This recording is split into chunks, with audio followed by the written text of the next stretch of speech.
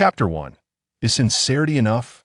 On the evening of February 21st, the first Friday of the new semester at Lingnan University in Yangcheng, Yi Su, now a junior, lay on his bed in dormitory 305, wearing a frown as he stared at his phone, lost in thought. Goodness. This year, there are over 12 million graduates and more than 13 million preparing for the college entrance examination. It is projected that in the next decade, there will be 120 million university graduates. Suddenly, a lamentation from the bed across the room interrupted Yi Su's reverie. Turning his head, he noticed the words matching on San Yixi's screen, clearly indicating that he was scrolling through short videos during a break from restarting a game. One remark sparked a flurry of responses. San Yixi's words instantly elicited groans from the other two roommates. So after graduation, they'll have to compete for jobs with so many people until I'm 35. Fong's away. If you're going to play games, then just play Why Watch This Trash. I'm innocent. Who put this video on my phone? You just admitted it's your phone. Listening to the trio's usual banter provided Yi Su with a momentary respite from his worries. In the adjacent bed, Jiang Jibin, who idolized the character Chao Dahua from Criminal Investigation Unit, began to fantasize. I truly hope that upon graduation, a perceptive female entrepreneur will recognize my talent at first glance and recruit me into her corporation. Just imagine how blissful it would be to do nothing but watch her conduct meetings. And then she'll assign you to the most perilous department, right? Come on, take a look in the mirror if you wish to be the tiger of the corporation. You at least need the physique and looks of Yi Boss. Yi Su's family owned a small factory, hence his three roommates affectionately refer to him as Yi Boss. As for Fong Ziwei's remarks about appearance, Yi Su was indeed not lacking in that department. While comparisons to stars like Aizhu or Guo Jiaoan might be exaggerated, among boys, Yi Su could be considered above average. Standing at 1.8 meters tall and always presenting himself neatly when going out, he was the type of boy who received love letters during his school days. With the topic turning to himself, Yi Su performed a sit-up in jest, playing along with his three roommates. Let me be modest to be honest. When I was a child, my father took me to have my fortune told, and the fortune teller said I was destined to live off others. What a coincidence. My father took me to have mine told too, and the person said it would be a pity if I didn't live off others. What's this? Do you both have the same father? The instigator of this theatrical exchange, Fong Ziwei, immediately turned his head. Isn't that just me? Yi Su and Jiang Jibin chorused, "Get lost." At that moment, the notification for a successful game match rang out, prompting Fong Ziwei to lean back and prepare for the next round. No, I must learn a few more tricks from the master to be well prepared for the future. Saying this, Jiang Jibin also picked up his phone again, opening the short video platform. First address the issue of quantity, then the issue of quality. It's acceptable to bare one's soul, but not to part with one's money. Money is merely for women to admire, not for them to spend. The former Jiang Jibin scoffed at such sentiments, however. The present him now meticulously studies each frame of life. Tomorrow marks the first weekend since the start of the semester. How about we go dancing at House Bar tomorrow night? After selecting their characters, Fong Ziwei suddenly proposed. I have matters to attend to these next 2 days, so I shall refrain from joining, came the response. Before the others could speak, Yi Su preemptively answered, You all go ahead. I have things to take care of. Very well, then. Yi Su has always been averse to the raucous and intricate atmospheres of bars. Throughout 2.5 years of university, he has ventured to such places only a handful of times. Fong Ziwei assumed Yi Su was simply using this as an excuse. Yet, only Yi Su understood that his reluctance stemmed not solely from this aversion, but also from the upheaval his family faced at the end of last year. Their factory, which had operated for 2 decades, ultimately succumbed to closure. In earlier years, Yi Su's family relied on this factory, earning hundreds of thousands annually, enjoying a modestly prosperous life in their county. However, when those 3 years arrived, the factory's situation deteriorated, plagued by continuous deficits. Additionally, Yi Su's father, a conscientious employer, not only failed to profit, but also invested considerable personal funds into the business. After enduring those 3 years, they had hoped for a turnaround, only to be met with further misfortune. It was in November of last year that a crisis at a downstream factory became the final straw. Although they managed to sell off the factory equipment, the old machines fetched a meager price, insufficient even to cover workers' wages and compensation. The family chose not to disclose the specifics to Yi-Su, yet he was well aware that they were burdened with debts amounting to hundreds of thousands. His father had transitioned to driving a rideshare vehicle. The sole consolation was that the household remained relatively calm. His mother, while adeptly managing the home, continued to support his father without exerting any pressure. Before Yi-Su returned home for the winter break, his mother called to advise him not to mention these matters in front of his father. Yet upon returning and seeing his father, who had aged noticeably in just a few months, with gray hairs unexpectedly sprouting at the temples, Yi-Su's heart felt heavy. It dawned on him that his parents would not wait for him to be ready before they began to age. In such circumstances, if he were to spend family money at a karaoke bar, singing Father, or ordering those expensive beers, he would be compelled to chastise himself. The moment the other two roommates learned of Yi-Su's decision not to go to the bar, their interest waned, and the impromptu proposal was promptly abandoned. Yi-Su then began to calculate the remaining funds he had at his disposal. The factory's closure had cast a shadow over their family, and perhaps out of fear of borrowing money, this year's New Year celebrations were notably subdued. However, the red envelopes from his uncles and aunts were more generous than in previous years, resulting in Yi-Su receiving over 8,000 for the first time. Coupled with a few thousand in pocket money he had saved, Yi-Su's total assets amounted to nearly 12,000, a considerable sum indeed. This semester, my living expenses and tuition for my senior year seemed to be secured. As long as I take on part-time work during the weekends and find a summer job, I should be able to save enough for both my living expenses and internship funds for my final year. Given the circumstances at home, Yi-Su found it difficult to comfortably ask for money, so she resolved to find ways to alleviate her family's burden. Once she graduated and secured employment, she would share the responsibility of repaying the family debts alongside her elder brother and sister. However, the mere thought of the number of graduates that Feng Zui had just mentioned filled Yi-Su with an overwhelming sense of pressure. She sighed deeply, unable to suppress her unrealistic fantasies. If only I had some sort of system right now. I genuinely desire a system. Ding! Suddenly, an electronic voice interrupted her daydream. Detection successful. System loading. Are you willing to bind the daily intelligence system? Yes, no? For a moment, Yi-Su thought one of her roommates was listening to an audiobook, but when an electronic screen truly materialized before her, she finally awoke to the realization that she had indeed become the chosen one. The system is here already? Is it really as simple as using sincerity to summon it? Yi-Su never imagined that she could bind a system without having to take a chance outdoors. 10-second countdown. Please confirm whether to bind the system exceeding the time limit will be regarded as a forfeiture. Point 10. Chapter 2. Midnight Frenzy. Yes. As the countdown appeared on the screen, Yi-Su blurted out her affirmation.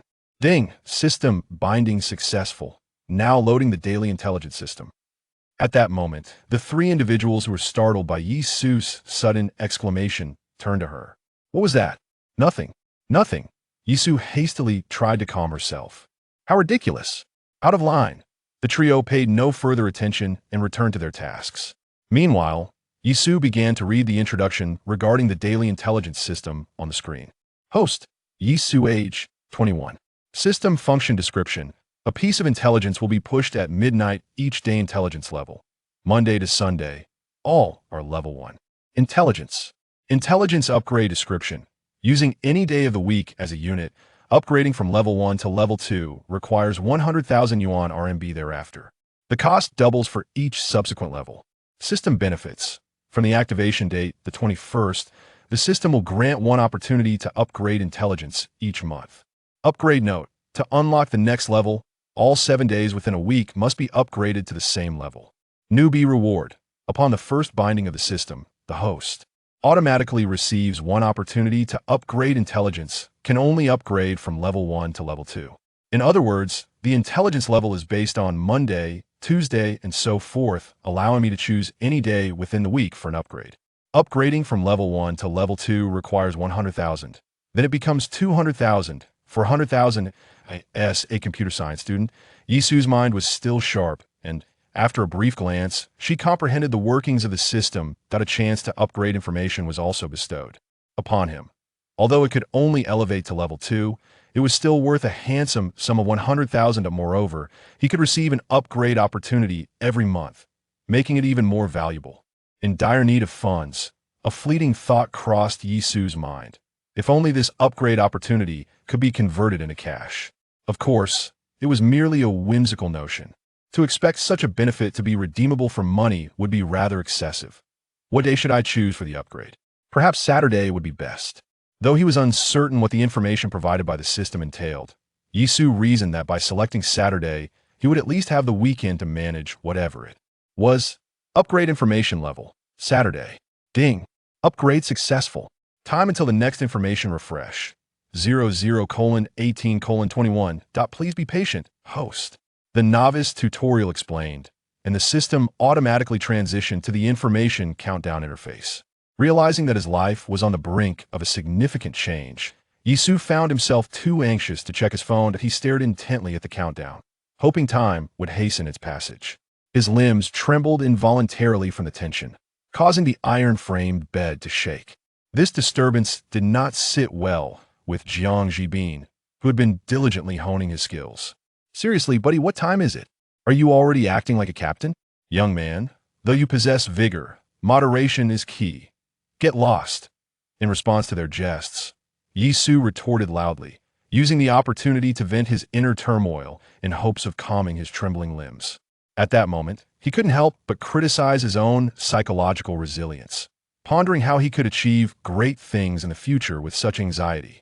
In a light-hearted exchange, the conversation meandered from flight departures to discussions about physical prowess, eventually evolving into a contest of male pride, which served to ease Yisu's nervousness. Finally, under Yisu's watchful gaze, the countdown culminated in 6 zeros. Today's information level 2. Beneath the greenery at the St. Yo apartment on Donghuan Street lies a discarded doll containing a Longines Master Collection watch. After a heartfelt interaction with a popular streamer boasting 300,000 fans, the top supporter gifted her the doll. Unaware of the watch's presence, the streamer deemed the doll cheap and discarded it carelessly after his departure. Suggested selling price: 6,000 yuan. A Longines watch. Yisu's eyes fixated on the system screen, his breathing quickening.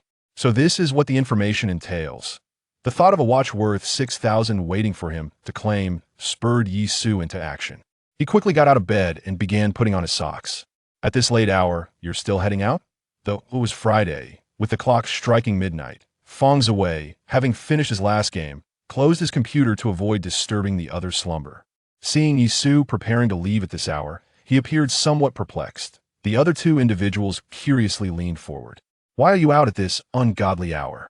Planning to steal chickens? That can't be right. Didn't you already break up with Qin Mannion? What could possibly compel you to venture out at such a late hour? Hold on. Could it be that you have a new development? This remark immediately elicited a chorus of lamentations from the 3 single companions. The Qin Mannion mentioned by Jiang Jibin was not only Yisu's former girlfriend, but also the belle of the neighboring department. After Qin Mannion ended her relationship with her boyfriend last year, Yisu seized the opportunity to pursue her, buoyed by a modest financial reserve. Before long, the two confirmed their relationship. During the few months they were together, Yisu indulged in several moments of intimacy. However, the costs of daily living, outings, and gifts soon drained his finances. Ultimately, after Qin Mannion's request for the latest iPhone went unfulfilled, their romance swiftly reached its conclusion. Not long after, Yisu heard that Qin Mannion had begun dating a wealthy gentleman from the School of Economics and Trade who had replaced her old iPhone 14 with the latest iPhone 16. In response, Yisu harbored no ill will towards her, refraining from labeling her as a fickle woman. After all, his pursuit of Qin Mannion had been motivated by physical attraction, with both parties merely seeking their own desires. Thus, Yisu could only lament that Qin Mannion was as elusive as her predecessors. It was only when familial troubles arose, and he reflected on the considerable sum he had spent on Qin Mannion, that Yisu began to chastise his younger brother. How could you be so foolish? Yet, lamentation proved futile. Yisu had no means to reclaim his money, lest he be ridiculed on campus. Consequently, he could only remind himself of the famous adage, money is for women to admire, not for them to spend. There's no new development in merely stepping out for a moment. Despite his close relationship with his 3 roommates, Yisu possessed enough sense not to disclose any details regarding the system. In response to their inquiries, he offered a vague retort, retrieved a reversible jacket and a mask from his wardrobe, and then departed. East Ring Street, St. Yu apartment. Fortunately, the school had a lax management policy without curfews, or else he would have faced considerable difficulties. Upon exiting the dormitory, Yisu took out his phone, followed the system's guidance, and began navigating to his destination. Thankfully, it's only 4.7 kilometers, no need for a taxi. At the school gate, Yisu scanned for a shared bicycle, donned his Bluetooth headphones, and began pedaling vigorously according to the navigation. Fortuitously, there was no one around at that hour, otherwise they would witness a solitary figure riding a shared bicycle down the street at midnight, as if racing against time. Chapter 3. Caution is the key to longevity. Throughout the journey, Yisu nearly pedaled the chain of his bike into oblivion, his hands growing numb from the rugged terrain of Yancheng. Yet, he remained blissfully unaware, consumed by his fervent pedaling. His anxiety was not merely over the possibility of someone snatching away the doll. Rather, he was fervently eager to ascertain the veracity of the information provided by the system. If the intelligence proved true, it would mean a weekly influx of similar insights every Saturday, potentially netting him an income of 2,000 to 3,000 each month. With another opportunity to upgrade his information next month, his earnings could double. This would swiftly enable him to alleviate some of his family's debts, sparing his father, Yi Jiangwo, from excessive toil. However, he also needed to devise a plausible excuse to explain the origins of his newfound wealth to his family. Covering a distance of 7 kilometers, Yisu managed to reach the street adjacent to Xingya apartment in under 20 minutes, riding a shared bicycle and seeking a secluded spot devoid of surveillance to halt. As this was his first foray into such a venture, he found himself lacking in experience. Fearful that the number 1 ranked individual might inform the female streamer about the watch concealed within the doll, which would prompt her to enlist Uncle Mao's assistance in recovering it, Yisu decided to exercise caution. He entered a 24-hour convenience store. "Excuse me, could I have the largest plastic bag you have?" he inquired. "Huh?" The store owner, engrossed in a short video, initially anticipated a customer, but soon lost interest upon hearing Yisu's request for merely a plastic bag. Without raising his gaze, the owner casually ripped off a large bag and placed it on the counter. "1 yuan. What? You're charging me 1 yuan for a plastic bag?" Yisu felt a twinge of annoyance at this. Yet, he understood that the proprietor was under no obligation to provide a bag for free, having opened his shop for business. The owner lifted his head slightly. "Don't want it?" "I do," Yisu replied, feeling that the plastic bag should suffice. He relinquished a yuan and exited the convenience store with the bag in hand. Returning to the shadows, Yisu first turned his jacket inside out, donned a mask, and inverted the plastic bag to obscure the convenience store's branding before following the navigation instructions and jogging to the base of Xingya apartment. Upon reaching his destination, he had previously noticed a stretch of greenery emitting a faint glow from a distance and instinctively scoffed at the notion of only one landscaped area being adorned with ambience lighting. Now, standing before the greenery, he realized there were indeed no lights installed within it. The illumination must be a signal from the system. Perhaps the system's claims were indeed true. After a vigorous bicycle ride, coupled with nervous excitement, Yisu found himself parched. With victory seemingly within reach, he swallowed hard, lamenting, "Had I known, I would have bought a bottle of water along the way." Casting a furtive glance around, he observed a few scattered pedestrians on the road. Dismissing their curious gazes, he began to sift through the glowing greenery. Admittedly, at past midnight, witnessing a young man in a mask rummaging through the foliage by the roadside struck an odd note. Passers-by, noticing the commotion, couldn't resist stealing a few glances. Lo and behold, there was indeed a doll. Fortunately, the target stuffed toy was sufficiently large, requiring little effort to retrieve. As Yisu pushed aside the greenery, he discovered a new Doraemon plush, approximately 30 to 40 centimeters tall, quietly lying amidst the foliage. Without a moment's hesitation, he swiftly extricated the toy and began to jog away. Initially perceived as eccentric, the passers-by soon comprehended Yisu's actions upon witnessing the scene. Hastily continuing on their way, it seemed there was something concealed within. While navigating to another corner, Yisu vigorously squeezed the plush and distinctly felt a solid object inside. The individual who had secured the top spot likely retrieved the toy from his vehicle just before leaving it with the female streamer. Being a man himself, Yisu understood the rationale behind this decision. It was undoubtedly a strategic move, fearing that if the item were presented too early, any subsequent lack of meaningful interaction would result in a significant loss. The female streamer must have carelessly discarded the plush after the top individual drove away, oblivious to the treasure it contained. Yisu scoffed at the duo's attempts to inflate prices and manipulate the market, feeling no moral qualms about taking the toy for himself, even if the female streamer sought assistance. It was unlikely that Uncle Hat would go to great lengths to help find a mere stuffed animal. However, Yisu was cautious, aware that if the streamer posted a video, it might attract unintended attention and complications. After reversing his coat, removing his mask, and donning his hoodie, he placed the toy into a plastic bag to ensure it would not be recognized. He then ventured into the urban village, meandering until he found a public restroom. With a mixture of excitement and trepidation, Yisu unzipped the plush and extracted the stuffing into the plastic bag, revealing a box hidden within. Eagerly, he opened it to discover a woman's watch with a leather strap.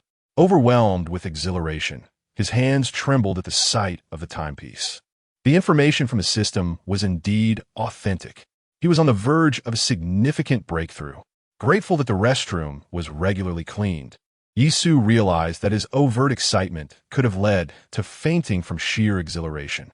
Aware that he should not linger, he quickly placed the box back in his pocket, emptied the toy's stuffing into the plastic bag, and exited the restroom. On his way to find a shared bicycle, he disposed of the stuffing plastic bag and plush in 3 separate trash bins. Caution is the mother of safety.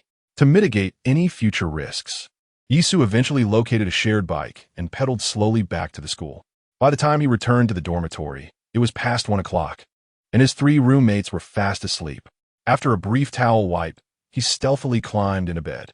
After more than an hour of anxious running around, Yisu felt exhausted, yet the box containing the watch kept him wide awake. In just a fleeting hour, anyone experiencing a seismic shift in their life would surely find it difficult to slumber. Meanwhile, beneath the St. Yi apartment, a woman with cascading waves of hair, clad in a long coat that revealed a glimpse of her stockings, hurriedly approached the greenbelt. It struck her as odd. She distinctly remembered leaving her belongings here, yet they seemed to have vanished. Undoubtedly, she was the live streamer referred to by the system. After bidding farewell to the top supporter, she commenced her late-night broadcast once more. It was only after engaging in a competitive match that she picked up another phone and discovered a message from her foremost supporter on WeChat, revealing a Longines watch nestled within a doll, a gift meant for her. Upon reading the message, the live streamer could hardly contain her excitement. After hastily greeting her fans, she ended the stream with remarkable speed, donning a coat over her work attire before racing downstairs. Yet, even as her stockings snagged and tore, she was destined to come up empty-handed in her search for the doll. Damn it, has someone already taken it? She thought. The live streamer immediately contemplated reporting the incident to the authorities, requesting that Officer Hat assist in retrieving the doll by reviewing nearby surveillance footage. However, a sudden realization struck her. If Officer Hat inquired about the watch, she would find herself at a loss to explain its origins. Should she admit that it was a gift from her primary supporter? What if Officer Hat sought confirmation from him, thus exposing her careless act of discarding the doll? Despite her considerable following of 300,000 fans, a portion had been purchased, while others merely spectated without offering gifts. Genuine supporters who would shower her with presents were few and far between. Having finally attracted a devoted protector, she could not afford to alienate him, lest he shift his affections to another streamer. Ultimately, the live streamer gritted her teeth, resigning herself to unfortunate circumstances, pondering how to extract further gifts from her esteemed supporter during the next fan meeting. Chapter 4. The Age of Secrets unraveled last night, overwhelmed with excitement. Yisu tossed and turned, unaware of when slumber finally claimed him. By the time he roused from his rest, it was already past 10. As he stretched languidly in bed, sporting a wild mane of hair, his computer at the ready for the battle of a net-addicted youth, Feng Zuei inquired with curiosity, "What did you return last night?" Descending the stairs, Yisu replied, "Around 1, I suppose." "Ah, so there is something brewing. Who has captured your fancy this time?" The college students, venturing out in the dead of night, could think of no other reason than to pursue romantic interests. Jiang Jibin, with a hint of suspicion, asked. You would be backtracking, would you? My friend, I advise against it. You can't hold on to Qin Manyun. She is a bottomless pit. Don't waste your resources on her. Huge Brother was right. They had all witnessed her exuberance after pairing with a local wealthy lad. Not to mention her newfound status as a borderline influencer, boasting thousands of followers. Any investment you make would be dwarfed by the local rich guy and the online big shot. They would undoubtedly deny you any further opportunities. Indeed, if you have that kind of spare cash, you'd be better off treating us to a meal at a 5-star eatery by the school gate. At least then, we toast to your generosity. The trio of roommates chimed in, concerned that Yisu might once again be led astray, akin to the previous incident where he allowed the second brother to manipulate the elder brother into spending recklessly. They also feared he might become entangled with some campus beauty, which would surely leave them gnashing their teeth in frustration. All right, I merely went to assist a high school friend with something. Yisu deflected, sensing their curiosity was about to escalate. Besides, I'm quite aware of my limitations. Apart from my good looks, I possess nothing of substance. Girls like Qin Manyun have no shortage of admirers. I certainly won't squander my energy pursuing her. Jiang Jibin nodded in agreement. You exhibit a modicum of self-awareness. It reflects well on the diligent guidance from your father over the years. Indeed, aside from his youthful visage, he possessed nothing to rival the local rich and the online influencers. Rumor had it that the local affluent gentleman not only owned several properties but also collected rent from multiple buildings in the urban village. With such a catch, why would Qin Manyun ever spare a glance in Yi Su's direction, let alone summon him for a midnight rendezvous? Right, once is misfortune enough. Yet this fellow seems cursed to step in it repeatedly. Hey, enough already. Yi Su interjected, his patience wearing thin as their relentless banter ignited his ire. Haven't you had your fill yet? Noticing Yi Su's rising temper and confirming that he was indeed no longer ensnared by a materialistic woman, the three mischievous friends decided to temper their remarks. By the way, didn't Tiawei mention that since today marks the first weekend after the new year, we should go out and gather? Even as he awoke, Yi Su remained engulfed in the thrill of acquiring the system, eager for an opportunity to channel his excitement into an activity. With the system in place, coupled with the coat beside his pillow and a watch worth just over 10,000, Yi Su felt justified in indulging himself economically. However, did you not mention that you had matters to attend to today? With not everyone present, it would lack excitement to go out. Since last night's issues have been resolved, if you wish to venture out for some fun, we could certainly go together. Yet, let's avoid places like House Bar. The prices are exorbitant, and all we would do is sip on overpriced drinks while failing to attract any female company. It would be far better to sing karaoke. I have no objections to karaoke. How do you both feel about it? Sound good? Then it's settled. I'll select a package from the group buying site. At this age, it is easy for a group of friends to find any excuse to go out. The destination scarcely matters. After Yi Su finished in the restroom and began brushing his teeth, Fong Ziwei had chosen a KTV located over 2 kilometers from the school, reserving a private room from 9 in the evening until the early hours, along with 2 cases of beer, a fruit platter, and snacks, totaling 299 yuan.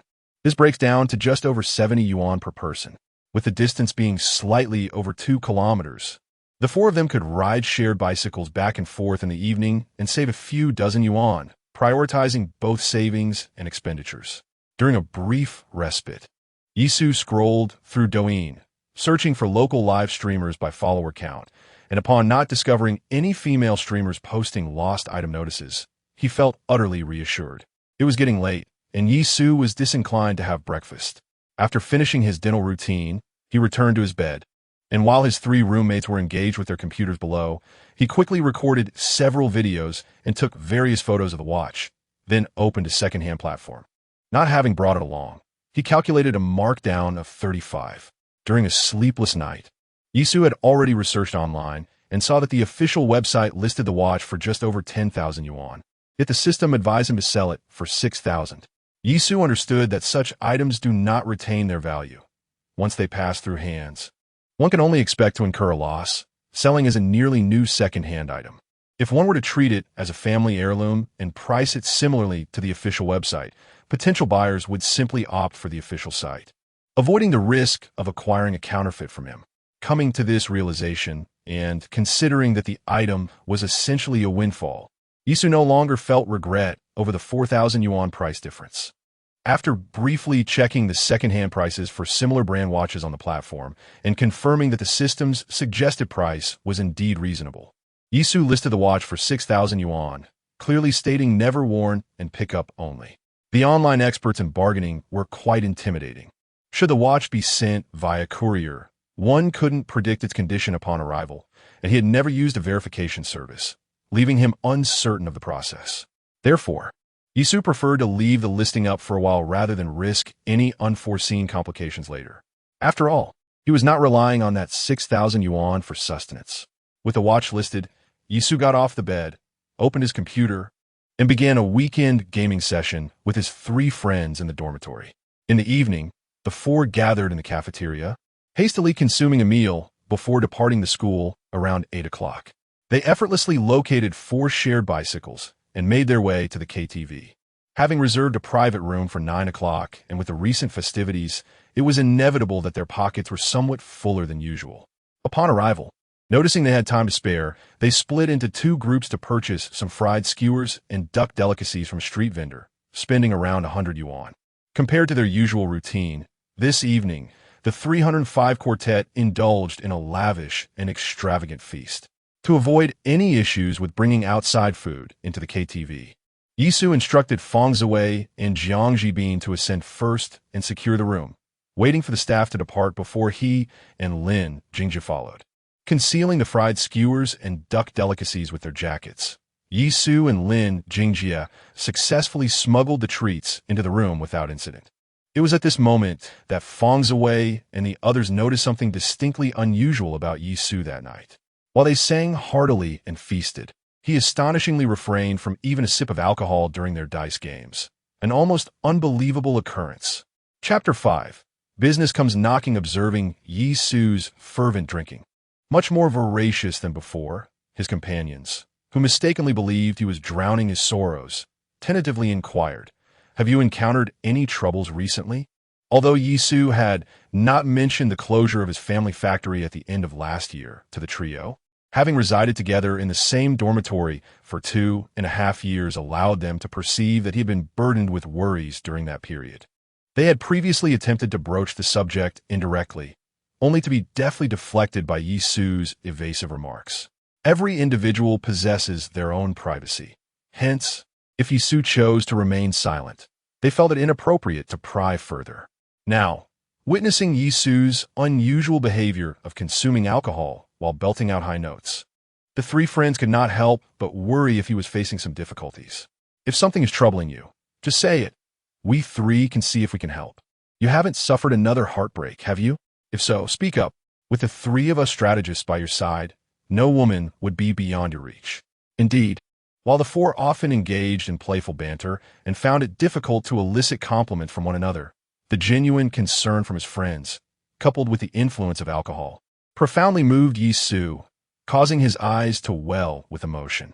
The notion that upon entering society, forming friendships becomes exceedingly challenging, where even colleagues from years of shared employment can swiftly become strangers, resonated with him. Though he had yet to step into the professional world, he pondered the truth of such sentiments. If what he read online held any merit, then these 3 individuals before him were likely the last pure friends he would ever make. With this thought, Yisu resolved that if the post-graduation environment proved unkind, and should he find prosperity through his system, he would extend a helping hand to these 3 loyal companions. What troubles could I possibly have? He feigned nonchalance, casting a derisive glance at them. Besides, do you 3 even recall the last time you held hands with a girl? And yet you wish to play the role of advisors? His words struck deep, painfully piercing the hearts of the 3 youthful souls, burgeoning with unexpressed emotions. Damn it, why did I even bother to ask? They thought, feeling the playful tension shift back to normalcy as the room once again resonated with the sounds of dice, clinking glasses, and the celebratory toasts of their revelry. Despite the low alcohol content of the beer, Yisu, unaccustomed to drinking, soon felt his head start to throb under the relentless onslaught of his friends' teasing. "You all carry on. I need to visit the restroom, he declared. Jiang Jibin, evidently still harboring resentment from earlier, seized the opportunity to mock him. Little brother, your combat effectiveness appears rather lacking. Yisu raised his middle finger in response before seeking refuge in the restroom. News travels swiftly. After finishing his business, Yisu sat on the toilet, opening his phone to discover that several individuals on the second-hand platform had reached out to him at some point. Yisu had initially prepared himself for the possibility that the watch would linger on the second-hand platform for quite some time. To his surprise, within just a day, messages began to flood in. Monsoon Tamer, are you selling it for 3,000? Hardcore Poet, how about I offer you 4,000 for the watch? Hardcore Poet, since you've had it in your possession, you surely can't expect to sell it for 6,000. I'm only offering 4,000 because the item is in decent condition. Upon opening the app and perusing several messages, Yisu quickly realized that all the individuals reaching out were akin to season hunters. Indeed, upon examining their profiles, he found an array of enticing items on display, clearly indicating that they were professional resellers on the lookout for bargains. Engaging with such individuals has its advantages, as they are direct and to the point.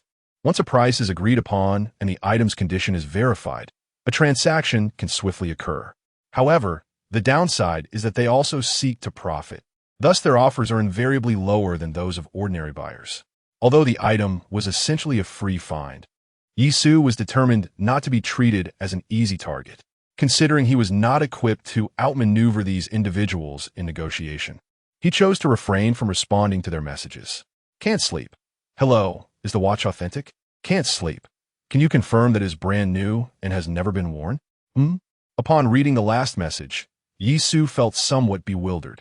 Regardless of whether I am selling an authentic item or a counterfeit, if you ask like that, I would certainly claim it is genuine. With a hint of annoyance, Yisu replied, the item is authentic. I originally purchased it as a gift, but since I no longer need to give it, and being a man, I cannot wear it, I am looking to sell it. After sending the message, Yisu assumed the individual would not respond and was about to close the app when his phone vibrated unexpectedly. Can't sleep. If it's convenient, could we arrange a time for you to show it to me? Sure. I am generally available in the evenings and on weekends. Let me know when suits you. You can come to Lingnan Metro Station. Can't sleep. I happen to live nearby. How about we meet tomorrow afternoon around 3 at exit D of Lingnan Metro Station? Okay. Having settled on a time, Yisu glanced at the message, noting it as read. When no further replies came, he shut off his phone and exited the restroom. Finally, you decided to emerge. After such a lengthy silence, I thought you had fallen in. Nonsense. Let us continue. If you wish to come. Tonight, you shall learn who truly holds dominion. In truth, these were merely a few pretentious individuals, each claiming to be tough. However, after drinking from 9 until past 11, the 4 of them had already exhausted themselves, leaving half a crate of beer untouched. That should be enough. Let us head back. Agreed. Let us go. Ensure you haven't left anything behind. We have everything. We paid for it. And the beer we can't finish certainly doesn't come cheap at KTV. Regardless, it will remain here, and we want return to drink it. We can only wait for it to expire. As they departed, the 4 of them carried clean bags filled with fried skewers and duck delicacies, packing the remaining beer to take with them. Uncertain whether riding a bicycle constitutes drunk driving and unable to hail a taxi, the 4 friends opted to walk back to school. One must admit, the joys of student life were indeed simple. With a group of friends, a delightful evening could be had for just 100 yuan each. By the time they reached the dormitory, the clock struck midnight. Ding! The remnants of Yisu's slight inebriation dissipated upon the sudden sound of the system notification. Today's intelligence, level 1 in the small grove adjacent to the teaching building. 200 yuan notes have fallen. 200 yuan? In this day and age, one can still find cash lying around.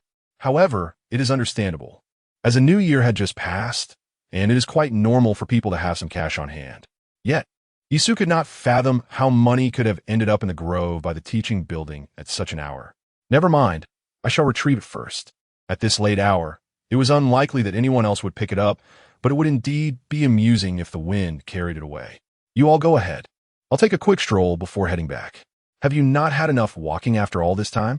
Yes, I wish to explore a bit more before I ascend. Very well. The others thought little of it, took the beer from Yi Su's hand and made their way upstairs. Chapter 6.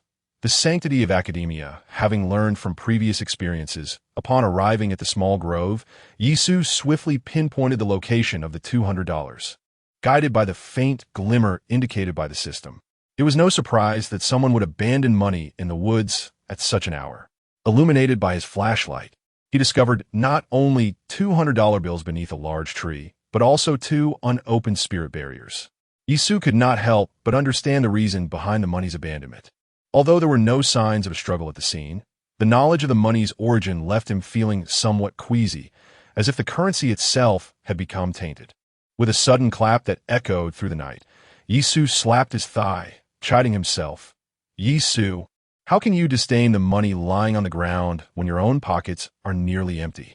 Are you even human? Without further hesitation, he picked up the $200, ensuring both bills were dry before stowing them away in his pocket. As for checking for any unpleasant odors, he lacked the courage for that at the moment. Upon returning to his dormitory, Yi Su promptly placed the money in his bookshelf, eagerly awaiting the next day to transfer it to his meal card. The following afternoon, at approximately 2:40, Yi Su left his dormitory, glancing at his watch. He first approached the self-service machine to load the $200 onto his meal card, before leisurely making his way to Exit D of Lingnan subway station. Hello. I've arrived at Exit D. The one in a black hoodie and black pants is me. Not sleepy. Just a moment. I'm just exiting the turnstile. I'm wearing a black cardigan and light blue jeans, carrying a beige bag. While the description was somewhat vague, but at least the timing was accurate, sparing Yi Su from unnecessary waiting. He leaned against the subway entrance, idly playing on his phone while observing the crowd. When Yi Su identified a woman whose attire matched the description provided by Not Sleepy, she noticed him too and approached directly. Hello, are you the one selling watches on Shinyu? Selling watches? Yi Su found the inquiry somewhat peculiar. Yes, I am the one selling watches. You must be Not Sleepy, correct? As she drew nearer, Yi Su took a moment to appraise her. Not Sleepy was indeed quite attractive, standing at an estimated 165 centimeters. She wore a black cardigan over a fitted sweater, paired with tight jeans and sneakers. Even without revealing much, her figure was clearly commendable. Her long black hair and subtly elegant makeup aligned perfectly with Yi Su's aesthetic preferences, making her no less captivating than the beautified live streamers. As Yi Su scrutinized her, Not Sleepy was also observing him closely. It must be said, society indeed places great emphasis on appearances. Before arriving, Not Sleepy had harbored concerns that Yi Su might be a fraud selling counterfeit goods. However, upon seeing him in person, her internal caution diminished significantly. May I take a look at your watch? Of course. Let's find a more secluded spot. Agreed. As he made his way to the stairway beneath the overpass, Yi Su noticed the absence of passers-by and promptly retrieved a watch from its box, presenting it to his companion, Not Sleepy. The latter took the watch and meticulously examined every detail, leaving no aspect unconsidered. Yi Su did not mind the thoroughness. After all, it was a specialty of Yangcheng, and those in the know would understand. The watch, acquired from the train station, showcased craftsmanship that had reached a level where even the manufacturers could not discern its authenticity. Given that it was a piece worth 6,000 yuan, it was only natural for his companion to scrutinize it closely. With the system having accurately indicated the location and enabled him to obtain a watch and 200 yuan, Yi Su had faith that it would not err on matters of authenticity. After a thorough inspection and trying it on, Not Sleepy nodded in satisfaction. From the strap and other aspects, the watch indeed did not appear to have been worn. May I ask your name? My surname is Yi. Mine is Chun. After introducing themselves, Not Sleepy tactfully inquired, Mr. Yi, you mentioned last night that you bought this watch as a gift, presumably for your girlfriend? Yes. It was intended as a Valentine's gift I planned to give her after the new year, but by the time school resumed, she had already broken up with me, and the gift remained unpresented. Yi Su had prepared a series of responses in advance, allowing him to answer seamlessly without revealing any flaws. Chen Sini's eyes lit up upon hearing this. A handsome young man, generous in his gestures, and a university student at that? May I ask if you have a purchase receipt or invoice for this watch? I'm afraid not. I bought it with my New Year's red envelope, and I used the receipt to offset taxes for my family's factory. Not sleepy, keenly grasped two pivotal points in Yi Su's words. First, that he could afford a 10,000 yuan watch solely from his New Year's gift, and second, that his family owned a factory, indicating good financial standing. Coupled with his willingness to spend such an amount on a Valentine's gift for his girlfriend, she found herself intrigued, having grown weary of her colleague's stingy demeanor. Chen Sini felt a spark of interest in this university student, who appeared to be a rare find. A hint of jealousy crept into not sleepy-esque thoughts. How was it that these students could attract such generous, high-quality men, while she was left encountering those who quibbled over mere hundreds and even sought to take advantage of her? Young man, since this watch was originally intended for your girlfriend, and she no longer desires it, perhaps you could offer me a discount? As she leaned forward, a delightful fragrance wafted into Yi Su's senses. Instinctively, he leaned back, pondering her intentions. Was she attempting to entice him? His resolve was firm. Miss Chun, you are aware of the original price of this watch. If I weren't keeping it for personal use, I wouldn't be offering it at such a reduced price. Alas, could you perhaps lower the price a little? Let's consider it a gesture of friendship. How about 5,000? Miss Chun, this price has already been significantly slashed, and I genuinely cannot reduce it any further. Young gentleman, do be a little lenient. At worst, I shall treat you to a cup of milk tea. Miss Chun, this is already the lowest price I can accept. If it were to decrease any further, I might as well keep it for myself to offer as a gift to my future girlfriend. In the midst of this negotiation, while employing a sweet and coaxing tone, Do Not Wish to Sleep began to engage in subtle antics. Notably, her hands strategically clasped together, with her bag strap caught in between. Even clad in a sweater and coat, Yi Su could discern the other's considerable allure. This two-bedroom, one-living-room layout was something Yi Su had only experienced up close when he was with Qin Mannion last year. Fortunately, Yi Su remained resolute, impervious to temptation. Most importantly, he now possessed the daily intelligence system. As long as he utilized the system effectively, there would be no woman beyond his reach in the future. There was no need to be rendered immobile at the sight of a beautiful woman. For now, earning money was paramount. Furthermore, one may only admire from a distance, but not engage in frivolity. What difference is there from a mere ruse? To expect me to lower the price under such circumstances is nothing short of a delusion. Chapter 7. Spending money wisely this time, I'll let it slide. 6,000 it is. Let us add each other on WeChat. I'll transfer the money to you. If any issues arise with the watch, I'll be able to reach out to you for clarification. Ultimately, seeing that Yi Su showed no intention of relenting, Chen Sini finally conceded, just as Yi Su's patience was nearly exhausted. Fine. Yi Su initially intended to open the payment code for a direct transfer, but considering Chen Sini's insistence, it would be impolite to refuse outright. After adding each other on WeChat, Yi Su learned the other party's name, Chen Sini. Following their previous unsuccessful haggling, Chen Sini no longer hesitated and promptly transferred 6,000 yuan to Yi Su. Brother, since I've supported your business with 6,000, is it too much to ask for a cup of milk tea?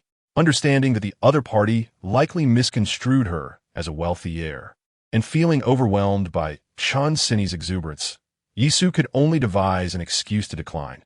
I have a group project at school that I need to finish. I stepped out briefly, but I must return to assist. If you wish for milk tea, you can order a cup from the shop, and I'll cover the cost. Ha, you're quite considerate. Since you have matters to attend to, go ahead. We can have milk tea another time.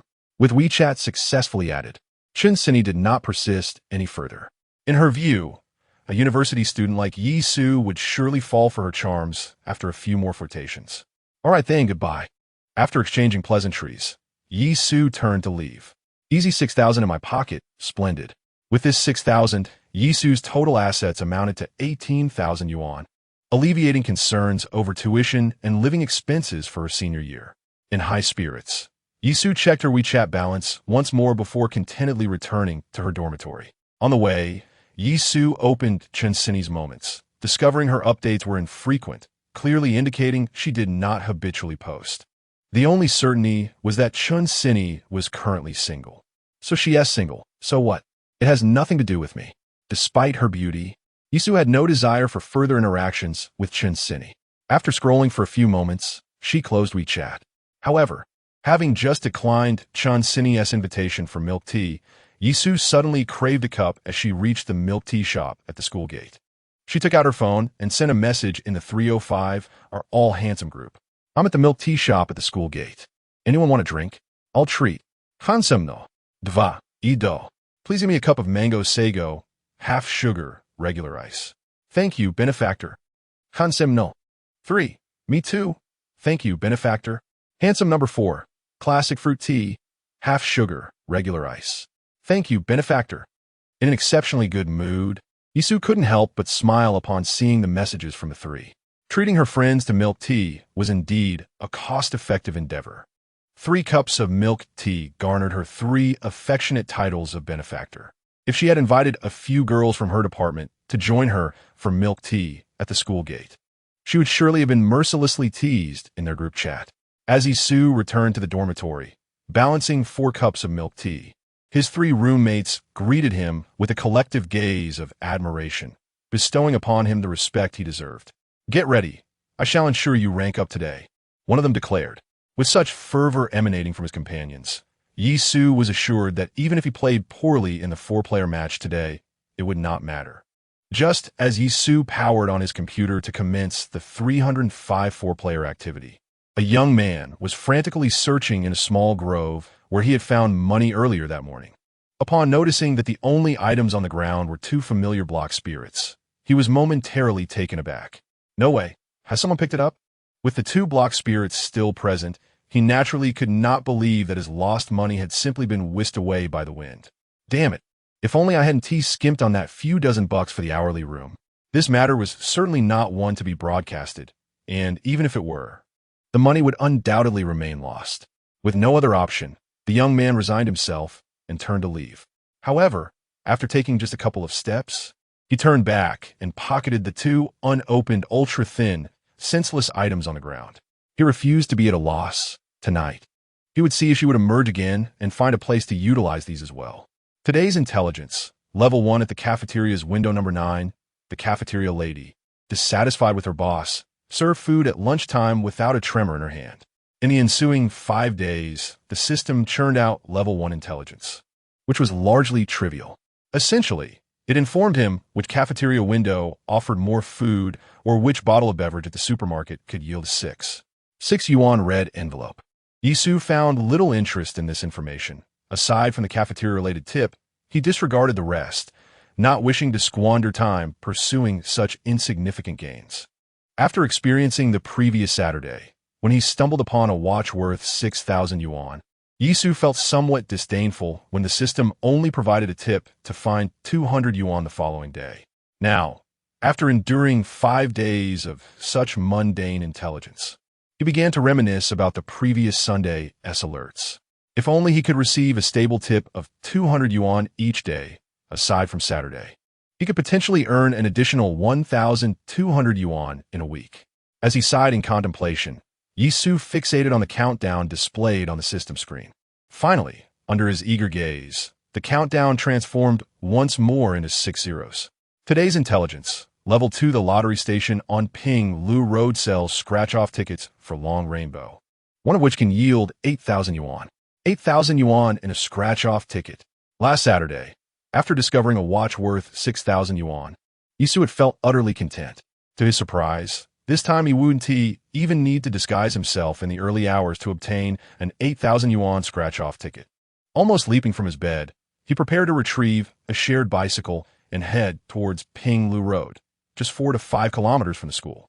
However, as he pulled off the covers, he suddenly remembered the lottery station likely wasn't open at night. With no option to break into the establishment, Yisu resigned to cover himself again and took out his phone to search the operating hours of the lottery station. Typically, the doors open at 9 o'clock. However, some lottery ticket outlets may open a bit earlier. Therefore, it would be wise to arrive early tomorrow, lest someone else seize the opportunity first, which would indeed be quite amusing. Setting the alarm for 7:30, Yisu finally closed his eyes, forcing himself into slumber. At precisely 7:30, the alarm rang. Yisu, whose sleep was not particularly deep, swiftly silenced it before it could disturb his roommate. He tiptoed out of bed, washed up briefly in the bathroom, and then departed. making sure not to awaken anyone else. The harmonious atmosphere in Dorm 305 can be attributed not only to the camaraderie among the four residents, but also to their mutual respect for each other's routines. For instance, Fang Ziwei, who is fond of gaming, conscientiously shuts down his computer by 11 o'clock, extending it to midnight only on weekends. Those like Yisu, who rise early, are also mindful of their movements to avoid disturbing others. Chapter 8. The moment of performance testing after a hasty breakfast of soybean milk and steam buns in the cafeteria. Yisu mounted a shared bicycle and navigated to the lottery station indicated in the information. However, it was only 8:30, and the station had yet to open its doors. Yisu found a stone bench by the roadside and settled in to wait. Finally, around 9 o'clock, the lottery station opened. Yet, Yisu refrained from rushing in to purchase the scratch-off ticket immediately. It would appear too contrived to enter the establishment the moment it opened and happened to purchase a winning ticket. She was determined not to raise any suspicions with the proprietor. As the station remained empty, the coveted scratch-off ticket was safe from being sold, allowing Yisu to leisurely read her novel for over 20 minutes before she sauntered inside. The owner, noticing a newcomer so soon after opening, greeted her warmly. "Hello, are you here to buy a lottery ticket? I would like to purchase a few scratch-offs. The scratch-offs are right here. Feel free to choose, or I can recommend some. I'll take a look myself," Yisu replied, her gaze sweeping across the counter until it settled on a particular scratch-off ticket emanating a faint glow, adorned with the artistic lettering "A Long Rainbow," and marked in the upper right corner with value, 20 yuan. Typically, a book of 20 yuan scratch-offs contains 30 tickets. And seeing that this one, A Long Rainbow, still held at least 20 tickets, Yisu understood why the 8,000 yuan ticket might come to her. After all, the lottery station owner's tactics were well known among those in the know. If this book of A Long Rainbow had few tickets left, unless a grand prize had already been claimed, it was likely the owner had already scratched off the remaining tickets himself. At this moment, other patrons began to enter the lottery station. Observing the owner merely nodding at them, Yisu deduced they were regular customers. With others arriving, she feigned indecision and picked up the A Long Rainbow book. The owner, noticing her hesitation, began to lose interest, as he presumed she was the type who rarely indulged in scratch-offs and would likely never return after today. "All right," Yisu thought, undeterred by the owner's demeanor. "Just wait, and I shall show you what surprise truly means." The system's hint glimmered faintly, obscured by the stack of scratch-offs. To accurately locate the 8,000 yuan ticket, she would need to spread out the entire A Long Rainbow book. Yisu, however, was too astute to reveal her intentions in such an obvious manner. With an air of performance, she divided the scratch-off book into two approximately equal halves, taking one in each hand and hesitatingly parting them. "It's the right side." As she separated the two halves, Yisu clearly observed the system's hint shift towards the right. "Owner, I wish to purchase this half." "Very well," the owner replied. Yisu suddenly purchased half of the tickets, causing the owner to realize his oversight, and his demeanor became noticeably more enthusiastic. As for Yisu's approach of purchasing half at once, the lottery shop owner was unfazed. It was a common sight. The potential winnings from a scratch-off ticket were limited to a select portion, and many individuals, in pursuit of enhancing their chances of winning or aiming for a grand prize, will buy half a book or even an entire one. Such gamblers were the shop's esteemed patrons. With 14 tickets totaling 280 yuan, Yisu decided to buy one more, bringing the total to 300 yuan. "I'll send the money to you," he said. "Good luck winning." After watching Yisu walk away with his scratch-off tickets and coin, the owner proceeded to collect the remaining endless rainbow tickets. Having operated the lottery shop for quite some time, he had accumulated ample experience and kept track of how much had been scratched off each book. Now, with only 11 tickets left in this endless rainbow series, he considered that if the handsome young man failed to win anything from his 15 tickets, he might indulge in a few himself. At that moment, the only other customer in the shop entered just behind Yisu and settled at a nearby table. Yisu, uncertain of the newcomer's intentions, chose to sit at a different table. After a ceremonious rubbing of his hands, he picked up the first scratch-off ticket and swiftly revealed its contents. The rules for winning with this endless rainbow were delightfully simple. 2 lucky numbers were hidden beneath the surface, while 25 winning numbers adorned the lower section. If any winning number matched a lucky number, the player would receive the amount noted beneath the lucky number. 19, 21. After examining the first ticket twice and confirming it bore no winnings, Yisu carelessly tossed it aside and reached for the second ticket. No win. A 20 yuan prize. No win. Another miss. After scratching 5 tickets, he had only secured a single 20 yuan prize. Were it not for the knowledge that a grand prize of 8,000 yuan awaited him below, Yisu might have begun to curse his luck. After scratching 9 tickets, he had managed only one 20 yuan and one 50 yuan win, and he began to feign impatience, tossing the losing tickets aside with a resounding thud. The owner had witnessed such behavior countless times and paid it no mind. Meanwhile, the customers seated nearby, observing Yisu's commotion, began to rise, ready to seize the remaining endless rainbow tickets.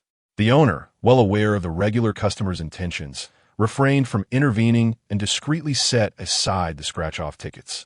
Everyone knew the tricks of the trade at the lottery shop, but it was crucial to maintain appearances and avoid overt maneuvers in front of customers. Otherwise, who would dare return? The remaining 11 endless rainbow tickets were unlikely to yield more than a couple hundred yuan in profit, so there was no need to jeopardize the shop's reputation over such trivial amounts. Thus, the owner generously left the endless rainbow tickets available, allowing the regular to earn a small profit. However, just as both men contemplated their respective strategies, a sudden exclamation captured their attention. "Wow, I won!" Yisu's cry was filled with genuine astonishment, devoid of any pretense. "How much did you win?" The 2 proprietors hurried over. 8,000. Yisu lightly flicked the scratch card, sending the remnants of the coating scattering. "Is this for real?" The 2 proprietors leaned in simultaneously. In Yisu's hand, the scratch card displayed the lucky numbers as 7 and 22, while below, 5 matching winning numbers added up precisely to 8,000. "It's genuine." Confirming Yisu's good fortune, an old customer looked on with envy. Having played for so long and accumulated vast experience, the highest amount he had ever won was merely 2,000. Yet this dashing young man casually strolled in this morning, picked a few cards, and effortlessly uncovered a prize of 8,000. How could this be justified? "Young man, you must have some remarkable luck. Do you play this often?" "Not really. I just happened to pass by today and felt a sudden urge to try my hand at it," Yisu replied. Hearing the exchange between Yisu and the proprietors, the old customer felt increasingly despondent. Where is the justice in this world? Chapter 9. Do you think you can trick me? The boss inquired. "I still have a few tickets left. Let us redeem them all at once after I scratch them." "All right, go ahead and scratch," the boss replied. Recognizing that Yisu had pressed one of the tickets down to the bottom and tactfully stepped away, the regular customer, initially inclined to linger, was deterred by Yisu's sharp gaze and reluctantly returned to his place. Once alone, Yisu proceeded to scratch the remaining 5 tickets and, to his delight, revealed another winning ticket worth 100 yuan. "Boss, I'd like to redeem this," he said.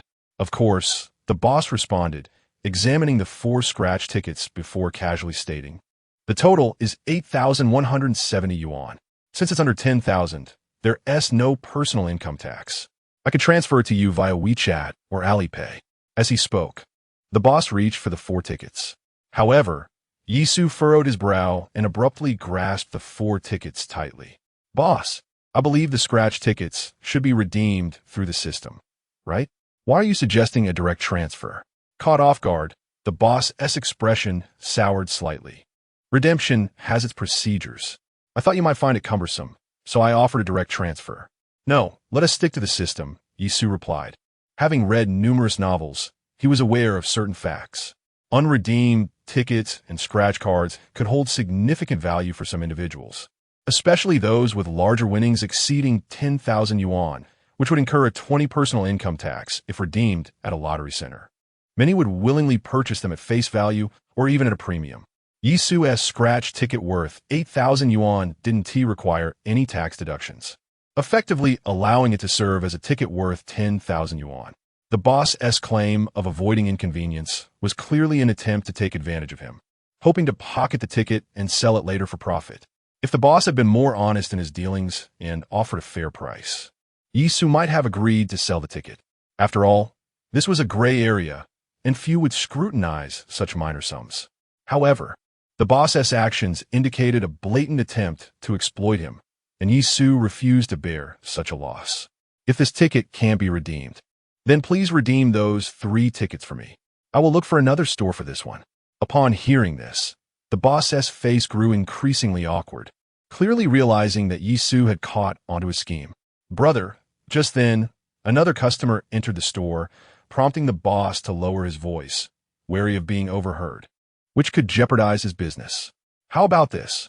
I'll buy your tickets for 9,000 yuan in total. What do you say? 9,000 yuan. That seems acceptable, Yisu replied. While the boss was undoubtedly looking to profit, Yisu felt the offer was fair enough and agreed.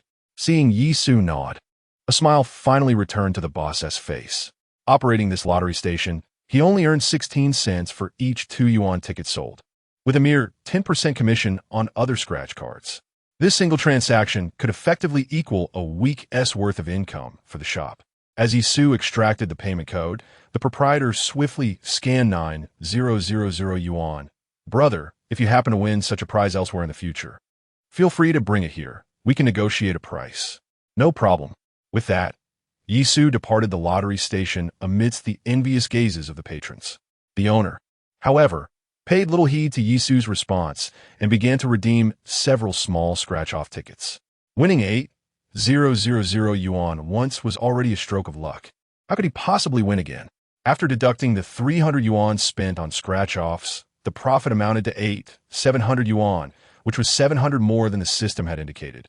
Much to his delight, in just 8 days since activating the system, he had amassed nearly 15,000 yuan in earnings, a sum surpassing the monthly income of countless workers. With good fortune comes the inclination to share.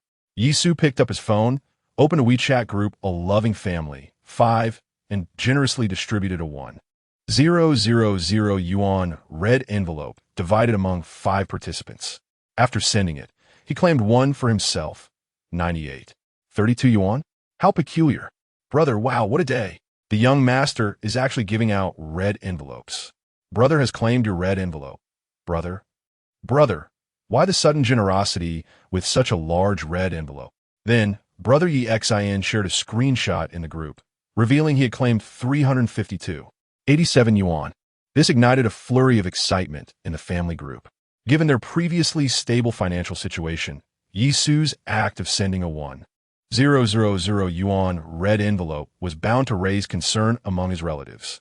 Sister, what's going on? Did you find money? Mother, what is happening? Before the situation escalated, Yisu shared the transaction record from the lottery station in the group. Today is the weekend.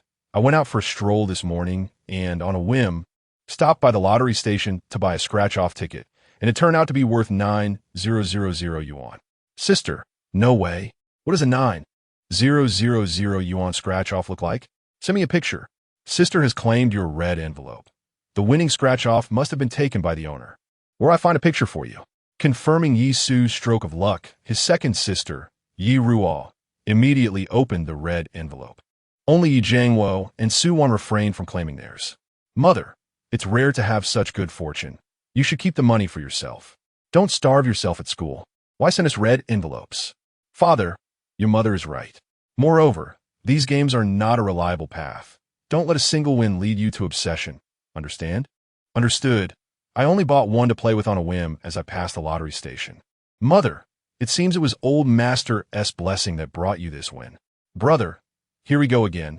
If Old Master truly blessed, why hasn't he helped my Tmall store explode with orders? Mother, don't speak carelessly. Yisu's hometown is Guishi City, a place where the 1st and 15th of every month are dedicated to worshiping the Old Master. The older generation has long associated luck with the blessings of the Old Master. Even Yi Su passed the 3rd driving test with ease, and Su Wan attributed it to the blessings of the Old Master. In Yi Su's generation, fewer people held such beliefs, which occasionally resulted in moments of conflict between the old and the new.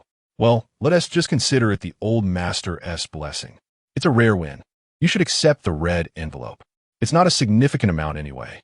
Exactly. It's a rare opportunity to see some return. Why be polite? If you don't want it, you can give it to me after you receive it.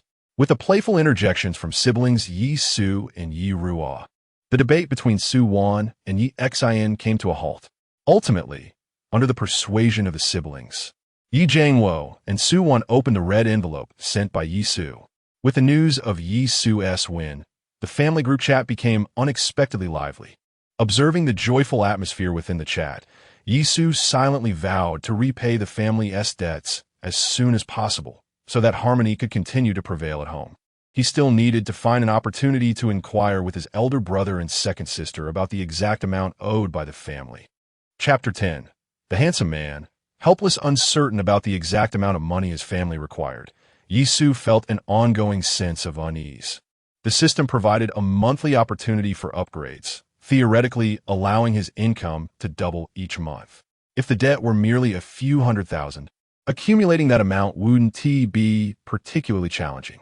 With the vast potential of the system at his disposal, there was no reason for his family to languish under the shadow of minor debts. Owing over $1 million seemed unlikely. Rather, it was a substantial sum in the hundreds of thousands that he believed he could repay by the latter half of the year. How should he inquire about it? Yi Su was aware that if he were to ask directly, neither his parents nor his elder siblings would divulge the family's financial situation. They would likely tell him to focus on his studies, assuring him that they would handle matters at home. After all, he was the youngest in the family, merely a student who spent money without earning any. Ultimately, wealth was of paramount importance. With merely $26,000 in hand, he was acutely aware that he was far from resolving his family's debts. As he earned money, Yi Su was confident he would uncover the true state of his family's affairs. As for explaining the source of his funds, he had already devised a plan. Based on the information he had gathered, he anticipated a windfall akin to winning the lottery in the near future, which would account for a portion of his income. For the remaining amount, he would claim that he was collaborating with 2 senior students on software development projects, fabricating some payment records to support his story. As his wallet grew heavier, his heart brimmed with hope for the future, and he felt as if he were walking on air. With no pressing matters at school, Yi Su decided to casually search for a recreational spot on his phone, intending to explore for a while before returning. However, just as he reached the subway station, his phone in his pocket vibrated. Chun Sinny. Hey, handsome. Didn't you promise to treat me to milk tea last week? I'm a bit bored today. How about we meet up? Chun Sinny. Here is my oat ED for today. Shortly thereafter, Chun Sinny sent him a selfie, striking a playful peace sign. Yi Su couldn't ascertain whether she was barefaced or had applied a light makeup early in the morning, yet she appeared quite lovely.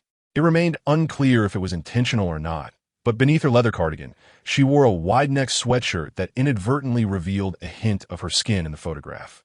Yi Su, momentarily distracted, found his gaze fixated on a particular aspect of the image. If only he could find a girlfriend like her, he would gladly live in a villa and drive luxury cars for the rest of his life. The combination of Chun Sinny's beauty and well-chosen angles was undeniably captivating to a young man like Yi Su, brimming with youthful vigor. Under the assurance of recording the entire conversation to ensure his safety, Yi Su wouldn't mind meeting her for a deeper discussion, allowing them both to gauge each other's depths and dimensions. However, he understood that Chun Sinny's eagerness to approach him likely stemmed not only from her attraction to him, but also from her assumption that he was a wealthy heir. After all, a refined woman like Chun Sinny would certainly consider appearances when seeking a partner, yet she would not solely focus on looks. Yi Su had encountered numerous reports of individuals masquerading as wealthy heirs to deceive a plethora of opportunistic women. It was unexpected that alongside his pursuit of seduction, he would also engage in financial deceit while unwilling to spend any money on Chun Sinny, all to maintain his facade of affluence. After a tumultuous inner conflict, Yi Su ultimately declined this alluring encounter. I'm truly sorry, but I have plans to go out with friends today, and I'm already outside with them, he texted. Chun Sinny, what a coincidence. The moment I ask you to treat me to a cup of milk tea, you suddenly have something to do? You wouldn't be brushing me off, would you? Hoping to evade this treat? What is the fuss about a cup of milk tea?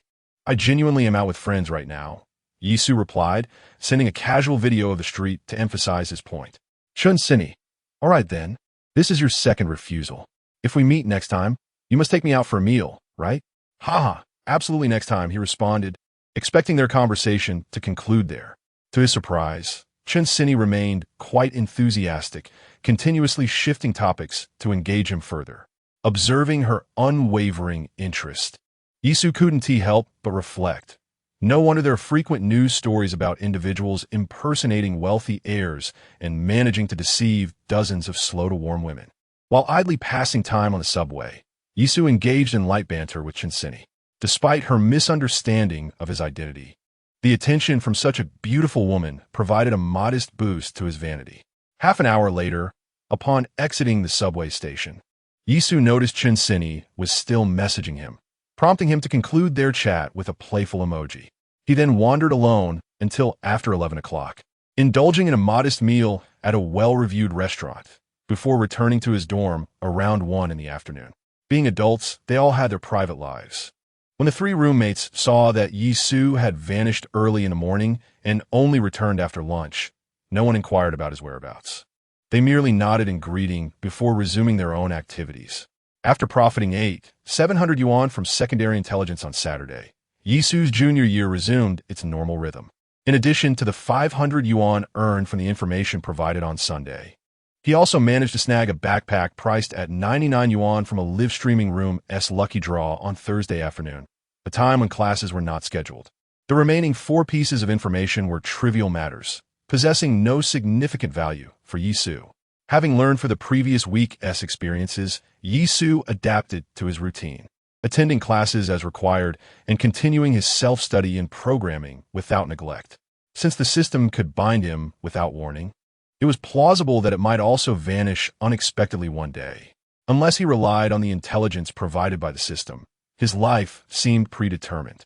He could thrive without needing that undergraduate degree or the skills acquired over the past 2 years. Otherwise, Yisu could only methodically complete his 4 years of university studies, lest the system vanish, leaving him devoid of even a single skill for survival. On Friday night, the group of 4 in room 305, devoid of a vibrant nightlife, naturally found themselves ensconced in their dormitory, relying on electronic devices to pass the languid yet tedious hours. After finishing a round of gaming, Feng Zhui, having stumbled upon some news, fell into his habitual anxiety. Alas, next semester, I must seek an internship. It seems that the ease of the present will soon dissipate. The prospect of the internship is manageable, yet my greater concern lies in how to secure employment after graduation. The internet is rife with discussions about the grim external environment, with the tech industry frequently resorting to layoffs. Whether this is genuine or merely a manifestation of anxiety peddling remains uncertain. In any case, a senior I know struggled to find a job after graduating last year. He managed to secure a position, only to have the entire division axe before the new year. Now, after the festivities, he is once again searching for work, having submitted his resume for a week. Yet not only has he received no interview invitations, but barely any responses at all. Chapter 11. The challenge of transitioning from extravagance to simplicity. Isn't it said that March and April are prime months for job hunting? Why then does he still find it so difficult to secure employment? This remains a mystery to me. Regardless, he claims that job opportunities are rather scarce. Sigh. Jiang Jibin's words compelled both Feng Zhui and himself to heave a long sigh. How fortunate is Boss Yi, who can return home after graduation to inherit the family fortune. Avoiding the struggle to compete for jobs alongside us beleaguered university students. You might be disappointed to learn that my family's factory recently went bankrupt, leaving me without the luxury of relying on my parents after graduation. I must now fend for myself. I had not disclosed this situation to my 3 roommates, partly to spare them worry and partly due to Yisu's pride, not wishing to reveal his family's troubles. However, with the system in place, achieving financial independence and ascending to the pinnacle of life, while indulging in the company of various beautiful women, is all within reach. Concerns of pride have long since been cast aside. Being close friends, Yisu decided to take this opportunity to inform them of the significant changes at home, lest they discover it later and accuse him of not considering them true friends. Is this for real? Of course. If it were a lie, do you think I would curse my own family? Initially, the 3 friends thought Yisu was joking, but upon realizing the truth of his words, they were all taken aback. So what is your family doing now? What else can we do? Life must go on. No wonder I noticed something was off with you lately. I asked, but you didn't say anything. Well, now I have. Upon learning of Yi Su's family's grave circumstances, his three companions took on a rare seriousness. If there is anything we can do to help, just let us know. Yi Su, not wanting to maintain such a somber atmosphere in the dormitory, decided to lighten the mood with a jest. Since you all insist, how about you brothers gather 100 or so thousand for me? Didn't Tia Wei mention, if there's anything we can help with, just speak up. For things we can't assist with, best not to mention them. Then you'll need to help me find a buyer. Remember, I need to sell them separately, not as a package, and then I could manage to scrape together 100 or 80,000. What you're suggesting sounds implausible. I think I should first find a girlfriend who's about to turn 70. Then you brothers can have whatever you desire. Lin Jingji scoffed, though. What you propose seems plausible. Seeking a girlfriend for her 70th birthday? Next, you'll want a roasted chicken set. Let us see if your second brother is as tough as your words. Joking aside, Jiang Jabin displayed a fierce determination. Moreover, for the sake of our elder brother's lifelong happiness, what is the harm in a little sacrifice from the second brother? Yi Su felt a shiver run down his spine and could only give Jiang Jibin a thumbs up. Brother, you are truly something. Such overly sentimental words were certainly not something they would utter. So with Yi Su's diversion, the atmosphere in the dormitory returned to normal. The three roommates merely reminded Yi Su to reach out if he needed anything and not to hesitate in asking, secretly wary of him resorting to online loans or similar means. It must be said, in the chill of a dozen degrees. Hearing such heartfelt words indeed warmed Yi Su's heart. Well, the factory may be gone, but your actions make it seem as though I am destined for beggary. If there were truly insurmountable difficulties, I have never hesitated to be forthright with you. Okay. The three of them ceased their idle chatter. Some matters, after all, lose significance when over-discussed. It suffices for everyone to understand tacitly. After conversing for a while, the four of them drifted into various topics, while Yi Su directed her attention to the system, fixated on the relentless passage of time on the screen. 25, 59, 59. 00, 00, 00. Ding. Today's intelligence. Level 2, a promotional event, is currently taking place at the second-floor supermarket of Jala Plaza, where at 3:09 p.m. today, a grand prize will be awarded, a Yima electric bicycle valued at 3,999 yuan. Only 3,999. Yi Su realized that the system had indeed heightened her expectations. Prior to binding with the system, excluding the private assistance from her elder brother and sister, for 1,000 yuan constituted her living expenses for 2 months. However, having experienced incomes of 6,000 and 9,000 yuan, she found herself feeling that the prize of a 4,000 yuan electrobicycle was rather meager. Indeed, it is easier to slip into extravagance than to return to frugality. After merely 2 weeks, she had already succumbed to such corruption. Yi Su quietly reflected upon herself, acknowledging that this mindset was rather unhealthy. An electric bicycle is quite beneficial. It would eliminate the need to pedal shared bikes, panting and gasping. Soon, she adjusted her perspective. After more than 2 weeks of binding with the system and acquiring 3 level 2 and 12 level 1 pieces of intelligence, Yi Su finally grasped the grading system of the intelligence. Level 1 intelligence could yield benefits capped at several hundred yuan, with this figure being highly unstable, often fluctuating to tens or even mere yuan.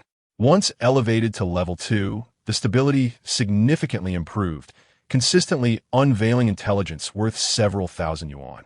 Considering the volatility of level 1 intelligence, Yi Su estimated that the upper limit of level 2 intelligence could indeed reach 5 figures. Today is the 8th. In 2 weeks, she would be able to upgrade a day's intelligence to level 2, certainly offering the possibility of uncovering level 2 intelligence exceeding 10,000 yuan. With this thought, Yi Su began to eagerly anticipate the arrival of March 21st. There is a direct subway line between Jala Plaza and Lingnan Engineering College, but it is prudent to first familiarize herself with the details of the lottery. Therefore, after lunch on Saturday around 1:30, Yi Su donned the backpack she had won in the live broadcast, secured her ID and wallet, and intended to take the subway to Jala Plaza. Where are you headed? Noticing that Yisu had been venturing out more frequently than during the previous semester, Jiang Jibin inquired curiously. There's nothing much today. I plan to browse the supermarket at Jala Plaza and see if there are any snacks to buy for next week. Having grown weary of the game, Feng Zhui immediately turned around upon hearing the suggestion. Why not take me along? I haven't stepped out of the school gates in 2 weeks. Since riding the electric bike back to campus would inevitably reveal his good fortune to his 3 roommates, Yisu was more than willing to let Feng Zhui witness the live draw firsthand. If you wish to go, then go. Who am I to stop you? Upon hearing this, Jiang Jibin and Lin Jingjie also rose to join the expedition.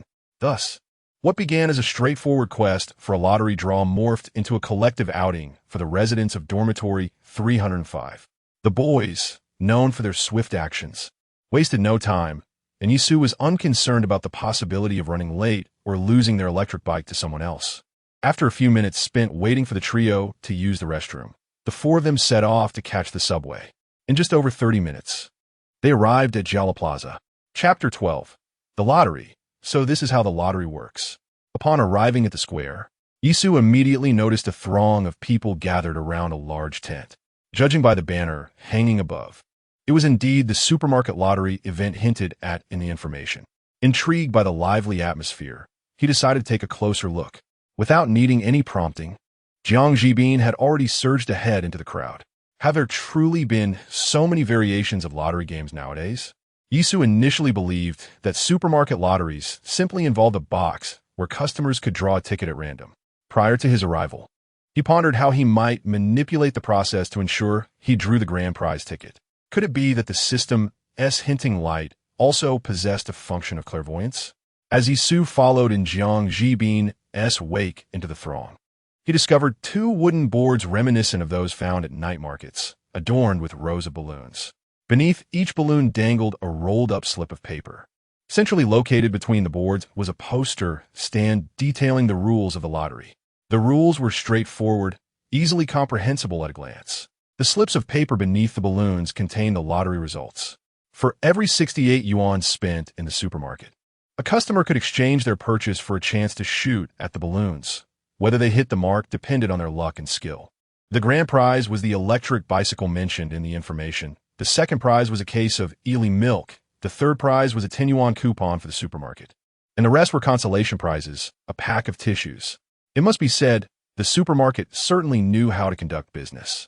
This elaborate lottery event not only attracted foot traffic, but also lured customers back with a plethora of coupons hidden among the prizes. Yisu observed that many participants were children. Even if they didn't hit the target or only received a pack of tissues, both parents and children appeared delighted. However, witnessing this scene caused Yisu some concern. Damn it, spending 68 yuan only allows for a single shot, and there's no guarantee of hitting the target. To play it safe, he figured he would need to spend at least 136 yuan to have a backup chance. Let's go. It was already past 2:10, and noticing the system's hinting light directing him to the bag containing the balloons, Yisu surmised that the grand prize balloon would be hung up later. With roughly 50 minutes remaining, he called to the 3 onlookers to head to the 2nd floor of the supermarket to shop. Jiang Jibin, clearly intrigued by the lottery, remarked, "You'll see my marksmanship soon." "Marksmanship? You're just shooting a toy gun." "Damn it." The 4 of them ascended to the 2nd floor amidst their playful banter. Concerned that the trio might linger too long and miss the grand prize downstairs, Yisu said, "Let us meet back at the lottery once everyone has finished shopping." "Absolutely," they replied, and with that, the 4 split off to pursue their respective purchases. After all, they were bound to win that electric bicycle, so there was no need to worry about buying too much. Returning home via the subway proved to be a hassle. Once Yisu entered, she first picked up a carton of milk, only to subsequently peruse the snacks, beverages, and a few pieces of fruit. As she shopped, she calculated her expenses, and upon confirming that she had accumulated a total of 136 yuan, she approached the self-service machine to settle her bill. After stowing her items in a locker, she proceeded to the lottery area with the receipt in hand. Timing was impeccable. She had just squeezed into the crowd when she noticed a young lady replenishing the balloons, one of which, aglow with light, was affixed prominently in the upper right corner. Fearing that others might seize the opportunity first, Yisu quickly made her way to the table on the right. "Excuse me, Are you here to enter the lottery? Yes. There's a child ahead of you. You'll have to wait until they finish. Understood. As the first prize balloon was already displayed, Yi-Su felt a twinge of anxiety. But she knew better than to compete with the child. Thus, she stood aside, silently hoping that the little one would not strike the grand prize balloon. Pop, pop, pop. Due to the paper slips dangling beneath the balloons, there was a noticeable gap between each row, resulting in the child hitting only 2 balloons after 3 attempts. Each time a balloon burst, Yi-Su felt a pang of apprehension. Fortunately, with over 100 balloons, the likelihood of hitting the grand prize remained exceedingly slim. After the 3 shots, there was no immediate danger. The closest balloon struck by the child was nearly a meter away from the grand prize. Congratulations! You won a 3rd prize and a consolation prize. Please accept your rewards. The child was delighted, and the adult accompanying them did not disdain the prizes, happily leaving the crowd with the child in tow. Alas, yet another 3rd prize and consolation prize, let alone the grand prize electric scooter. No one even managed to win a carton of milk. Excuse me, are there only 3rd prizes and consolation prizes among these balloons? After observing the festivities for some time and noticing that over a dozen balloons had popped, all yielding 3rd prizes and consolation prizes, a few onlookers began to voice their skepticism regarding the authenticity of the lottery. With the atmosphere stirred, some in the crowd began to jeer. It seems like a mere gimmick. Out of 100 balloons, it would be fortunate to find even one that contains milk. Milk is one thing. At least it's visible here, but they claim the grand prize is an electric scooter, and so far, not even a shadow of one has been seen. Concerned about provoking unnecessary misunderstandings and facing potential salary deductions, a supermarket employee quickly intervened. Sir, we assure you that all aspects of this lottery event are genuine. The slips were indeed hung by us, and there are various prizes among them. Aside from the electric scooter, many cartons of milk were won before you arrived. And what about the electric scooter? You didn't forget to prepare the grand prize, did you? And thus didn't purchase the scooter? Due to the limited space we applied for, it's not convenient to display the electric scooter here. Therefore, when someone wins the grand prize, we will escort them directly to the Yidi store on the 1st floor to purchase the scooter depicted on the poster. In this manner, customers are afforded the opportunity to select their preferred colors, ensuring that the electric vehicles we offer are indeed brand new. Following explanations from the staff, the voices of dissent in the crowd significantly diminished. However, some continued to murmur quietly, expressing skepticism about the legitimacy of the grand prize, suggesting it was merely a supermarket ploy or excuse. The employees, unable to silence these murmurs, chose to disregard them and turned to Yi-Su with a smile, asking, Sir, it is your turn for the lottery. May I see your receipt? Certainly, Yi-Su replied, handing over the receipt which amounted to 141 yuan, granting him 2 chances to win. Very well, he said, picking up the air gun, his focus entirely on the glistening balloon. With only 2 attempts at his disposal, he was anxious not to miss, fearing that during his return to purchase more items, the grand prize might be claimed by someone else. As he took aim, a wave of nervousness washed over Yi-Su. Chapter 13. Are you a trustworthy one, handsome? After staring for so long, are you really selecting a wife? A blonde youth, positioned behind Yi-Su, expressed his impatience after witnessing Yi-Su hesitate for over 10 seconds without pulling the trigger. Yi-Su had been on the verge of squeezing the trigger, but the interruption nearly caused his aim to falter. My apologies, I will be ready shortly. Realizing there was no need to engage in conflict with a stranger, and acknowledging his own indecision, Yi-Su turned to the blonde and offered a polite apology. All right then. Observing Yi-Su's courteous demeanor, the blonde felt deterred from further complaints. With a deep breath, Yi-Su steadied the air gun once more, ensuring his aim was true before pulling the trigger. Bang! The balloon burst, yet Yi-Su was left in astonishment. The balloon that exploded was not the grand prize on the left, but rather an adjacent one. Damn it, the trajectory of this shot veered left. Yi-Su was certain he had aimed at the grand prize balloon, but instead, he had struck the neighboring one. It was merely a testament to the imprecision of such toy guns. Fortunately, having earlier spent over $100, he felt relieved rather than foolish. Gratefully recalling his prior cleverness, Yi-Su adjusted his aim slightly to the right once again. Bang! Thankfully, the air gun did not follow a random trajectory. This time, Yisu accurately hit the grand prize balloon, and the system's notification light extinguished as the balloon popped. Once the two shots were concluded, an employee approached to retrieve the paper slip from the ground and presented it to Yisu for unsealing. A consolation prize, the employee declared, placing the slip on the table to demonstrate fairness. The blonde youth scoffed internally at this outcome. After all that aiming, he had only managed to strike a packet of tissues. It seemed fitting for someone so fond of shooting to end up with a mere pack of paper. Grand prize. The blonde's derision towards Yisu was abruptly curtailed by the employee's next words, which pulled him back to reality. Is it truly the grand prize? The onlookers, who had been skeptical about the legitimacy of the event, were taken aback by how swiftly their doubts were dispelled. Just moments ago, they had been dismissing the supermarket's event as fraudulent, only to witness the grand prize being awarded right before their eyes, leaving them all feeling somewhat embarrassed. So, I have one electric scooter? Yisu's eyes sparkled as he endeavored to feign surprise. Indeed, I will contact the manager now, and he will guide you to the store where you can collect your scooter, the supermarket employee responded, a hint of envy gracing her expression. She too aspired to acquire an electric scooter for her daily commutes, avoiding the hassle of competing with crowds for public transportation. However, after deducting rent and living expenses, she would need to save for 2 months just to afford it, which had caused her to hesitate in making the purchase.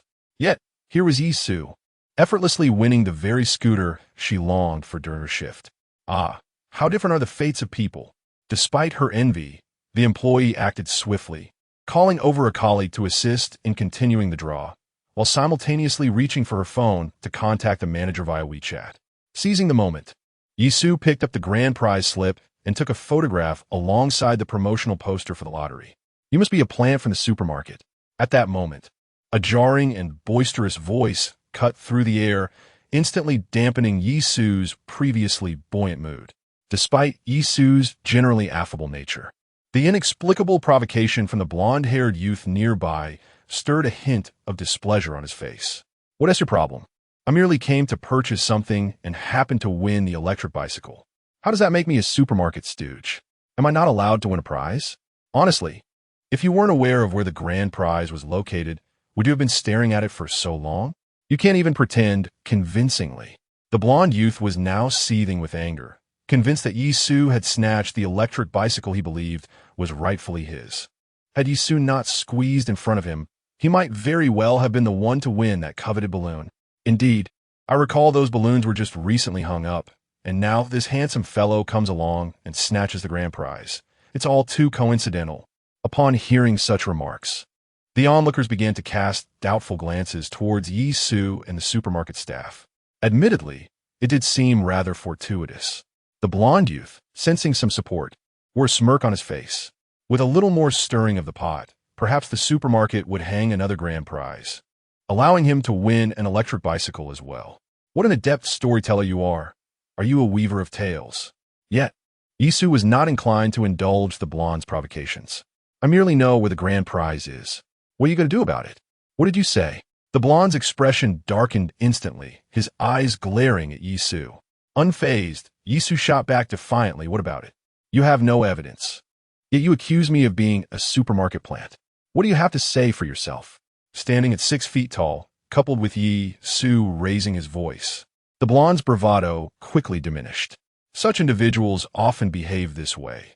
When addressed calmly, they swell with arrogance, mistaking kindness for weakness, but once confronted with genuine anger, they quickly retreat. The supermarket staff, witnessing this unexpected confrontation, immediately interjected, "Sir, we assure you that this event is entirely legitimate. If you doubt us, our manager will be here shortly, and you can accompany him to see if we truly purchased an electric bicycle." Yisu, what is going on? At that moment, Lin Jingjia, carrying a bag of items, squeezed into the commotion. Seeing that Yisu had gained an ally, the blonde youth fell silent, no longer daring to retort. Yisu, not wishing to escalate matters, waved dismissively at Lin Jingjia. "It's nothing. My friend just won an electric bicycle." Among the 4 roommates, Lin Jingjia had the most fiery temperament and would genuinely step in when his friends were in trouble. Noting the blonde's capitulation, Yisu preferred to avoid any further confrontation. "Seriously? Is this for real? Upon hearing that Yisu had won an electric bicycle, Lin Jingjia's first reaction was disbelief. Yisu waved the winning slip in front of him. Do you think I would deceive you? After discerning the grand prize on the slip, Lin Jingjia finally accepted the fact that Yisu had indeed struck it lucky and pulled out his phone, preparing to share the news in their dormitory group chat. Upon hearing the explanation from the supermarket staff, coupled with the dialogue between Yisu and Lin Jingjia, the onlookers were finally convinced that Yisu's fortune was merely a stroke of luck and not the result of any collusion with the supermarket. The unfounded accusations were dismantled, leaving the bystander, Huang Mao, feeling a burning embarrassment. Sir, hello. Our manager will be here shortly. Please come this way so that other customers can participate in the lottery. The staff member instructed. All right, Lin Jingjia replied, still needing to wait in line for the lottery, while Yisu followed the staff's guidance to a nearby area to wait. Huang Mao, who had just stirred up trouble, now felt ashamed and quickly drew his prize before hastily leaving the plaza. As anticipated, when Lin Jingjia shared the news of Yisu's victory in the group chat, the other two members instantly erupted in disbelief. Number 2 handsome. Wow. This guy is incredibly lucky. Number 4 handsome. I have lived my life with integrity and honor, yet I have never encountered such good fortune. Number 4 handsome. The world is rife with injustice. May thunder strike in retribution. In response, Yisu simply composed himself and replied with 2 emojis of a little helmeted figure. Chapter 14. The car owner's a mere electric vehicle costing a few thousand yuan is insufficient to cover even a day's rent for the supermarket. Hence it is of little concern to them. Upon the manager's arrival, he promptly escorted Yisu to the first-floor store in the plaza, allowing Yisu to select the color of his choice. After completing the necessary paperwork, the manager kindly settled the payment on his behalf. Hand me the invoice for a quick photograph. I need to upload it to the system for reimbursement, Yisu requested. Of course, the manager replied. Once a few photos were taken, the manager returned the invoice to Yisu. I shall take my leave now. If possible, do share a post or a short video on social media to help promote our supermarket.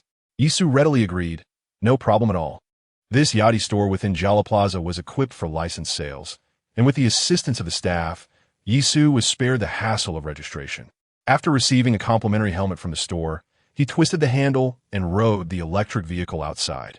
What a thrill! A simple outing resulted in him acquiring an electric vehicle. What a lucrative gain! Upon learning that Yisu had won the electric vehicle, Jiang Jibin and the others lost all interest in shopping and hurried to claim their prizes. However, to their dismay, along with Lin Jingjia, all three could only secure a pack of tissues. Disheartened, they soon regrouped with Yisu at the store, observing Yisu seated upon his electric vehicle. Their envy was unabashed as they gathered around, examining the machine. Their monthly living expenses barely amounted to 2,000 yuan, making it nearly impossible for them to save enough for an electric vehicle even over a semester. Nonetheless, despite their envy, the trio was exuberant for Yisu's good fortune, without harboring any thoughts of resentment towards his success. Now that we've completed our purchases, shall we head back? One suggested. Indeed, I shall ride back with you. Let the two of them take the subway, Jiang Jibin declared as he swiftly hopped onto the back seat of the electric vehicle. You haven't even brought a helmet. Come down and join us on the subway. We wouldn't want the police to catch you on your first day out, Lin Jingjia admonished. No matter how earnestly Lin Jingjia feigned righteousness, Jiang Jibin was not fooled.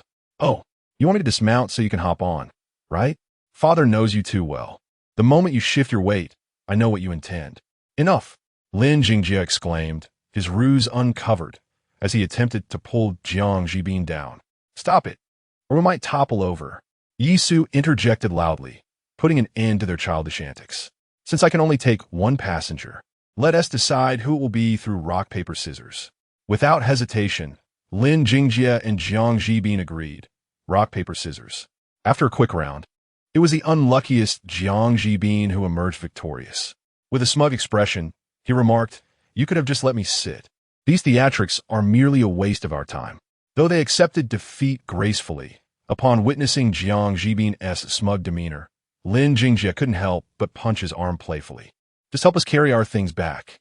Jiang Jibin winced in pain but obediently accepted the items from the hands of the two individuals. Aren't you afraid your roommate will ravage your snacks, leaving you with nothing but a pile of wrappers? When you sleep at night, it would be wise to secure your trousers with a chain, he remarked. Jiang Jibin felt a chill below. Beast. Yisu also took a step back, warning, "You'd better not stand behind me in the future. Otherwise, I suggest you pray for your ability to become intangible." Ultimately, Yisu placed the heavier items like milk on the footrest, stuffed the remaining belongings into a backpack which he then secured at his chest, leaving Jiang Jibin to carry the rest. They effectively transformed an electric scooter into a makeshift delivery vehicle and made their way back to campus. Upon returning to the dormitory and setting their items down, Yisu picked up his phone and shared the photograph of the electric scooter he had just taken in the group chat titled A Loving Family, laying the groundwork for future financial discussions with his family. Older sister, did you buy an electric scooter? Older brother, why? Did the money bite your pocket? Just last week you want to scratch off, and this week you buy an electric scooter? Mother, if he bought it, then so be it. It's more convenient for him out there. Father, remember to wear a helmet when riding the scooter and don't go too fast. Older brother, the little brother is still the best. Whatever you do, they all say it's fine. If I had known, I would have been born a few years later. Let Aruah be the big sister, and I would be the little brother instead. Older sister, I want to be the little one too. Though their family circumstances were not particularly favorable, upon mistakenly believing that Yisu had purchased an electric scooter, no one criticized him for not being frugal, nor for buying such a luxury while still studying. Yisu smiled slightly before sending a message. What did I buy? This is a prize I won in a lottery. Older brother, won a prize? What did you win? Today is the weekend. I went to the supermarket to buy milk and other items, and there was a promotional event where you could win prizes. I entered and won this electric scooter. Afterward, Yisu shared a photograph of the winning ticket along with a promotional poster in the family chat. Older brother, your luck has been remarkable lately. First the scratch-off, now the electric scooter. Older sister, mother will surely say you are blessed by the old master again. Mother, winning 2 prizes in 2 weeks? That's definitely old master blessing. I need to visit the temple to express my gratitude tomorrow. Older brother, last week you won 9,000 yuan from the scratch-off, and this week you won an electric scooter. Your income in these 2 weeks exceeds my monthly revenue from my Tmall store. Before opening his Tmall store, EXIN had spent some time working in others' online shops to familiarize himself with the basic operations, and he subsequently launched his own Taobao store for practice. His current Tmall store, established last August with family support, was purchased for 170,000 yuan. After several months of operation, the revenue was decent, but after deducting costs for fraudulent orders and advertisements, he had yet to earn a profit of 10,000 yuan monthly. Even if the store continued to improve, EXIN estimated that it would take over a year to recoup his initial investment. In the past 2 Saturdays, Yisu's scratch cards and electric bike shared in the group chat have indeed yielded more than what his brother could earn through a month of relentless toil. There's no denying it. Fortune favors the virtuous, and wealth seems to find its way to him. Sister, since luck is so abundant and money will come knocking, perhaps we should forego this month's allowance. Don't say that. Mother, Abu, you should refrain from continuously providing him with pocket money. If his living expenses fall short, your father and I will ensure he receives financial support. Sister, please don't heed Mother's words. After binding the system, although he has yet to assist his family significantly, at the very least, they are now under the impression that he has won twice, creating a considerably improved atmosphere compared to the previous 2 months. Yisu feels that this alone is a victory. While Yisu was chatting with his family, Feng Ziwei and the others finally returned to the dormitory. Clearly, his roommate's excitement over Yisu winning an electric bike had not yet subsided, as they inevitably brought up the topic upon their return. Traditionally, this would have been the moment for the trio to tease Yisu into treating them to a meal. However, having learned about Yisu's family circumstances just the night before, they all tacitly chose to refrain from mentioning it. Chapter 15. The temptation. Yisu was well aware of the thoughts occupying the minds of his 3 companions. Yet, he did not seek to evade the gathering. Seizing the opportunity during an evening stroll, he took the initiative to purchase barbecue delicacies worth over 80 yuan at the school gate. coupled with the snacks and fruits procured earlier that day, as well as the untouched beer he had brought back from KTV. The four of them indulged in a delightful late-night feast. His three roommates were not so pretentious as to shy away from enjoying a barbecue prepared by Yisu. After downloading a dice-rolling application on his phone, they played until past 11 o'clock. Concerned that their merriment might disturb the neighboring dormitory, the four finally concluded their revelry. They tidied up the remnants of their meal, and while waiting in line for their showers, the clock struck midnight. Ding! Today's intelligence, level 1 influenced by short videos. The Aurora fashion trend is poised to become a prevailing style for the foreseeable future. Aurora fashion? What on earth is that? Yisu preferred convenience when it came to clothing. His wardrobe, upon opening, revealed that 9 out of 10 garments were in monochrome shades of black and white. He remained blissfully ignorant of trends and fashions. Thus, when confronted with the term Aurora, the only imagery that surfaced in his mind was the vivid spectrum of the Aurora Borealis. Was the system implying that his fashion sense was lacking, attempting to guide him in attire choices, or suggesting he don such garments to attract romantic interests? Yisu mused that the system was unlikely to be so meddlesome. It was probably just another piece of inconsequential information. Level 1 intelligence was inherently unstable, and Yisu was no stranger to it. Upon noticing the restroom had become available, he deactivated the system and stepped in for a shower. Which style should he promote? Meanwhile, on the other side, Xin, who had been grappling with lackluster data for his Tmall store, was still selecting products well past midnight.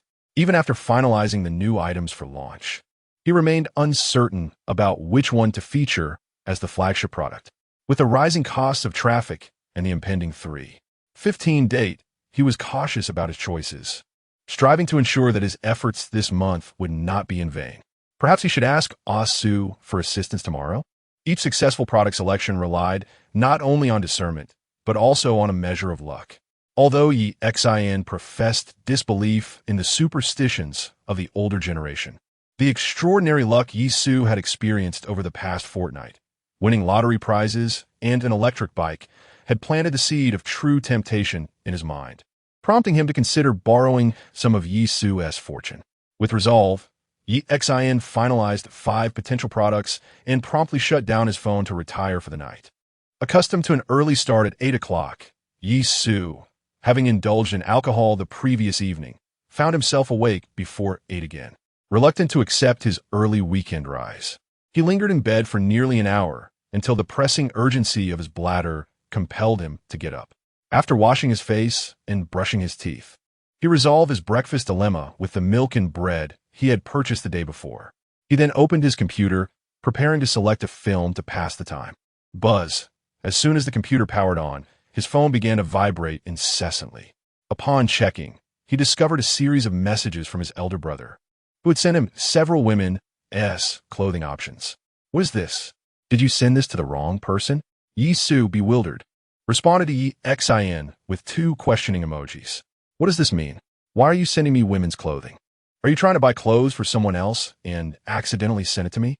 Yisu, incensed, thought, after all these years, he has never bought me a single piece of clothing, and now he is picking outfits for some woman out there. In response, Yisu received 2 sweating emojis. Bro, these are new arrivals from my store, and I wanted your help in selecting which one would be the best to promote. So that's what it was. You're selling this in your store, and it's women's clothing. How would I know anything about that?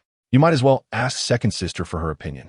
Joking aside, when it came to matters concerning Xn's shop, Yisu was hesitant to take any liberties. Bro, just pick anyone you like. Bro, haven't you been quite lucky lately? Whatever you choose should be a winner. Maybe I can bask in your fortune. So that was his intention. Normally, asking him to choose one wouldn't pose an issue. Yet Yisu knew all too well that luck was merely a fabrication of his imagination. If he made a poor choice and it adversely affected Xin's store sales, he would bear the brunt of the blame. However, wait, didn't the system provide information last night that seemed connected to women's clothing? As he wrestled with how to explain this to Xin, Yisu suddenly recalled the intelligence he had dismissed the previous night. Was it called Ouroboros? Yisu quickly searched for it on a short video platform and discovered that the video's tag with Ouroboros had indeed skyrocketed in viewership, now surpassing 100 million views. Furthermore, many others were jumping on the bandwagon, and the views for videos under this tag were bound to increase even further. Sensing that EXIN, being in the clothing business, would understand this trend better than he did, Yisu promptly sent a screenshot to EXIN. I noticed that the Ouroboros tag seems to be gaining traction online. Perhaps you should select clothes in this style and incorporate the tag into your search to see if it yields any results. Bro, Ouroboros? Let me check it out. Truly, brothers are indeed a treasure. After quite some time, EXIN finally replied, having momentarily sidelined Yisu, and began to investigate what Ouroboros was all about. It appeared to have potential.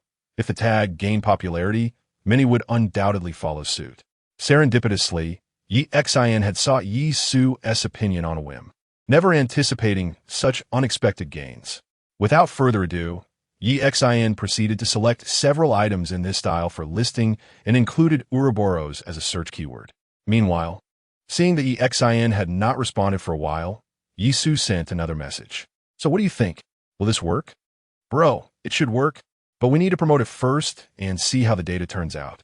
With the system's information seemingly reliable, and EXIN also feeling optimistic about it, Yisu finally felt reassured. In the current landscape of online dining, individuals have developed a keen sense for emerging trends. It is anticipated that once this label gains momentum, a significant number of people will undoubtedly follow suit.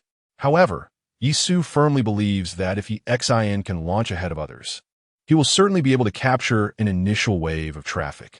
To ensure her brother comprehends the urgency, Yisu sent him an expressive meme of a red-haired gorilla reaching out for money. Within mere seconds, she received a response from EXIN featuring a meme of a chimpanzee throwing feces. Yisu was utterly exasperated, feeling as though she had lost 5 million for not managing to extract a red envelope from EXIN. Did you not hear what Mom said in the group yesterday? She told me not to give you any pocket money, EXIN remarked. Oh, so now you choose to heed Mom's advice, yet when she suggests you find a girlfriend, you conveniently ignore her? Are you certain you want me to take that advice? Just imagine if I brought a girlfriend home. Who do you think Mom would start pressuring next? That would undoubtedly be my elder sister, not me. Excellent. I shall take a screenshot and share it with Arua. As for the matter of the red envelope, let it be forgotten. Chapter 16. The closed loop of the food chain, by the way. Do you know how much we owe outside? Don't worry about it. Focus on your studies. Aruo, and I will take care of it, EXIN replied, leaving Yisu without any information about the family situation. With no other option, Yisu decided to let EXIN attend to his matters, planning to seek a breakthrough from Suwon later that evening.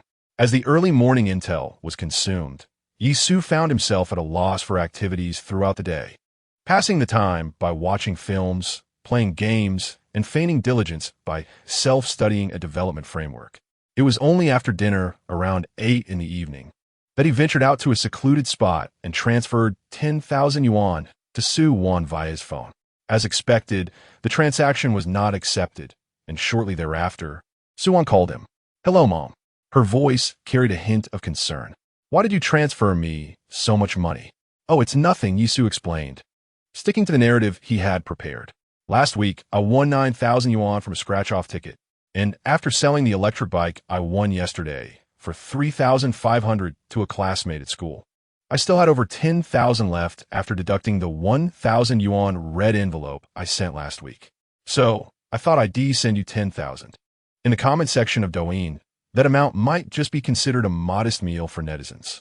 However, for an ordinary family like Yisu's, it would take his father, Yi Jiangwo, over a month of driving to earn such an amount. This was only possible due to some acquaintances who would call Yi Jiangwo's service directly when traveling to the neighboring city. Thus, Yisu felt compelled to earn money for his family, hoping to alleviate some of Yi Jiangwo's burdens. Yet, Suwon adamantly refused to accept the 10,000 yuan. Keep your winnings for yourself. Why are you sending me money? It's all right. With the New Year's red envelopes from Annie and the leftover living expenses from last semester, I still have over 10,000 on me. That should cover my living expenses for this semester and my senior year tuition. So please take it. Suwon understood that Yisu was sending her money in an effort to share the family's burden. They say the external environment isn't very good right now. You'll need money for your internship next semester, so just keep the money for yourself. There's no need to send it home so soon. Don't worry. I'm currently responsible for development, collaborating with 2 seniors who have already graduated. We take on projects from outside. Small projects can earn over 10,000, and customized ones can reach 40 to 50,000. If luck is on our side, I might earn 10 to 20,000 in a month. I'm sure I'll have enough. Your study should come first. There's no rush to earn money. The family isn't in dire straits. You don't need to work so hard while attending classes. Our courses this semester are relatively relaxed, and everyone is preparing for internships. So there is plenty of free time to work on outside projects, alongside the enterprises outside that frequently demand work experience from fresh graduates. I have commenced engaging in external projects, which will undoubtedly ease my path towards internships and employment upon graduation. Without granting Soo-won a chance to decline, Yi-soo began to charm her with a well-prepared pitch, claiming he possessed a ready-made code template that could be monetized effortlessly, should clients require customized features. He could certainly negotiate additional compensation. By interspersing technical jargon, he successfully convinced Soo-won, who was entirely oblivious to the intricacies of computing, that he indeed possessed the capability to generate income and was thriving in his academic life. Hence, take this 10,000 yuan. After all, it marks my first attempt to contribute financially to the family. All right, I shall accept it, Soo-won replied. Yet she did not forget to caution him. The world is complex. While we mean no harm, we must not blindly trust everyone. Exercise caution when collaborating with your senior. Understood? Rest assured, mother, I am not foolish. Seizing the moment, Yi-soo tentatively inquired, how much external debt does our family currently bear? Since I have begun earning, I can assist in repaying some of it. Soo-won attempted to evade the topic. It's not substantial. We can gradually settle it. You need not concern yourself with these matters while you're away. Yi-soo, undeterred, resorted to moral persuasion. You bore 3 children. It cannot be that I shoulder the financial burdens alone while the eldest and second siblings are exempt. I am now in a position to contribute. Having reached this point, Soo-won felt it was unjust to favor Yi-soo over his siblings, Yi-xian and Yi-ruo. It would not be fair for her to rationalize such bias, considering the circumstances. Furthermore, she feared that concealing matters from Yi-soo might lead him to harbor unnecessary worries while away from home. Your father recently calculated that we owe a total of 400,000 yuan externally, with your brother and sister's assistance. We should be able to clear it in a few years, so you need not fret about the family. Had you mentioned this earlier, we could have resolved it easily. With 3 of us and father, each could repay 100,000, and it would be settled. Since the family business began to thrive, Soo-won had remained a homemaker, finding it challenging to secure employment apart from some manual labor or cleaning jobs. She had suggested taking up cleaning work to supplement the household income. But her 3 children vehemently opposed the idea, leaving her with no alternative but to abandon it. Thus, when seeking such excuses, Yi-soo naturally excluded Soo-won from consideration. His optimistic outlook inspired Soo-won, prompting her to chuckle over the phone. Even before you've begun earning, you're already issuing me blank checks, are you? Do not worry, I will soon be earning. In previous times, the figure of 400,000 would have seemed insurmountable to Yi-soo. Even if he graduated to earn over 10,000 monthly, abstaining from all expenses and taxes, it would take him more than 3 years to save that amount. However, with the system now in place, Yi-soo is confident that with just a few more upgrades, he can accumulate 400,000 within 6 months. What about Dad? After finishing his meal and resting for a while, he went out. You should tell old Yi not to overexert himself. He is already 52 this year and can no longer endure like the younger generation. I understand, but you know your father's stubborn temperament. He is more unyielding than a wrung-out mop. Only you have any influence over him, so you should talk to him when you have the chance. Understood. I will mention him during my next phone call. Yi-soo is the most favored at home, especially since Yi-xian and Yi-ruo returned to their hometown after graduation, leaving only Yi-soo studying in Yangcheng. As a traditional father, Yi-jangwo does not express his affection verbally, instead concealing it within his actions. This often renders Yi-soo's words more effective than even Soo-won's. They form a biological chain. Yi-jangwo governs Yi-xian and Yi-ruo. The 2 siblings oversee Yi-soo, who in turn looks after Yi-jangwo, and ultimately, All four are under Su Wan's care. While you're at school, do not skimp on your meals to save money. Understood? Understood. And do not engage in any illegal activities for the sake of making money. Understood? Understood. And understood. As the saying goes, a mother worries for her son traveling 1,000 miles. Constantly nagged by Su Wan as if he were still a child, Yisu felt overwhelmed and could only respond with perfunctory acknowledgments before finally ending the call. Upon seeing that Su Wan had received a transfer of 10,000 yuan, a smile finally appeared on Yisu's face. He had crafted a convincing explanation for his income and was aware of the family's debts. Now, it was time to witness the capabilities of the information system. Chapter 17. The Ghost Market with the remarkable traffic, conversion rates, and purchase intention soaring. It became evident that this product indeed had potential. On Sunday, after attempting to promote the new Orphan line and discovering that the data exceeded his expectations, EXIN promptly decided to increase the advertising budget.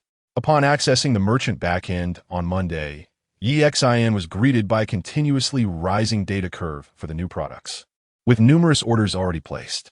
At this juncture, even a novice could discern that this batch of new items was destined for success. Concerned that the popularity of such products might lead to supply issues once everyone began to stock up, EXIN swiftly made a decision. Based on the SKU data, he placed an initial order for a batch of clothing with the manufacturer via WeChat, simultaneously transferring the deposit. By Friday, the view count for Orphan on short video platforms had skyrocketed to over 500 million, igniting a fashion trend. Thanks to his early initiative, EXIN Shop successfully capitalized on this influx of traffic, even though other online retailers noticed the upward trend and scrambled to capture traffic. EXIN Store still managed to sell over 1,000 garments, setting a record for the highest revenue in recent months. After a quick calculation, EXIN deduced that, after deducting shipping costs, packaging fees, Tmall's commission, and subsequent taxes, he could expect an income of approximately 15,000 in just a few days. Given the current trajectory, it was highly likely that his profit for the month would surpass 30,000, earning in a single month what he had previously accumulated over several months. After several days of relentless busyness, it was only when Su Wan reminded him that EXIN remembered he had not yet acknowledged Yisu. Upon learning that Yisu had transferred 10,000 to their mother on Sunday, EXIN generously sent 2,000 as a red envelope via WeChat. Fearing that EXIN might rescind the transfer, Yisu promptly accepted the funds and replied with a message. "Why are you sending me so much money? I feel quite embarrassed. Brother, I apologize, but you must accept it.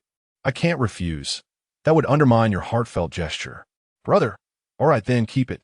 Ever since you helped me select products, my store sales have increased significantly. Consider this 2,000 as your share of the profits." Hearing that his intelligence contribution might earn him an income of 20 to 30,000 that month, Yisu naturally felt elated for his brother. He also realized that, based on this calculation, the most lucrative piece of information he had provided was indeed that critical lead from Sunday. However, the difficulty of earning this money was evidently several times greater than merely purchasing scratch-off lottery tickets. It heavily relied on EXIN's online store to profit from this intelligence. "Brother, Mom mentioned that you transferred 10,000 to the family last week. Brother, you're still studying, so it would be wise to save your money for personal use. I certainly have money to send home. If I I wouldn't be borrowing to transfer funds to Mom, would I? Brother, all right then. It's up to you to decide how to manage your money." Understood. The two brothers were not accustomed to frequent communication, so once the matters were settled, EXIN did not reply to Yisu's messages further. Yisu was accustomed to spending his time reading novels while awaiting the evening's intelligence refresh. Ding. Today's intelligence. At the Ghost Market on Lichang Road, a stall will be selling an old copy of Journey to the West. Hidden within the book's cover is a penny black stamp from England, with a suggested selling price of 12,000 yuan. As the clock struck 12, the system dutifully updated the information. Goodness, 12,000. Upon seeing the information flash across the screen, Yisu's eyes nearly bulged from their sockets, and a foolish grin involuntarily spread across his face. Fortunately, he was already lying in bed, thus sparing him from the scrutiny of his roommate. A penny black stamp? What on earth is that? And can it truly be worth 12,000? To someone like Yisu, born in the new millennium, stamps were rather alien, akin to pagers. His only encounter with stamps occurred in his second year of high school, when the school mailed report cards home, instructing students to affix stamps to the envelopes. Subsequently, whenever he heard the term stamp, it was usually in the context of viral videos showcasing families with boxes of stamps worth a fortune. Doubting whether such an item could genuinely fetch 12,000, Yisu began to search for relevant information online. The penny black stamp, first issued in 1840, is recognized as the world's inaugural postage stamp. Ordinary versions with cancellation marks are valued at several hundred yuan, while the rare VR penny black can command over $1 million. Upon reading this, Yisu could only lament how poverty constrained his imagination. Spending millions for such a thing? The world of the wealthy is truly peculiar. Yet, it was sufficient for Yisu to confirm that the penny black could indeed be sold for 12,000. Speaking of which, what exactly is a ghost market? Yisu initially thought it was merely a figment of fiction, only to discover that such markets genuinely exist in reality. A simple search revealed that many regions across the nation still uphold this form of commerce. Operating late into the night and closing at dawn, it earned the moniker Ghost Market. Locally, it is also referred to as Daylight Market, as the stalls pack up before sunrise. After learning this, Yisu realized that the Ghost Market was not as enigmatic as he had imagined. It was essentially a night market. Within the market, aside from genuine treasures to be found by the discerning eye and counterfeit items aimed at deceiving the uninitiated, a variety of goods such as newspapers, magazines, old phones, and batteries could be found for sale.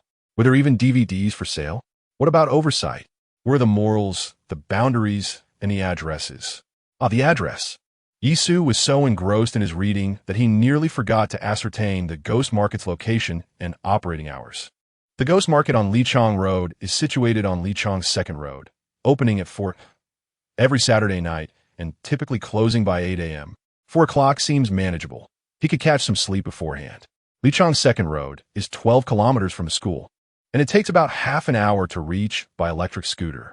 After allowing a bit of time for some morning procrastination, and considering the need to locate a spot upon reaching Lichang's second road, as well as the possibility of the stalls opening earlier than expected, Yisu estimated that he could still indulge in 2.5 hours of sleep.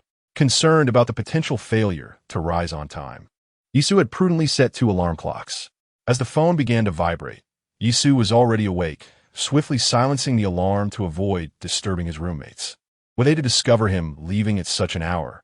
Unless it was to attend an exhilarating event, Yisu would be at a loss for an explanation. With 12,000 postage stamps awaiting him, he felt no trace of drowsiness. He stealthily made his way to the restroom, foregoing brushing his teeth and merely rinsing his mouth before grabbing his backpack and jacket and exiting the dormitory, anticipating the possibility of a midnight departure. His backpack was already stocked with a power bank, bottled water, and bread. Meanwhile, his 3 roommates were still in the depths of slumber, completely unaware of Yisu's departure. Chapter 18. The unraveling of defense's time was still ample, though the night carried a slight chill, and Yisu did not accelerate his electric scooter too hastily. Following the navigation, he arrived at Lichang's second road, just past 3:20. After a brief detour of about 10 minutes along Lichang's second road, he noticed that on the street outside the old market, vendors were gradually beginning to set up their stalls. This must be the place. After parking his electric scooter at the end of the street, Yisu strolled toward the vendors lining the street. But to his dismay, there was no sign of the anticipated stalls. Could it be that they had yet to open?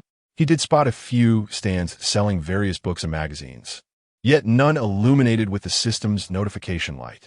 Concerned that the system might have malfunctioned, Yisu feigned interest in several bookstalls, but failed to find anyone offering a second-hand copy of Journey to the West. "Excuse me, sir, is this the only location for the Ghost Market on Lichang's second road?" "Indeed it is." "Thank you, kind sir." Not all. The information was accurate, and he had not mislocated his destination. The only explanation left was that the vendors had not yet set up. With nothing to do and curious about the Ghost Market, Yisu decided to explore. As he wandered, he noticed that apart from the expected elderly vendors, there were also some city vagrants setting up their stalls. Unlike the elderly, the wares of these vagrants were eclectic, likely scavenged from various places during the day. They spread their goods across a plastic sheet and propped up a sign that read everything for 5 yuan before lying down behind their stalls to rest. As the ghost market began to bustle, other stalls attracted inquiries, yet the vagrants remained overlooked. Suddenly, amidst the commotion, Yisu spotted a familiar glow in the distance. Leisurely approaching the market, upon closer inspection, he saw an elderly man, around 60, laying out old books and magazines under a red, blue, and white tarp. It was evident that he was a seasoned vendor.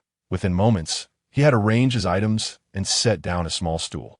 Just as he settled onto the stool, the elderly man caught Yisu's eye. Young man, interested in some books? In a market predominantly populated by middle-aged men, Yisu, a member of the post-2000 generation, certainly stood out. Yes, sir, I would like to see what you have. As the elderly man rummaged through a cardboard box, Yisu's gaze fell upon his target for the evening, a somewhat worn copy of Journey to the West, with a cover fashioned from cardboard. Feel free to browse. If you find something you like, I can give you a discount, the elderly man remarked, his demeanor quite amiable. It's rare to see young faces like yours in the ghost market. Yisu feigned searching through the books while engaging the elderly man in conversation. I discovered the ghost market online and decided to join the excitement this weekend. It's good to see young people like you here. Otherwise, the crowd diminishes, and I fear the Lichang Road ghost market may not last much longer. Several other locations have already been discontinued in recent years due to dwindling attendance. It is evident that the elderly gentleman holds a deep affection for the Tianguan market. The loss of such traditional culture would indeed be a lamentable occurrence. As they conversed, Yisu set aside his copy of Water Margin and naturally reached for the adjacent Journey to the West. Upon opening the book, he noticed the pages had long since yellowed, with some areas inevitably showing signs of wear. Without needing to glance at the copyright page, Yisu could surmise that this book was older than he himself. Thus, while the Tianguan market still thrives, and while I am still able to manage, I make it a point to come and set up my stall regularly. During their discussion, Yisu learned that the old gentleman operates a modest second-hand bookstore of about 10 square meters. He only comes to set up his stall at the Tianguan market on Saturday nights when it opens. With my several properties and 2 shops, my daughter assists in managing the rentals, and I find myself with little to occupy my time. Thus, I rely on these books to pass the hours. No wonder it is said that in Yangsheng, one cannot discern who the true wealthy individuals are. Yisu had initially assumed this gentleman was merely a second-hand bookseller, only to discover that he was, in fact, a discreet millionaire. Sir, how much for this book? As their conversation continued, Yisu feared he might let his guard down, hastily handing the Journey to the West to the gentleman. If you want it, I can let it go for 10 yuan. All right, thank you, sir. Despite its wear, this edition of Journey to the West, being an old vernacular version from the previous century, should still hold some value. The fact that the gentleman could part with it for merely 10 yuan suggests not only his financial comfort, but also perhaps his appreciation for Yisu's company during their chat. Without haggling, Yisu promptly retrieved 10 yuan and handed it over, engaging in a few more words with the gentleman before taking his leave. With his acquisition secured, Yisu felt a sense of relief. Having had the rare opportunity to experience the Tianguan market, uncertain of its future existence, he continued to explore the other stalls. In addition to various household goods, Yisu observed some stalls selling dubious antiques, which occasionally attracted treasure hunters armed with flashlights, hoping for a stroke of luck. A middle-aged vendor of porcelain, noticing Yisu's approach, immediately lit up with enthusiasm, akin to a hunter spotting prey. He stood and eagerly presented a bowl, proclaiming, "Young man, would you care to take a look? This is late Qing dynasty porcelain. If you wish, you can take it for 3,000 yuan. Late Qing dynasty porcelain? Do I look like a fool?" Yisu waved his hands dismissively. "No, thank you. Now hold on. Just look at the craftsmanship. This is indeed fine porcelain from the late Qing era." The vendor eagerly illuminated the porcelain bowl with his flashlight to showcase its clarity. "See how well preserved it is? 3,000 is a steal. My friend, the inscription on the base is more precise than the fonts on my phone." Don't focus on the inscription. Look at the material and the glaze. This is an exceptional piece. As he spoke, the vendor extended the bowl toward Yisu. However, Yisu was already on his guard, raising his hands and stepping back, turning away without a backward glance. The origin of this bowl remains uncertain. Whether it hails from the late Qing dynasty is unknown. However, should any complications arise upon its acquisition, it would undoubtedly be classified as a relic of that era. Having had enough of the commotion instigated by the vendor, Yisu lost all desire to continue browsing. Once he reached the street, he mounted his electric scooter and sought out a nearby inn. It was already past 4 o'clock, and the available rooms were surely devoid of new occupants. After engaging in a brief negotiation, he successfully secured a room for 50 yuan, permitting him a stay until noon. Upon entering, he conducted a cursory inspection of the premises, following an online guide to ascertain the absence of surveillance cameras. With that assurance, Yisu retrieved Journey to the West and commenced the search for the elusive stamp. He meticulously flipped through the pages several times, confirming that the stamp was indeed not tucked between the leaves, before redirecting his attention to the cover, crafted from sturdy cardboard. This was the sole remaining possibility for concealing the stamp without the proprietor's knowledge. Chapter 19. Seeking a buyer. The cover of this edition of Journey to the West is adorned with a layer of hand-drawn style stickers, affixed upon a sturdy cardboard, enveloping it entirely and encasing the inner edges. To Yisu's discerning eye, it seems evident that this layer of stickers was applied later, distinct from the paper within the book, likely inserted during its binding. He refrains from pondering the circumstances that led the original owner of the stamps to conceal them within the cover of this tome. Following the edge of the cover, Yisu gingerly begins to peel away the outer sticker, meticulously uncovering the cardboard beneath. Astonishingly, the quality of materials from yesteryears is remarkable. The adhesive has withstood the test of time, showing no signs of peeling, appearing as if it were an intrinsic part of the cardboard itself. Convinced that the stamps lie within, Yisu exercises caution, wary that excessive force might jeopardize their pristine condition. He recalls from his midnight online search for the price of the British black penny stamp that the completeness of such an item greatly influences its value. Disregarding caution could lead to a significant loss. As he carefully continues to remove the cover, Yisu suddenly notices that the rigid cardboard on the right side has been cut open. Upon prying it apart, illuminated by the light, he discovers a stamp encased in a philatelic bag, adhered to one side of the cardboard. Eureka! Yisu swiftly dismantles the cardboard, revealing a stamp featuring the side profile of Queen Victoria, its borders intact. He promptly retrieves his phone to verify the value of the British black penny stamp, meticulously comparing the details inscribed on this very stamp. Yisu confirms that it is indeed a standard version of the 2/11 edition British black penny stamp. According to his findings, this version typically fluctuates in price between 12,000 to 15,000. Given that the stamp in his possession retains its original paper edges, its value could potentially rise by 20 to 30%. Does this imply a minimum selling price of 14 to 15,000? Naturally, Yisu is aware that achieving the highest price necessitates locating a collector willing to invest such a sum. Regrettably, within his social circle, there are no affluent individuals inclined to spend over 10,000 or 20,000 merely for a piece of paper. If sold to a retail store specializing in collectibles, the system's suggested sale price of 12,000 would pose no significant issue. Yet, the notion that such a diminutive piece of paper could hold a value of 12,000 is perplexing. Lacking understanding of the nuances in stamp collecting, Yisu refrains from extracting the stamp from its protective bag, instead delicately pinching a corner with a tissue to examine it closely. He finds himself bewildered. Yisu considers himself rather unsophisticated. To him, it is merely a piece of paper. Were it not for the system's notification, he would not have thought twice about discarding it if found on the street. As for the British VR black penny or the nationwide landscape in red, which he had seen online commanding prices in the 8-digit range, such information is entirely beyond his comprehension. However, it matters not if comprehension eludes him. Yisu merely needs to ascertain that the stamp in his possession is indeed valued at over 10,000. He intends to list it on a platform, hoping to attract a direct buyer and perhaps secure an additional few thousand. Should inquiries fail to materialize, he would then venture to the antique shops in Shiguan to see if any would acquire it.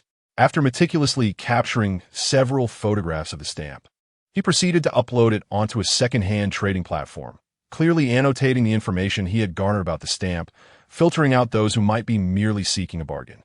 Yisu then tucked the stamp away. The cover of Journey to the West had been so thoroughly torn that using it to store the stamp would raise immediate suspicions regardless of where it was produced. Thus, he carefully sandwiched the stamp between his ID and bank card before gingerly placing it into the compartment of his wallet. Task accomplished, it was time for slumber. After a night of exertion, it was already past 5, and dawn was approaching. Even a stamp valued at over 10,000 could not dispel Yisu's fatigue. He concealed his wallet beneath his pillow and was nearly asleep the moment his head met the pillow. Oh, he is selling something again. After purchasing an item last time, Chun Sini had casually followed Yisu's account. Consequently, upon waking this morning, she discovered notifications from the app regarding Yisu's latest news. What might he be selling this time? Perhaps he had another gift for some woman, which he ultimately did not present and is now reselling. Over the past few weeks, Chun Sini had made several overtures towards Yisu, yet each time he feigned ignorance at crucial moments, driving her to the brink of exasperation. In the past, she had always been the one to toy with others, never anticipating that one day she would find herself ensnared by a mere college student. Initially, Chun Sini's flirtations with Yisu were motivated by her desire for both physical attraction and the comforts of his affluent background, seeking both material and emotional fulfillment. However, her current fixation on Yisu was increasingly driven by a competitive spirit. Surrounded by admirers, Chun Sini found it unacceptable that despite her assertiveness, she could not secure the affections of college student. What? He is selling a stamp? Watches, handbags, necklaces. Before opening the app, Chun Sini had speculated on various items Yisu might sell, yet she never expected it to be a mere stamp. 15,000? What kind of stamp could possibly be worth that much? Surely he has not been duped. Driven by curiosity, Chun Sini conducted a search based on the information Yisu had posted, only to discover that this small stamp could indeed be valued at over 10,000. Unbelievable.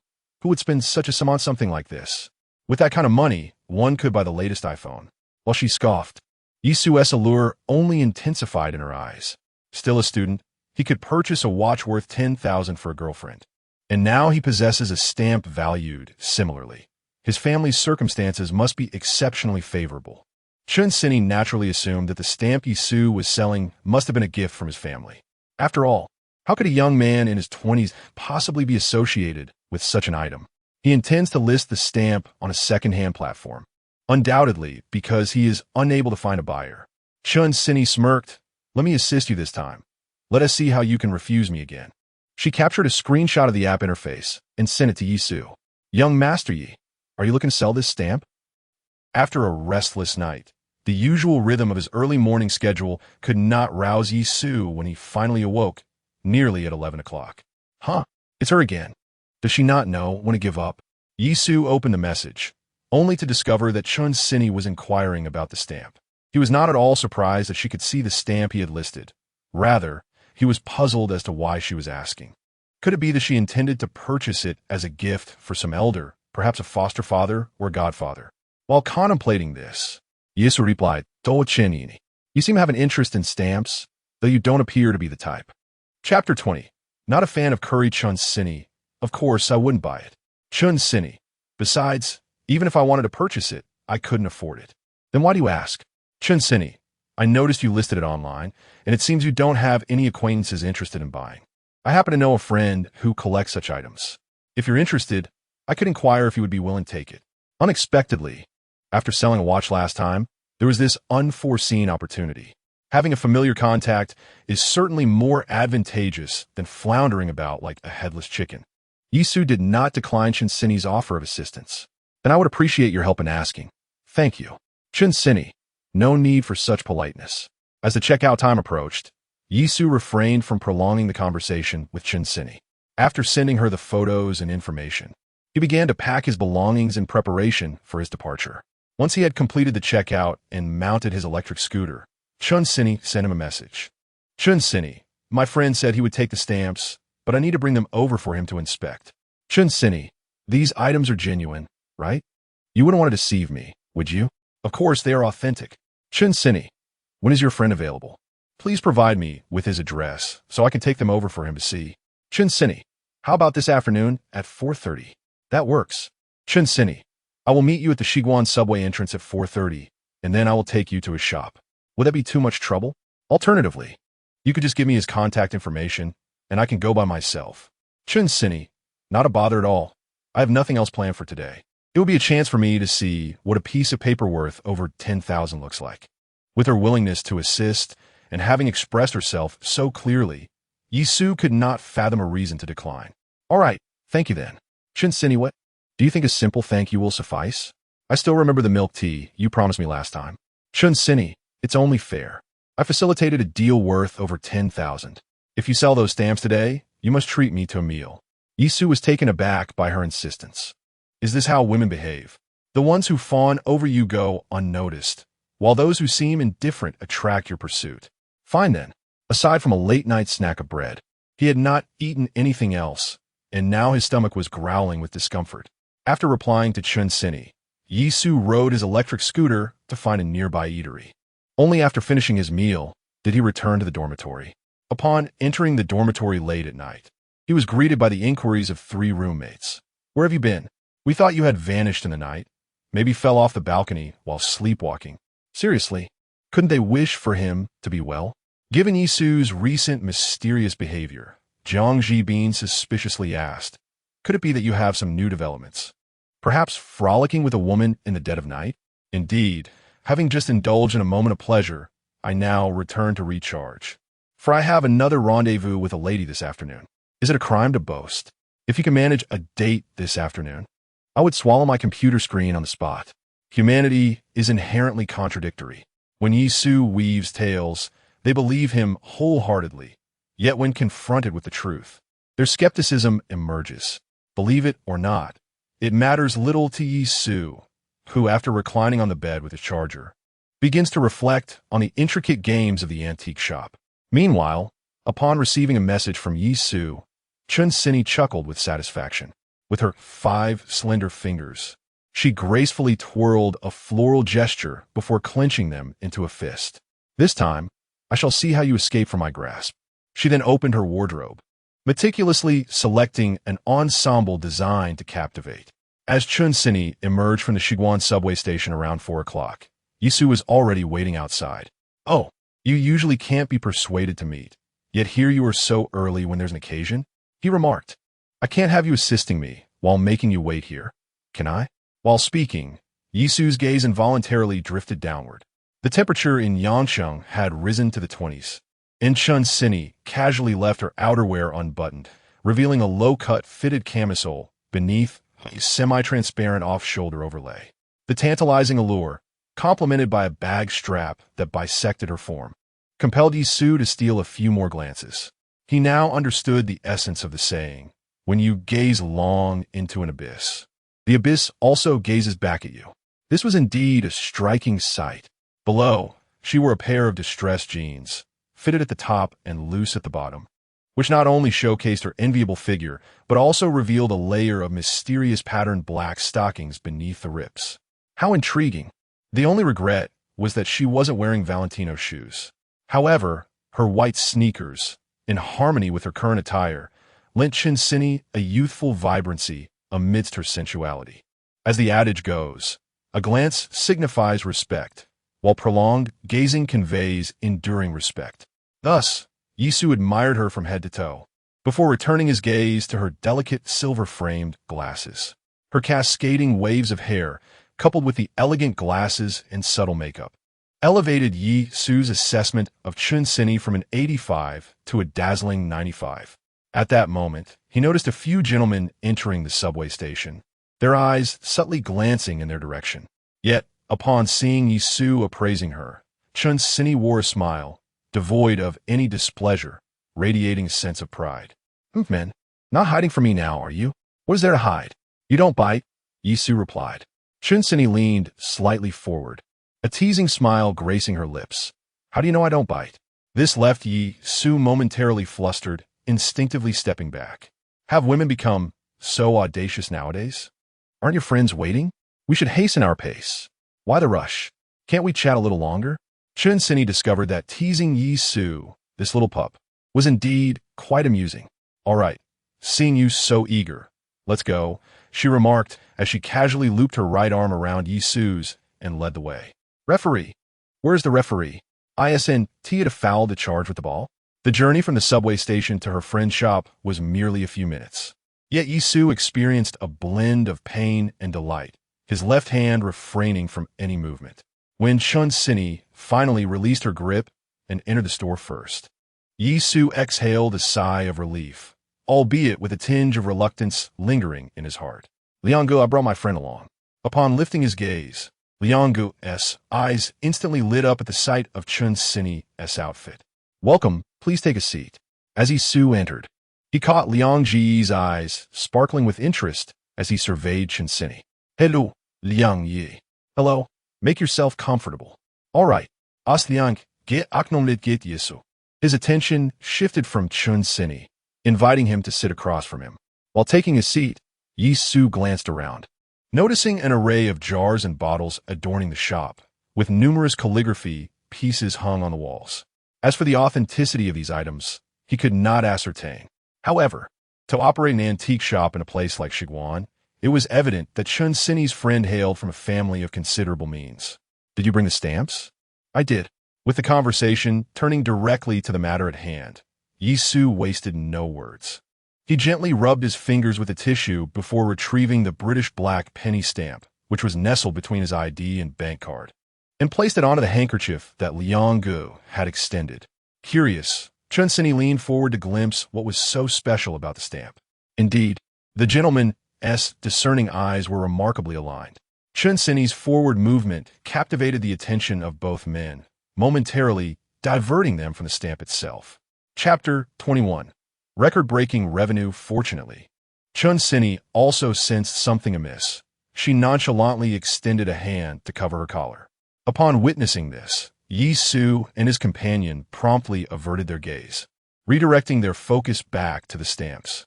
Unlike Wan Yuanliang, who was still lingering on the exquisite scenery, Yi Su felt a twinge of pride at Chun Sini's subtle gesture. It seemed this was indeed prepared solely for me. I shall verify its authenticity. Is that permissible? Wan Yuanliang, not allowing himself to be distracted by the beauty surrounding him, remained committed to the task at hand. No problem, he replied.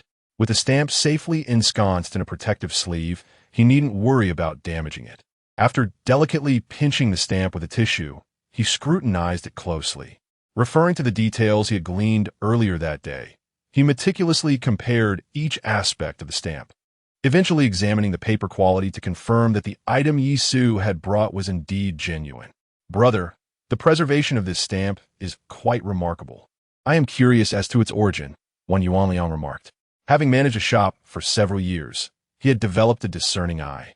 This young man before him hardly seemed like a stamp collector, yet he certainly did not appear to be a nefarious character. Wan Yuanliang was genuinely intrigued about where Yi Su had acquired such a pristine specimen. It was given to me as a red envelope by my grandfather during the new year, Yi Su explained. But as you can see, I'm not one to engage in such hobbies. Collecting can be troublesome, and who knows when I might accidentally ruin it.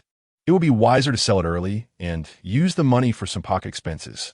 Yi Su had become increasingly adept at weaving tales, his composure unwavering. So it was a family gift. That explains its excellent condition, Wan Yuanliang mused.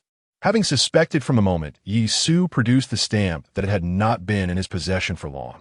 Now, hearing that it was a New Year gift, he deemed the explanation reasonable and chose not to probe further.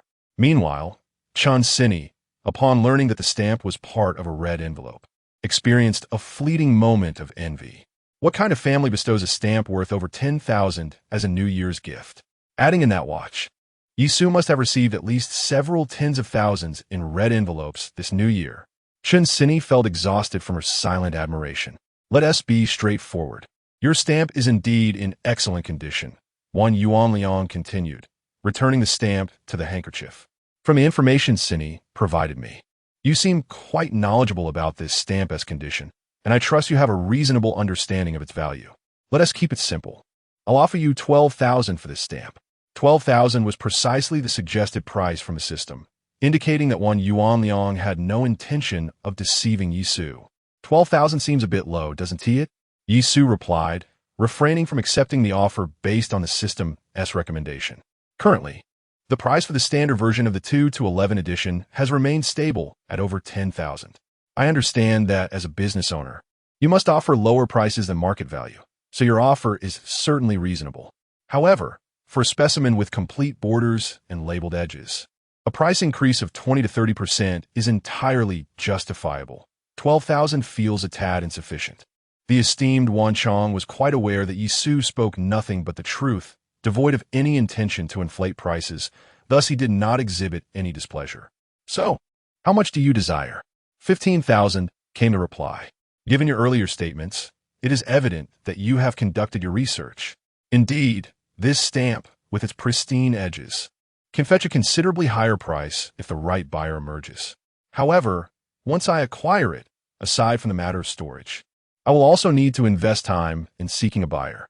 Naturally, the cost of this waiting period must be factored in as well. Wan Chong cast a glance at Sini.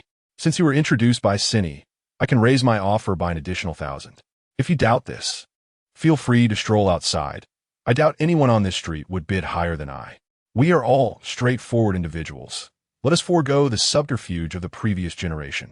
How about 14,000, with both parties making a concession? 14,001. Chong hesitated momentarily, then, after a slight grimace, conceded, all right, 14,000 it is. As a gesture of friendship, Yisu grasped the hand extended by Wan Chong. May our collaboration be fruitful. Indeed, may it be so. As Wan Chong opened the door to conduct business, it was evident that his intentions of offering a discount for the sake of friendship were mere words. After Sini contacted him at noon, Wan Chong had shown the photograph to his father, who agreed that encountering a stamp of such quality, the British PRIC black penny stamp, was rare. He asserted that as long as the price did not exceed 15,000, it could be acquired, even if it remained unsold. It would still serve as a worthy addition to their collection. Thus, Yisu's offer of 14,000 was advantageous for both parties.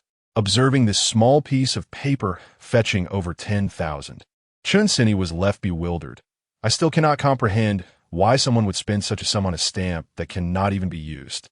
Wan Chong, undeterred by Sini's skepticism regarding his business, patiently explained while drafting the contract, it is entirely understandable not to grasp it.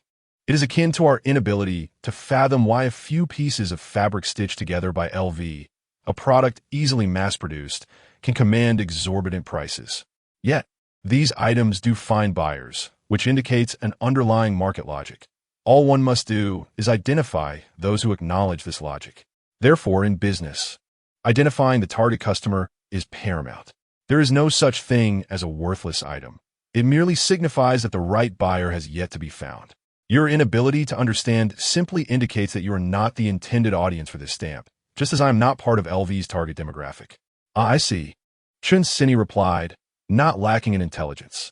After Wan Chong's explanation, she began to appreciate the situation. Indeed, Yisu nodded in agreement.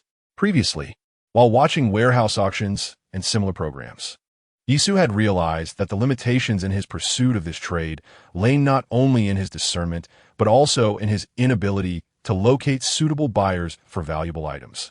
Much like treasure hunters, had it not been for Sini's introduction, the sale of the stamp would undoubtedly not have proceeded so smoothly. Very well. Let us proceed in this manner. Let us exchange WeChat contacts, and I shall transfer the funds to you. In the future, should any opportunities arise, do not hesitate to notify me. Yisu cast a glance at Sini. Shall we then exchange WeChat? After all, it was through her that he had the fortune of meeting Wan Guoliang. Even out of courtesy, Yisu felt it necessary to put on a show of politeness. Sini appreciated the respect Yisu exhibited. If you wish to add each other, by all means go ahead.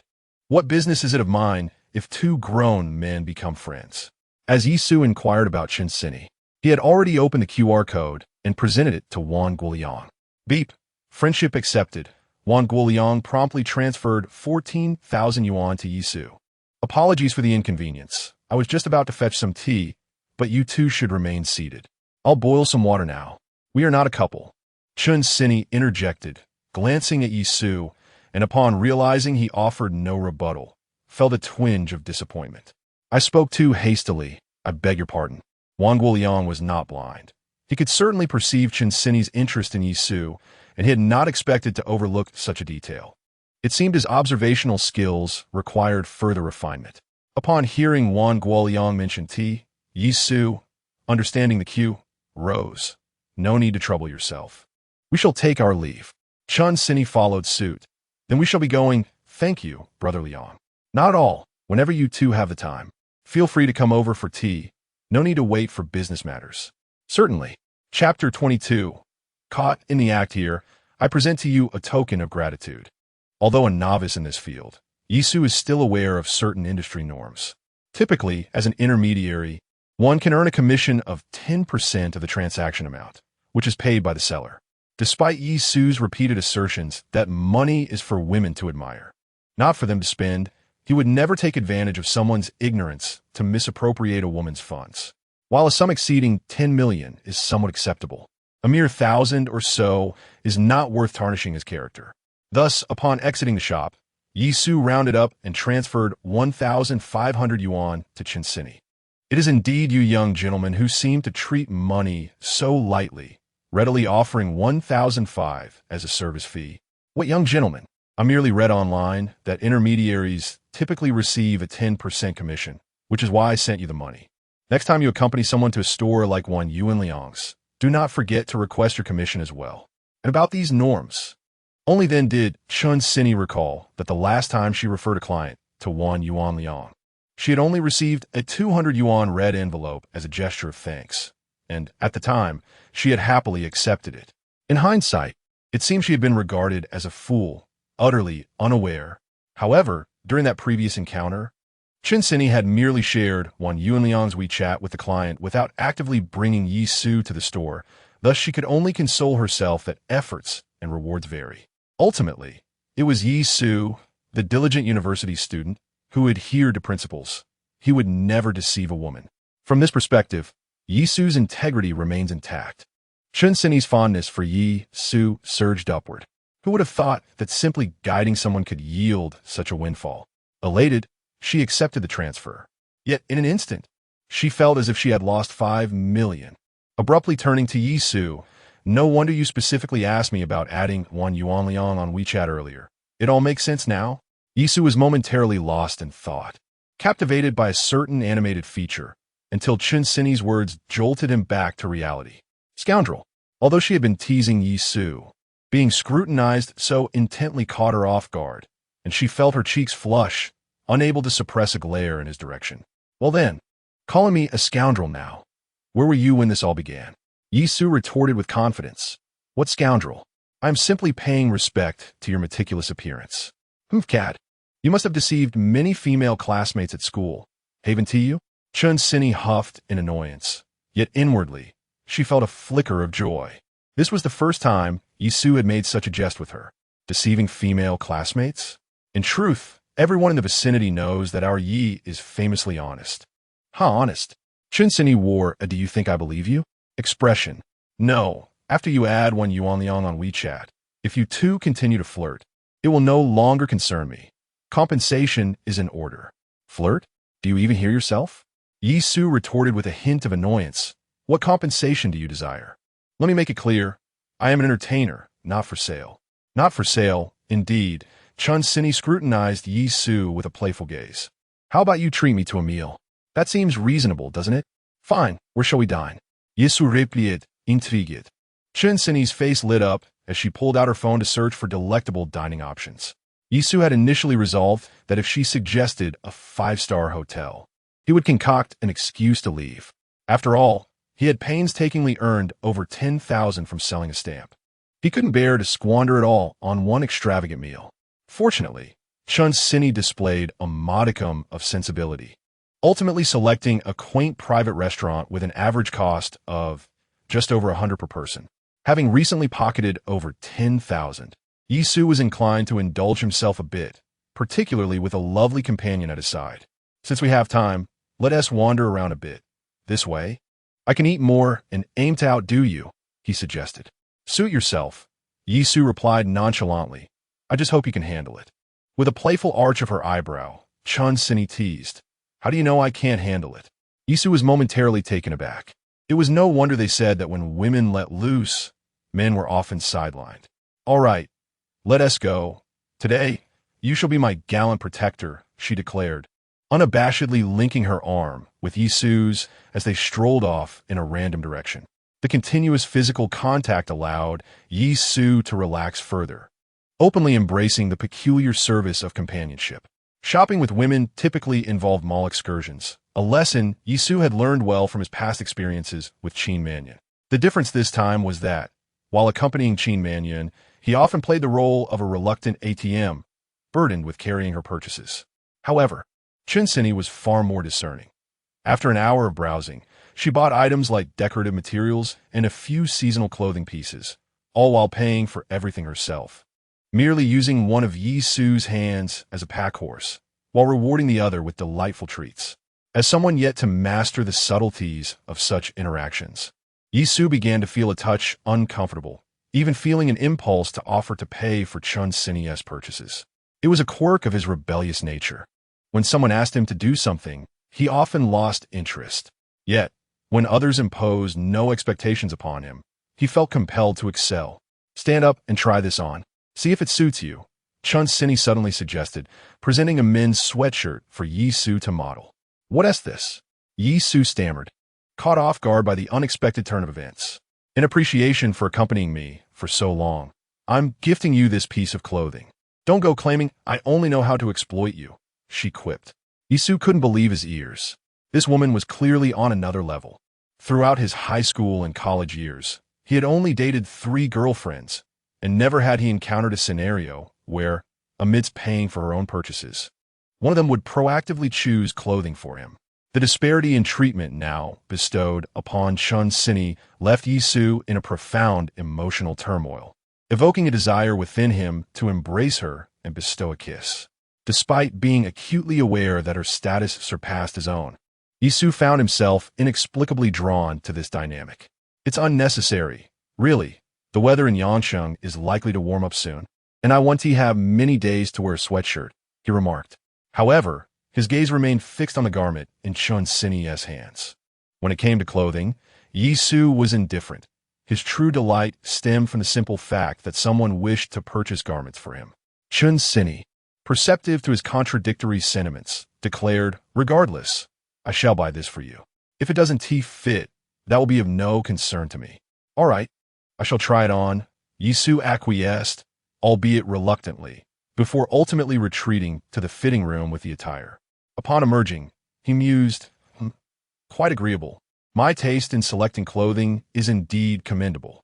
Chun Sini, visibly pleased at the sight of him, nodded in satisfaction. This shall be the one. Let us proceed to the checkout. Chapter 23. She utters my words. As Yisu placed the changed clothes on the counter, Chun Sini took out her phone. Ready to scan. Allow me, he offered. Had I known you intended to pay, I would have purchased an entire year's worth of clothing. With that, Yisu feigned an attempt to escape. I was wrong, Chun Sini exclaimed, quickly grasping Yisu's arm. This sudden gesture struck a profound chord within Yisu, causing even the female clerk at the counter to widen her eyes in astonishment, her expression almost inscribed with the word envy. With such beauty and an exquisite figure, the most significant aspect was her charming, considerate boyfriend. Recalling her own partner, a surge of inexplicable anger welled up within the clerk. The clothes Chun Sini purchased were modestly priced. Even with Yisu's sweatshirt marked at 149, the total amounted to a mere 340 yuan. After deducting the 1,500 yuan commission for Chun Sini from the recently sold stamps, the final selling price exceeded Yisu's expectations by 500 yuan. Considering he had also included one of his own garments in the mix, Yisu generously settled the bill. His timely gesture undoubtedly elevated Chun Sini's fondness for him further. Let us go eat, she declared. After wandering for so long, I feel absolutely famished. Perhaps it was a psychological effect, but being in the company of a university student like Yisu made Chun Sini feel as if she had returned to her school days.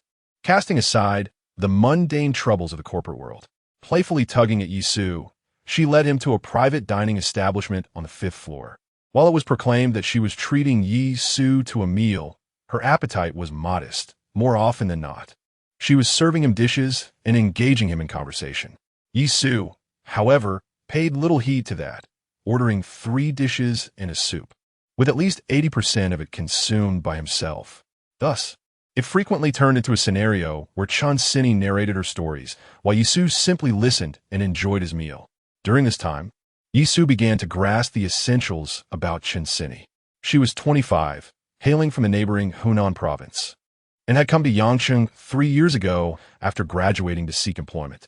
Currently, she worked as an accountant at a medium-sized trading company, where she had met her acquaintance, Wang Liang.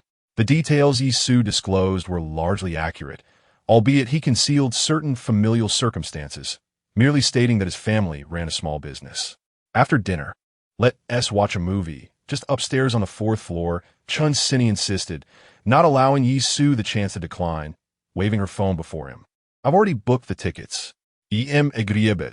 Since his breakup with Qin Manyun, Yi Su had not stepped foot inside a cinema. Seizing the opportunity to enjoy the company of a female companion, he deemed it a pleasant distraction. Once he confirmed that Chun Sini was selecting a film of the seat for the public variety, he acquiesced, lowering his gaze to continue savoring the remaining food on his plate. After all, this was his expenditure, and he certainly did not wish to waste it. Even Chun Sini, witnessing Yi Su's voracious appetite, felt inspired to indulge further, picking up her chopsticks to join him in the feast. Oh, what a relief. She sighed contentedly. Yi Su suddenly remembered to ask Chun Sini, have you had enough to eat? Do you want to order more? Chun Sini looked at him with a what do you think expression, making Yi Su feel a bit embarrassed. He had just claimed to treat her to a meal, yet he had practically consumed it all himself. Chuckling awkwardly, Yi Su stood up first. Shall we? The movie should be starting soon. Yes. Chun Sini glanced at her phone. There's still about half an hour. They strolled around the mall for a few minutes to aid digestion and took care of some personal matters before heading to the cinema on the 4th floor. You carry the bags. I'll go buy 2 cups of milk tea. All right. What do you want to drink? Just like you. Do you want it iced or hot? Chun Sini shot him a sharp glare. I can have it iced today. Is that enough? Sure, I never said you couldn't. Yi Su, perplexed, thought to himself. You can have it iced. So why are you yelling at me? After purchasing the milk tea, he joined Chun Sini, who had already collected the tickets.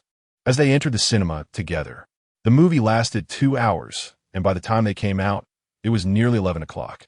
Once outside the mall, Yi Su took off his hoodie, handed the rest of the items to Chun Sini, and said, it's getting late. I'm heading back to school. You, as a young lady, should pay attention to your safety on the way back. Remember to message me when you arrive. However, Chun Sini did not take the items. Instead, she looked at Yi Su with an annoyed expression. Women can indeed change moods faster than flipping a page. Before Yi Su could comprehend what had upset her this time, a look of suspicion crossed Chun Sini's face. You aren't gay, are you? What?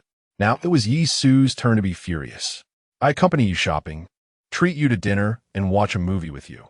And yet I receive no thanks, just an outrageous accusation. Slander. I'll accuse you of slander. For the first time in his life, Yi Su pointed a finger at a girl, nearly poking it into Chun Sini's mouth. You may question my character, but you cannot doubt my sexual orientation. I'm straighter than Mount Thor. Oh, you are straighter than that mountain? Chun Sini was also displeased, flaring her jacket aside. Hands on her hips, leaning forward. Now, we've eaten, watched a movie, and it's dark. You're telling me you want to return to your dorm? Huh? Yi Su was left speechless. Something fell off. Those were his words. After being provoked by Chun Sini all day, Yi Su was now quite irritable, being pushed further by her. If he could still hold his temper, he would have to question himself. Woman, you are playing with fire. For the first time, Yi Su took the initiative to grasp Chun Sini's hand. You are finished. I'm booking a room right now. Yi Su noticed that as he held her hand. Chun Sini shivered slightly, but she refused to back down. I live alone. Dare you come? Let us go. Since Chun Sini rented a studio apartment, they exchanged no further words and took a taxi directly downstairs. This marked the first occasion, aside from visiting the female dormitory, that Yi Su found herself within the sanctuary of a woman's abode.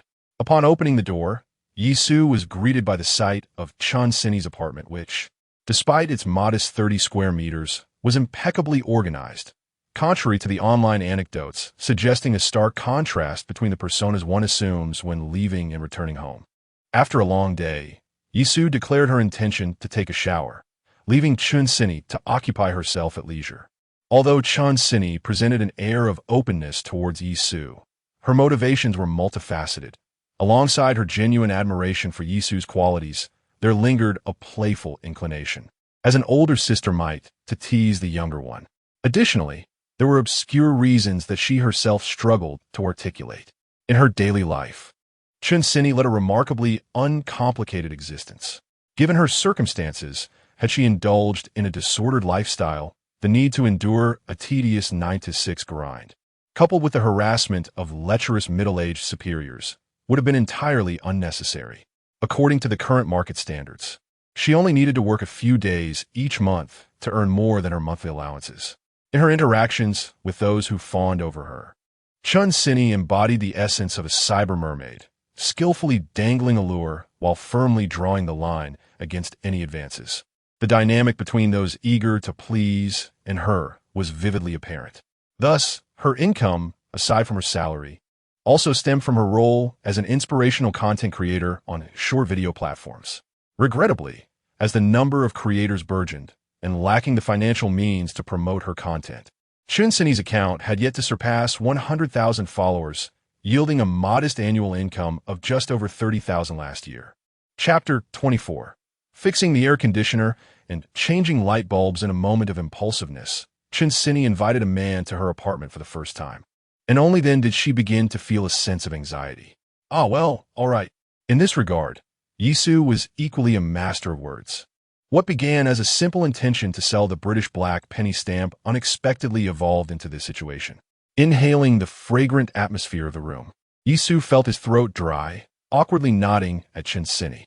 Upon witnessing Yisu finally display a befuddled expression befitting his age, Chun Sini couldn't help but chuckle, her internal tension dissipating.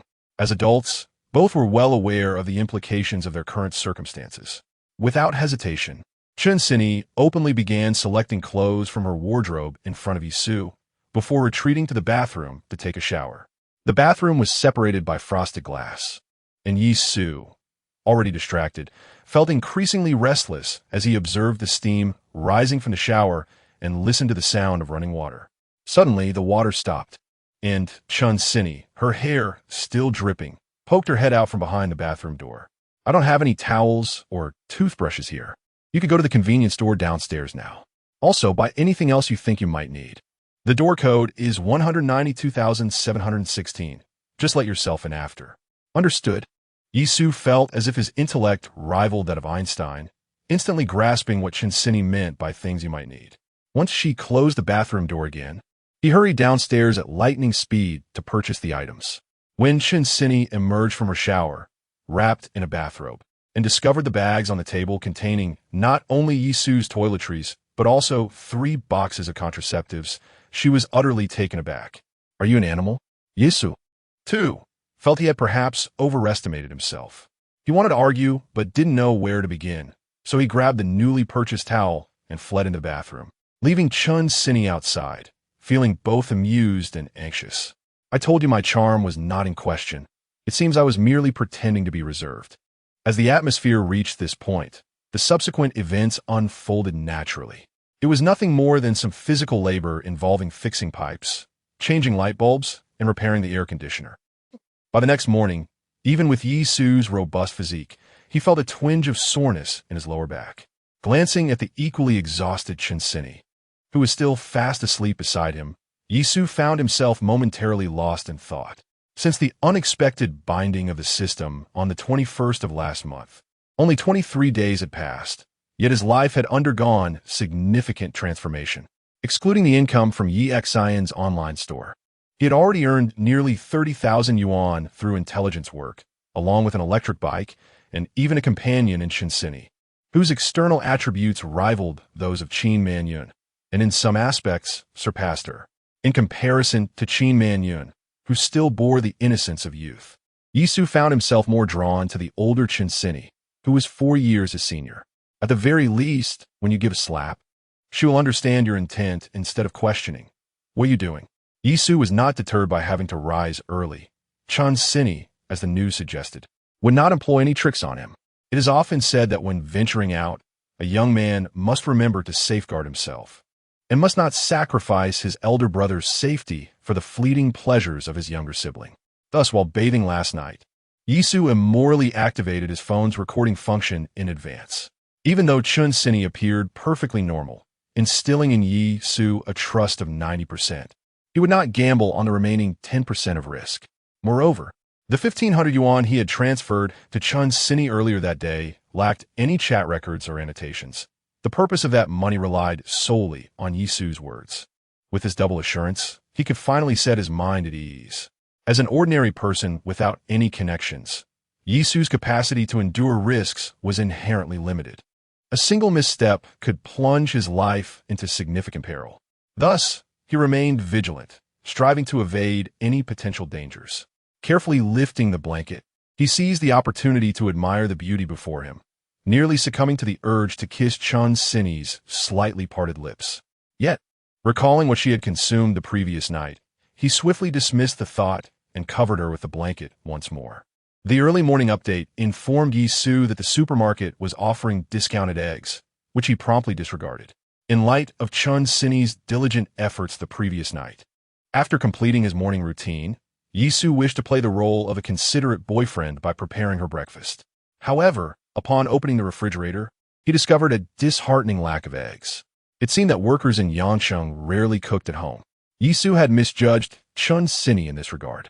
Although she lacked time during the week, she did cook for herself on weekends.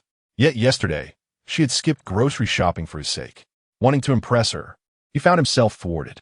A skilled cook cannot work miracles without ingredients.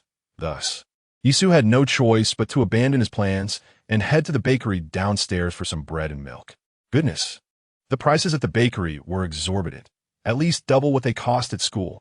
After exiting the bakery and on his way back to the apartment, Yisu could hardly contain his complaints about the rising costs of living. Given his appetite, relying on just bread and milk to feel satiated in the morning would cost him at least 20 yuan.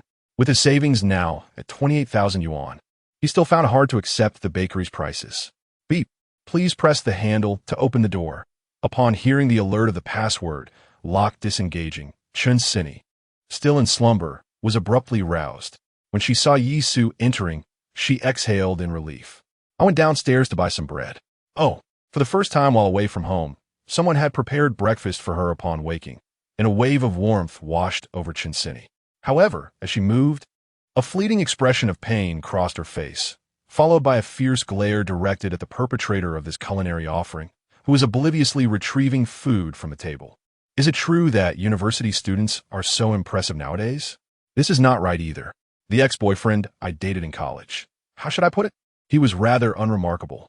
Suddenly being glared at, Yisu appeared utterly bewildered. What's wrong? Don't you like bread? Yisu's reaction only exacerbated Chun Sini's frustration. Can't you exhibit a bit of tenderness and compassion? Huh? Oh. Finally, Yisu comprehended what Chun Sini was referring to. Is this my fault? Yisu shamelessly retorted. Clearly, it was you who insisted that I put in more effort. What was I supposed to do? I can't go against a woman's wishes, can I? Godi. Recalling her wild antics from the previous night, Chun Sini, filled with indignation, stood up and grabbed the outfit she had carelessly left on the bedside table, hurling it directly at Yisu. The moment she threw it, the blanket slipped off Chun Sini in an instant. At that moment, Yisu believed in the light. This is D. No, I mean Dijia. Quick to react. Chun Sini immediately clutched the blanket to her chest again. Yisu, having accurately caught the outfit, smirked and said, "What's the big deal? Didn't we see it all last night? Turn around and let me change first. Also, give me back the clothes you're holding." Though Yisu's words were sharp, she complied obediently. Chapter 25. No more games. On leaving upon returning to the dormitory, Yisu found himself face to face with 3 imposing men.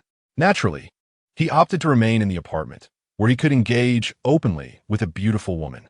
However, Yisu was not the type to tire easily after an eventful night. He would not be sounding the charge again so soon. Additionally, with Chun Sini feeling unwell, Yisu did not leave the apartment until the afternoon. During that time, the two merely dined and conversed normally, refraining from any further activities. Chun Sini even took the initiative to assist Yisu by registering his fingerprint on the password lock. "I'll keep your toothbrush and towel here. You can come by whenever you like and let yourself in." Observing this scene, one might mistakenly believe they were a couple. Yet both Yisu and Chun Sini were acutely aware that this was not the case and tacitly chose not to shatter that illusion. "All right, I'll take my leave. Please remember to rest." As familiarity grew, Yisu reverted to his true nature, gaze lingering on suggestive areas. Chun Sini's cheeks flushed crimson, and she playfully lunged at Yisu, only for him to elude her grasp, leaving her momentarily frustrated. With one needing to work and the other to rise early, both understood that if this playful banter continued, the day would likely end in chaos. Thus, after a brief, playful assault, Yisu seized the moment to escape before Chun Sini could react. Once he departed, Chun Sini's initially tense demeanor relaxed, and a smile crept onto her face. It was only after spending an entire day together that she began to perceive a unique charm in Yisu, one that effortlessly uplifted those around him. Ultimately, she attributed this quality to the fact that Yisu was a university student yet to be worn down by the trials of society, coupled with a relatively comfortable upbringing, which fostered his confident and radiant disposition that inspired positivity in others. Little did she realize the so-called confidence emanating from Yisu stemmed from the daily intelligence system.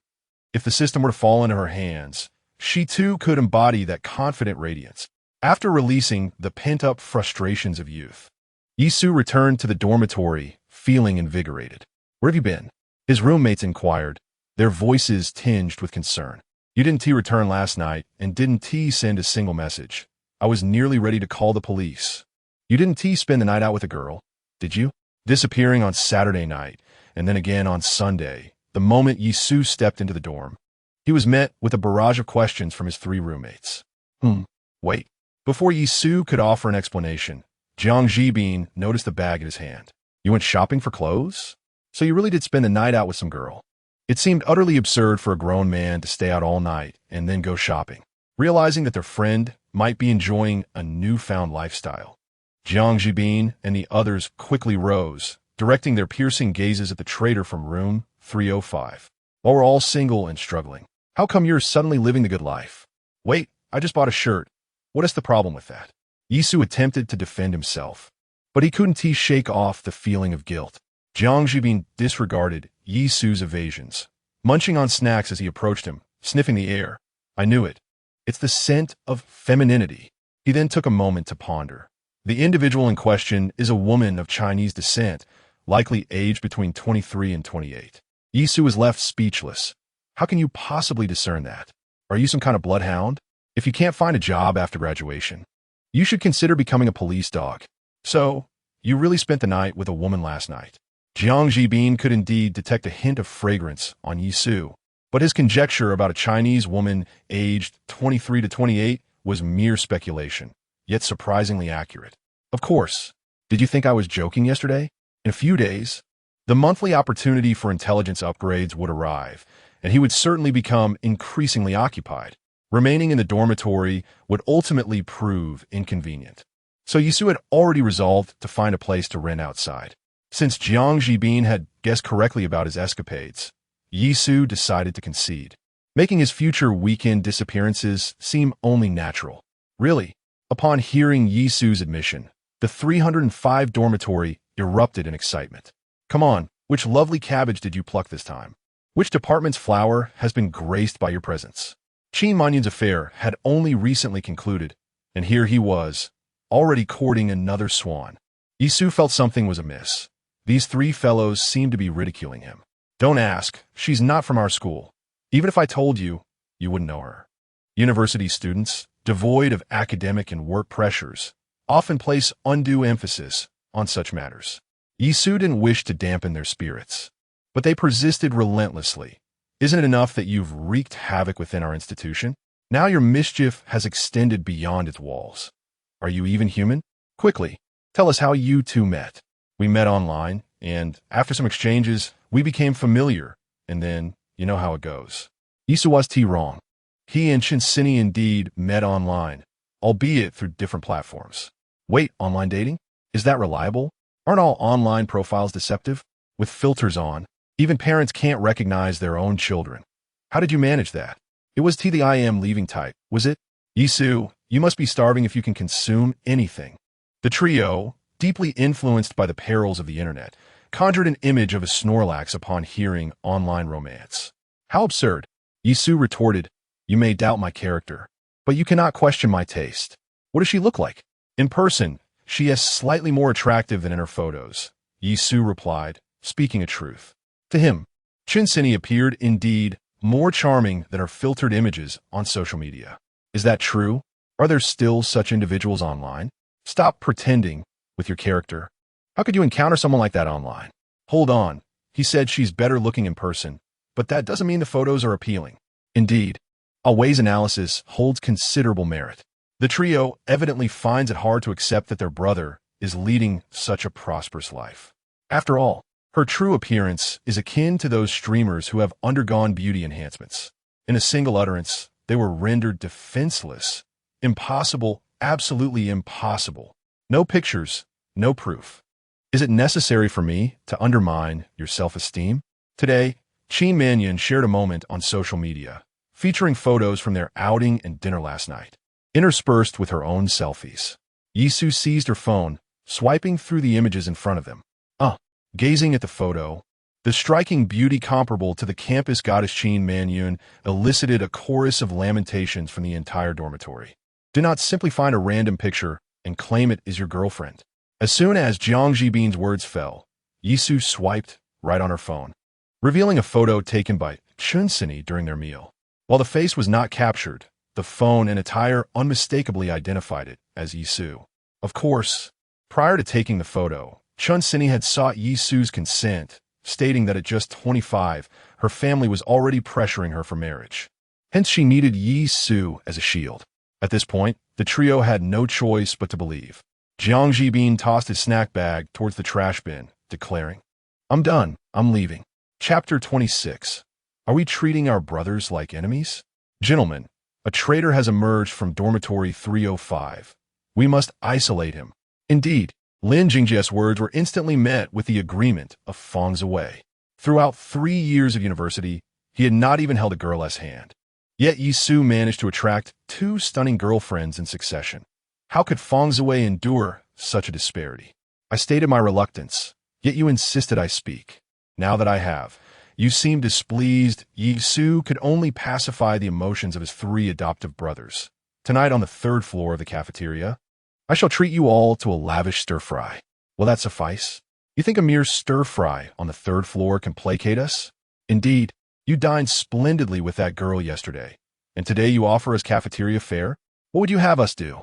Tonight, let us convene at the barbecue stall outside the school gate. It's a deal.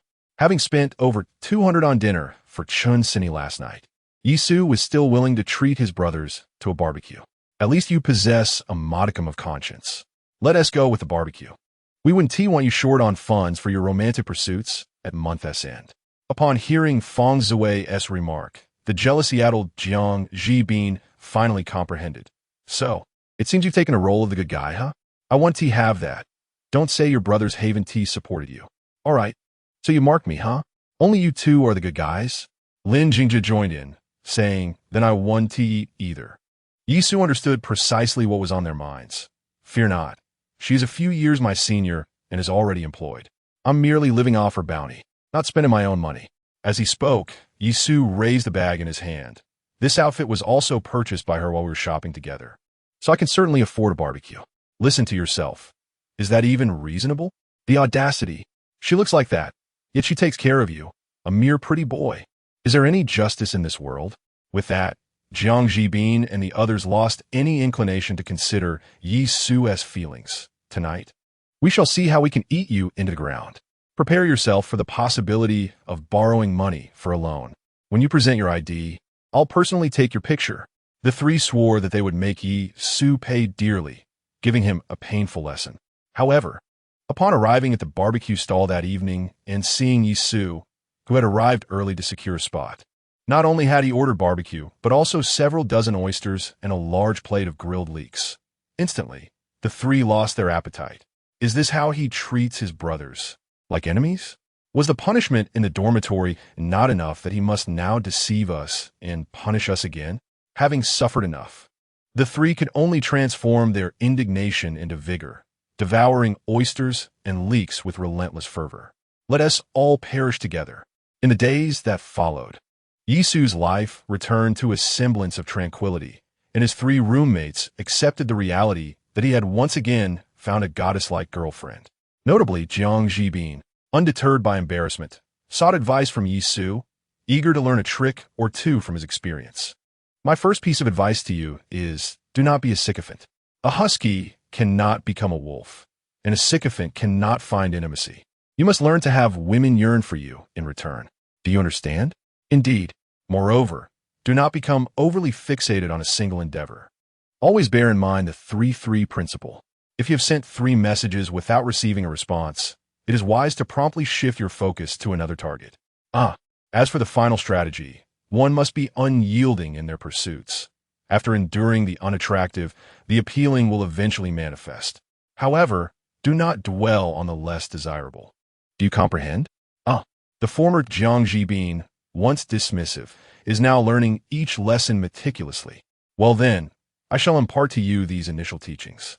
Once you have mastered these 3 principles, I shall bestow upon you advanced secrets. Thank you, master. You may take your leave now. After nearly leading Jiang Jibin astray, Yisu finally retrieved his phone and sent a message to Chun Sini. Tomorrow is the weekend again. May I spend the night at your place? Chun Sini promptly replied with 2 eye-rolling emojis. Chun Sini, you have access to the fingerprint lock. You can come anytime. Will you be working late tonight? Chun Sini, no need. Then let us dine together. Do you prefer to cook at home or dine out? Chun Sini, let's eat out. I want to be back until after 6, and by the time I buy groceries and prepare dinner, it would be around 8 before you can eat. Yisu felt a warmth in his heart. No wonder people say that a woman 3 years older is like a treasure. Indeed, older women tend to know how to care for others. It is already taken for granted that she will handle the grocery shopping and cooking. No worries. If you want to return for dinner, I have no classes in the afternoon and can go to the market to buy ingredients. I'll start cooking early enough for you to make it in time for dinner. Chun Sini, cooking? You? Soon after, she sent 2 shocked emojis. What's wrong? Is there an issue? Chun Sini, seriously, don't mess around. My apartment is rented. If you burn it down, I would have to work a lifetime to repay it. What do you mean? Who do you look down upon? Also, your apartment doesn't even have gas. You can only use an induction cooker. What kitchen are you going to burn? Chun Sini, can you really cook? Of course. After cooking, I need to eat well too. If I can't cook, that would just be self-inflicted misery. Chun Sini, fine. Tonight, I shall test your culinary skills. Prepare yourself for a delightful meal. In the office, as Chun Sini read the messages from Yisu, she was surprised to find herself smiling, completely unaware that the corners of her mouth had lifted. Someone is preparing a meal for her to enjoy upon her return. Unless it is the new year and she goes home, she never imagined such a scenario would unfold in Yangcheng. Laughing so joyfully, is she about to go on a date with her boyfriend? The words of her colleague, Lin Jishan, snapped Chun Sini back to reality. Not yet. You should check the mirror. Your smile was almost splitting your face. It's not that exaggerated. Lin Jishan wheeled her chair closer. Isn't this the guy you went out with last week? Yes, Chun Sini conceded. After all, Yisu was unaware. She might as well consider him her boyfriend, which would conveniently deter her bothersome colleagues at work. Indeed, he is a boyfriend. So how does he look? Is he handsome? He is quite acceptable. If that's the case, he must be handsome then. Lin Jishan nodded in agreement. However, it is true that he ought to possess a certain level of attractiveness to be worthy of you. What is up? Chun Sini leaned closer to Lin Jishan's ear. Feeling lonely and wanting to find a man? Are you out of your mind? Lin Jishan playfully pinched Chun Sini's side, prompting Chun Sini to retaliate. Just as the two were engaged in their playful banter, a loud and furious female voice echoed behind them. This is an office, not a marketplace. If you wish to play, do so at home. A chill ran down their spines, and they hastily returned to their keyboards. Once the woman, who appeared to be over 35 and resembled a human form of Snorlax, walked away. Lin Jishan's avatar immediately flashed in the lower right corner of Chun Sini's computer. Jishan, old witch. Sini. She probably took the wrong medication again, causing her hormonal imbalance, which is why she's so irritable. Jishan, what hormonal imbalance? It's merely jealousy that you are beautiful, and that numerous male colleagues are drawn to you while keeping their distance from her. That's why she constantly targets you. Thus, the two continued to idly pass the time until the end of the workday, simultaneously engaging in a spirited exchange on WeChat about their financial supervisor. Sini, jealous of me? ISNT, she always picking on us? Sini, if you ask me, perhaps her husband is unable to satisfy her, and she takes out her frustration on us. Jishan, can your boyfriend satisfy you? Sini, why are we talking about that old witch when it comes to me? Chun Sini began to reminisce about the scene from last Saturday night and the events that were about to unfold that very evening. Chapter 27. Upgraded intelligence in the afternoon. Having packed 2 sets of change of clothes, Yi Su, clearly intent on visiting that captivating woman, departed from the dormitory amidst the envious and resentful gazes of his 3 equally unoccupied roommates. Chun Sini's apartment was merely over 4 kilometers away from Lingnan Engineering College, so Yi Su rode his electric scooter directly there. Upon reaching a nearby supermarket, he helped Chun Sini purchase groceries for the weekend before finally arriving at her apartment at 4 o'clock. As he stepped inside, Yi Su noticed a pair of men's slippers that Chun Sini had thoughtfully prepared for him. Ah, the woman has once again captured my attention. It must be said that Yi Su was particularly fond of such small details in life. As a reward, he thought to himself, let me show you how I will satiate your appetite today. With determination, Yi Su placed the various meats and vegetables into the refrigerator and donned an apron. Assuming the role of a home chef, being a native of Guangzhou, cooking was an innate skill for him. During holidays back home, he would occasionally allow Su want to take a break while he prepared meals for the family. Thus, his decision to cook in the apartment was not a fleeting whim that would lead to culinary chaos and a ruined kitchen. The house is fine. The house is fine. Momentarily influenced by hormones, Chun Sini had eagerly anticipated Yi Su's cooking while at work. However, as she left the office, reality set in, and she could not help but imagine the apartment might explode.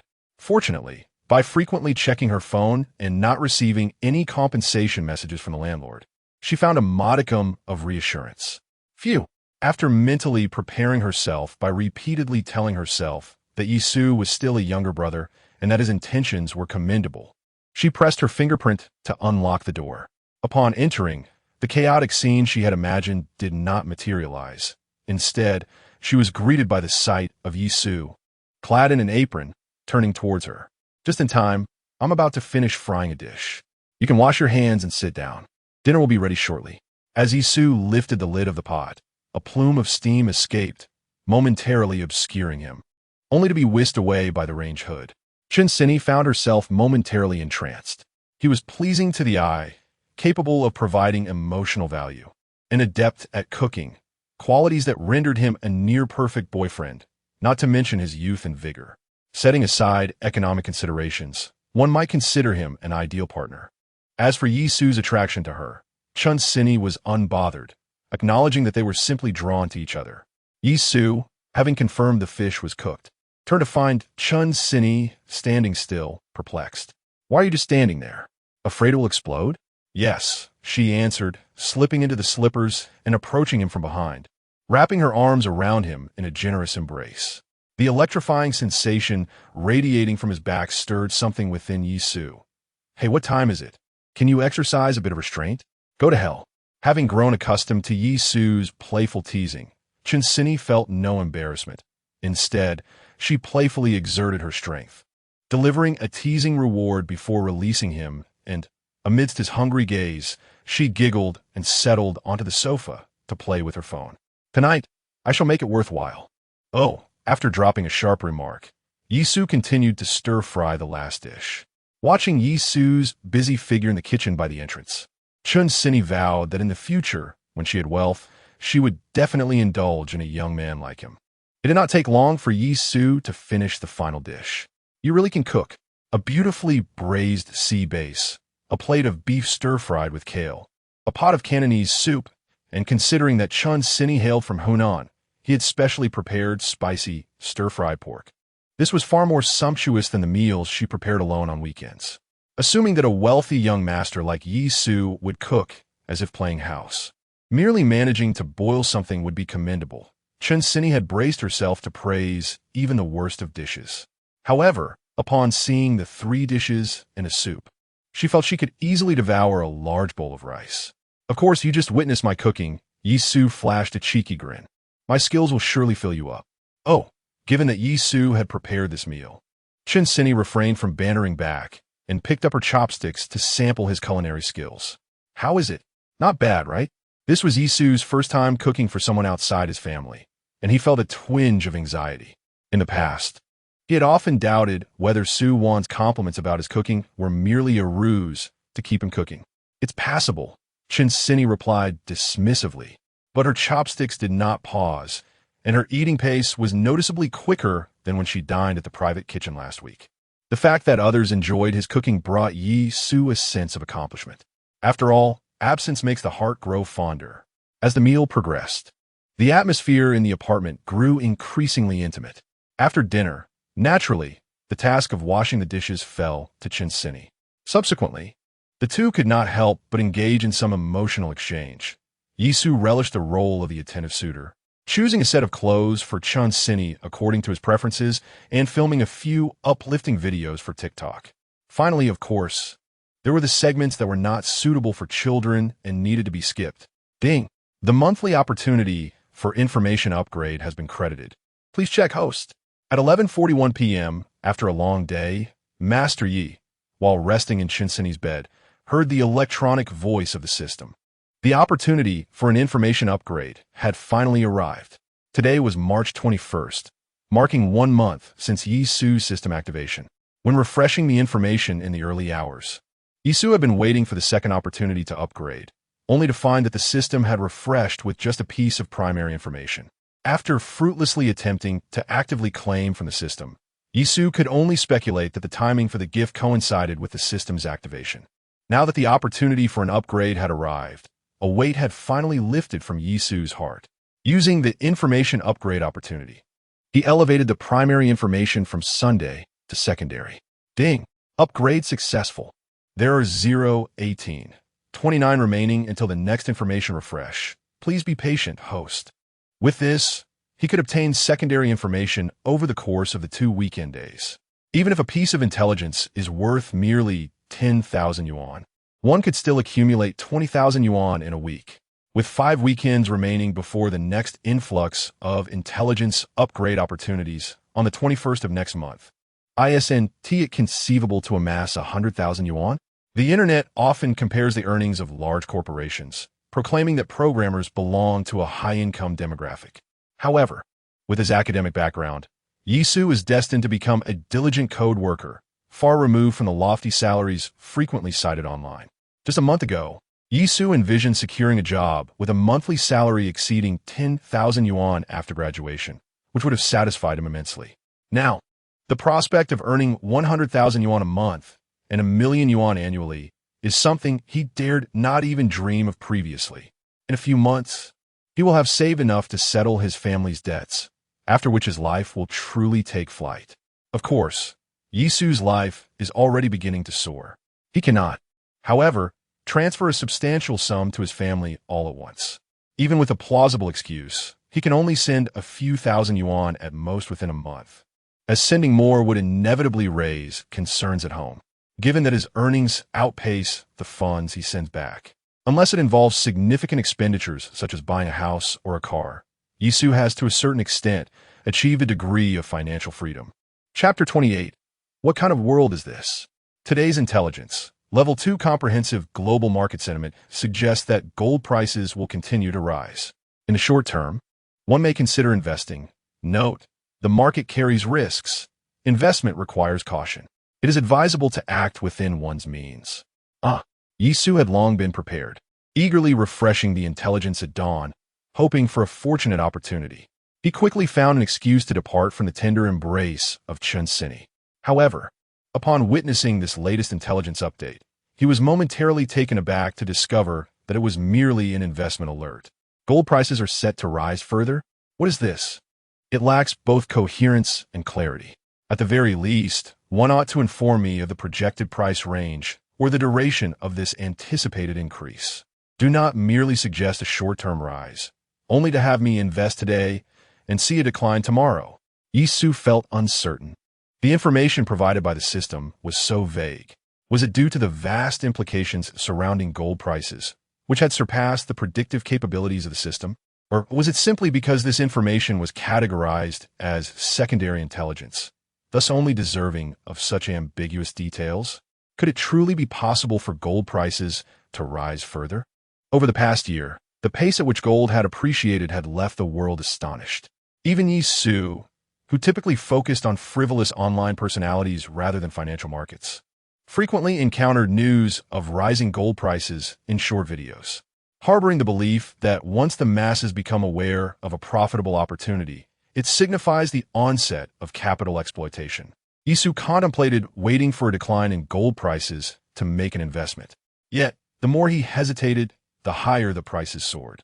As the prices climbed, his apprehension grew, and with that trepidation, gold prices reached new historical heights.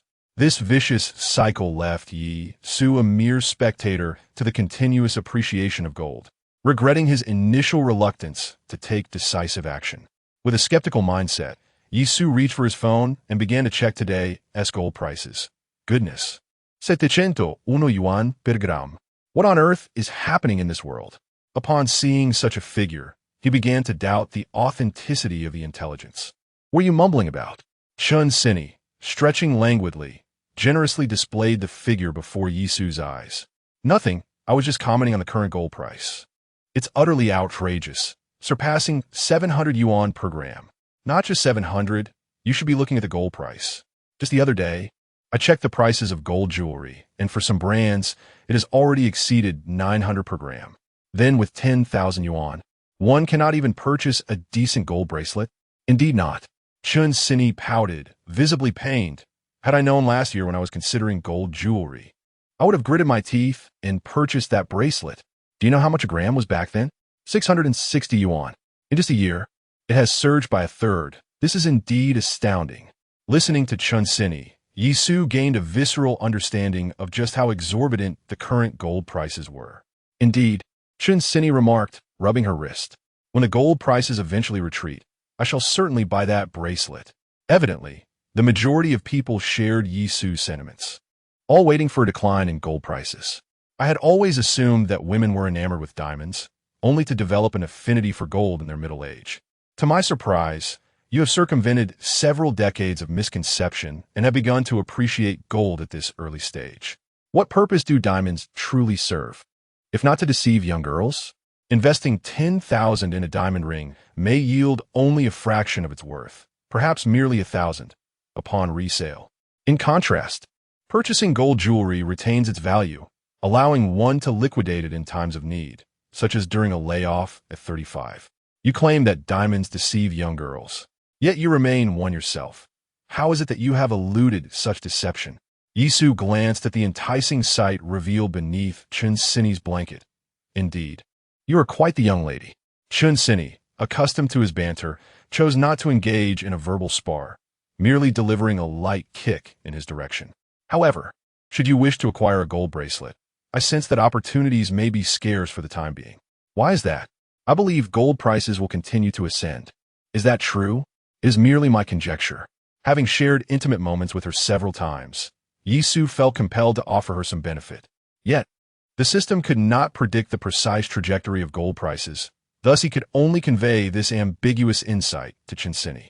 Whether she seizes this opportunity for a windfall or succumbs to greed, leading to financial entrapment, ultimately rests upon her own decisions.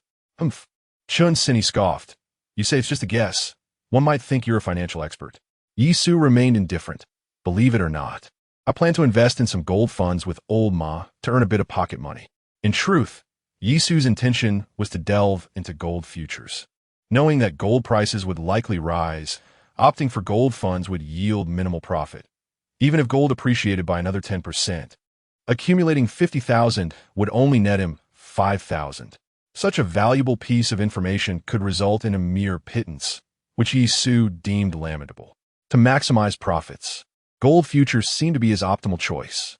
Yi Su had recently checked the current market, discovering that purchasing a single lot of gold futures amounts to 1,000 grams. Based on the prevailing gold price and a 12% margin, acquiring a single lot would require over 80,000.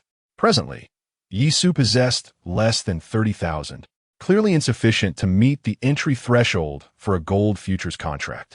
Fortunately, his long-standing partnership with Old Ma and his associate would allow him to borrow the necessary funds to meet the margin requirements. Should the available margin in his account fall below the exchange's stipulated maintenance margin level, a margin call would ensue, and failure to promptly replenish the margin would result in forced liquidation by the exchange. Not to mention gold options, Yi Su had never even dabbled in stocks before now.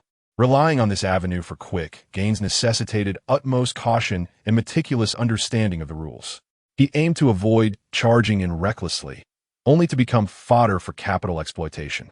With a 12% margin, the potential losses could be magnified eightfold. Should the maintenance margin be maintained at 8, any decline in gold prices exceeding 4 points, coupled with my failure to timely replenish the margin, would inevitably lead to forced liquidation. If even an 8-fold leverage can easily result in liquidation, one can only imagine the plight of those gamblers wielding leverage of 10 or 20 times. It is no wonder that previous news concerning Bitcoin often reported tens of thousands facing liquidation. The risks associated with leveraging are indeed substantial. The intelligence merely speculates that gold prices will continue to ascend, without any guarantee that fluctuations will not occur during this ascent. Once capital identifies the opportune moment, retail investors could be caught off guard, leaving Yi Su's funds to evaporate.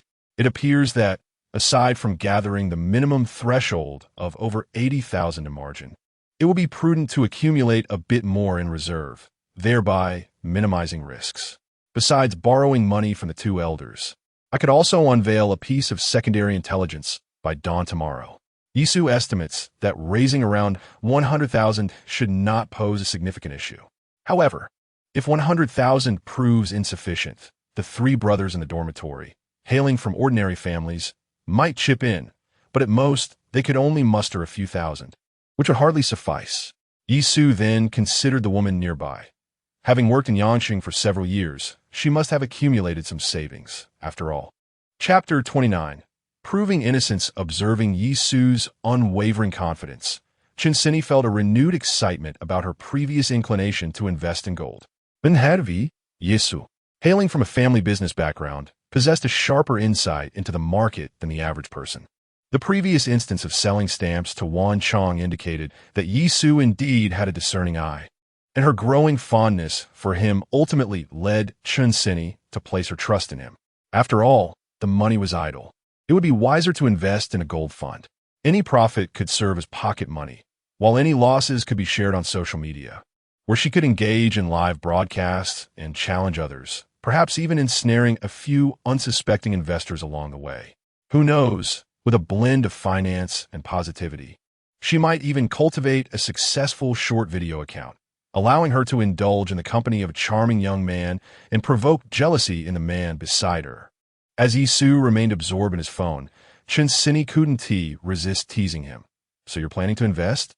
I thought you were just looking at gold to deceive young girls. Yi Su retorted, indeed, I intend to buy it to charm young ladies. What's wrong? Are you jealous? Jealous of you? Chinsini turned dramatically, propping her head on one hand as she reclined to gaze at him. Regardless, you must fulfill your obligations here. If, after meeting those, you still have the energy to pursue other young ladies, that would truly be impressive. Hey, what audacity! Yi Su thought, incredulous at her words. Does she think I'm merely a power bank for her? How naive! With a sigh, he lamented, with my appearance. Encountering such situations is a fate I have rightfully earned. Stop being vain.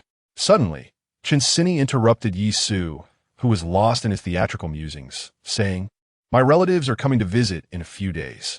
Oh, Yi Su replied dismissively. Then please send my regards to them. Suddenly, he realized, I can only open a gold futures account on a weekday. I still have time to familiarize myself with the details. The following day, Yisu and Chun Sini did not remain cooped up in the apartment. Taking advantage of the pleasant weather at the end of March, they spent the afternoon together, with Chun Sini cooking and Yisu washing the dishes. After a leisurely outing and a dinner outside, they returned to the apartment.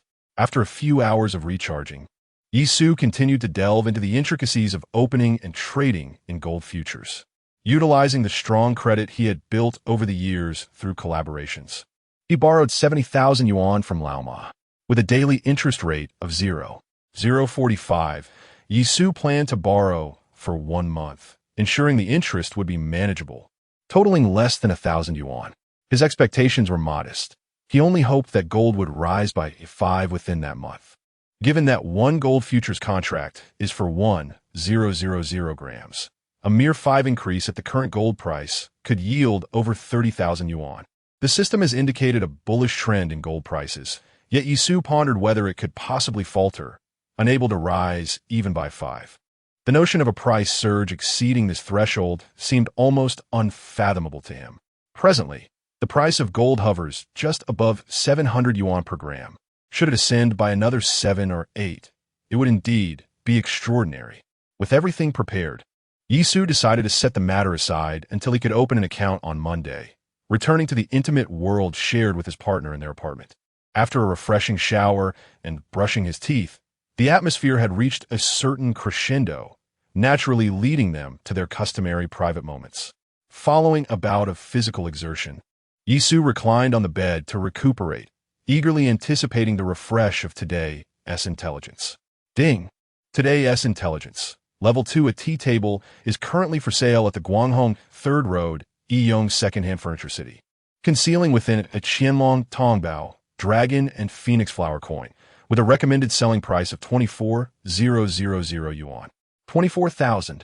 Upon seeing this figure, Yisu's eyes sparkled with excitement as he fixated on the information displayed on the virtual screen. Fortunately, his companion, Chun Sini, was preoccupied with her phone, reviewing the data from the video she had posted earlier in the day, and thus remained oblivious to his sudden enthusiasm. Having experienced several instances of Level 2 intelligence, Yisu had adjusted his expectations regarding its value to approximately 10,000 yuan. The previous opportunity to acquire a postage stamp priced at 12,000 had already exceeded his expectations. Now, this new intelligence had doubled that figure, elevating the upper limit of Level 2 intelligence once again. As for the gold intelligence from yesterday, while Yisu speculated on a potential profit exceeding 30,000, that was entirely contingent upon his audacious decision to borrow money for investment. The actual outcome would depend on the subsequent movements of gold prices. Had he simply opted for a conservative approach, investing his available funds in a gold fund, he would likely have earned a mere 1,000 yuan over the course of a month. Thus, he did not attribute this potential profit to the Level 2 intelligence. Yisu also contemplated whether to elevate Sunday's intelligence to Level 2, thereby enhancing the value of the intelligence provided by the system, or if this occurrence of a 24,000 yuan intelligence was merely a stroke of luck. Lacking sufficient samples, he found himself unable to draw any conclusions, and could only rely on next week's 2 pieces of intelligence to validate his hypothesis. Qianlong Tongbao, dragon and phoenix flower coin, you say? Let me investigate further. Yisu had previously followed the bespectacled Douyin's premier coin appraiser, captivated by his assessments of a myriad of ancient coins, ranging in value from 3 digits to 6 or 7 figures. However, he merely indulged in the entertainment, swiping away the screen without retaining any memory of whether he had encountered the Qianlong Tongbao, dragon and phoenix flower coin. 20,000, 30,000, 80,000 for the large dragon and phoenix coins from Sulu. After extensive research, Yisu discovered that the prices for the Qianlong Tongbao, dragon and phoenix flower coin varied significantly, with substantial differences between versions. For instance, those minted by the Baoquan Bureau could fetch prices in the hundreds of thousands. Until he physically possessed the item, Yisu could not ascertain which version of the Qianlong Tongbao was referenced in the intelligence. However, Yisu also realized that the ordinary small coins, being entry-level, did not exhibit significant price differences between the north and south. In contrast, special editions and large denomination coins, due to earlier market segmentation studies in the southern regions. Sometimes commanded a premium of up to 10 owing to certain collectors. The northern market, on the other hand, showed a preference for court coins and rare varieties, which are considered high-end. Perhaps it would be wiser to wait until tomorrow to acquire the items and discern their true value. If fortune smiled upon me as it did with the stamps last time, yielding a profit, that would be splendid. Yisu refrained from abandoning his responsibilities. Instead, he informed Chun Sini, "I have matters to attend to tomorrow, so I shall not awaken you when I leave." Matters? Chun Sini eyed Yisu with suspicion. Is it a genuine obligation, or are you off to pursue another enchantress? Could it be that this woman had developed feelings for him, given her unusual concern for his potential romantic pursuits? Alas, being handsome comes with its own set of troubles. To prove his innocence, Yisu dramatically threw off the covers and sprawled out in a big shape. Come on. With a swift move, Chun Sini turned, gazing down at Yisu. If you dare, then come. These two remarks ignited the second half of the conflict. Chapter 30. The hardest substance in the world. The following morning, Chun Sini awoke to find herself alone. A sudden pang of emptiness striking her heart. Habitually reaching for her phone on the bedside table, she discovered a message left by Yisu. Yisu, breakfast is on the table. If it's gone cold, feel free to warm it up in the microwave.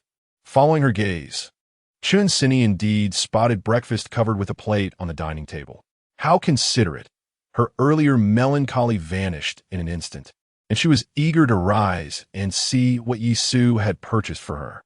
However, as soon as she sat up, discomfort swept over her, prompting her to lie back down with a long sigh.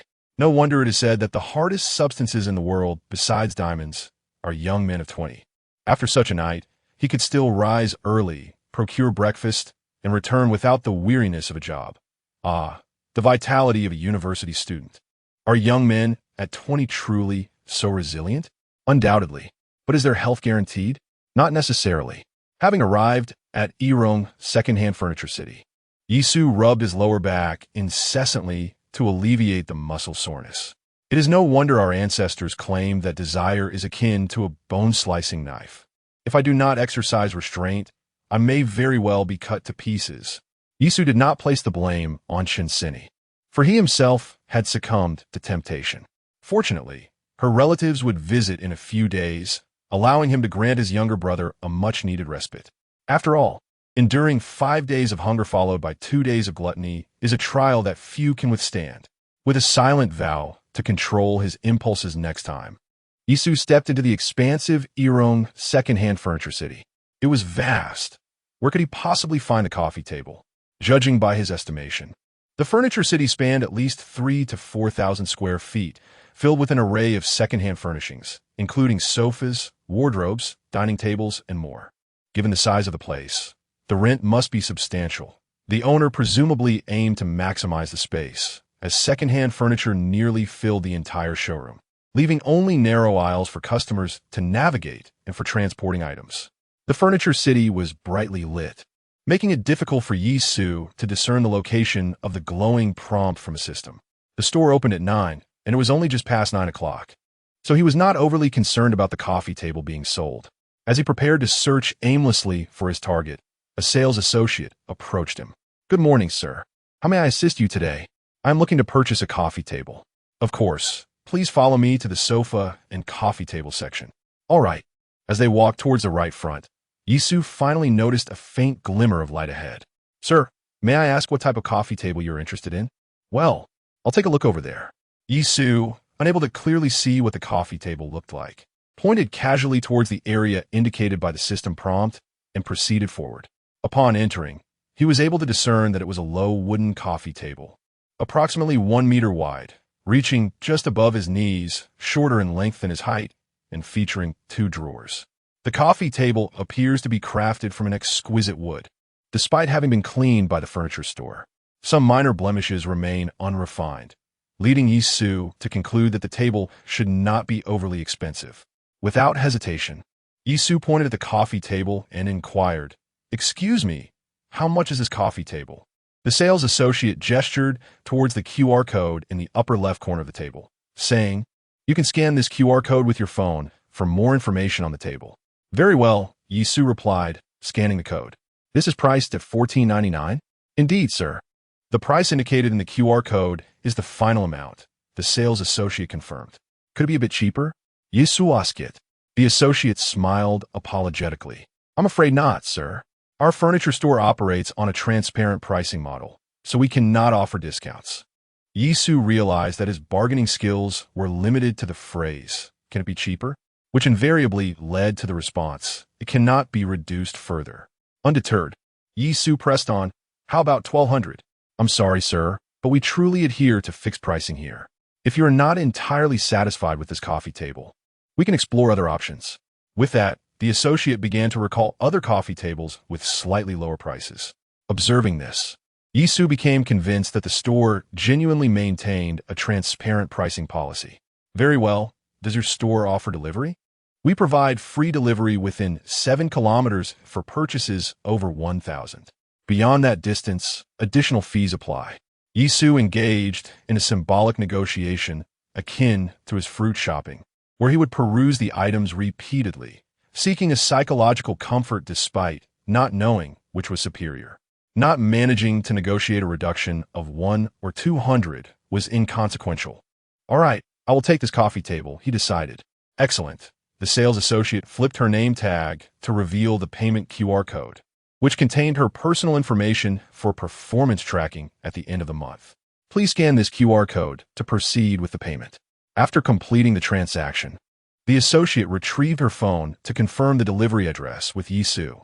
Naturally, he could not have it delivered to his dormitory, nor was Chun Sini's place suitable. Having been cleaned, the coffee table confirmed that the coin Qianlong Tongbao, backed Dragon Phoenix flower money, was likely hidden in a less conspicuous location. Much like the stamps from Journey to the West, Yisu decided to exercise caution, intending to find an undisturbed place with the right tools to uncover where the ancient coin was concealed. Thus, prior to his visit, Yisu had already planned to rent a mini storage unit to house the coffee table for a few days, since he had intended to rent a place outside to facilitate future arrangements. This plan could now be put into action. After scanning the QR code on the coffee table, he had filled in the dimensions, allowing him to select an appropriate mini storage unit. Silver Radiance Building, is it? Yes. The distance did not exceed 7 kilometers. Thus, no additional delivery fee was required. I shall now request my colleague to assist with the delivery. Is it permissible to accompany the vehicle? One person may ride along. Very well. After a brief communication, Yisu awaited at the entrance. Shortly thereafter, the sales associate assisted in maneuvering the coffee table, which was pushed out by a male employee using a cart.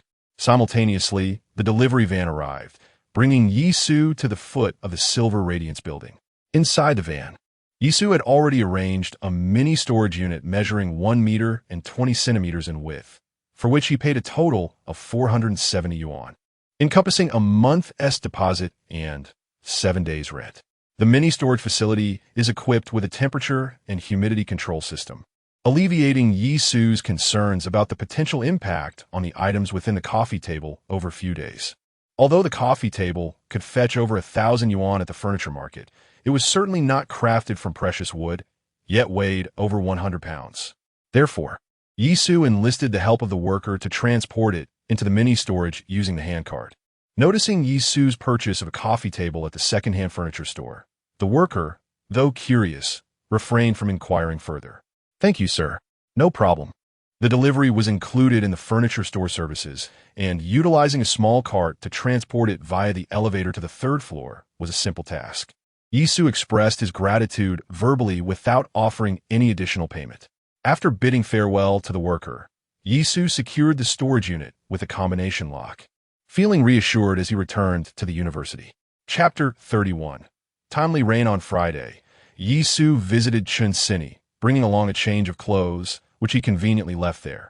Thus, after returning to school in the morning to drop off his electric scooter, Yisu, with his bag slung over his shoulder, made his way directly to the furniture market, only returning to the dormitory now.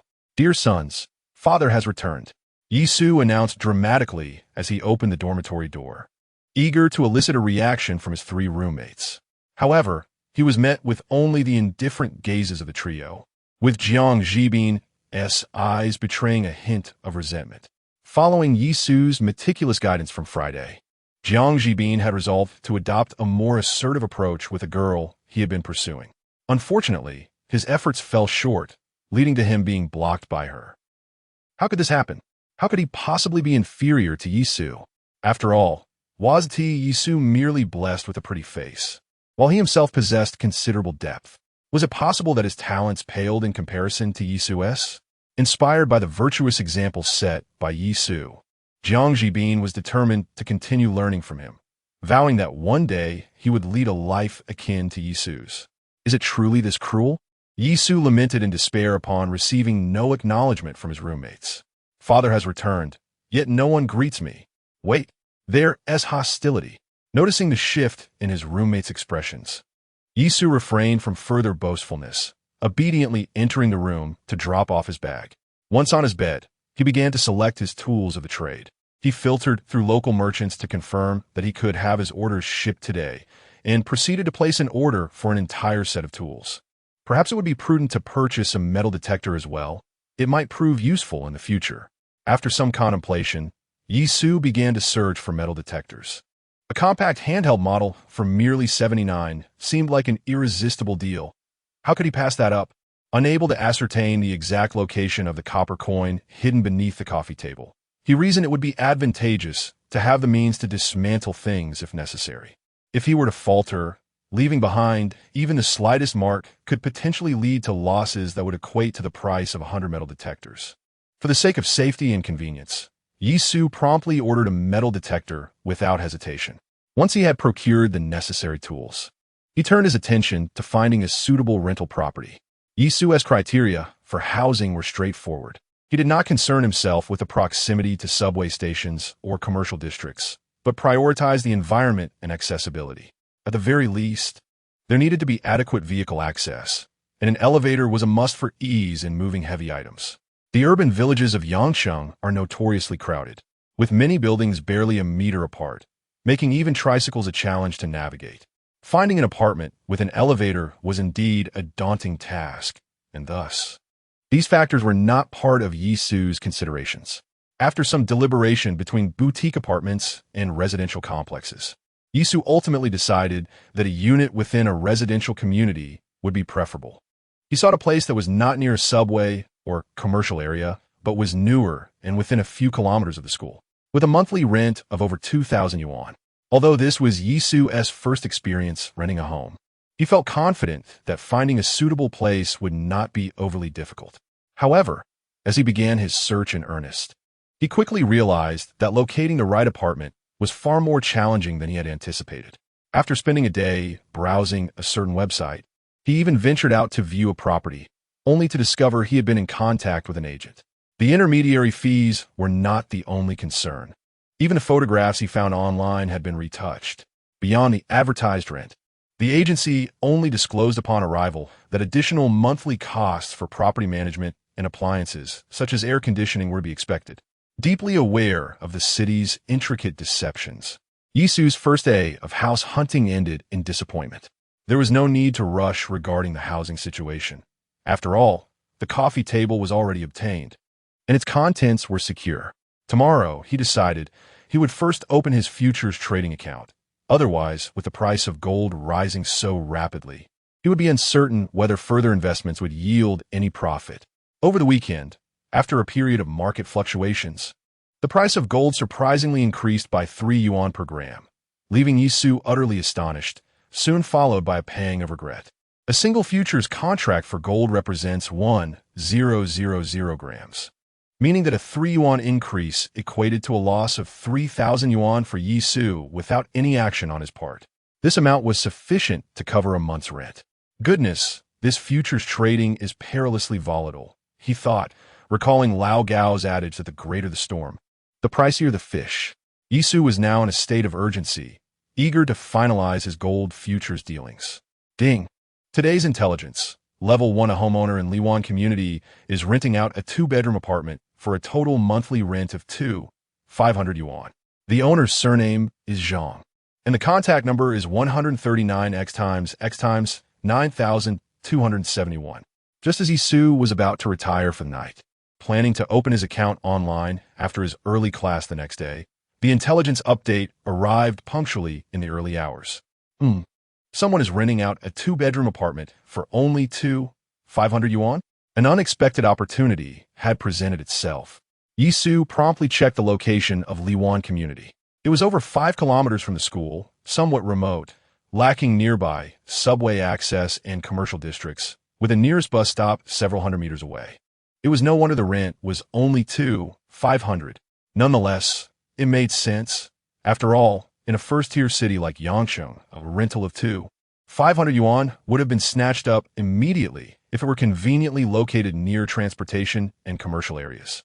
Yisu's expectations for housing were not particularly high. So given the reasonable price and the system's recommendation, he intended to contact the homeowner in the morning to view the apartment. If all went well, he could finalize the deal and save the agency fees for half a month. On Monday morning, after attending 2 classes, Yisu eagerly applied to open his account on the futures trading app he had previously downloaded. Within approximately half an hour, he received his account details. He originally had 30,000 yuan, borrowed 70,000 yuan from Lao Ma, and after deducting the 2,000 yuan spent on the coffee table and setting up a mini account, he had 98,000 yuan available for trading. For renting, he would need to pay a maximum of 2 months' deposit and 1 month's rent, leaving him with a few hundred yuan for living expenses. He planned to extract the Qianlong Tongbao, reverse dragon, and phoenix flower money from the coffee table and resell it. After a brief calculation, Yisu decided to deposit 90,000 yuan as margin into his account, purchasing 1 futures contract of gold at the price of 704.27 yuan per gram. Now it was a matter of deciding whether to have a meal or porridge, depending on the performance of Tongzige. Over the weekend, Yisu had also learned online that the current market sentiment towards gold remained robust, and the international situation appeared rather bleak. Thus, Yisu remained unperturbed, confident that the gold market would not suddenly collapse, rendering his investments futile. Engaging in gold futures was merely a matter of whether he would reap substantial gains or modest returns. Prudently, he set the profit and loss threshold at 5, then resigned himself to fate by closing the app. He proceeded to call the landlord regarding a rental property, his inquiries punctuated by the refreshing intelligence received at dawn. "Hello, is this Mr. Li?" "Yes, who might you be?" Upon hearing the response, Yisu discerned that the interlocutor was a local native, his Mandarin reminiscent of that of Yisu's elementary school teacher. "I am interested in renting a property. I noticed you have one available online. May I inquire if it is still on the market?" "Indeed, it is. Would you like to view the property? Would half an hour be convenient, or should I wait until the evening?" "Half an hour works. I will be there to let you in." "Very well. Please add my WeChat using this number, and I will contact you upon my arrival." Having arranged a time with simplicity, Yisu noticed the friend request had been accepted. He grabbed his identification and set off on his electric scooter. Departing from school, he arrived at the community entrance in 20 minutes, successfully meeting his initial requirement for proximity.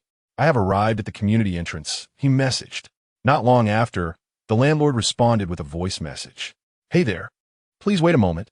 I will be there shortly." "All right."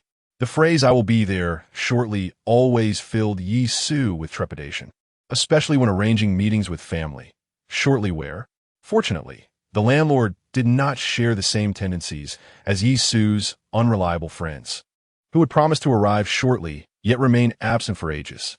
As he read a chapter of a novel, Yisu noticed a middle-aged man, his head gleaming, clad in a long-sleeved polo shirt and flip-flops, approaching him on an electric bike. Chapter 32. A System Error? "Hey there. Are you looking to rent an apartment?" "Yes, Mr. Li, right?" "Indeed." Under the guidance of a landlord, the two parked their electric scooter and ascended the stairs to view the property. The elevator took them to the 6th floor, where they encountered a 2-bedroom, 1-living-room apartment, complete with a balcony and a bathroom. The living room and bedrooms were devoid of tiled flooring, alleviating concerns of dampness during the rainy season. The actual area was approximately 50 to 60 square meters, which Yisu could survey at a glance. The apartment was furnished with an air conditioner, refrigerator, and other essential amenities, all of which were far from the outdated, energy-inefficient relics often advertised online. With no further objections, Yisu promptly decided to rent the apartment. Pleased with Yisu's swift decision, the landlord briefly outlined the rental terms: a monthly rent of 2,500 yuan, with a minimum lease of 1 year, a security deposit of 2 months' rent, and payment of 1 month's rent in advance. Should Yisu choose to vacate early, the deposit would not be refunded, and utility bills would need to be paid online. Any damages occurring during normal use would be repaired at the landlord's expense, while any damages caused by negligence would require compensation at the price specified in the contract. Is it possible to adjust the terms to 1 month's deposit and 1 month's rent? With a 2-month deposit, Yisu would be left with only 500 yuan, and he naturally wished to negotiate, hoping to retain an additional 2,500 for emergencies. I am currently a bit financially constrained. A 2-month deposit indeed places a strain on me. However, rest assured, I will ensure timely rent payment each month. I typically require a 2-month deposit for renters. Just consider the appliances and the sofa in the apartment. If they happen to be damaged through carelessness, a single month's deposit would hardly suffice. Do not worry. I will use everything responsibly and certainly won't damage your belongings. Besides, it's improbable that everything would be broken in the first place. The landlord appeared somewhat hesitant, likely concerned about Yisu's financial stability and the potential for overdue rent. How about this? Since you mentioned your current difficulties, you may provide 1 month's deposit now and pay the remaining deposit next month when you settle the rent. Would that work? To pay the deposit next month? Not only do I anticipate making a profit from my gold futures next month, but I also plan to dismantle my coffee table and retrieve the Qianlong Tongbao, dragon and phoenix flower money inside, ensuring my finances will flourish once more. Agreed then. Thank you, landlord. Upon hearing Yisu's agreement to provide the remaining deposit next month, the landlord visibly relaxed. If Yisu encountered difficulties, the landlord preferred to leave the apartment vacant for a while rather than deal with a troublesome tenant. Well then, let us proceed with the contract. The landlord, unperturbed by the potential for Yisu to exploit him, directly filled in the rental agreement with a 5,000 yuan deposit. Yet the receipt issued to Yisu only reflected 1 month's deposit and 1 month's rent. With the landlord's assistance, Yisu successfully linked his utility account, received 2 keys, and obtained the access card. Thus, his inaugural experience of renting an apartment concluded seamlessly. Safe travels, the landlord bid. Indeed, after bidding farewell to the landlord, Yisu, buoyed by the novelty of the experience, leisurely explored both the interior and exterior of the apartment, subsequently ordering a set of bedding tailored to the dimensions of the master bed. It was just past 11 o'clock, and as I hurried to the mini warehouse to call for a vehicle to transport the coffee table back, I felt a sense of urgency. Additionally, the items I purchased online yesterday were still marked as in transit. Having already paid a week's rent, I thought it wise to keep it a little longer, viewing it as a means to recoup some of my expenses. Time was of no consequence. Yasu first rode his electric bike to the supermarket to acquire some mops and other daily necessities. Then he quickly tidied the apartment once more before heading to the school cafeteria to address his lunch needs. Ever since the illicit affair between Yasu and Chun Sini was exposed, his 3 roommates had chosen to ignore him, and Yasu seemed to vanish for hours on end without explanation. This, however, spared him the effort of concocting any stories. After attending 2 classes in the afternoon, just as the delivery arrived, Yasu hastily rode his electric bike to the mini warehouse. As he wheeled the coffee table down with a hand truck, the van he had summoned also arrived. "Excuse me, could you lend a hand and help me carry it to the underground garage over there? I can offer you an extra 10 yuan for your trouble. Is that acceptable?" Though he could be frugal at times, Yasu understood the value of hard-earned money and felt it proper to compensate the driver. Sure, the driver readily agreed. "Can we load the electric bike onto the vehicle too? That way, you won't have to wait for me over there," Yasu proposed. The driver, perhaps swayed by Yasu's willingness to pay a bit extra, dismissed any concerns about the bike's safety. All right, the 2 men effortlessly lifted the coffee table and the electric bike onto the vehicle. Upon returning to the community, Yasu carried the coffee table upstairs, handed the driver the 10 yuan, and sent him on his way. Eagerly, he tore open the package to retrieve the metal detector and approached the coffee table. With a sense of hopeful anticipation, he first removed the two drawers to inspect them, and as expected, there was no sign of ancient coins. He scanned the table several times with the metal detector, which only beeped in response to the two round knobs, thereby ruling out the possibility of hidden compartments within the drawers. The 79 yuan spent felt well worth it. Without that device, he would have likely resorted to dismantling the entire coffee table with an axe. Yasu then focused on the coffee table itself, brandishing the metal detector as he began his search. However, after thoroughly scanning every inch, including the insides of the drawers, he found himself bewildered. What's going on? Why is there nothing? The detector had beeped several times during the examination, yet when Yasu exerted great effort to flip the table over, he discovered that the areas triggering the alarm were merely nails securing a few corners. Unwilling to give up, Yasu continued to sweep the metal detector over the table multiple times, only to receive the same unyielding result. Had he made a mistake in his purchase? A pang of anxiety struck him, urging him to rush back to the furniture store for confirmation. Yet he quickly shook his head to reassure himself. That couldn't be right. When selecting the coffee table yesterday, the system's indicator had clearly illuminated this particular piece. With such a significant target, how could he possibly have chosen incorrectly? Could it be that the thickness of the wood is preventing this small metal detector from functioning, or is it simply incapable of detecting a copper coin?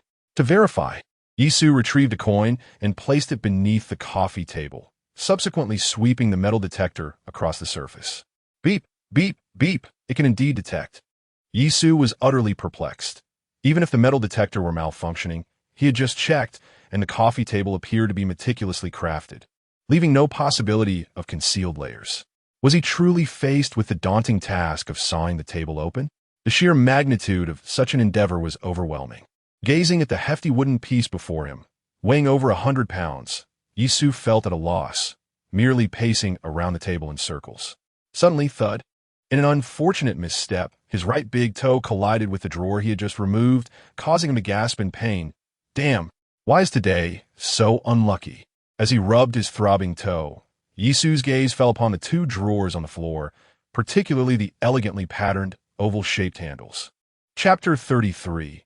Trials and Tribulations. After much searching, Yisu had a hunch that the answer lay within these two handles. Without hesitation, he overturned the coffee table and secured the drawer back in place. He then took a cloth, draped it over one of the handles, gripped it firmly with both hands, and began to twist. A sharp crack echoed through the air, mingling with a rusted grinding sound as one handle came loose. Upon weighing it in his hand, Yisu discerned that the handle was certainly not solid. Through the gap above, it appeared to be composed of two semicircular halves. Indeed, something lay within, cautiously shaking it. He was met with a muffled sound that was unmistakably not the clinking of coins. Wary of cutting himself, Yisu reattached the handle and retrieved a utility knife, carefully slicing along the seam between the two halves to create a crack. He then took a flathead screwdriver and, inch by inch, pried it open along the fissure until the handle was entirely detached. With his left hand supporting it from below, he lifted the cover with his right, revealing a piece of red cloth encasing a hard object. The moment he grasped it, Yisu could feel that it was indeed a circular wallet.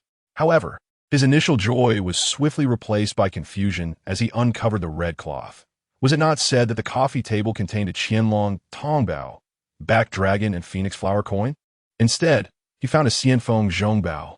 Upon flipping it over, he noticed the inscriptions Dang and Sure, and with the knowledge he had acquired over the past few days studying ancient coins, he recognized that the symbols on either side read Baosu. In his recollection, this unmarked ordinary version should not hold significant value, especially when compared to the Qianlong Tongbao, back dragon and phoenix flower coin. Perhaps the other handle contained it?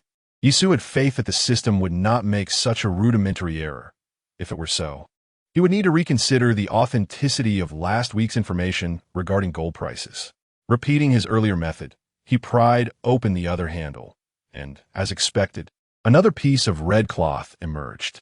Clearly, the object within this cloth was larger.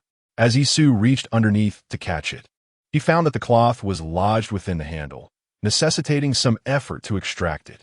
Truly, good things often come with challenges. Yet he was grateful that he had only begun searching for this coin after renting the house and purchasing tools.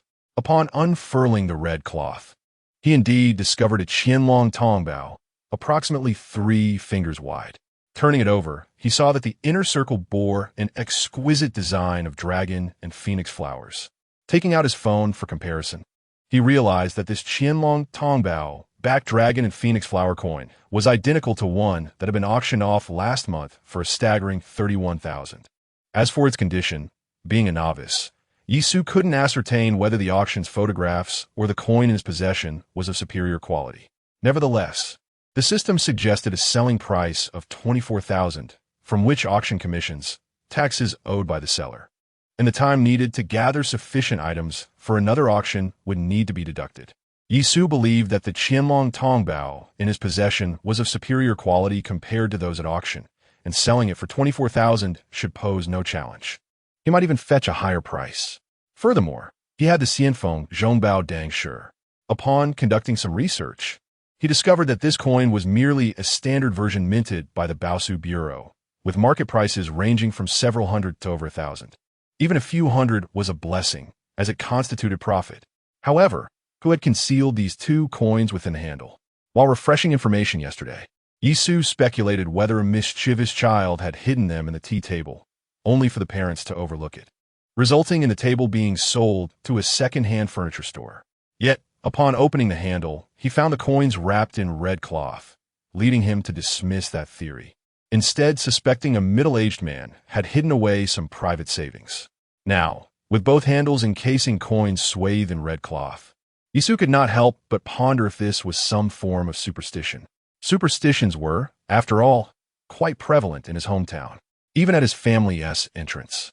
A sword hilt wrapped in red cloth, alongside a corroded coin sword, still resided. Belief brings fortune. Disbelief yields 24,000.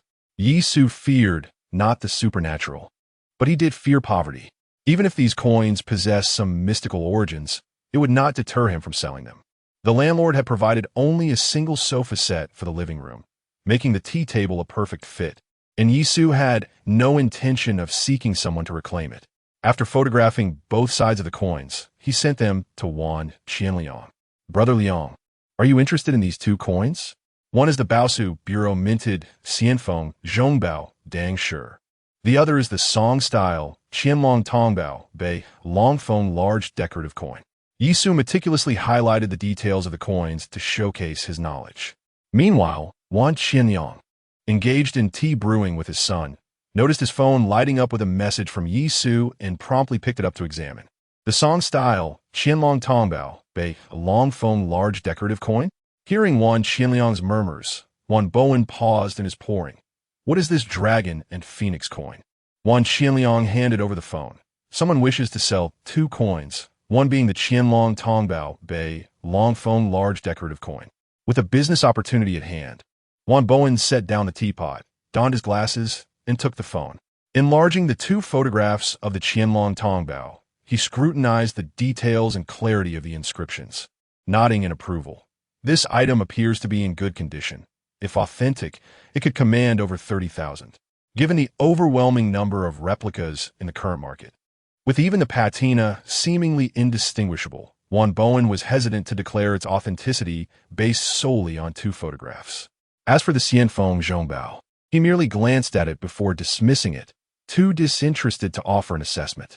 Is it your friend selling? Do you recall the last time someone offered an English black penny stamp? Yes, this time, he is also the one selling something. Oh, Wan Bo remembered that last time. Wan Yuanliang mentioned that the individual in question was merely a dashing young man in his 20s. It was perplexing how he frequently dealt in various antiquities. Wan Yuanliang remarked that this individual did not resemble those involved in illicit trades. Previously, he claimed that the stamps were given by a family member. Could it be that he was pilfering items from home to sell? With this thought in mind, Wan Bo scrutinized Wan Yuanliang, contemplating the necessity of keeping a close watch on this lad to prevent him from falling into trouble. Confounded by his father's scrutiny, Wan Yuanliang could only inquire, "Shall we accept those items?" He suggested waiting until the young man had some time to bring the items for inspection. If both the quality and price were satisfactory, they would proceed with the purchase. Very well. I shall ask, replied Wan Yuanliang. He took the phone and messaged Yisu. Wan Yuanliang. Accepted. Wan Yuanliang. When are you available to bring the items for inspection? How about later? If convenient, I can arrive in an hour. Wan Yuanliang. That works. I will be at the shop. You can come directly. All settled. It is indeed convenient to have acquaintances for such transactions. Yisu shook out 2 pieces of red cloth, rewrapped his wallet, and then stepped outside. He first rode his electric scooter back to school and, indulging in a rare luxury, opted for a taxi, arriving at Wan Yuliang's antique shop shortly after 5. Chapter 34. A lucky find is like discovering wealth upon entering. Yisu immediately noticed a middle-aged man seated at the main position of the tea table, alongside Wan Yuanliang. The teapot was in his hands, and it was evident that this man was Wan Yuanliang's father. "Su, you've arrived," Wan Yuanliang said, rising to sit beside him and gesturing for Yisu to take his place. "This is my father. Hello, if you don't mind, you can call me Uncle Wan." The elder greeted warmly. Yisu pointed acknowledged him, unneven. "Please, have a seat," Wan Bowen offered, pouring a cup of tea for Yisu. "Ouyang mentioned that you are from Yingzhou. You must enjoy tea as well. One tends to drink tea when elders are around, but such opportunities are scarce outside." Yisu replied. He took a few sips from his cup before downing it in one go. "You youngsters likely prefer beverages and beer, but in a few years, you shall develop a taste for tea," Wan Yuanliang chuckled. Yisu could only respond with a courteous smile. Wan Yuanliang took a sip from his cup as well. "When you contacted me, my father happened to be in the shop. It's not that I suspect you of trying to deceive me with counterfeit items. He simply came along to ensure everything is in order. How would he think you so darkly of me? After all, once you open your doors for business, if you were to act that way, I could understand," Yisu replied. As it was already past 5, Yisu wasted no time and retrieved 2 pieces of red cloth from his pocket, laying them out on a clean surface. "These are the 2 copper coins I just handed to Liango. Please check if there are any issues." Wan Bowen, with a clear purpose, wiped his hands clean, donned his glasses, and carefully picked up the Qianlong Tongbaolong with the red cloth for a meticulous inspection. He scrutinized every detail, weighed the coin, measured its dimensions with a ruler, and even took a whiff of it. As Wan Bo, when examined the Qianlong Tongbao, Wan Yuanliang picked up the Xinfeng Zhongbao for a casual inspection. The items were genuine, and the patina appeared quite natural. After placing the Qianlong Tongbao back on the table, Wan Bo invited Wan Yuanliang to observe it once more. Yet he did not take the Xinfeng Zhongbao again. That's reassuring. "May I inquire as to the origin of these 2 coins?" While observing intently, Wan Yuanliang interjected playfully. "It wouldn't happen to be your New Year's money from home, would it? If so, your family's tradition might be a tad unconventional for our Guangdong province." "Not at all. If it were indeed the New Year's money, I would have presented it to you last time." Yisu had already crafted his story. "I stumbled upon these a couple of days ago. I thought to pass them on to you to earn a little living expense.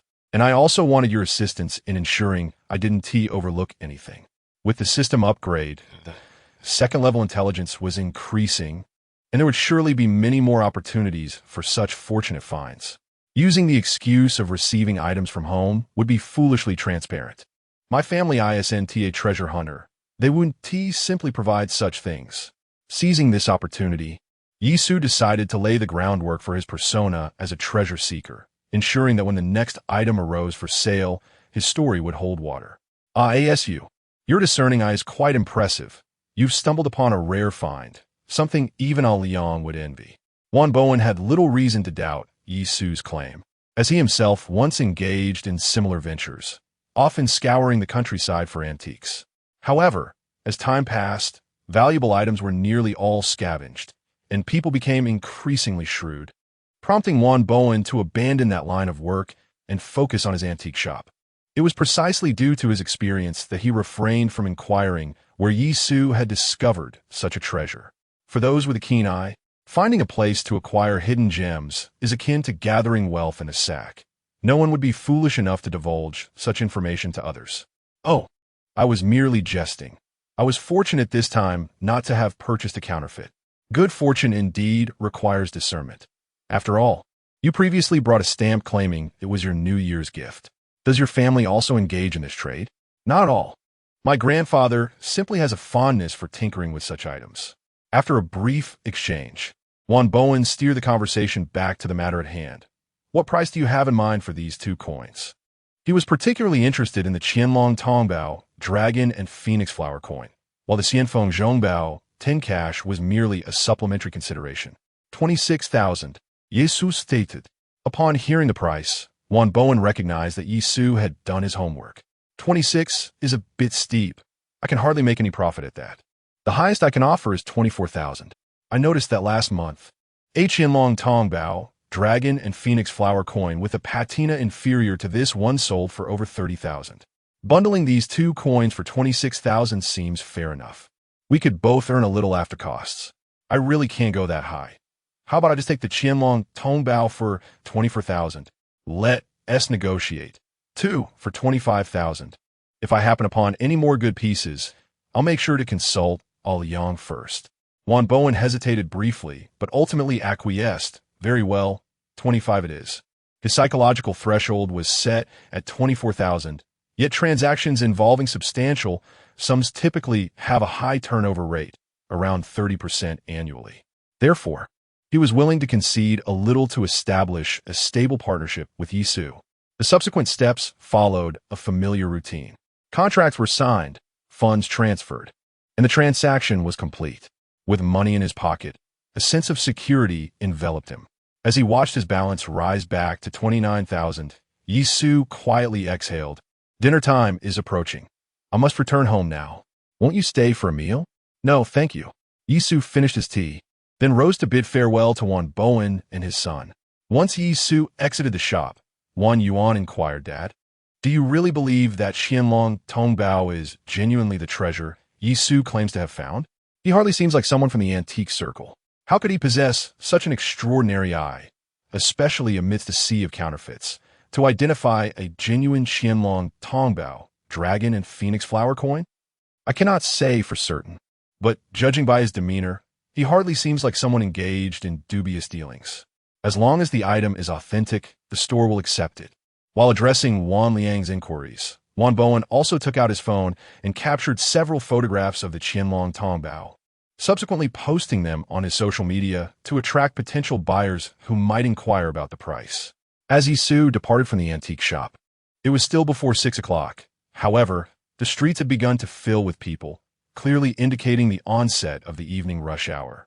Taking a taxi would result in congestion, and the subway would be overcrowded, so Yisu opted to find a place to dine alone, meandering around for a while before returning to his dormitory. Hello there. Look who has returned. Oh, so you do know how to come back? I shall forever be a part of 305. Where else could I possibly go? Ha! The 3 roommates had come to accept the reality that Yisu, consumed by passionate romance with his girlfriend, had become elusive, disappearing from sight for days on end, thus ending their isolating behavior towards him. The camaraderie in dorm 305 resumed, and they once again enjoyed their delightful 4-player gaming sessions at the Internet CAF. Chapter 35, A Moment of Clarity, Beep. Today's intelligence, Level 1, outside the north gate of the school. There lies a bouquet of roses containing a bracelet endorsed by a certain celebrity, prepared as a birthday surprise by an infatuated admirer for his goddess. In a rush to meet her boyfriend, the goddess, upon discovering that the delivery merely consisted of flowers, erupted in fury and cast them aside in a corner. The retail price of the bracelet is 1,199 yuan, but due to markup issues, the suggested selling price is 300 yuan. After a long day filled with apartment hunting, dismantling a coffee table, and a trip to an antique shop, Yisu was ready to retire for the night. However, a fresh piece of intelligence that arrived in the early hours rejuvenated him. Alas, at such a young age, why must one choose the path of an infatuated admirer? Upon seeing another opportunity to be seized, Yisu recalled the first piece of intelligence he received after binding the system, which also involved a small surprise that was carelessly discarded by the recipient. The difference was that the surprise from the top admirer was at least acknowledged by the female streamer, whereas the fellow who gifted the bracelet seemed to have garnered no recognition whatsoever, perhaps failing to even capture her attention during their calls, as she was likely preoccupied with jogging or munching on spicy snacks. One received a taste of fulfillment, while the other's investment barely registered. Both were, in their own rights, victims of unrequited affection. In Yi Su's perspective, the current infatuated admirer and the previous top admirer were equally matched in folly. Neither had the right to mock the other. 300 yuan is still a sum worth pursuing, so he decided to collect the item. With a swift motion, Yi Su rolled out of bed, ready to venture to the school gate to retrieve the item, entirely unfazed by the fact that his wallet was now somewhat fuller. Dismissing the notion that a necklace worth merely 300 yuan was beneath his notice. Furthermore, while the bracelet might only be valued at 300 in the second-hand market, Yi Su believed he could still extract its full worth of 1,199 yuan. Out so late? Fang's away, preparing to turn off the lights for bed, noticed Yi Su donning a jacket and inquired with curiosity. "I'm just stepping out for a phone call. I'll be back shortly. You can turn off the lights." Yi Su replied. "Oh." Fang's away shrugged, not pondering further. Descending the stairs, Yi Su hopped on his electric bike and arrived at the north gate of the school. Indeed, he spotted a glimmering light behind the wall-s pillar to his left, guiding him. As he approached, he was greeted by a lavish bouquet of dozens of roses. It seemed this admirer had not only splurged on the bracelet, but also on the flowers. With such resources, why not pursue someone who doesn't T-mind cilantro? Why choose to be an infatuated admirer? Yi Su lamented tis 40. Yet his hands moved with unwavering determination as he swiftly seized the bouquet and placed it behind his footrest, riding away. There were no surveillance cameras in that stretch outside the wall, so he harbored no concerns about the admirer checking the footage afterward. After riding 100 meters away, he halted by a trash bin to unwrap the bouquet, discreetly pocketing the rectangular jewelry box nestled within. He tossed the discarded flowers and wrapping into the bin and rode off, eventually returning to his dormitory via the front of the school after a brief detour. In the subsequent days, the intelligence refreshed by the system yielded little value, amounting to a mere 400 yuan in cash. Yi Su, in moments of leisure, aside from completing his studies and navigating between housing and school, casually absorbed several pieces of intelligence to supplement his daily expenses. Beyond the mere 400 yuan, the most significant acquisition from Monday to Friday was his investment in gold futures. The anticipated fluctuations in gold prices did not culminate in a margin call. He entered the market at a price of 704.27 yuan, and by Thursday's close, the gold futures had surged to 714.66 yuan. In just 3 days, with 1,000 grams of gold futures, he realized a profit of 10,000 yuan, leaving Yi Su, a novice in futures trading, utterly astonished, earning 10,000 in 3 days. If such a trend persisted for a month, he could amass a fortune of 100,000 yuan from a single contract. However, Yi Su mused that the market could not be so wildly irrational. After all, it was not as if they were preparing for war. There was no logical basis for gold to perpetually ascend. If prices continued to rise unchecked, one might as well forsake labor altogether and simply invest in gold futures to reap effortless rewards. Reality, however, revealed Yi Su's lack of innate talent for finance, as the market proved to be unpredictably volatile. On Friday, opening at 714.66 yuan, the price soared, closing in astonishing 722.80 yuan. There was no need for him to obsessively monitor the gold prices. The incessant trending news left him speechless in shock. Had he truly earned 18,000 yuan? Even with his previous fortunate finds of the British black penny stamp and the Qianlong Tongbao with Phoenix design, he had never imagined that earning money could be so effortless. After all, the stamps and coins were unique pieces of intelligence provided by the system, irreplicable in nature.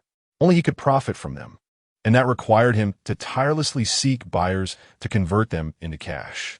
Now, however, with merely a principal sum and a few taps of his fingers to invest in gold futures, he could simply sit back and await the rising prices to deliver profits directly to his doorstep. Unlike the stamps and coins, this information possessed a quality of shareability. As long as others could hitch a ride on this wave, they too could earn a fortune. He wondered if Chun Sini had acted upon the information he had casually shared one evening, perhaps investing in some funds. In recent days, as the gold prices continued to ascend, he refrained from inquiring during their casual WeChat conversations whether she had partaken in the opportunity. Ultimately, all gifts bestowed by fate had already been marked with their respective prices in the shadows, if she had not invested in any funds. It would merely underscore her lack of financial fortune. Apart from Chen Sini, Yisu also mentioned the potential for rising gold prices to his 3 friends in the dormitory. Though their little treasure troves were modest, it was not too burdensome to treat themselves to a nice meal if they heeded his advice. Conversely, during family group chats, Yisu had not sought an opportunity to reveal the news of rising gold prices, given that his family was currently short on funds. Any surplus would likely be reserved for repaying debts, making investment nearly impossible. Disclosing the information about gold prices to his family would only deepen their regret of, if only we had listened to Yisu and bought some gold for investment. Naturally, Yisu would not engage in actions that would be unhelpful or detrimental. Regardless of his previous success in trading gold, it ultimately translates to the Yi family making a profit, albeit slightly diminished. With an existing sum of 30,000, he contemplated borrowing an additional 70,000 from several lending platforms to amass a total of 100,000 for futures trading. After careful consideration of this strategy, Yisu ultimately abandoned the notion. He realized that after experiencing the initial sweetness of gold futures, he had unwittingly developed a gambler's mentality akin to others. Continuously leveraging loans to immerse himself in the futures market, he understood that whether winning or losing, it would not bode well for his future. Losing would lead to total loss and debt, transforming a promising hand into a disastrous one. Winning would be even more perilous. Yisu knew himself too well. Once would inevitably lead to a second time. If he leveraged for a significant gamble and won, he would likely resort to the same tactic when faced with similar circumstances. Those who frequently tread by the river seldom escape unscathed. Even if he triumphed in the first 9 instances, a single misstep on the 10th could result not only in financial ruin, but also in unimaginable consequences. Awakening to this realization, Yisu felt a wave of trepidation. It was no wonder that so many have seen their families shattered by a single word, gamble. Chapter 36. Why should I care if a dog is lost? Indeed, Yisu's intuition proved correct. The price of gold had surged to unprecedented heights. Chen Sini, heeding Yisu's counsel, chose to invest 50,000 yuan in gold funds on Monday. After the passage of 5 days, she had already accrued a profit of 278 yuan, leaving her in admiration of Yisu's uncanny luck.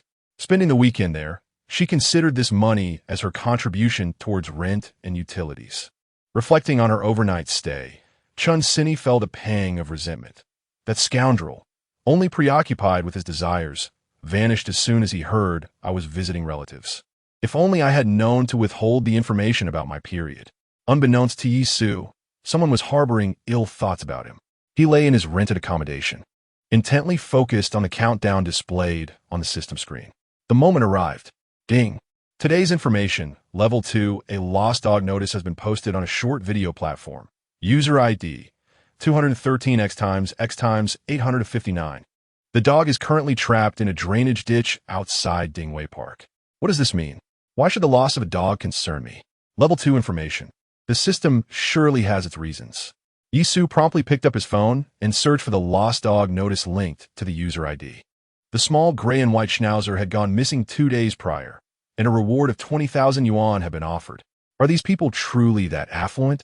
Driven by curiosity, Yisu researched the price of schnauzers, discovering that a typical pet gray dog ranges from 1,000 to 2,000 yuan, while purebreds can fetch 3 to 4,000. Offering a reward of 20,000 yuan merely a day after the dog's disappearance suggests that this family belongs to the breed enthusiasts who affectionately refer to their dogs as their children. Having been missing for 2 days and now trapped in a drainage ditch, could this small dog possibly be dead?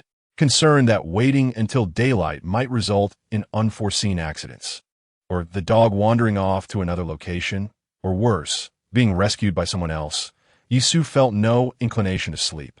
He dressed promptly and prepared to leave. Just as he reached the door, he recalled something and turned back to the kitchen cabinet to retrieve a sausage. Fortunately, while stocking up on instant noodles, he had also purchased a pack of sausages. Otherwise, he would have found himself in a predicament. Lacking disposable gloves, Yisu contemplated for a moment before simply placing a plastic bag meant for snacks into his pocket and then exited the house. Yisu had now grasped the scope of the system's refreshed information. which extended to a radius of approximately 10 kilometers based on his daytime activities. The information regarding Dingwei Park indicated it was only a short journey away. However, upon arriving at Dingwei Park, Yisu was taken aback. Goodness, this park is enormous. How am I supposed to find the dog? Since he was already there, and the system indicated it was in a drainage ditch. Yisu had no choice but to ride his electric bike in slow circles around Dingwei Park, while keeping a vigilant eye on the drainage ditches for any sign of the system's guiding light. He found it. After traversing less than 2 kilometers, Yisu discovered a familiar gleam emanating from beneath a stainless steel cover, subtly guiding his path. As he navigated the area, Yisu noticed no signs of the cover being disturbed, leaving him puzzled about how the dog had managed to end up in the drainage ditch. This foolish creature. Could it be that it was so unfortunate as to have the cover replaced just after it had wriggled in? Upon parking his vehicle, Yisu approached the cover, only to see the glimmer suddenly shift to the left, seemingly startled by his presence. Fluffy, he called softly, disregarding whether it would have any effect. He followed the light while playfully uttering the dog's name as inscribed on the lost dog notice, simultaneously retrieving a pre-prepared sausage from his pocket. Perhaps famished. The moment it caught the scent of the sausage Yisu had broken and discarded, and heard its familiar name, the light indeed paused and hesitantly turned around. Fluffy. Observing this, Yisu promptly set down the remaining sausage, then grasped the cover with a plastic bag he had prepared. In the quiet hours past midnight in Yangcheng, those who needed rest had long retired, and those indulging in nightlife would not choose to stroll through the park. Thus, the area was devoid of passers-by to witness Yisu's maneuvering with the drainage cover. With a creaking sound of metal grinding against itself, Yisu successfully lifted the cover. Woof, woof. The schnauzer, known for its intelligence among canines, recognized Yisu's benign intentions. Upon the cover's opening, it merely barked a couple of times without exhibiting any signs of distress. As a young man who did not own a dog, Yisu found this fluffy little creature undeniably adorable, its eyebrows reminiscent of the comedic villains from old Hong Kong films, adding a dash of humor to its appearance. Good dog. Yisu, encouraged by this, offered the remaining half of the sausage. Without hesitation, the schnauzer snatched the sausage and began to feast.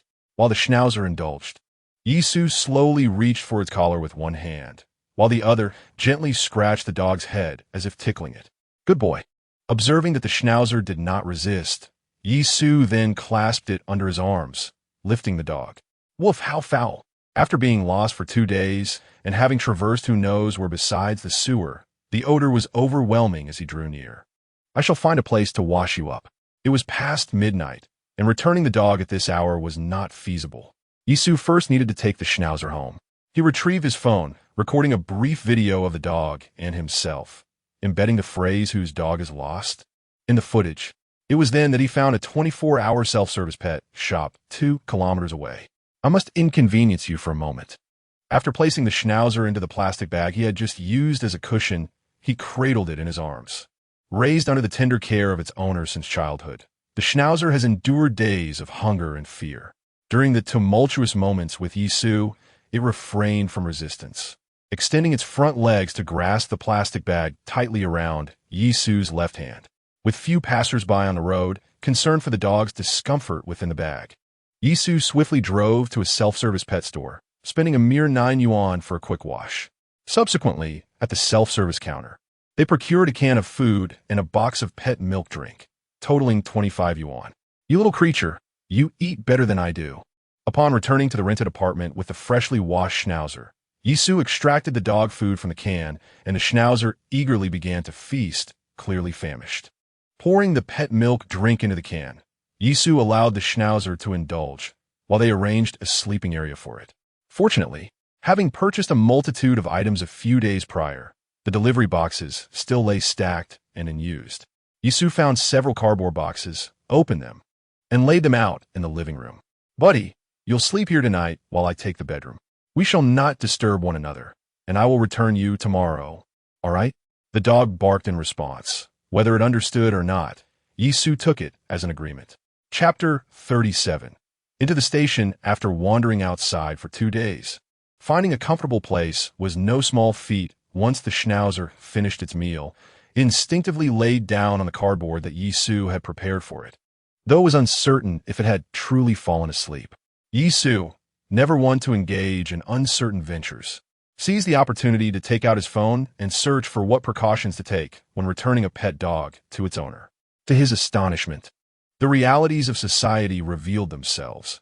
As a university student, he could hardly fathom the depths of human malice. Not only did people turn their backs and refuse to pay once a pet was in their possession, but there were also those who would falsely accuse others of theft, pretending to return the dog in order to swindle them out of money. The adage, if you didn't hit it, why help? Now seemed to morph into, if you didn't steal it, how could you return it? It was no wonder that the number of good-hearted individuals was dwindling. Everyone was merely inclined to protect themselves, preferring to avoid unnecessary trouble. What he had initially believed to be a simple transaction, exchanging the dog for payment, now appeared to be more complex than he had anticipated. According to online commentary, those who actually honored the high rewards offered in lost pet notices were but a small fraction. This realization prompted him to prepare in advance, wary of potential deceit from the dog's owner. When Yisu found the dog, he noticed it wore a collar but lacked a leash. In such circumstances, the chances of the dog getting lost were low if the door had been left ajar, but much higher if the owner had been negligent while walking the dog. If the latter were true, it would raise serious questions about the owner's character, with doubts about the owner's integrity. The likelihood of encountering unexpected complications upon returning the dog naturally increased. After expending so much effort, including giving the dog a bath in the middle of the night, Yisu had little desire to part with a substantial sum as a reward. Thus, he began to research strategies to navigate potential unforeseen events the following day. By 9 o'clock the next morning, Yisu set out with the dog. Yet he refrained from contacting the owner listed in the lost pet notice or heading to the specified address. Instead, he made his way to a local police station.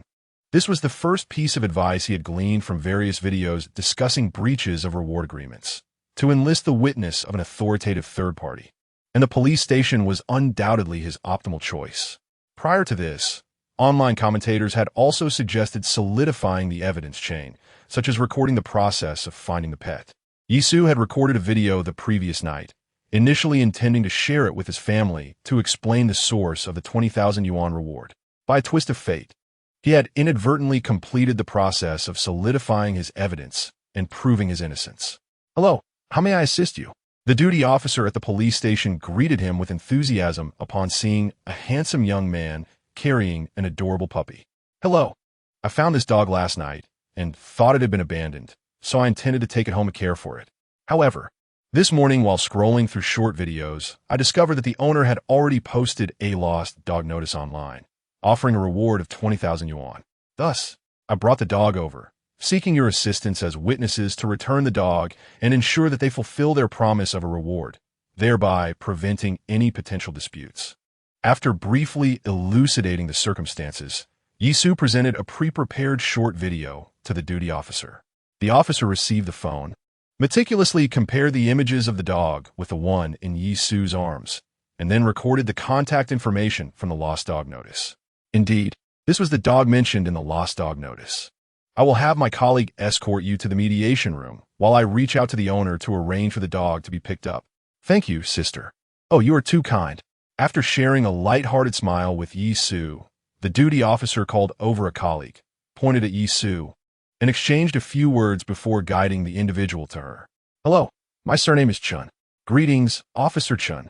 I will take you to the mediation room now. Our colleague will assist you in contacting the owner."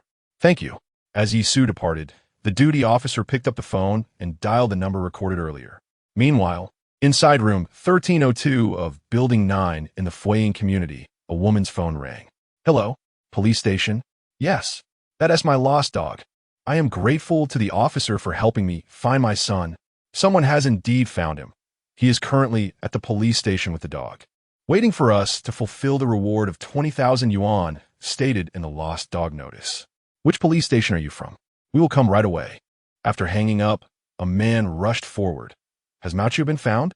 "Yes, the police station said that a man found Mauchio and brought him there, waiting for us to confirm, as well as for us to honor the 20,000 yuan reward." "Is this person out of their mind?" To demand 20,000 for finding a dog? What should we do now? The person is already waiting at the police station. Are we just going to abandon Mauchio? No witties. It's actually better at the police station. We just need to present the dog ownership registration certificate, as long as we prove the dog is ours. Even if we do not pay, that person will have to return Mauchio in front of the police. You are right. I will delete the lost dog notice right now. And when the time comes, I will firmly assert that the person fabricated the story. And we can just give him a few hundred yuan to send him on his way. Birds of a feather flocked together. The couple was in perfect harmony. First, deleting the evidence before hurriedly leaving to retrieve their dog. The police station chosen by Yi Su was conveniently located between their rental apartment and the Fueying community. Not far at all. In approximately 10 minutes, a man and a woman rushed into the police station. Hello, we're the ones who lost the dog. We were just contacted by someone saying that Mauchio has been found and that we should come to confirm. There is no need to rush. The individual is currently waiting for you in the mediation room. Please follow me. Excellent. May I ask your names? My surname is Lin. I am Su. Mr. Su, Ms. Lin, please follow me. Upon entering the mediation room, the couple immediately spotted the schnauzer in Yi Su's hands. Son, you have caused your mother great worry. Where have you been these past few days? Yi Su felt a twinge of discomfort at this scene. You are free to treat your pet as your child, and I have no authority to intervene. However, perhaps you should consider who else is present when you call out like that. To whom are you directing your outburst? Excuse me, madam. Are you certain this is the dog you lost? Yes, she replied. The man beside her stepped forward, producing the prepared dog registration certificate. Here is the certificate from Mauchio, which can confirm that this is indeed our dog. There was little room for doubt in the matter. The officer took the certificate, briefly compared it, and returned it to the man. He then turned to Yi Su and nodded. This is indeed their lost dog. If there are no objections, you may proceed with the handover. Chapter 38. The ingenious netizens. Upon hearing the officer's words, the woman immediately stepped forward to retrieve the schnauzer. Hold on, Yi Su intergested. Withholding the dog. Did you not post a reward for finding your dog? Now that it has been confirmed that this dog belongs to you, shouldn't you honor your promise first? The woman turned to her husband, exchanging a knowing glance. The man, understanding her cue, approached Yi Su with a conciliatory smile. Thank you so much for helping us find our beloved pet. Since our marriage, we have not had children, and this little fur ball has been our sole companion. You cannot imagine how heartbroken my wife was when it went missing. As he spoke, he took out his wallet and presented a wad of cash. This is a token of my appreciation. I hope you will accept it. Indeed, the saying one should always be wary proved to be wise.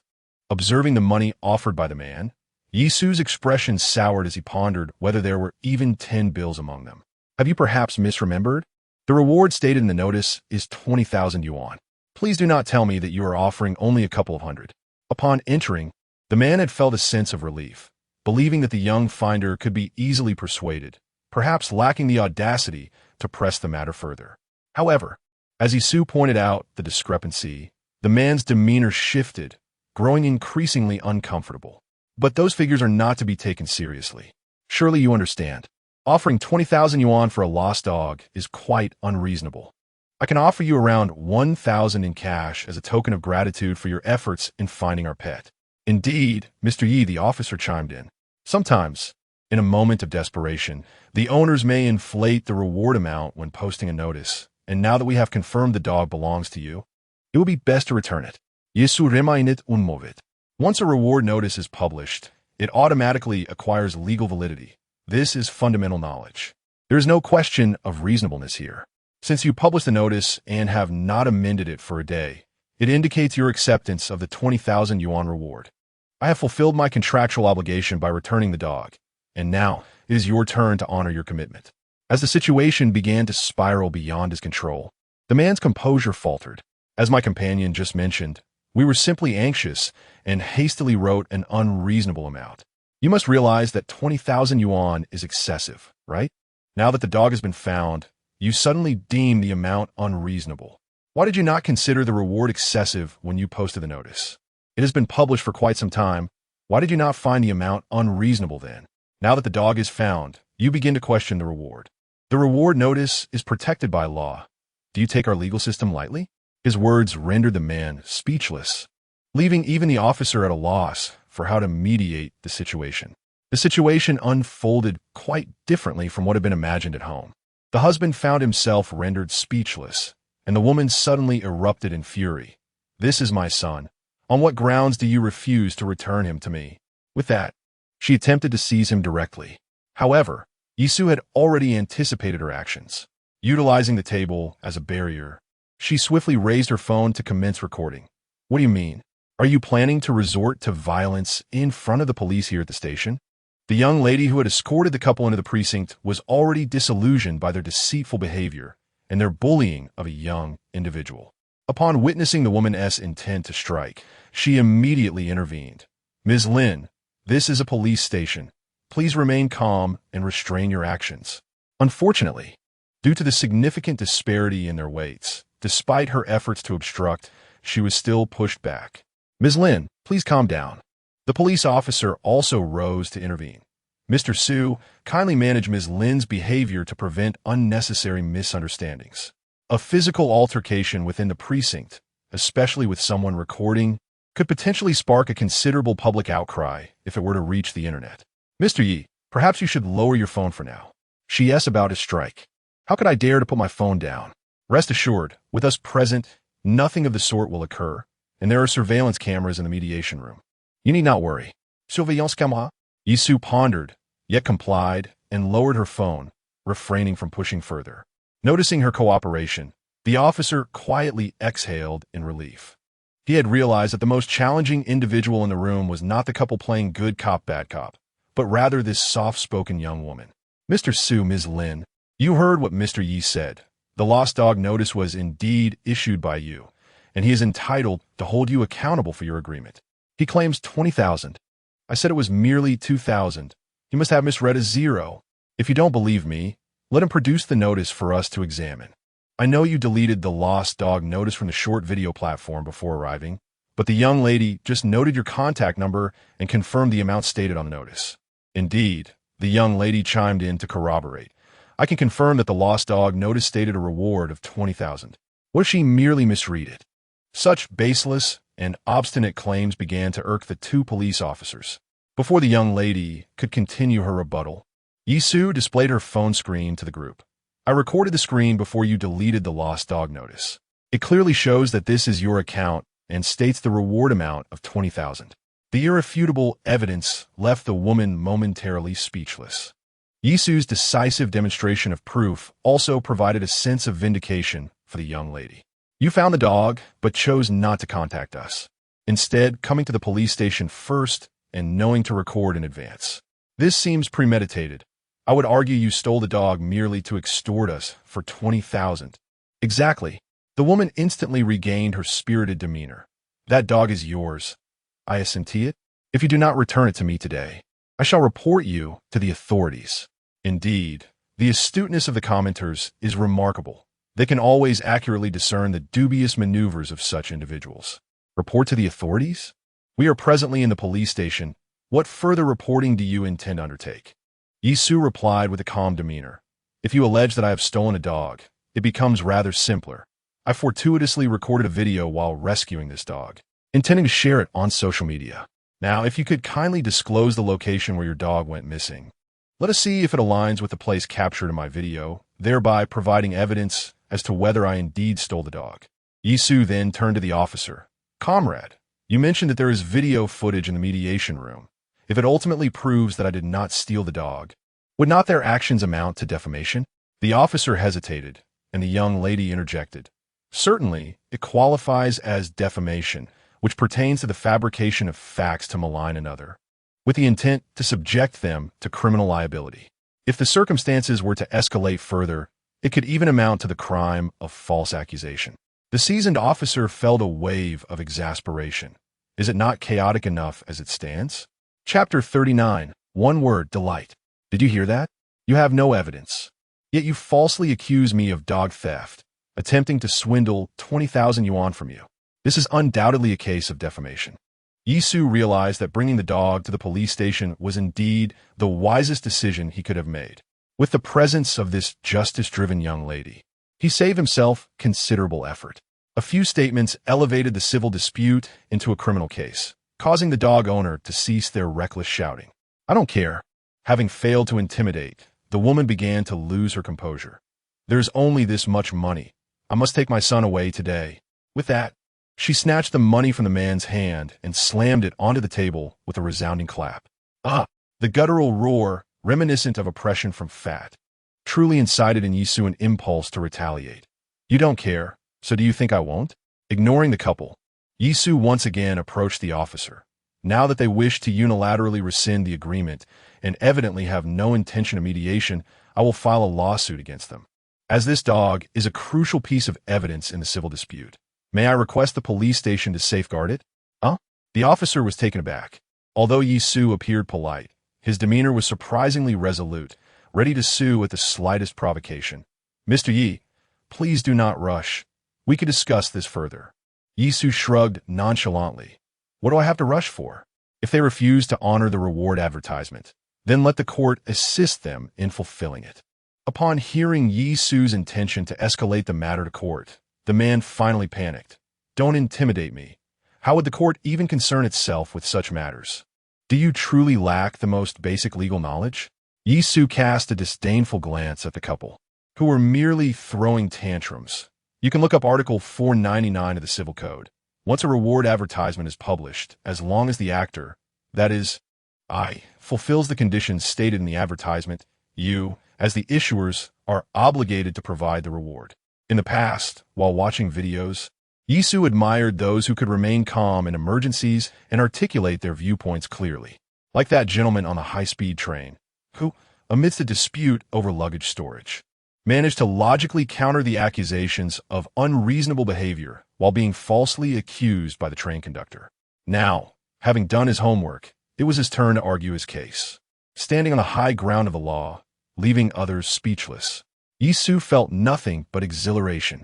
Furthermore, let me remind you that the contract law stipulates that once a reward advertisement is published, both parties are automatically considered to have formed a contractual relationship. Yisu could not recall the specific article it belonged to, but in this moment, such details seemed trivial. Quoting legal clauses made him feel like a legal professional. The man was already intimidated by Yisu's assertions, and with a facade of bravado, he replied, "Go ahead and sue if you wish. Do you know how long it takes for a case to be tried? We can waste your time, making you run back and forth endlessly. Who told you that I need to waste time with you? You may wish to consult online regarding this type of civil dispute. As long as the evidence is compelling and the materials are submitted, one merely waits for the court hearing and a verdict will be pronounced on the spot. I will apply for legal aid, incurring no expenses. When the time comes, if you refuse to pay, it matters not. I shall present the judgment to the court and request enforcement, compelling you to fulfill your financial obligation. The only distinction will be that the matter escalates, and those around you will be aware of your actions." Having suffered from ignorance, the man was utterly defeated, rendered speechless in his retort to Yisu. "Mr. Su, it is evident that persuading Yisu is futile. Hence the focus must shift to this couple." Among the two, the police officer undoubtedly preferred to engage in dialogue with the man. Mr. Ye's demands are quite clear. He merely wishes for you to honor the commitment stated in the lost dog notice.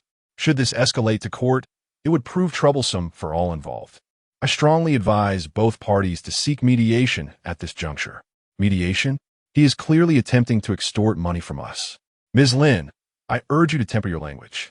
After being subjected to a barrage of accusations, Yisu felt the flames of indignation ignite within. "What do you mean by me extorting your money? The lost dog notice was issued by you, and the reward amount was also determined by you. Have I demanded anything beyond the compensation you promised?" Brother, fully aware of his untenable position, the man could only restrain his wife and don a conciliatory demeanor, attempting to negotiate with Yisu. "Indeed, we were at fault today, and we shall provide the payment. However, 20,000 yuan is simply excessive. How about we settle for 5,000 yuan instead?" 5,000. Such a sum. To reduce the amount from 20,000 directly to 5,000 is already generous. Yisu was not inclined to resort to insults. Hearing the woman raise her voice again only solidified her resolve. "If you believe 20,000 is excessive, why did you originally write that amount?" I understand that you do not take this seriously, thinking no one would contest it, assuming you could dismiss it casually. But I am firmly contesting it today. Yisu positioned herself on the moral and legal high ground, gesturing towards the couple. In our society, credit is increasingly diminished. Ask these two comrades if they are not witnessing a rise in cases requiring mediation due to various credit disputes. Had you entered with a willingness to acknowledge the sum stated in the lost dog notice and then negotiate a lower reward, I would have had no objections. However, you initially denied your obligation, resorted to slander when faced with your debt, and only then sought to reason with me. Thus, I shall not concede even a penny. If necessary, we shall take this to court. Brother, must we really escalate this? The man could only smile apologetically. It is merely a trivial matter. There is no need to involve the court, is there? What do you mean by must we really escalate? Are you aware of your wrongdoing? I have no intention of revealing your faults. Of course, we can avoid court, provided you fulfill the reward stated in the lost dog notice. Alternatively, if you choose not to compensate me, that is acceptable. After all, you have accused me of attempting to extort 20,000 yuan from you. In that case, I shall forego the money, and you may simply sign a declaration relinquishing all rights to this dog, allowing me to manage the situation as I see fit. It is evident that my feelings for this dog have not developed merely from having cared for it for a single night. The distinction between 20,000 yuan and a dog is clear to me. My gamble rests on the emotional bond that the couple shares with this canine, particularly with the one who affectionately refers to it as their child, the Snorlax. They should be reluctant to part with it. Moreover, what I have not disclosed is that this dog indeed belongs to them, and I have no rightful claim to demand their relinquishment. Should they refuse to return it, the legal repercussions would fall upon me. Fortunately, I had just demonstrated a keen understanding of the law, successfully intimidating them into subconsciously placing a degree of trust in my words, without suspecting that I had concealed any information that might be detrimental to my position. Chapter 40. So you wish to be famous? Allow me to assist you. That is my son. Why should I relinquish him? Return my son to me. Upon hearing Yisu's demand to abandon ownership of the Schnauzer, the woman immediately raised her voice in a desperate howl. This left Yisu questioning whether the individual was afflicted with some form of mania. Very well, we shall provide the funds. After a series of negotiations, Yisu's position was unequivocal. Either pay the sum or forfeit the dog. Although this purebred Schnauzer had been purchased for 4,000 yuan, and raising it to this point had already cost over 20,000, the man was still reluctant to part with such a sum. However, given that the couple had no children, his wife treated this dog as her own flesh and blood. If he dared to suggest relinquishing the dog, his wife would be the first to make his life unbearable, leading to an endless cycle of domestic turmoil. The mere thought of such a scenario sent chills down his spine. Agreeing to pay Yisu the 20,000 yuan was not only a means to reclaim the dog, but also a desperate attempt to restore peace at home. Had he been forthright from the beginning, there would have been no need for tears at the grave. In light of this, shall we proceed with the transfer in the presence of these two officers? After confirming the payment method, Yisu presented the payment code. Do not forget to note that this sum is for the reward. Excellent. The man gritted his teeth in frustration, but had no choice but to comply. Upon completing the transaction and securing the funds, Yisu finally returned the dog to its rightful owner. Son, where have you gone? The woman eagerly took the puppy into her arms, tears and snot streaming down her face. It was mother who was worried.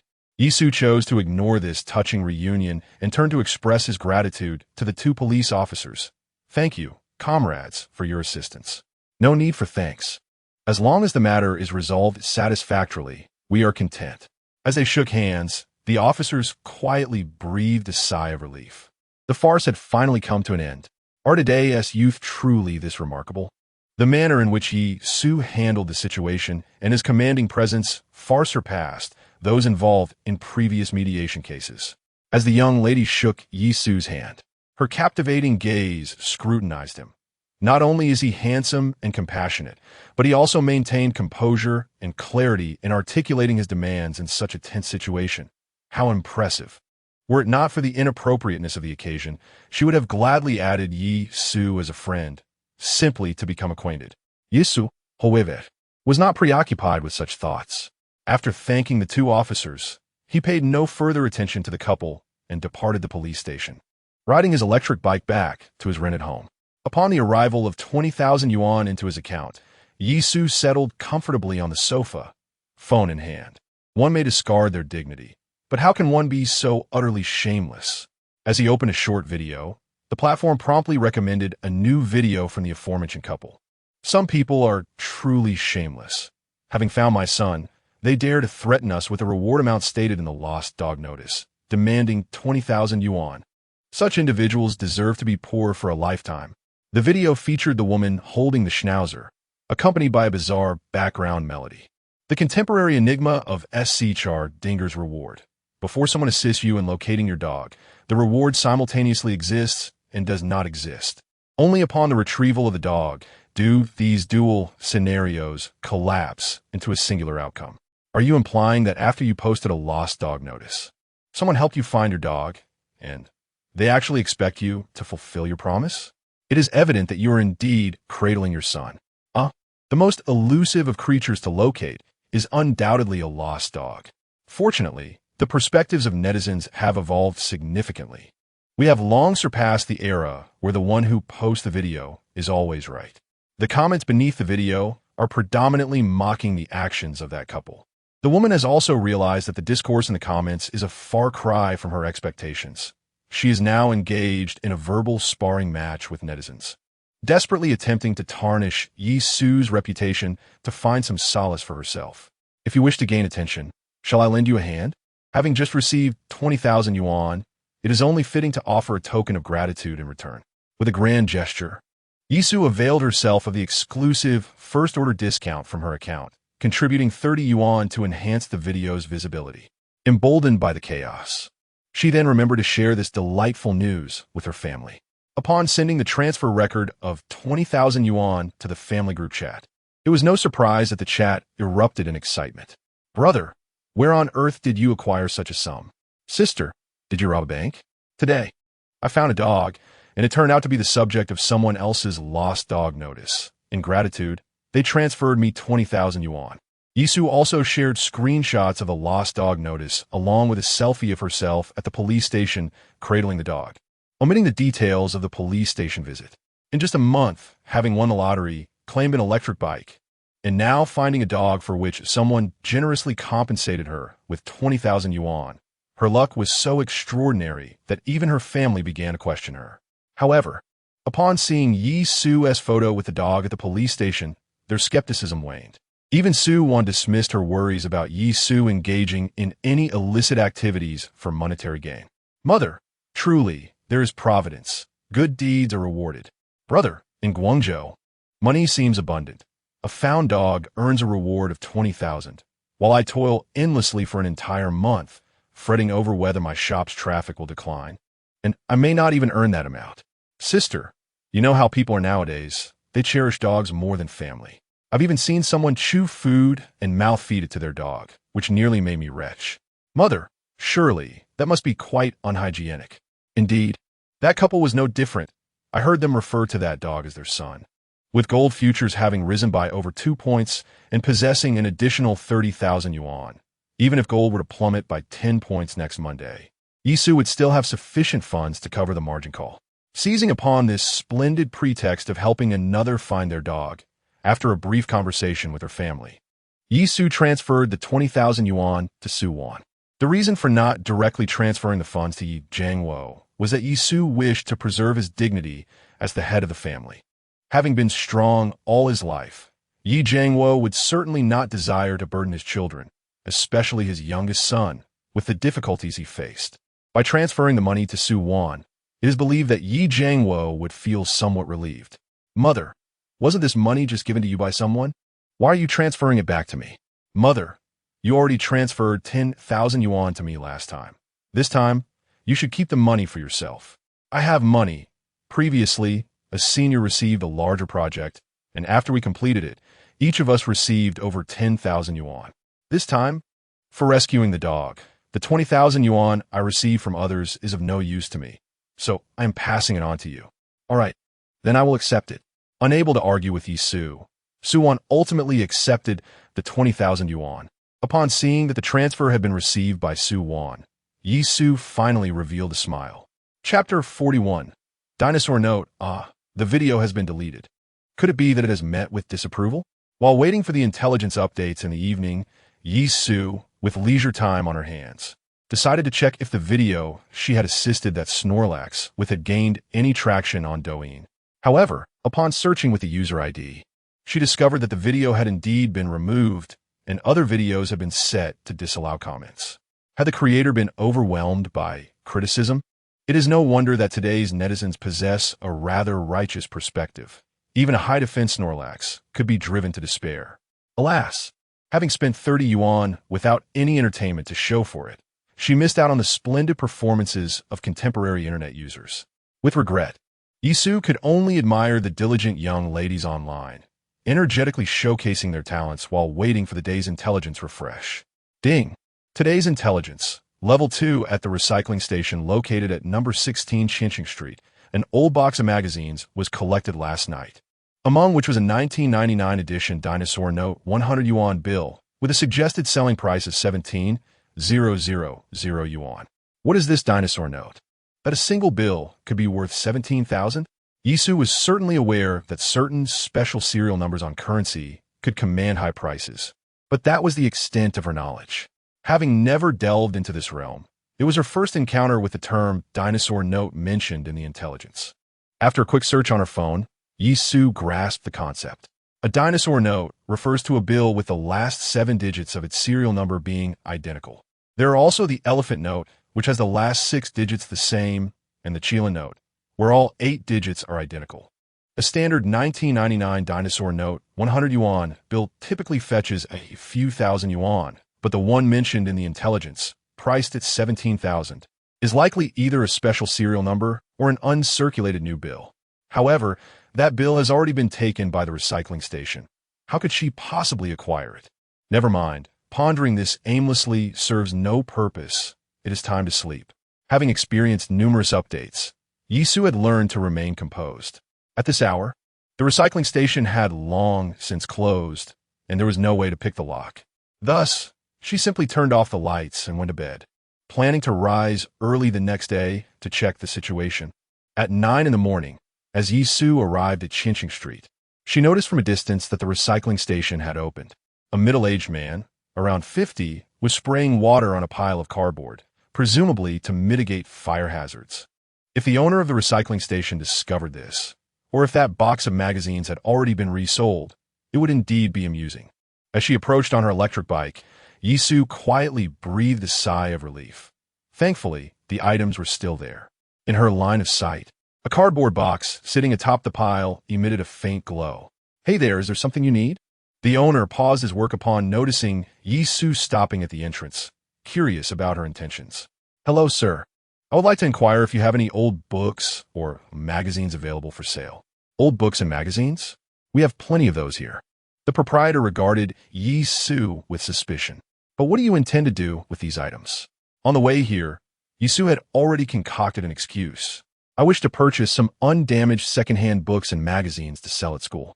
"Oh, you are still a student?" the owner remarked, noting that Yi Su did not appear to have entered the workforce yet.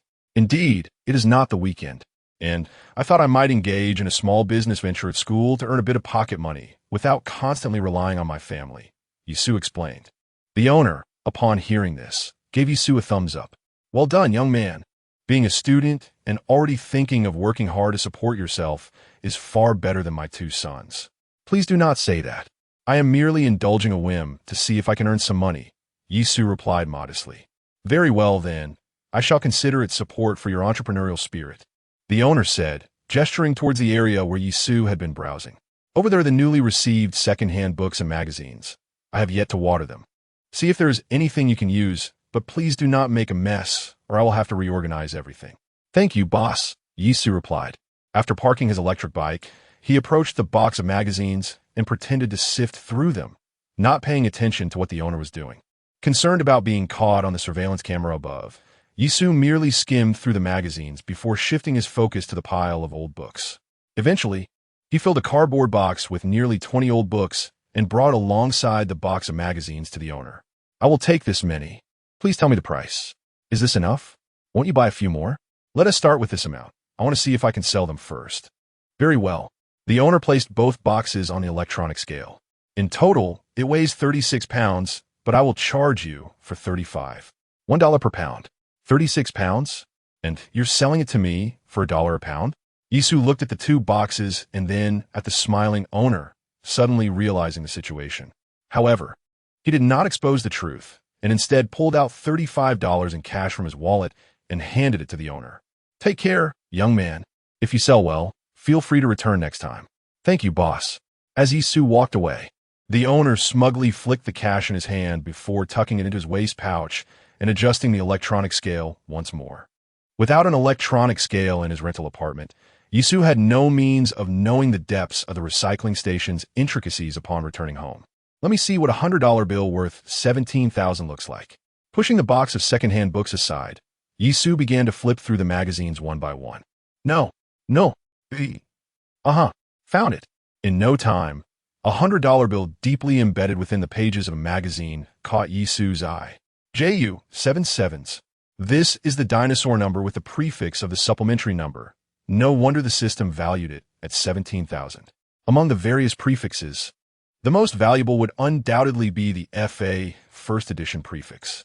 Yisu glanced over the recent auction where a pristine FA prefix of a 1999 edition 100 yuan dinosaur note fetched nearly 40,000 Hong Kong dollars, setting a new record for the 1999 series. Following the FA prefix, notes like the supplementary prefix in Yisu's possession are valued at approximately 75 of the FA prefix, with those in excellent condition able to command over 20,000. The system suggested a selling price of 17,000, which Yisu found agreeable. As for the ordinary prefixes, excluding 8, 6, and 9, even standard dinosaur notes can sell for several thousand, provided they are pristine and free from blemishes or folds, easily exceeding 10,000. It is no wonder that when withdrawing cash, even for a mere 10,000, the numbers often appear fragmented. It seems there is much more to this than meets the eye. Before spending cash next time, it would be prudent to pay attention, as there may be unexpected treasures to uncover. Chapter 42. I want it all. After sending the message and photo to Mr. Liang, Yisu placed the magazines back in the cardboard box. As he was tidying up, his phone on the coffee table vibrated twice, displaying a reply from Mr. Liang. Mr. Liang, you truly have a knack for this. You manage to find treasures every week. This time was purely coincidental. I withdrew some cash from the bank this morning and only discovered later that a dinosaur note was tucked inside. I wonder which unappreciative person deposited this into the ATM. Mr. Liang, to find such pristine dinosaur notes at an ATM? Brother, your luck is truly remarkable. Do you accept them? Mr. Liang, of course. What price do you have in mind? Since Yisu mentioned that the money was withdrawn from the ATM, Mr. Liang, trusting him, had already assumed its authenticity. As long as they could agree on a price, they could proceed with the transaction directly. Fixed price, 17,000.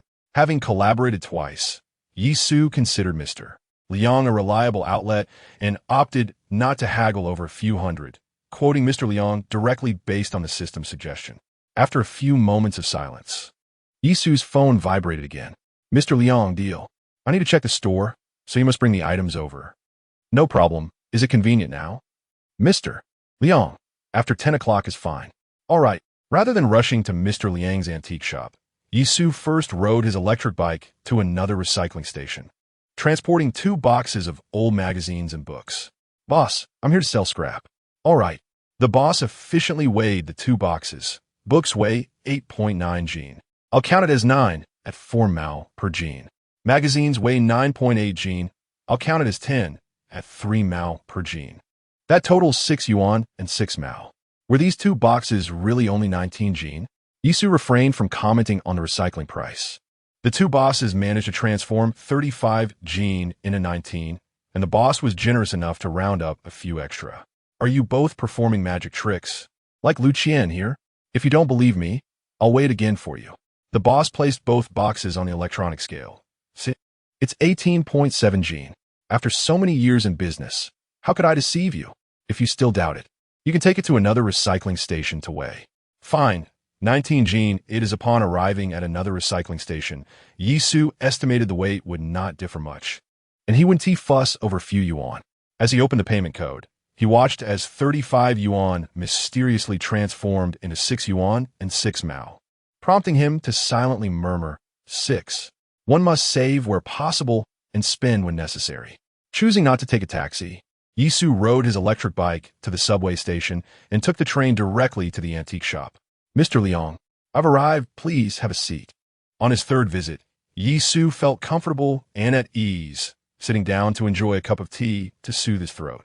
It must be said, the tea at the Wan Yuan fine goods store is indeed exceptional. Even Yisu, a connoisseur of non-gongfu tea, could discern its fragrant essence.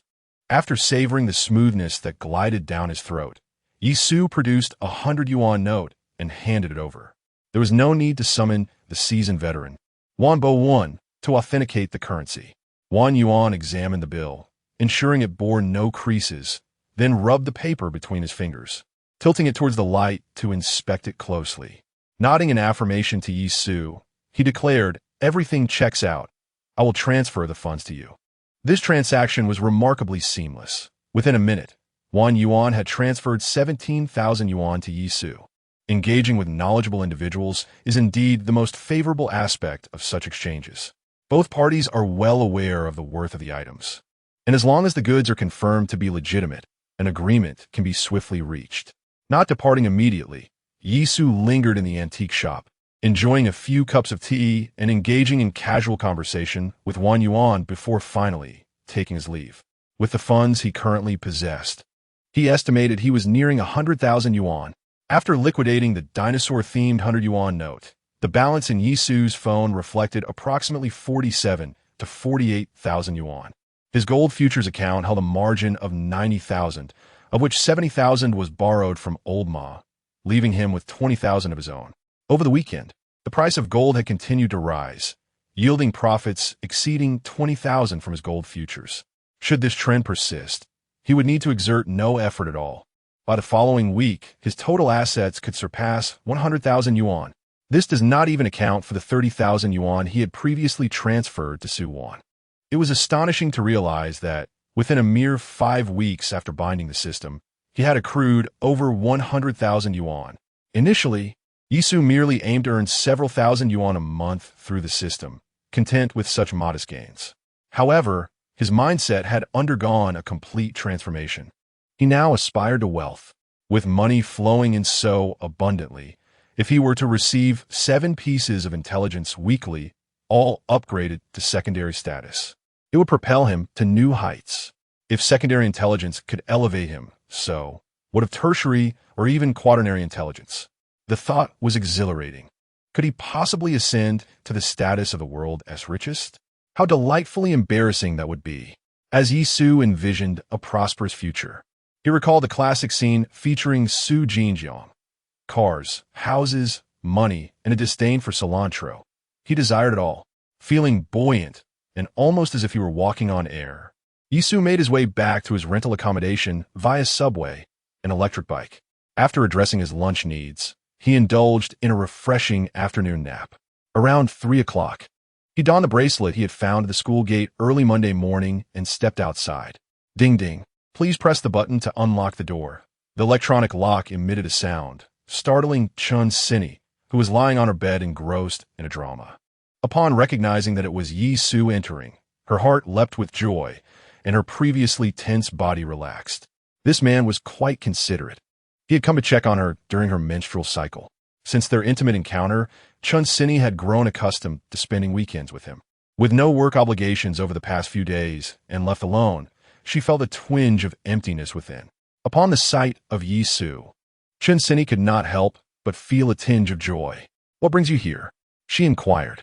"I came to see if you were secretly consorting with other men behind my back." "Is that even question?" Chun Sinny replied, pulling back the covers to reveal a slender leg, playfully swiping at Yisu like a little kitten. "Of course there are some. They just left. Didn't you encounter them?" "Some? Yisu raisit anayebroch. Given your current state, I doubt they could compare to me. Collectively, they probably wouldn't be as formidable. Go away." Faced with Yi Su's prowess, Chinsini found herself at a loss for words and could only retort in exasperation. As Yi Su prepared to sit beside her on the bed, Chinsini quickly intervened. "Don't come over. You haven't changed your clothes or taken off your socks." In an unexpected turn, her hand brushed against the hard case in Yi Su's pocket. "You smoke?" Chapter 43. The Legend of the Hungry Wolf with a Deft Hand. Yi Su produced a bracelet box and presented it to Chinsini, saying, "This is for you." The intelligence had revealed that this bracelet, being secondhand, could only be sold for 300 yuan. Moreover, with the opaque pricing at offline counters, Yi Su doubted whether even 300 yuan could be realized unless a suitable buyer could be found. The back and forth involved was troublesome, and the profit was minimal. However, bestowing it upon Chinsini transformed this bracelet into a genuine counterpriced item of 1,199 yuan, devoid of any discounts. Utilizing resources wisely, Yi Su had already resolved to gift this bracelet to Chinsini upon discovering it on the street that Monday. "For me?" Chinsini's eyes sparkled with delight as she effortlessly accepted the bracelet box from Yi Su's hands. A devoted shopper, she instantly recognized the brand of the jewelry box. Upon opening it and beholding the six-pointed star bracelet within, her eyes shone with excitement. "This is specially bought for me? Don't be ridiculous. Do I strike you as someone who buys gifts for girls?" "I merely found this on the roadside," Yi Su swore, affirming his words. Yet, the disbelief from others left him with no recourse. "Yes, this was found on the roadside, not intentionally bought for me," Chinsini joyfully remarked as she handed the bracelet back to Yi Su. "Put on for me." Yi Su took the bracelet and wrapped it around her wrist, beginning to adjust it. "Well, usually it's you who adorns me, but now the roles have reversed." With a playful huff, Chinsini, appreciating Yi Su's thoughtful selection of a gift, refrained from bickering with him. "All done." Excitedly, Chinsini admired her right hand. "I didn't expect your taste in jewelry to be quite commendable. It seems you've often indulged girls with gifts in the past." "I've told you, I'm one to traverse through a sea of flowers without a single petal touching me. How would I buy gifts for girls? It's always been others insisting on gifting me." "Oh, right, Chinsini pouted, her tone laced with sarcasm. "Yesu leonid kulusiv. At least I've given you a gift. Surely, I deserve some form of reward in return." Upon hearing this, Chinsini's expression turned conflicted. "I'm really not in the mood these days. It'll take a few days before I can." Yi Su looked at her disdainfully. "Why is your mind so fixated on that? I merely suggested a kiss, and your thoughts wandered elsewhere. Besides, I'm the one asking for a reward, not the other way around." "You rogue." Chinsini, irked by Yi Su's teasing, puffed her cheeks in frustration. Yet, she ultimately leaned in and planted a peck on his cheek. "Is that satisfactory?" This man, even when giving a gift, manages to be infuriating. With a triumphant grin, Yi Su replied, "I've purchased 2 sets of pajamas for you. They're already washed and placed in the wardrobe. If you wish to join me in bed, you must first change out of those clothes, and don't forget to wash your feet." As the evening unfolded, Yi Su feigned impatience, yet complied with Chinsini's request to change out of the clothes he had worn throughout the day and wash his feet thoroughly. Seizing the moment, Chinsini took out her phone, positioning her right hand adorned with a bracelet beside her face, and struck various poses, capturing several delightful selfies.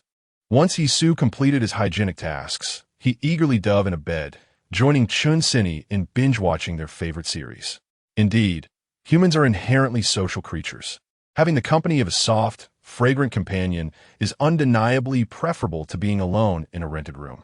However, it soon became apparent that Chinsini's taste in television was not in harmony with his own. After only a few minutes, Yi Su's interest waned in the romantic dramas, and he began to fidget restlessly. "Hey, what are you doing? How can I watch a show like this?" Chinsini exclaimed, but Yi Su remained undeterred, playfully teasing her until she ultimately yielded, surrendering to his whims and allowing him to indulge while she continued to watch the series. Meanwhile, in Guilingzhou, Yi Jiangwo, through the convenience of his phone, transferred the final payment of 8,000 yuan to his creditor via WeChat, subsequently revising the note from 58,000 to 50,000. "Boss Zheng, this month, I can only pay this much.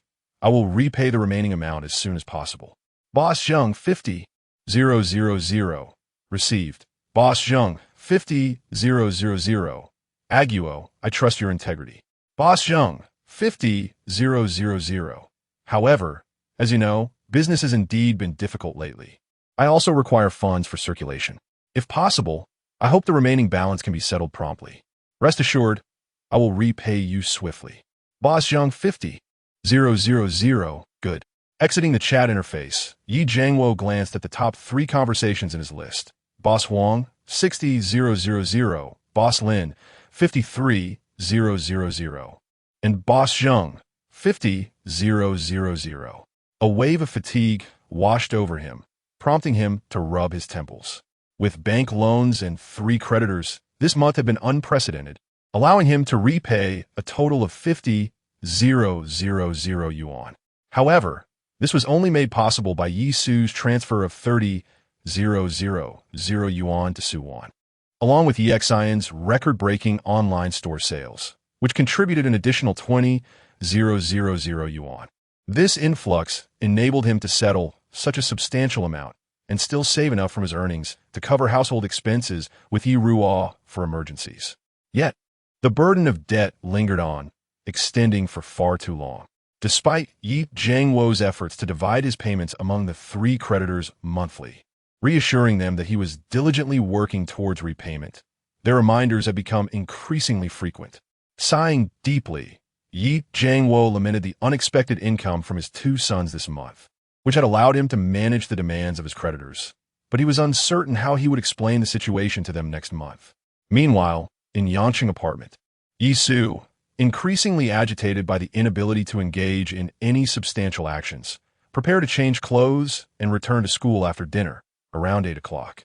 Unexpectedly, Chinsini wrapped her arm around his, playfully nudging him. Are you leaving already? Yi Su curled his lips in disdain. What can we do if we don't leave? Chinsini flashed a cunning smile. Nothing. Well, the usual tactics he employed to tease Chinsini have now been turned against him. Had it not been for her being within the 7-day protection period, Yi Su would have undoubtedly taught her a harsh lesson, making her aware of the consequences of provoking him. Don't be so realistic. Stay with me tonight. But I have class tomorrow. As a model student, I certainly cannot skip class. Oh, a model student, you say? Skipping class is out of the question. Chen Ini leaned close up to Yisuisir. If you stay with me tonight, I could. In the capital, there are those skilled in verbal persuasion who would choose to toil if they could avoid it. Yi Su instantly donned a different demeanor. Actually, the Monday morning class isn't particularly enlightening. In my field, self-study is paramount. Missing a few classes is of little consequence. He chuckled. Chun Sini wore an expression that said she saw right through the likes of men like him. Thus, due to unforeseen circumstances, Yi Su remained in the apartment, eagerly anticipating Chun Sini to fulfill her promise after finishing a shower. Ultimately, the apartment resonated with the sounds of Jackie Chung's The Legend of the Hungry Wolf. A gentleman approaches the flame, unable to disperse the warm smoke. She uses her words to put me to the test. Chapter 44, is this correct?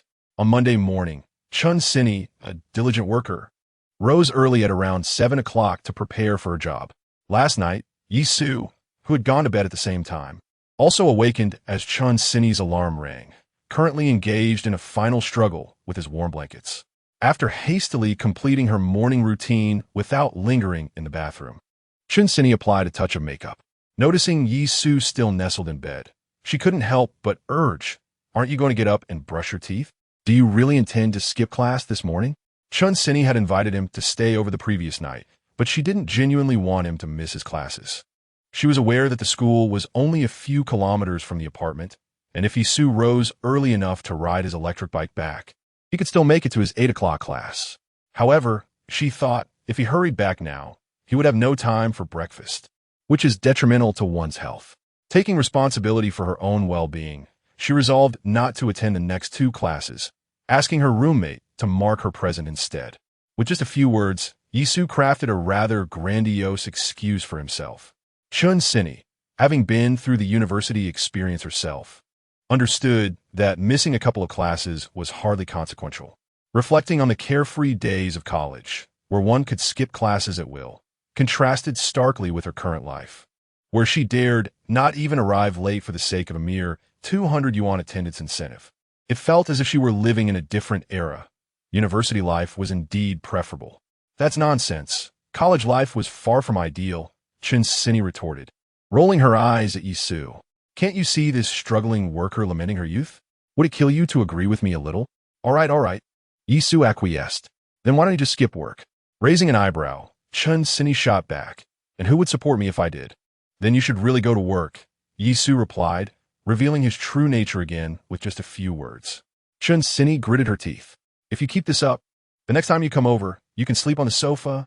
For the sake of his brother's happiness, Yisu surrendered. Well, since I'm not going to class this morning, I'll take you to work first. Deal, she exclaimed. This troublesome little brother always had a way of being both frustrating and endearing. Initially, Chinzini believed she could easily handle Yisu, the younger man still in school, but it seemed that she was the one being handled. Get up quickly if you want to take me to work. I can't afford to be late. At your command. Yisu performed a spirited leap from the bed, but faltered and could only quietly rise, heading to the bathroom to take care of his morning needs. By the way, he had gone to bed early last night and had yet to check the latest updates. As he brushed his teeth, he activated the system. Today's update, Level 1 Jiang Jibin, having been blocked by the girl he was pursuing 2 weeks ago, has made a fresh start last week by meeting a new girlfriend on a dating app.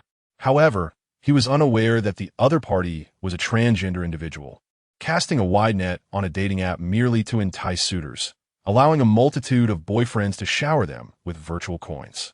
This individual, with the short video user ID, Sun21, had quickly adapted. Having just ended one entanglement, they swiftly engaged with another, demonstrating a remarkable ability to avoid being ensnared in a single predicament. And now, they had even found a transgender partner. A transgender individual. Indeed, a transgender individual. Cough, cough. Yisu inadvertently spewed toothpaste all over the makeup mirror, followed by a fit of intense coughing. What's wrong? Came the concerned voice of Chinzini from outside the door. Nothing, I just brushed too hastily and choked on some water, Yisu replied while beginning to tidy the disarrayed mirror. It's only just past 7. I still have time to make it to work, so there's no need to rush. All right. After addressing Chinzini, Yisu meticulously reconfirmed the intelligence gathered for the day, ultimately assuring himself that he had not misread the situation. Being deceived by a woman was one thing, but this, what could I possibly say about it? Fortunately, it appeared from the information that Jiang Jibin had only recently met this person, so there likely hadn't been any significant losses incurred. Given that he was now aware of the situation, it was imperative to alert Jiang Jibin of the truth, albeit in a manner that was subtle enough to avoid embarrassment. Alas, what a predicament this was. Thankfully, the system had provided a timely warning. Otherwise, who knows when he would have been compelled to shower someone with virtual coins. Simply losing virtual coins would be tolerable, but if the thought was too vivid for Yisu to even contemplate, how much trouble could one truly find themselves in? It seemed more accurate to say, how much trouble could one cause for another? After quickly washing his face, Yisu emerged from the bathroom just as Chinzini was finishing up her makeup. Seizing the moment, Yisu sent a message in their dormitory group, requesting Lin Jingjie from the same major to give him a shout. Handsome number 3, you're becoming increasingly outrageous with a girlfriend.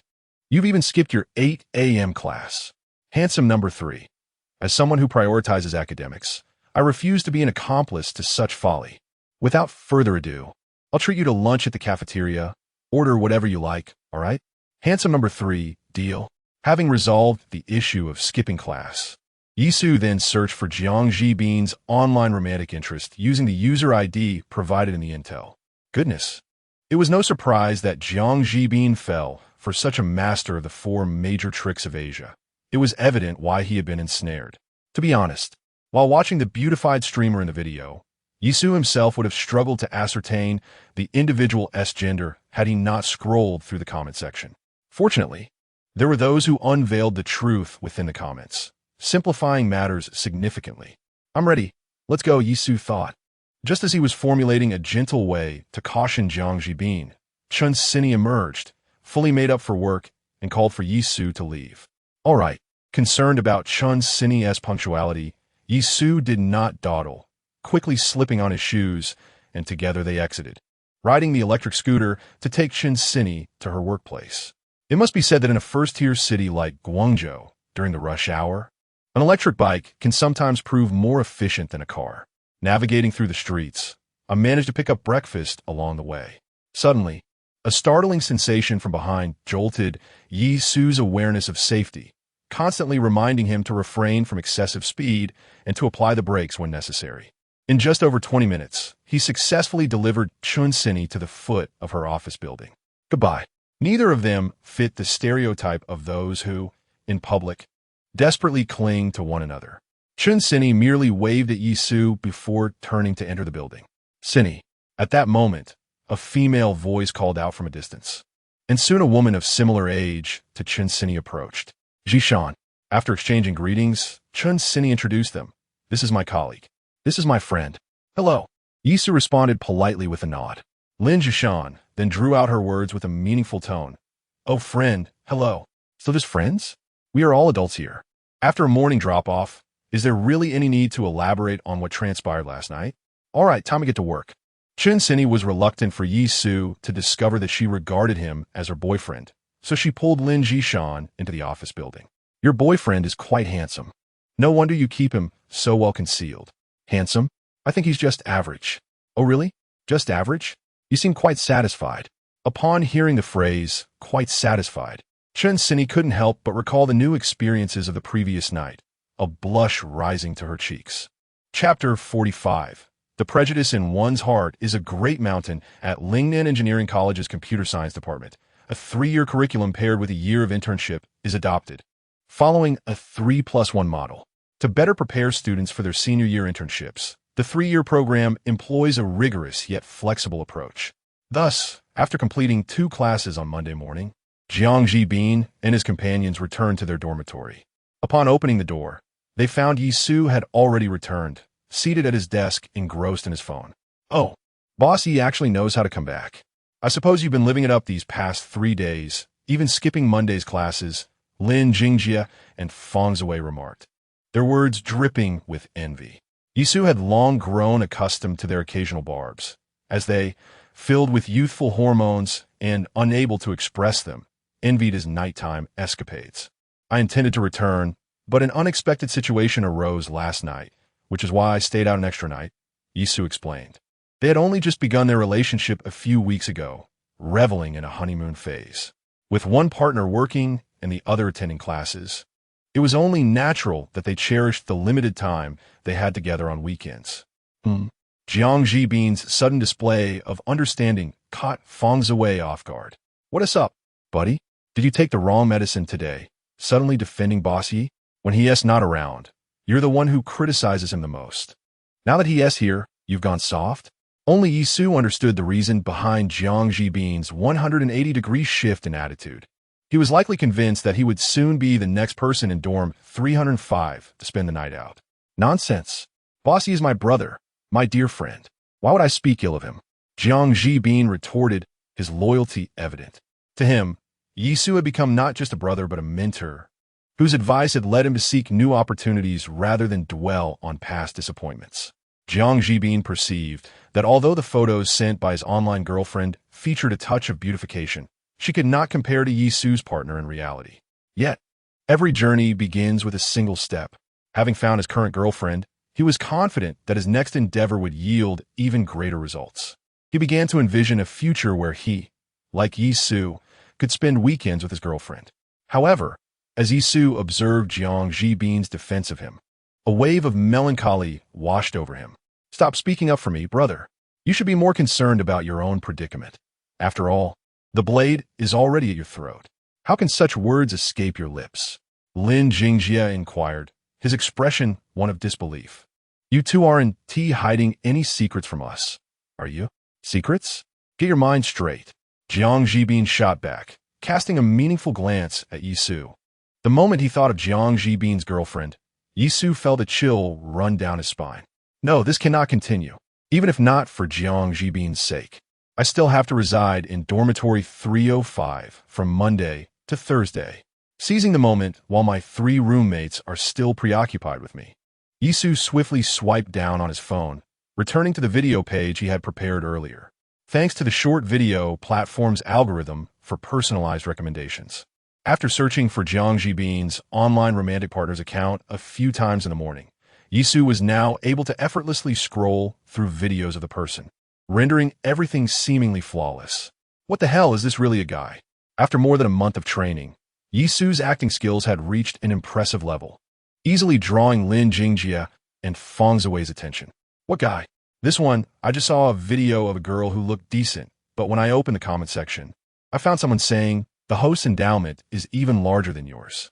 Yisu held up his phone, displaying the video to Lin Jingjie and Fang Ziwei, while casting a glance at Jiang Jibin, originally holding his phone, intending to retreat to his bed to continue flirting with his girlfriend. Jiang Jibin, out of curiosity, withdrew his foot from the staircase and leaned in to see what the commotion was about. Is this really a guy? Lin Jingjie, skeptical, took the phone and, along with Fang Ziwei, scrolled through the comment section. Damn, it truly is. If you hadn't said anything, who would have recognized that? In the future, while scrolling through short videos, one must also pay attention to the comment section. What does TS mean? The gaming nerd Fang Ziwei boldly speculated. It must be thy shy. Reasonable, Lin Jingjie nodded in agreement. Nowadays, there is hardly any trust between people. In the past, when engaging in online romance, one only had to worry about whether the other person was using a flattering photo. But now, one must also be concerned about whether the individual on the other side is a weapon-wielding bro, Yisu implied meaningfully. Lin Jingjie turned to Jiang Jibin, who was sitting at his desk, typing on his phone and seemingly chuckling to himself. Did you hear that? Online romance carries risks. Meeting in person requires caution. Just because you boss found a girlfriend online, don't follow suit and end up with a guy posing as a girl. Jiang Jibin scoffed disdainfully. You think I'm like you too, unable to distinguish between male and female? Just look at my eyes. Jiang Jibin confidently pointed to his own eyes with 2 fingers, declaring, these are the eyes of someone who has seen countless beauties, honed through experience. I can discern not just gender, but with a mere glance, I could tell you the 3-dimensional measurements of the other person. Upon hearing this, Yisu felt a wave of darkness wash over him. You really are something else. The strongest king of 305 has emerged.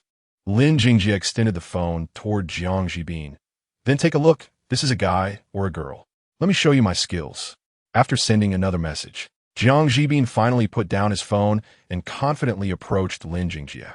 However, when he clearly saw the screen displaying a refined, elegant woman, he was struck as if by lightning. How could this possibly be a guy? If it's a guy, then so be it. No need to react so dramatically. Lin Jingjie was taken aback by Jiang Jibin's sudden change in attitude. This cannot possibly be a guy. Jiang Jibin exclaimed in disbelief. Stunned, are you? You spoke of keen insight. Yet it seems you still have much to learn. Lin Jingjie opened the comments section. Take a good look. Is this not brother? Jiang Jibin hastily seized the phone, scrutinizing it with utmost care. His face nearly pressed against the screen. Lin Jingjie inquired with suspicion, looking so closely. Have you perhaps changed your tastes? You are the one who has changed tastes. My friend will forever cherish beauty. Jiang Jibin, resembling a cat whose tail had been stepped on, instantly flared up. This exaggerated reaction only deepened Lin Jingjie's bewilderment. Ignoring Lin Jingjie's jests, Jiang Jibin, after watching the video, stubbornly swiped left to check the profile, ultimately confirming that this individual was indeed his online romantic interest. With a slightly trembling thumb, he opened the comment section, and the first comment plunged Jiang Jibin into despair. Fellas, stop looking. The streamer is packing more than you. This is a male. Wait, a male might not be entirely unacceptable. My friend, this IP certainly has its nuances. The biases within one's heart are like a towering mountain. Chapter 46. Market fluctuations. A stream of comments utterly obliterated Jiang Jibin's last vestige of hope. In a moment of despair, he realized that the fool was indeed himself. Reflecting on the sweet interactions with his online girlfriend over the past few days was no longer appealing to him. Have you finished? Return my phone. Yisu's words jolted Jiang Jibin back to reality, and he numbly handed the device back to Yisu. As he silently turned away, Clutching his phone and climbing into bed, Yisu refrained from saying more. The truth had been laid bare. The rest was for Jiang Jibin to digest at his own pace. However, Yisu felt no concern that Jiang Jibin would struggle to accept this reality. According to the information at hand, their acquaintance had only spanned a few days. Based on his understanding of Jiang Jibin, it was unlikely he would be quick to invest emotionally, likely suffering only a minor loss of sentiment. He estimated that with time, Jiang Jibin would recover effortlessly. This experience would serve as a lesson. He hoped it would instill in him the importance of being discerning before pursuing relationships. It would be ideal if he could realize that at his age, accumulating wealth took precedence over romantic pursuits. With sufficient funds, he could indulge in various pleasures, regardless of his preferences. As anticipated, by noon, when the four of them were preparing to head to the dining hall for lunch, Jiang Jibin had adjusted his mindset and resumed his carefree demeanor. Don't forget what was agreed upon this morning. I'll help you call out. But you're treating for lunch. Of course, I remember. Father always said that promises are binding. Yisu promptly produced his meal card and handed it over. Here, you can keep this, rest assured. All right, next time you have similar arrangements, be sure to call me. Lin Jingjie reached for the meal card, but was abruptly halted by Jiang Jibin. It's been ages since I've eaten stir-fry on the third floor. Let us treat ourselves to a nice meal today. It's on me. Having just blocked his online love interest, Jiang Jibin felt rejuvenated and deemed it fitting to celebrate with a good meal. Lin Jingjie's hand froze midair. Oh, the sun must be rising in the west. You're actually offering to treat. Yisu, quick on the uptake, swiftly stowed the meal card back into his pocket.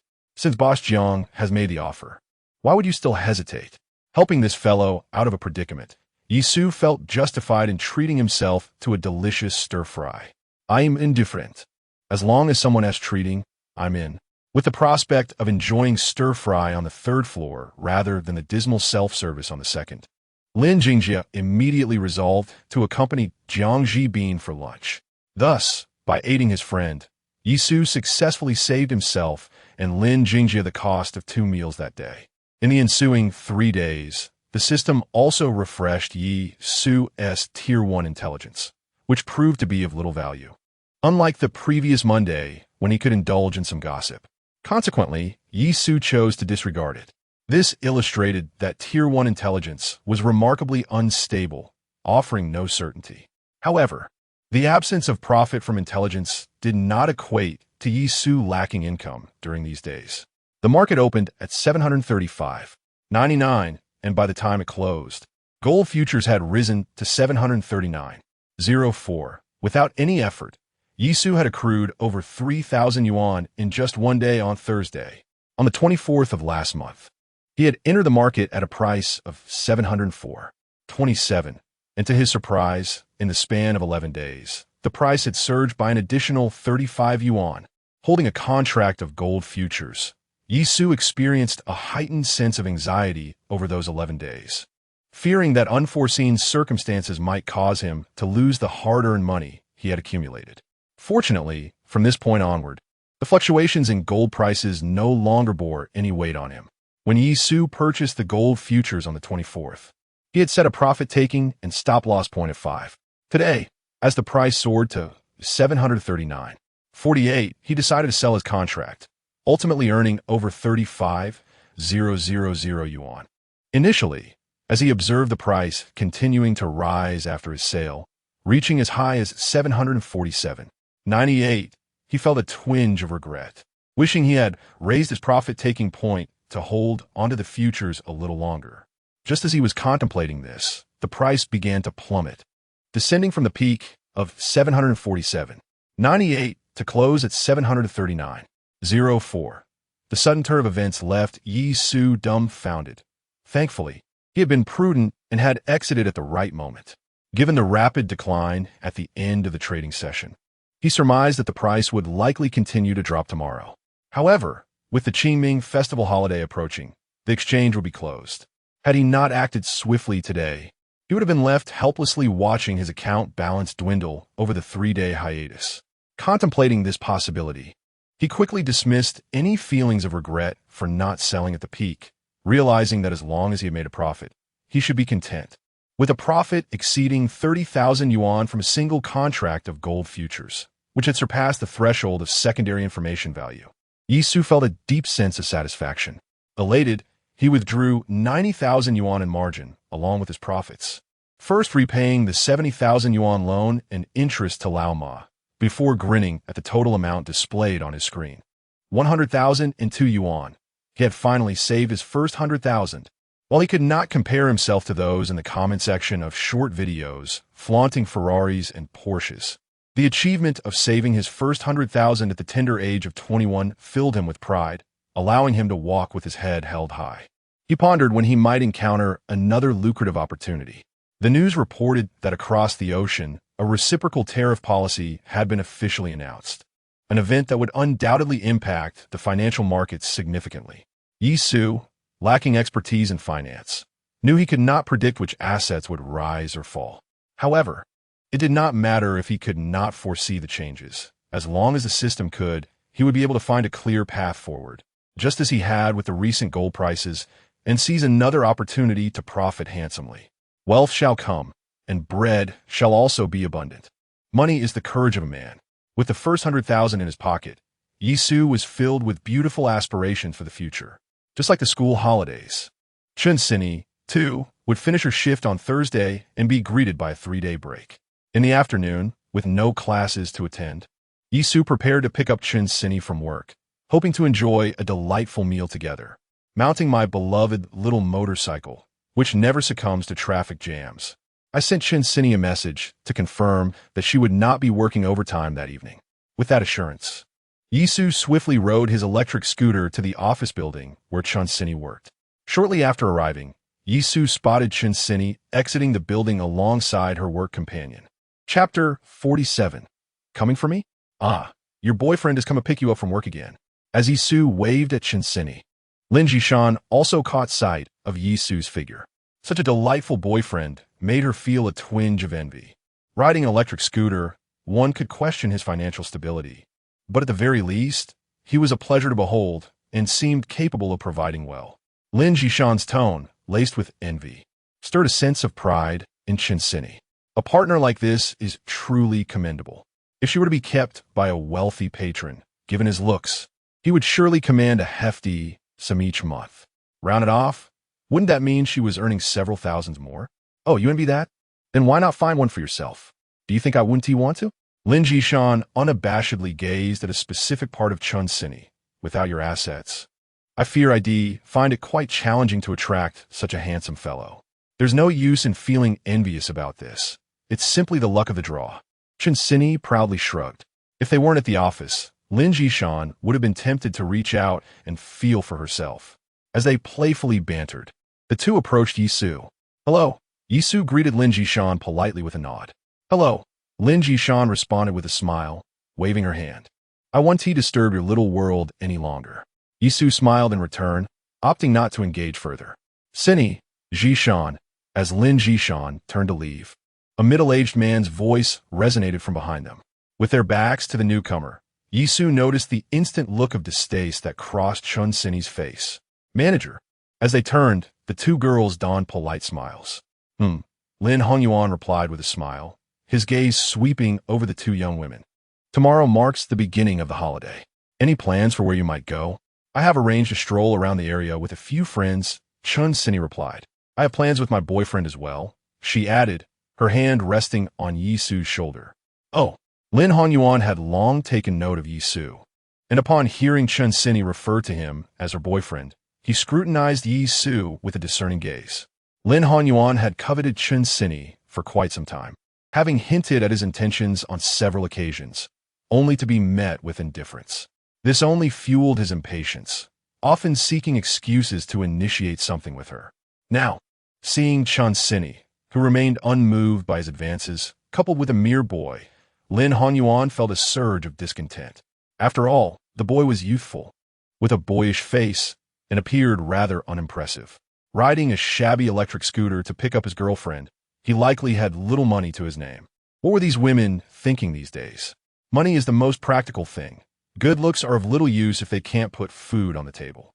You young people seem to have no understanding of the value of time.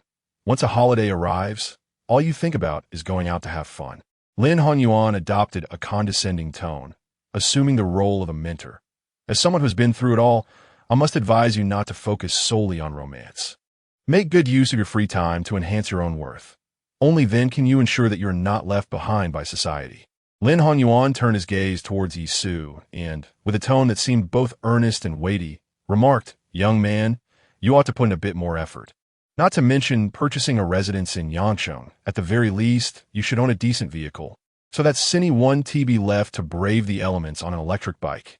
Unconsciously, Lin Hongyuan's hand brushed against the keychain hanging at his waist, producing a distinctive jingle that drew attention to the prominent Audi key upon it.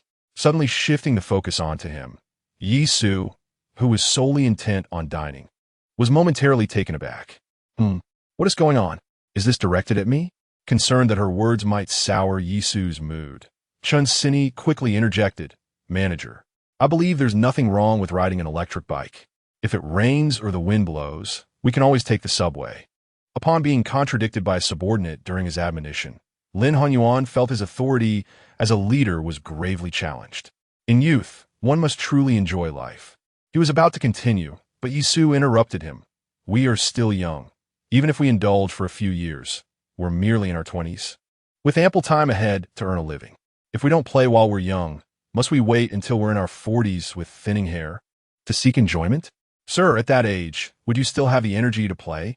In a discreet corner, Lin Jishan reflected on all the sorrows of her life, and, forcing herself to disregard the gleam reflecting off Lin Hongyuan's meticulously styled hair, finally managed to suppress her smile.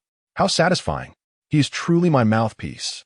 At a certain age, men are most concerned about just 2 lines, one of which is the hairline." Being directly confronted about his most sensitive point by a young man he looked down upon, in front of 2 female subordinates, caused Lin Hongyuan's expression to darken instantly. Chun Sini, too, stifled a laugh and cast a playful, reproachful glance at Yi Su, then, as Lin Honyuan was about to speak, interjected, "Manager, we shall heed your advice and start enhancing our value upon returning. For now, we must take our leave for lunch. Goodbye, manager. I must catch the subway. Tomorrow is a holiday, and if we linger too long, we may not even squeeze onto the train. Goodbye, manager." Fearing Lin Honyuan might retaliate maliciously by making them stay over time, Lin Jishan hastily added her farewell and blended into the crowd behind her. Being Chun Sini's superior, Yi Su also worried that indulging in banter might jeopardize her job, so he refrained from escalating the conflict, merely nodding in acknowledgement to Lin Honyuan. With no direct stake in the matter, Lin Honyuan found himself powerless against Yi Su. As all 3 uttered their goodbyes, despite his lingering displeasure, he turned away. Daring to confront me like that. You shall see what awaits you upon returning to work on Monday." Once Lin Honyuan had departed, Chun Sini donned her helmet and lightly patted Yi Su on the back, saying, "One may strike without striking the face, and scold without revealing vulnerabilities. He is overly concerned with those few strands atop his head, styled so meticulously that even a fly would slip off, and you, of all people, had to mention his baldness right away. I find myself at a loss. During our initial encounter, I was entirely unaware of his surname.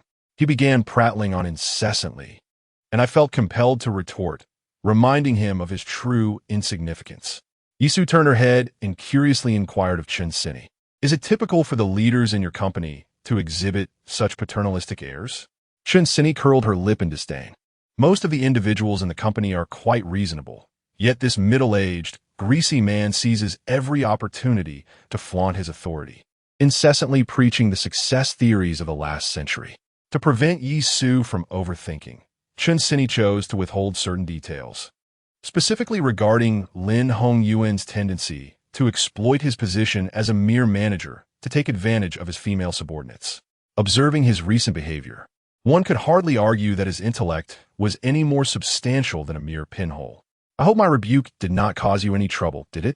Chun Sini, exasperated, leaned her elbow against Yi Su's shoulder. "Now you express concern about offending the leadership. I might face consequences, and where were you when it mattered?" With a sheepish grin, Yi Su could only scratch her head awkwardly. Chapter 48. Working like a horse. Well, I have long found that greasy man intolerable. Just now, he was left speechless by your retort, which serves as a breath of relief for me. But what if he decides to make things difficult for you? The year-end bonus was already disbursed last month. If he tries to pull the same tricks again, I shall simply resign. Damn it, I refuse to endure such indignities for a mere pittance. It seems Chun Sini truly harbors a profound disdain for Lin Hongyuan. Otherwise, she would not have resorted to such coarse language in front of Yisu. Brother Chun Sini suddenly interjected, causing Yisu to shudder involuntarily. If she loses her job, she will be relying on your support. Sure, Yisu replied, thumping his chest. Not only would I support you, but I would also work tirelessly for you. As long as you provide me with "Are you out of your mind?" We're in public. Upon grasping the underlying implication of Yisu's words, Chun Sini, flustered, pinched him at the waist. Ouch! Yisu winced in pain, yet retorted with a smirk, I understand, as long as it's not in public. You've never held back with me, either. With her helmet donned, Chun Sini hopped onto the back of the electric scooter, exclaiming, I'm starving. Let us eat.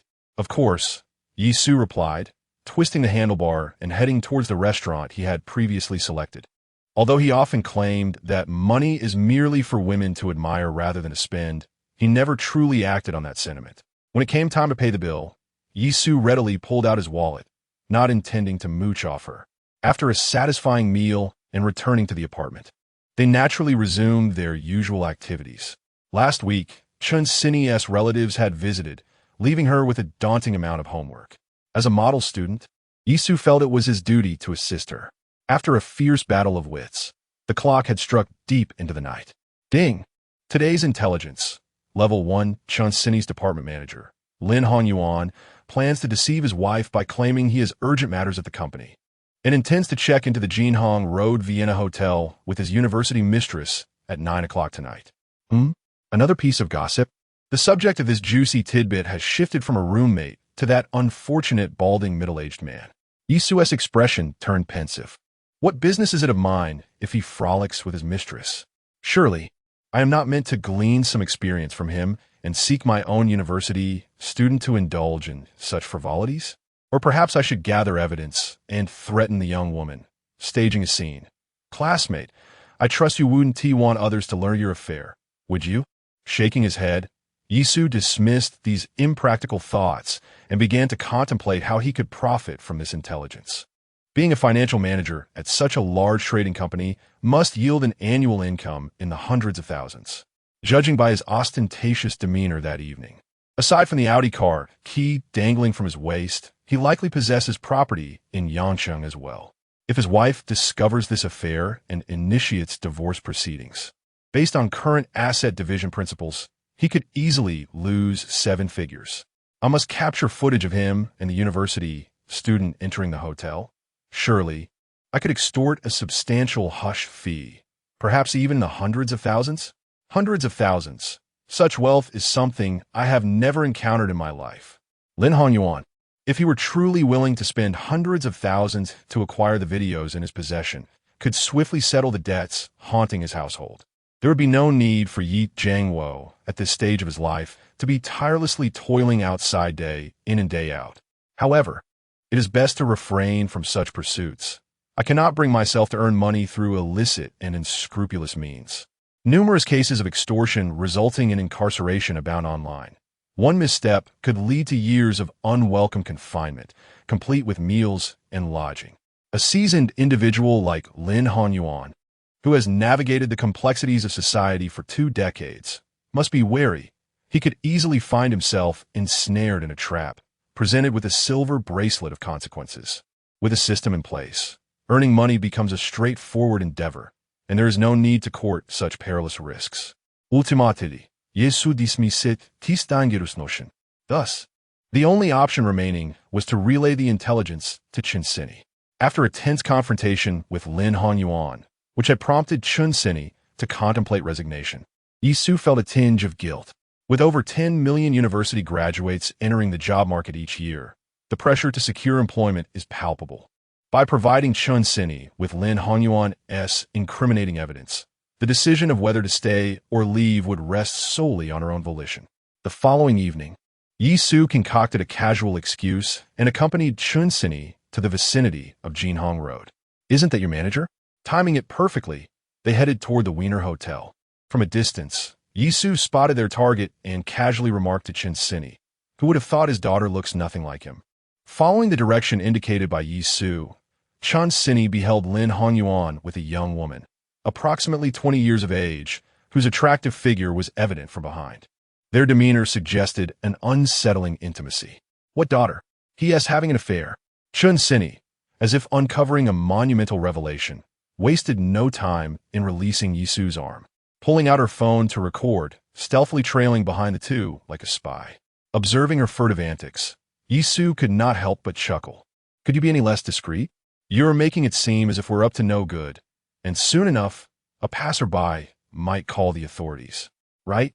Chin-Sini snapped back to reality, relinking her arm with Yisu's as they continued filming under the guise of companionship.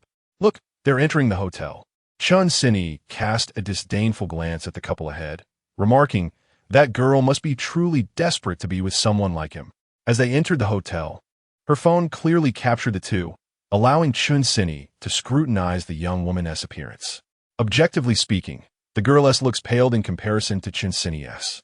Her figure did not possess the same allure. Yet, with a middle-aged man like Lin Hongyuan as a backdrop, she appeared to fit the classic trope of Beauty and the Beast. Chin-Sini pondered over how much Lin Hongyuan must be paying this young woman to endure such indignities. No wonder the old adage rings true. Money is hard to earn, and refuse is hard to swallow. Yisu also harbored a desire to inquire about the financial demands of Lin Hongyuan's arrangement with the university student. Let us follow them. As the two individuals entered the hotel and successfully checked in at the front desk, Chin-Sini hastily tugged at Yisu to follow closely behind. In principle, hotels are required to verify the identity of each guest. However, this is merely a guideline. Without encountering any obstacles, the two swiftly arrived at the elevator, observing that Lin Hongyuan and his companion had taken the lift to the 5th floor. Quickly ascending in another elevator, Chin-Sini managed to catch up with Lin Hongyuan. Capturing the moment, he entered a room with a woman. Room 5023. After noting the room number, Chin-Sini finally pulled Yisu and left, satisfied with her endeavor. Observing Chin-Sini's exuberance, Yisu, concerned that she might be straying from the right path, couldn't help but caution her. While it's all in good fun, do not entertain the notion of exploiting that video for personal gain, lest you find yourself lamenting behind bars. "What are you thinking?" Chin-Sini shot her a dismissive glance, replying, "As long as he doesn't provoke me, I will consider that video as never recorded." Chapter 49. The stone-encased jade at midnight on Saturday.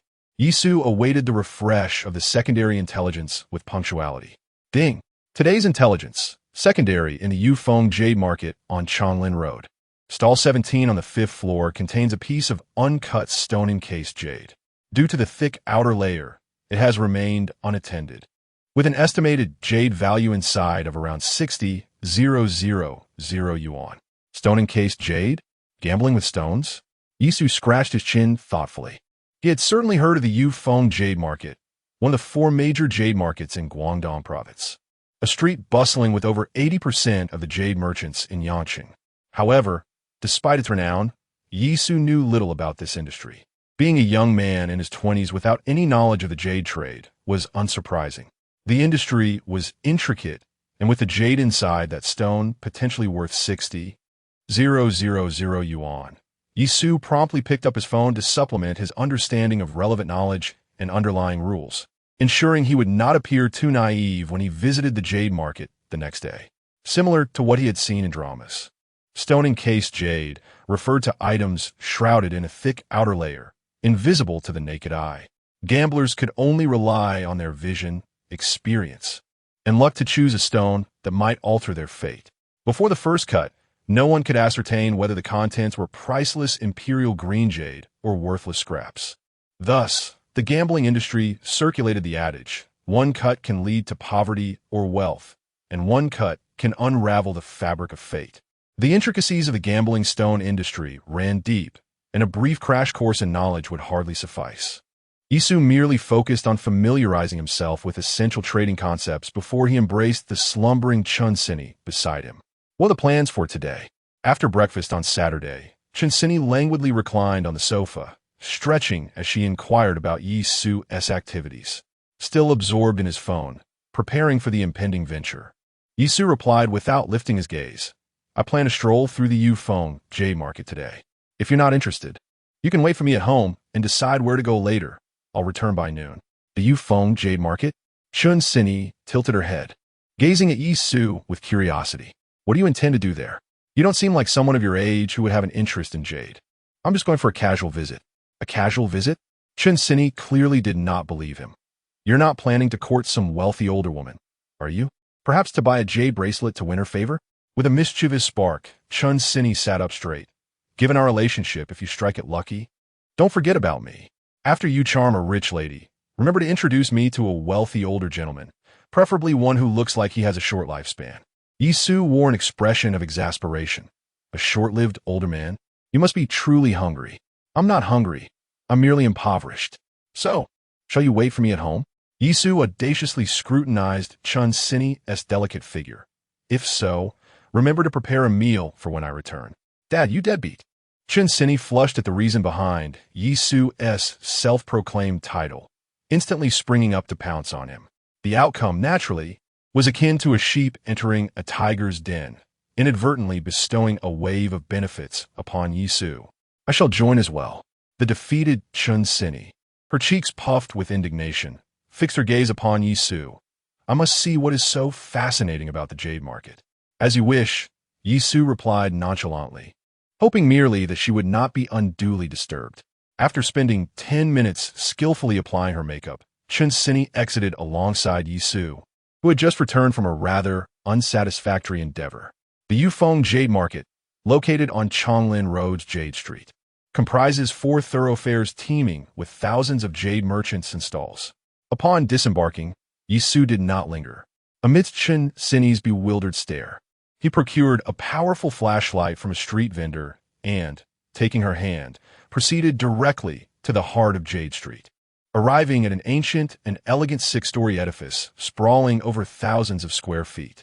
To Chinsini's surprise, upon entering the building, Yi Su did not pause at the various jade stalls, but instead ascended straight to the 5th floor via the elevator, evidently with a clear purpose in mind.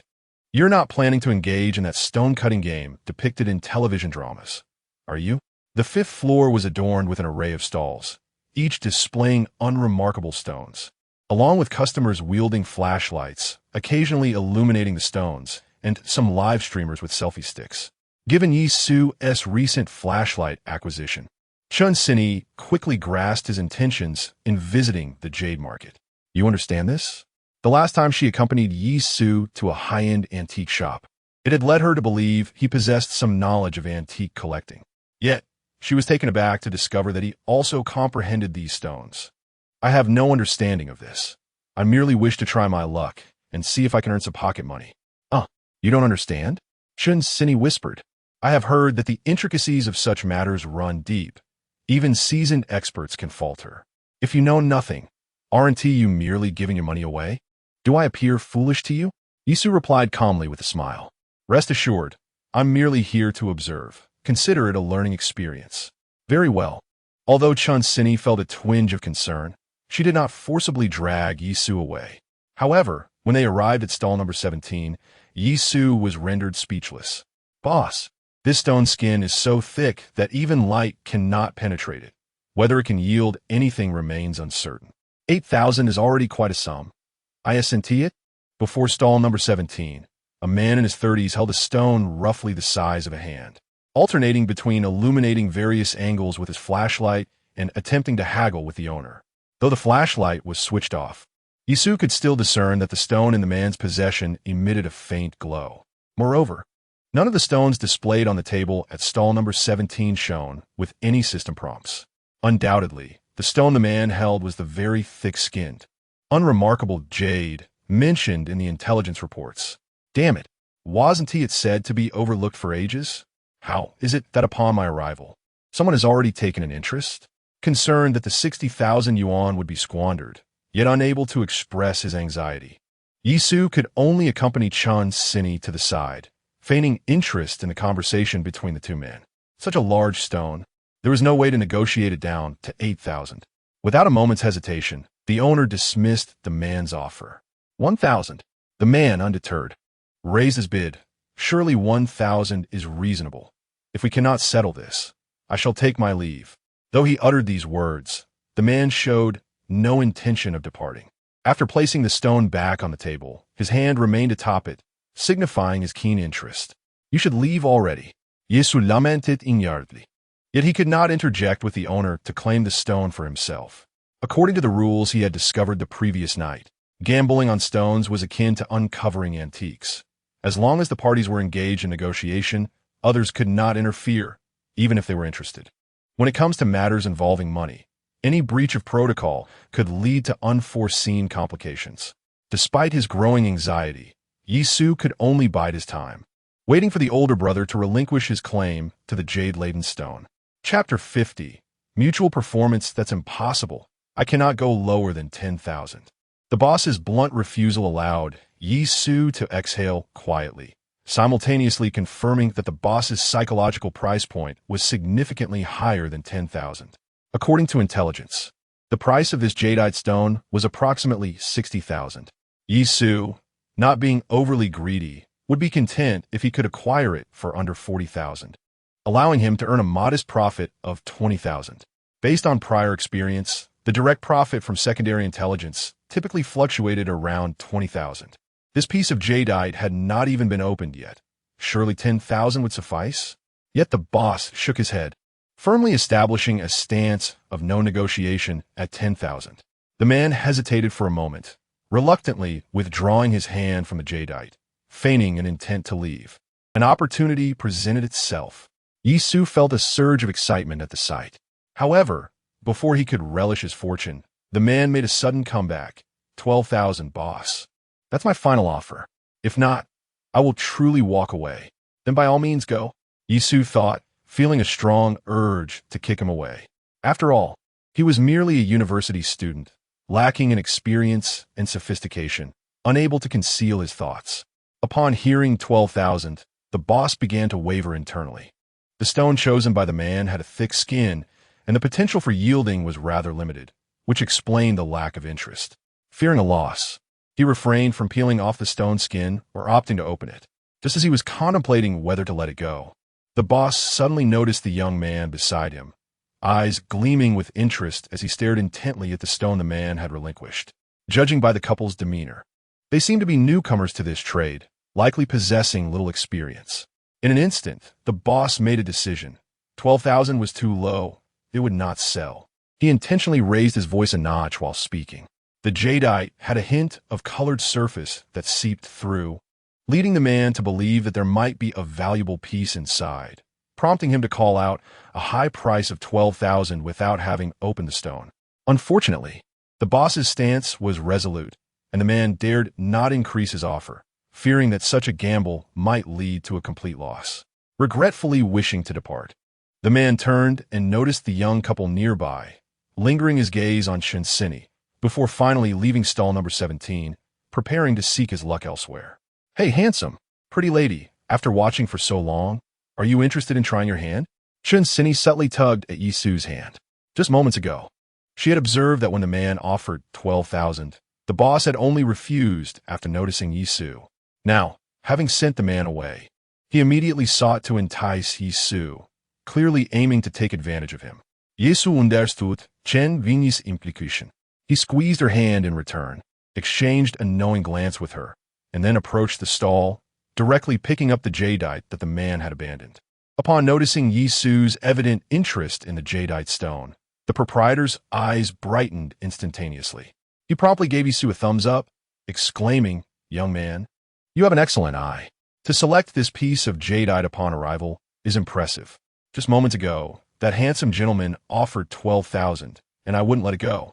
Knowing this is a quality gem, did he truly think I would be easily swindled?" Yesu, wielding a flashlight, pretentiously illuminated the stone before hesitating to return it to its original place. This left the owner momentarily flabbergasted. Just moments before, the young man had displayed palpable excitement as the previous buyer relinquished the stone. How could he now suddenly lose interest? Before the proprietor could formulate his thoughts, Yesu lifted the stone again, shining the light around it once more. Seeing Yisu once again holding the jadeite eased the owner's anxiety. "Sir, what can you tell me about this stone?" Yisu inwided. The owner raised 3 fingers at Yisu. "You seem unfamiliar here, so I will offer you a fair market price, 30,000 as a friendly gesture. However, the stone surface barely allowed light to penetrate. 30,000 was certainly too high." Before arriving at the stall, Yisu had estimated his budget to be around 40,000, hoping to gain at least 20,000 in profit. Yet, after witnessing the earlier negotiation between the man and the owner, Yisu's expectations had plummeted. The owner had clearly noticed Yisu's keen interest in the stone, and Yisu was no fool. Having observed for a considerable time, he also recognized the owner's hesitation when the man bid 12,000. 12,000 sounds reasonable. If that is acceptable, I shall purchase it for my amusement. Upon hearing the owner quote a price of 30,000, Chinsini grew anxious for Yisu, fearing he might be deceived. Now, upon realizing Yisu truly intended to spend 12,000 on a stone that was hardly worth picking up from the street, she quickly approached him, discreetly tugging at his sleeve, hoping to caution him against being taken advantage of. Yet, Yisu merely offered her a knowing glance, signaling that he was well aware of his decision. This left Chinsini questioning whether Yisu genuinely possessed the discernment to evaluate these seemingly similar, flawed stones. "Young man, you must have seen that the previous gentleman bid 12,000, but I still did not part with it. That 12,000 is certainly unattainable. The yellow hue is not vibrant enough. 12,000 is already a lofty price, or else that gentleman would not have given up after reaching that figure." As Yisu began to negotiate with the owner using a few phrases he had learned the previous night, a familiar voice suddenly resonated from behind. "Asu, Cindy, is it truly you? I thought I misheard." Turning around, Yisu was pleasantly surprised to see Wang Qianliang. "What brings you here?" he asked. "My father is managing the shop today, so I found some free time to wander around and coincidentally ran into you," Wang Qianliang replied, nodding at the stall owner in greeting, suggesting an established acquaintance. Yisu pondered briefly, finding it entirely reasonable that they knew each other. In the West Side region, there exists a street dedicated to antique art and another to jade artifacts, with a modest distance separating them. Both sectors cater to a clientele of middle to upper-class consumers, resulting in a significant overlap in their target audience, and both thrive on the strength of personal connections. It is only natural for them to communicate and refer clients to one another. The owner inquired, "Your friend?" To which Wan Yuan Liang nodded affirmatively, indeed. Wan Yuan Liang's friend is likely among those who venture into the realm of antiques, causing the owner to realize his initial misjudgment. This young man, even if he lacks expertise in gambling stones, would not be easily deceived. "I assumed your interests lay solely in antiques. I did not anticipate your understanding of stone material as well. Haha, I wouldn't say I fully comprehend it. I merely came to test my luck." "Just for fun?" "Very well. You may continue. I shall merely observe the spectacle." Wan Yuan Liang, intrigued, pondered vetur Yisu, who had previously stumbled upon a Qianlong Tongbao with a dragon and phoenix motif, would exhibit similar discernment with this stone containing jade. Not wishing to impede their transaction, Wan Yuan Liang positioned himself nearby, watching to see if Yisu truly intended to acquire this stone encasing jade. Chapter 51. Acquisition. Observing Yisu's confident demeanor and his exchange with Wan Yuan Liang, Chinsini began to grasp the situation. This charming young man at home seemed to possess more than just good looks. He evidently had other talents as well. Retreating behind Yisu, she lowered her voice to a whisper, audible only to the two of them, and inquired, "So you really can understand this, huh?" Yisu turned slightly to respond. "Do you truly believe I have an abundance of money with no place to spend it?" With Yisu's assurance, Chinsini chose not to press further. "Boss, how about 12,000? Let us do it this way," the boss sighed. "Since we are familiar with each other, let us aim for good fortune. I'll let it go for 18,000. Yisu silently rejoiced. The prior inquiry by that older gentleman had significantly lowered the psychological expectation of the stone's value, which had initially been 40,000, down to 18,000. This was reminiscent of his experiences purchasing fruit. Uncertain of the price and wary of being taken advantage of, he would wait for an elderly lady to negotiate first. hoping the vendor would then offer him the same price. If a margin could be negotiated, 18,000 might work, but as it stood, this was simply a rough material, and it was improbable to lower it further. After a few exchanges, even as a novice in this realm, Yisu had formed a clearer understanding of the stone's value. In his estimation, the stone could fetch no more than 15,000 before the boss would be willing to part with it. Come on, brother. Just give it to us for 12,000. Before Yisu could continue negotiating, Chinsini suddenly chimed in, her voice rising in pitch, causing Yisu to shiver slightly. This is our first time here. Consider it a gesture of friendship and offer us a friendly price. Pretty lady, 12,000 is quite low. In response to Chun Sini's high-pitched bargaining, the boss's demeanor noticeably softened. His smile appeared far more genuine than when addressing Yisu. For your sake, how about 16,000? Oh, 12,000, you one T lose out. Look at you, so handsome and running such a large stall. Don't quibble over a few thousand. Pretty lady, aren't you making this difficult for me? I'm not making it difficult. Let us just be friends. When we return, I promise we'll come back to you. Chun Sini and the boss engaged in a playful tug-of-war, leaving Yisu astonished at the side. Now, this was what skill bargaining looked like. Had it been him, he would have agreed to 15,000 immediately upon the boss's mention of that price. It's true what they say, beauty confers advantages. Regardless of how sweetly Chun Sini negotiated, the boss showed no sign of irritation. Instead, he jovially continued the back and forth. All right, yielding to Chun Sini's persistent pleas, the boss finally relented. 12,000 it is, but you two must keep it quiet. Don't let that gentleman know I offered you 12,000 after he proposed it. Rest assured, we won't say a word, brother, Chun Sini assured him, turning to Yisu with a triumphant smile, revealing her charming little tiger teeth. Yisu realized that bringing Chun Sini along today had indeed been a wise decision. At the very least, this has genuinely saved him several thousand yuan. Thank you, boss. After exchanging a glance with Chun Sini, Yisu did not hesitate. He picked up the stone and promptly paid the boss 12,000 without further ado. Thank you for your support, and I wish you all the best. Chun Sini smiled sweetly, replying, may your business thrive as well. After observing the scene, Wan Yuanliang spoke up only after seeing Yisu make the payment. You intend to have this jade stone process for yourself, correct? Yes. Do you know where I can find a stone cutter? It's on the other side. Allow me to escort you both there. After nodding to the boss, Wan Yuanliang led the way ahead. Yisu was more than willing to follow, with an acquaintance guiding them. The stone cutter they found would undoubtedly be more skilled than any random one he could locate. Moreover, having Wan Yuanliang witness the unveiling would further solidify his identity as a discerning treasure hunter. Navigating through a series of stalls, Wan Yuanliang brought Yisu and Chun Sini to a shop nestled in a corner on the 5th floor, greeting a spirited owner who appeared to be in his 50s. Upon arrival, Yisu observed that the entrances to several stone-cutting shops were surrounded by a diverse crowd of individuals, likely waiting to see if any valuable materials would be revealed, eager to purchase them at the first opportunity. Once inside the shop, at Wan Yuanliang's gesture, Yisu handed the stone to the owner. After receiving the stone, the owner examined it briefly before inquiring, how would you like it to be cut? Let's start with a window, Yisu replied.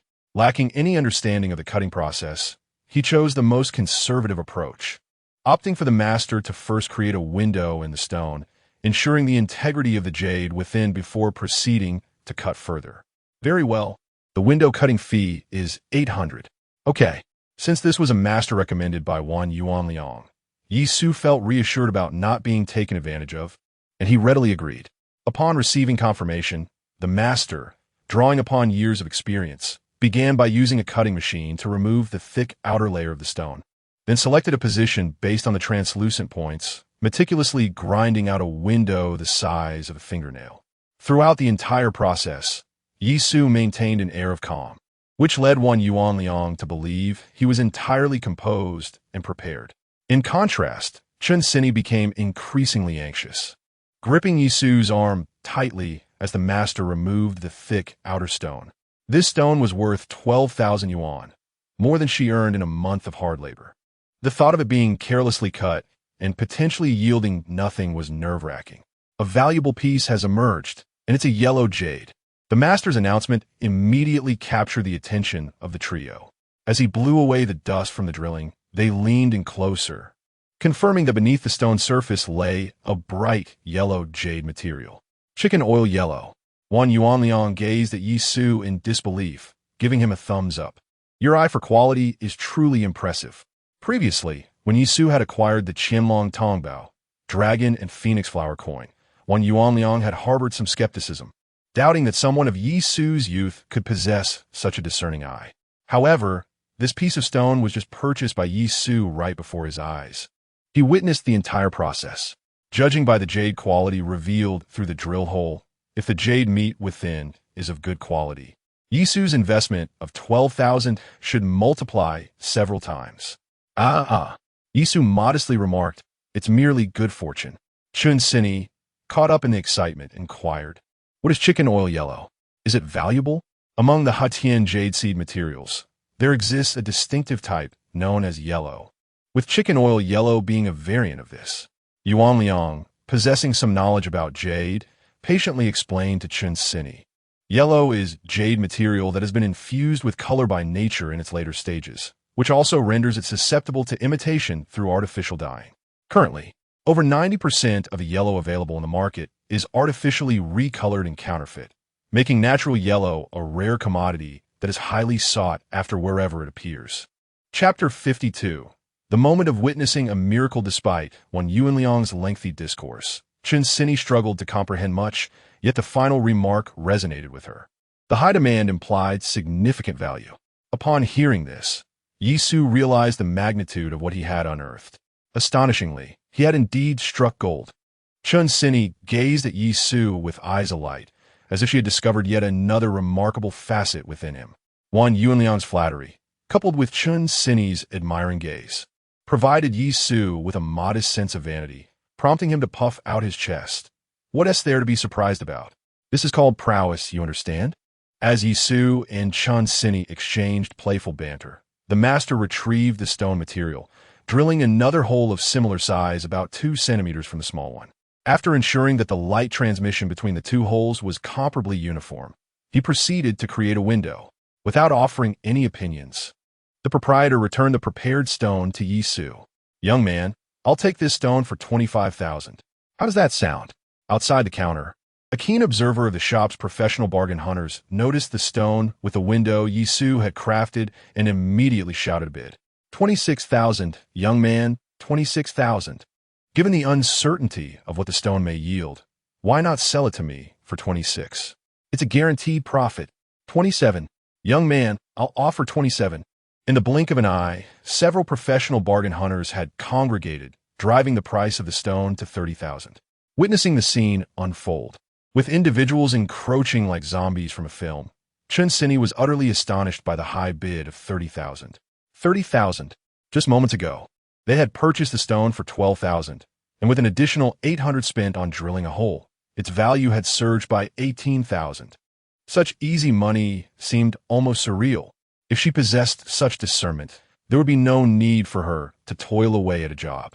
Earning money akin to a monthly visitor like a menstrual cycle would suffice for her to thrive. What further surprised Chun Sini was Yi Su's unhesitating rejection of the potential profit of over 17,000. I apologize, everyone, but I intend to keep this stone for myself. Wait, young man, if you cut it and it turns out poorly, it could be a disaster. You'd be better off selling it to me. I'm open to negotiation. How about 32,000? 32,000? I'd rather be elsewhere. Ignoring the shouts of the professional bidders, Yi Su handed the stone back to the master. Please cut it for me. Having witnessed countless gamblers who, after a window was opened, wished to take one more risk, the master was unfazed by Yi Su's choice. Do you prefer a large cut or a small one? I can't quite gauge it. Please lend your expertise. After opening the window, Yi Su was confident that the experienced master would know how to proceed with the cutting. All right, since you've opened the window, I'll charge you a fee of 200. That works. Accepting the stone, the master placed it on the table and began sketching the cutting lines with a pen, considering the dimensions and the translucency after thinning. The master introduced by Wan Yuanliang indeed possessed remarkable skill. The initial cut was executed with patience, rather than hastily cleaving through. A delicate slice was taken from the outer layer based on the window's positioning and the stone's raised surface, revealing the jade flesh within. Indeed, the hue was reminiscent of chicken oil yellow, and judging by the saturation, it appeared to have permeated thoroughly. Outside the counter, eager bargain hunters stretched their necks, attempting to peer inside, their faces etched with disappointment. Had they known, they would have raised their bids slightly higher, persuading the young man to relinquish the stone. Unperturbed by the surrounding clamor, the master craftsman prepared for the second cut, activating the wire saw and proceeding with precision along the predetermined cutting line. This particular incision proved significantly more challenging than the first, as the master toiled for nearly 20 minutes before the whir of the wire saw ceased. Among the trio, Chun-Sini, the most anxious, had already edged closer, yearning for a glimpse of the unfolding revelation. The initial window had been priced at 12,000. Yet the recent bids had catapulted the stone's value to 32,000. Whether this figure would continue to ascend or fall flat hinged on the results of the stone's unveiling. Wan Yuanliang stood a bit farther back, yet remained fixated on the stone in the craftsman's hands, curious to ascertain the veracity of Yi Su's reputed discernment.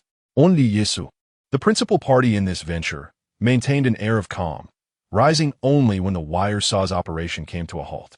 After wiping his hands clean with a towel, the master, under the watchful gazes of the onlookers, separated the sliced stone. The transition from skin to flesh was seamless, devoid of any core, affirming the quality of the chicken oil yellow material. As the master returned the stone to Yi Su, he complimented him. "Young man, your eye for quality is truly remarkable." From the window to the cutting, the master was acutely aware of how much the thick-skinned stone encasing the jade tested one's discernment. Despite the previous bids, Yi Su remained unfazed, confidently urging him to continue cutting, thereby demonstrating that the young man was indeed certain of the jade's presence within. This level of discernment surpassed that of many seasoned stone enthusiasts who frequented the fifth floor. After settling the fee with the master, Yi Su, with a hint of bravado, remarked, "I too had an element of risk in this gamble. Fortunately, it has paid off for me. Young man, a firm price of 50,000. I want this material." 51,000. I bid 52,000. Outside the counter, upon discerning the jade in Yi Su's possession, the bargain hunters began to raise their offers, swiftly elevating the price to 55,000. Recognizing the unfolding situation, Yi Su understood that the system's suggested price of 60,000 was aimed squarely at these bargain seekers. Since they would still have room for profit, it indicated that the ultimate price of this chicken oil yellow jade would likely exceed 60,000. A sigh escaped Yi Su's lips. It was no wonder the old adage proclaimed that connections are akin to currency. Had he forged relationships with a few jade merchants, he could have directly sold the piece to them, circumventing intermediaries and pocketing an additional 10 to 20,000. Alas, he lacked such connections. Thus, Yi Su could only await further bids from the bargain hunters outside, prepared to sell the stone to whoever offered above 60,000. Chun-Sini, her large eyes sparkling, observed the stone materials in Yi Su's hands as if she had stumbled upon a new continent. In a short span, the initial value of 12,000 transformed into 55,000, and this figure continued to soar. What other remarkable abilities did this man possess that she was unaware of? Just as a few individuals outside the counter prepared to place further bids, Wan Chong had approached Yi Su and whispered, "Are you going to bid on this material?" Yi Su's eyes lit up. "Indeed. Do you have connections as well?" He suggested, "Let us allow the people outside to disperse first." "Very well." Yi Su turned, gesturing to the individuals outside. "My apologies, everyone, but this item has already been secured by the owner." A collective sigh of disappointment escaped the eager bargain hunters. Having encountered such a fine piece, the prospect of a swift profit in the tens of thousands had vanished, akin to a duck that had flown from their grasp. Chapter 53. Coveted connections. Utilizing his boss's resources, Yi Su sought assistance from Wan Yuanliang to illuminate the stone. After Wan Yuanliang meticulously recorded several videos of the material, he signaled for Yi Su to take their leave. Before departing, Yi Su requested a few newspapers from his mentor and carefully wrapped the stone, encasing it in 2 plastic bags to ensure sturdiness. No sooner had they exited the Yufeng jade market than Yi Su eagerly inquired of one Yuan Liang, Brother Liang, "What is the word? Among my acquaintances, there are those engaged in jade processing. If you wish to sell, I can inquire within my circle. Van Yuan Liang, Risusuret, Yisu. Rest assured, this type of material should sell quite well. You won't be left holding on to it. If there is interest, the price offered will certainly surpass that of the earlier group. However," he added, "to be frank, should the deal go through, I will take a 5% commission." "Not an issue," Yi Su replied, undeterred by the commission. Recognizing that one Yuan Liang had the connections and would serve as the intermediary, he felt the compensation was justifiable. "What is your target price?" "Well, the system quotes 60,000.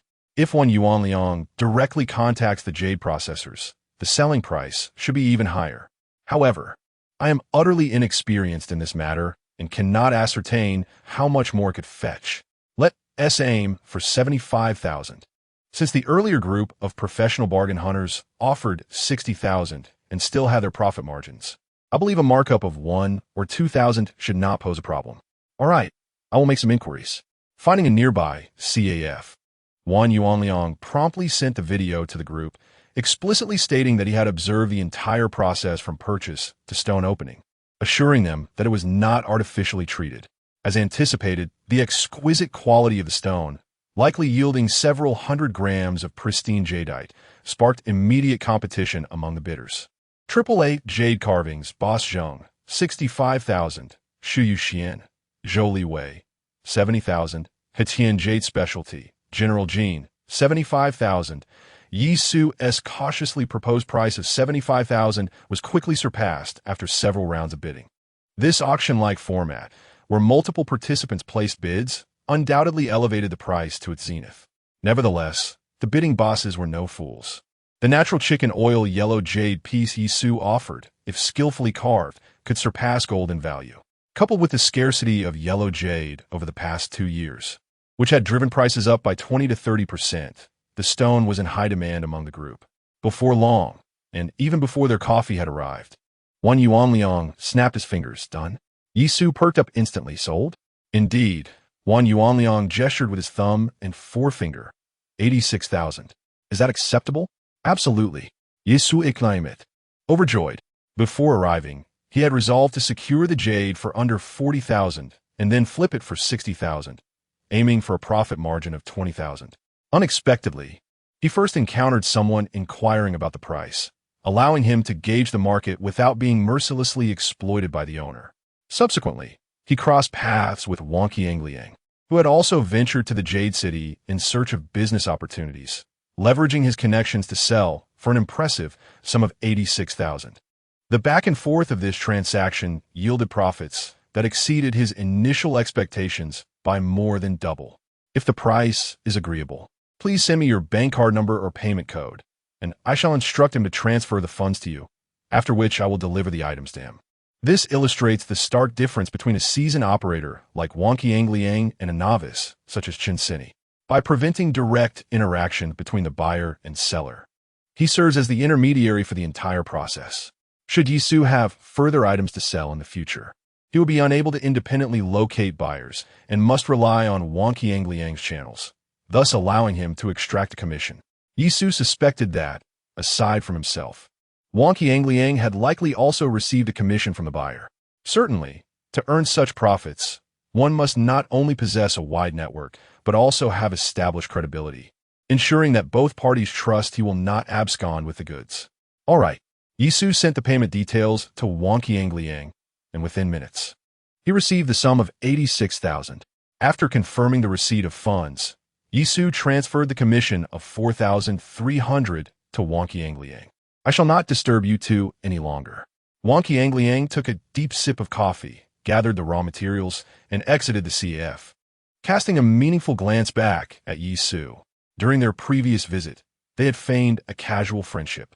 If their relationship were indeed so ordinary, I would gladly drink your urine on the spot. Chen Sini watched in astonishment all morning, her shock lingering until Wonky Angliang departed. When she witnessed Yi Su purchase a piece of rough stone for 12,000, she was already taken aback, thinking some individuals should not earn money so absurdly. But then, After Yisu had a few cuts made, that very stone, right beneath her nose, skyrocketed from 12,000 to 86,000. When did earning money become this effortless? That is 86,000. She could toil for an entire year online and not amass such a fortune. At this moment, Chun Sini finally comprehended the notion that one can never earn money beyond their understanding. Were she in his position, she would never dare to invest over 10,000 in a gamble on a stone.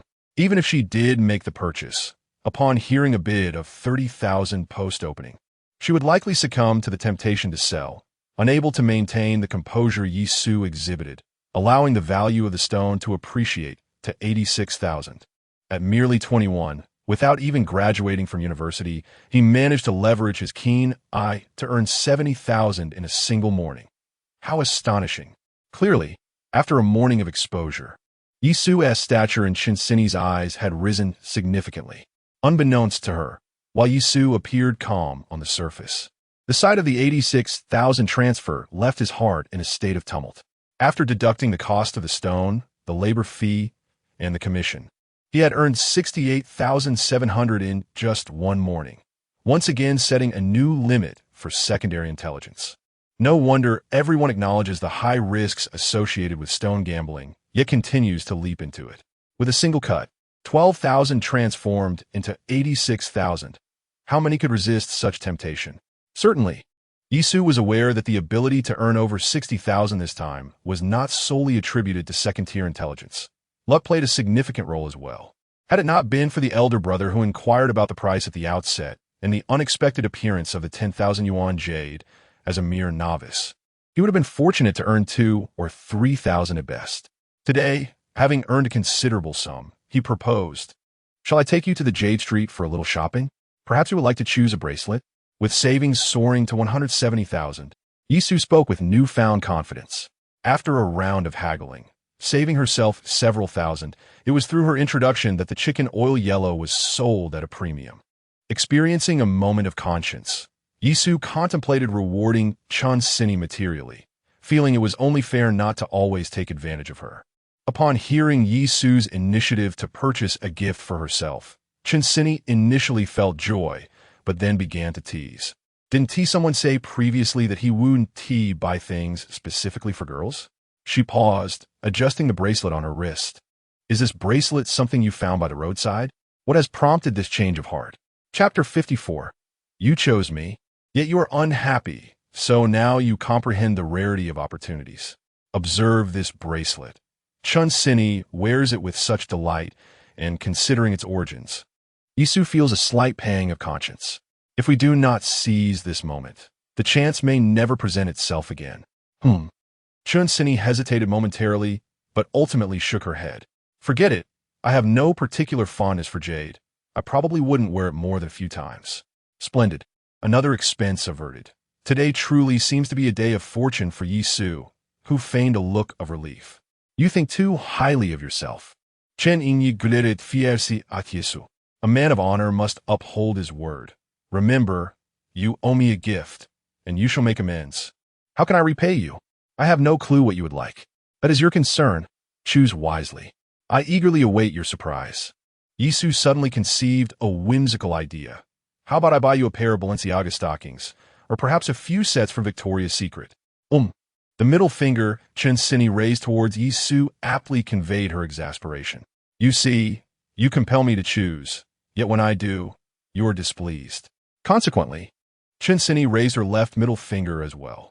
Having the rare opportunity to visit the Jade Street, Yisu initially intended to select a jade bracelet for his mother.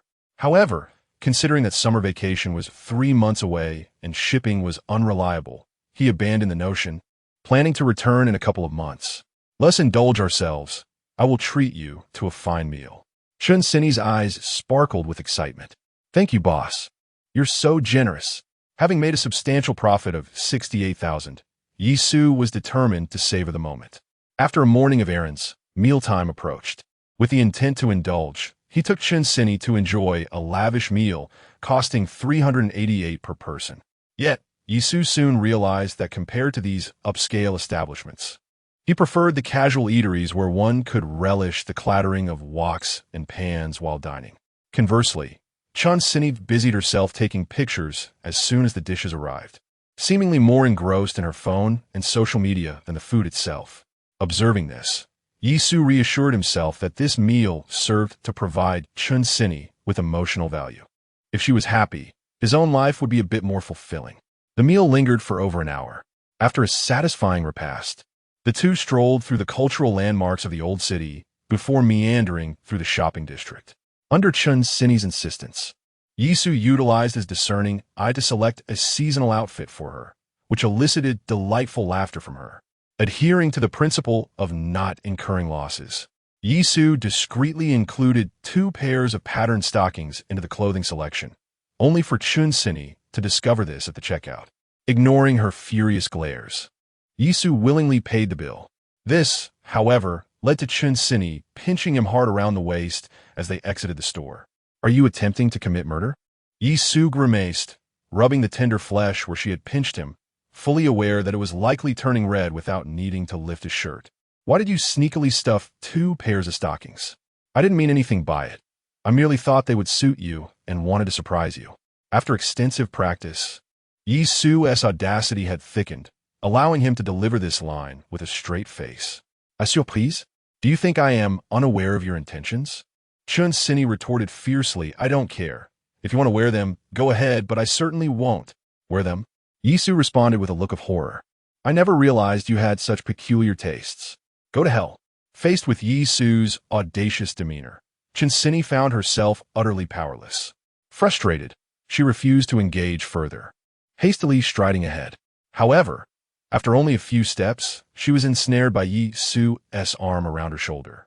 Unable to escape, Chun Sini resigned herself to his whims while secretly vowing to tease Yisu later that evening to reclaim some dignity. Their banter continued until they attended a movie, and after dining together, they returned to the apartment. Following a brief respite, they each took turns showering, during which Chun Sini playfully provoked Yisu. Yet, as the moment for retaliation approached, Chun Sini deliberately raised her voice, declaring, "I'm exhausted after a day of shopping. I'm off to bed." With that, she rolled under the covers, cocooning herself snugly. Although her eyes were closed, the upward curve of her lips betrayed her true feelings. "Oomph. Let us see how you cope with this. Do you dare to continue bullying me?" Yisu feigned surprise. "Oh, are we going to sleep already?" "Yes. I'm so tired. It's time for bed," Chun Sini thought gleefully. "Then my special surprise will have to wait until tomorrow." "A surprise? Surely. It must be a trap." Chun Sini cautiously cracked her eyes open a sliver, only to discover Yisu holding a deep red box, waving it enticingly before her. Confident she would peek. "What is this?" Chun Sini's eyes sparkled. Yisu, sensing the right moment to cease his teasing, replied, "I found this while you were in the restroom this afternoon." This gift, however, was not scavenged from the roadside. It had been purchased legitimately for 2,000 yuan while Chun Sini was occupied. "Let me see," ignoring Yisu's whimsical claim of finding it on the street. Chun Sini eagerly accepted the box. Upon opening it, she discovered a heart-shaped necklace, its design and color reminiscent of the 6-pointed star bracelet Yisu had previously gifted her, clearly indicating he had put thought into his selection. "Would you like me to help you put on?" "Isn't harmonious living about helping each other with such things?" "Yes," Chun Sini replied, her eyes narrowing into crescent moons. After adorning her with the necklace, she grabbed a makeup mirror serving as a bedside table and excitedly adjusted its angle to admire the necklace around her neck. Observing Chun Sini's delight, Yisu knew the night was sure to be a success. "Do you like it?" "I love it." This time, without any prompt from Yisu, Chun Sini took the initiative and fiercely kissed him. What transpired next was, of course, self-evident. After carefully placing the removed necklace back into its jewelry box, the young couple ignited like dry kindling meeting a roaring fire. The black stockings that Yisu had clandestinely purchased earlier that afternoon proved to be quite useful. It must be said that the ardor unleashed by Chun Sini indeed afforded Yisu a unique pleasure, especially during their heated exchanges, where the words that escaped Chun Sini's lips were so audacious that they would not pass the scrutiny of a platform like tomato novel. After an exhilarating bout, time stealthily slipped into midnight, and Yisu promptly activated the system to check the intelligence refreshed that day. Today's intelligence. Level 2, based on a comprehensive analysis of global market sentiment, it is projected that gold prices will rise. In the short term, the host may consider investing. Note, the market carries risks. Investment should be approached with caution. It is advised that the host act within their means. Brother Tongzi, could there be a mistake? Wasn't this intelligence provided last time? Chapter 55.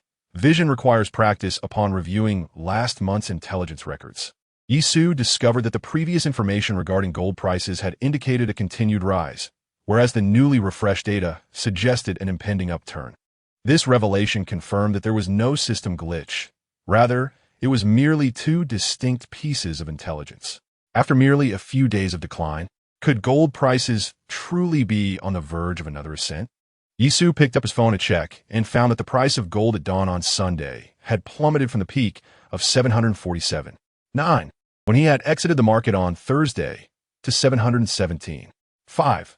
Within just 2 days, the price had fallen by $30, instigating a wave of panic at the New York Commodity Exchange, which resulted in the liquidation of a staggering 87 tons of gold futures. As Yisu read the news, he felt increasingly grateful for his decision to exit the market on Thursday after securing a 5-point profit, rather than succumbing to greed. Given the current market trends, he had ample reason to suspect that gold prices would continue to decline today. Had he not sold his gold futures, considering the recent market fluctuations, he feared that by Monday's opening, the profits accumulated over the previous weeks would be entirely forfeited. Yisu struggled to comprehend the market, understanding only that gold prices were susceptible to the influence of tariffs, oscillating between rises and falls. Based on the recent market activity, he initially anticipated a decline, yet the outcome would unexpectedly be an increase.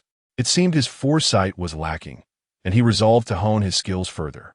After reflecting on his inadequate judgment, Yisu's demeanor gradually transformed into one of excitement.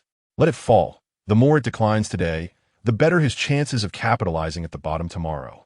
The last piece of intelligence had enabled him to turn an initial capital of 20,000, supplemented by 70,000 in loans, into a profit of 35,000.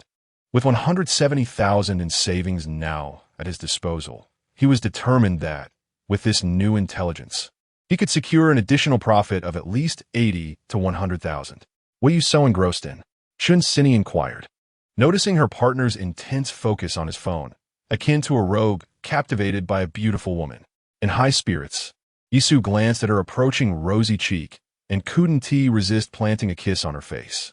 Chun Sini had grown accustomed to Yisu's playful gestures, merely rubbing the moisture from her cheek onto his shoulder. You're not watching those borderline streamers online, are you? With you beside me, why would I need to watch anyone else? Yisu replied. What could a grown man be so captivated by at midnight? I'm checking the current gold prices. Still fixated on gold prices.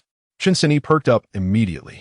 Given the recent steep declines, you must be thinking of buying at the bottom, right?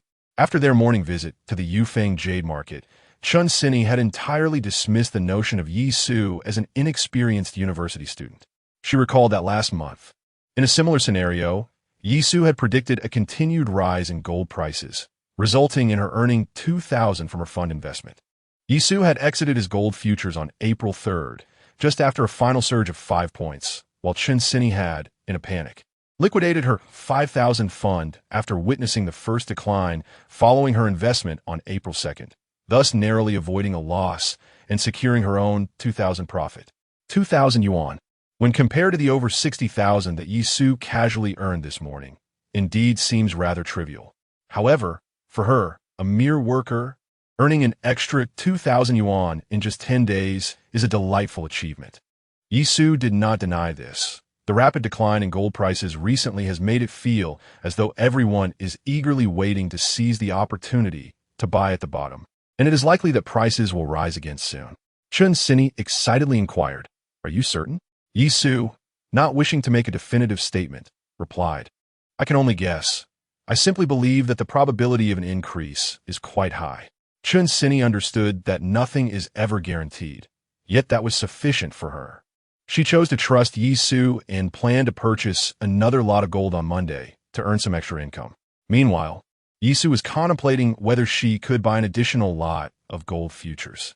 With over 160,000 on hand, if she borrowed another 50,000 from Laoma, she could gather enough for an 18,000 margin, leaving her with over 30,000 for emergencies. By Thursday, gold prices had briefly touched a high of 747.9. If this surge could return to its peak, making a profit of 70 to 80,000 from 2 lots of gold futures would be a mere formality.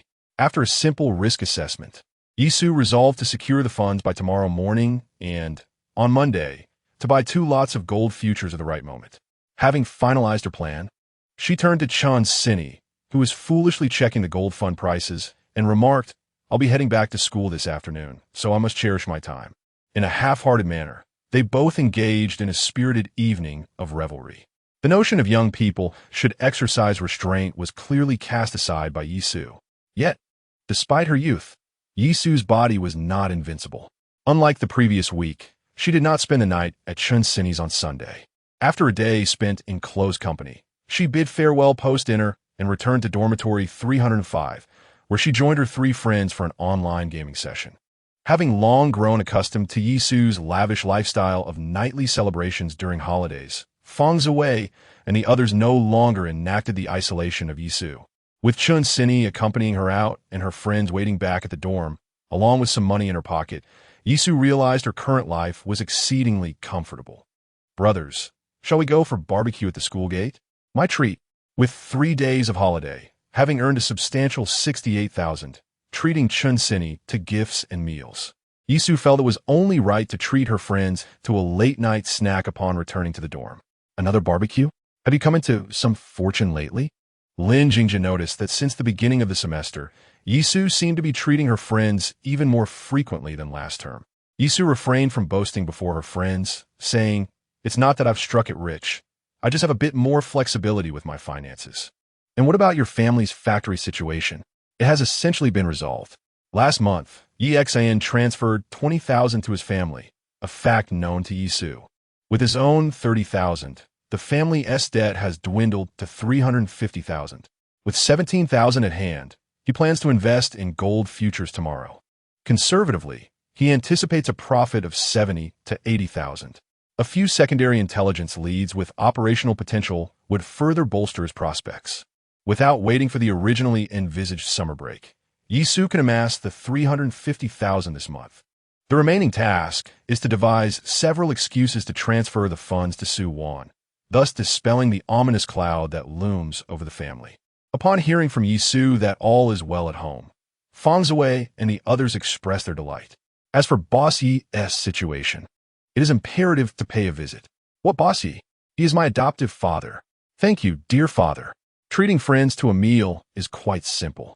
Spending a little over 100 yuan is already equivalent to a state banquet, easily earning heartfelt expressions of gratitude towards a beloved father. Chapter 56, Company Layoffs Last Night.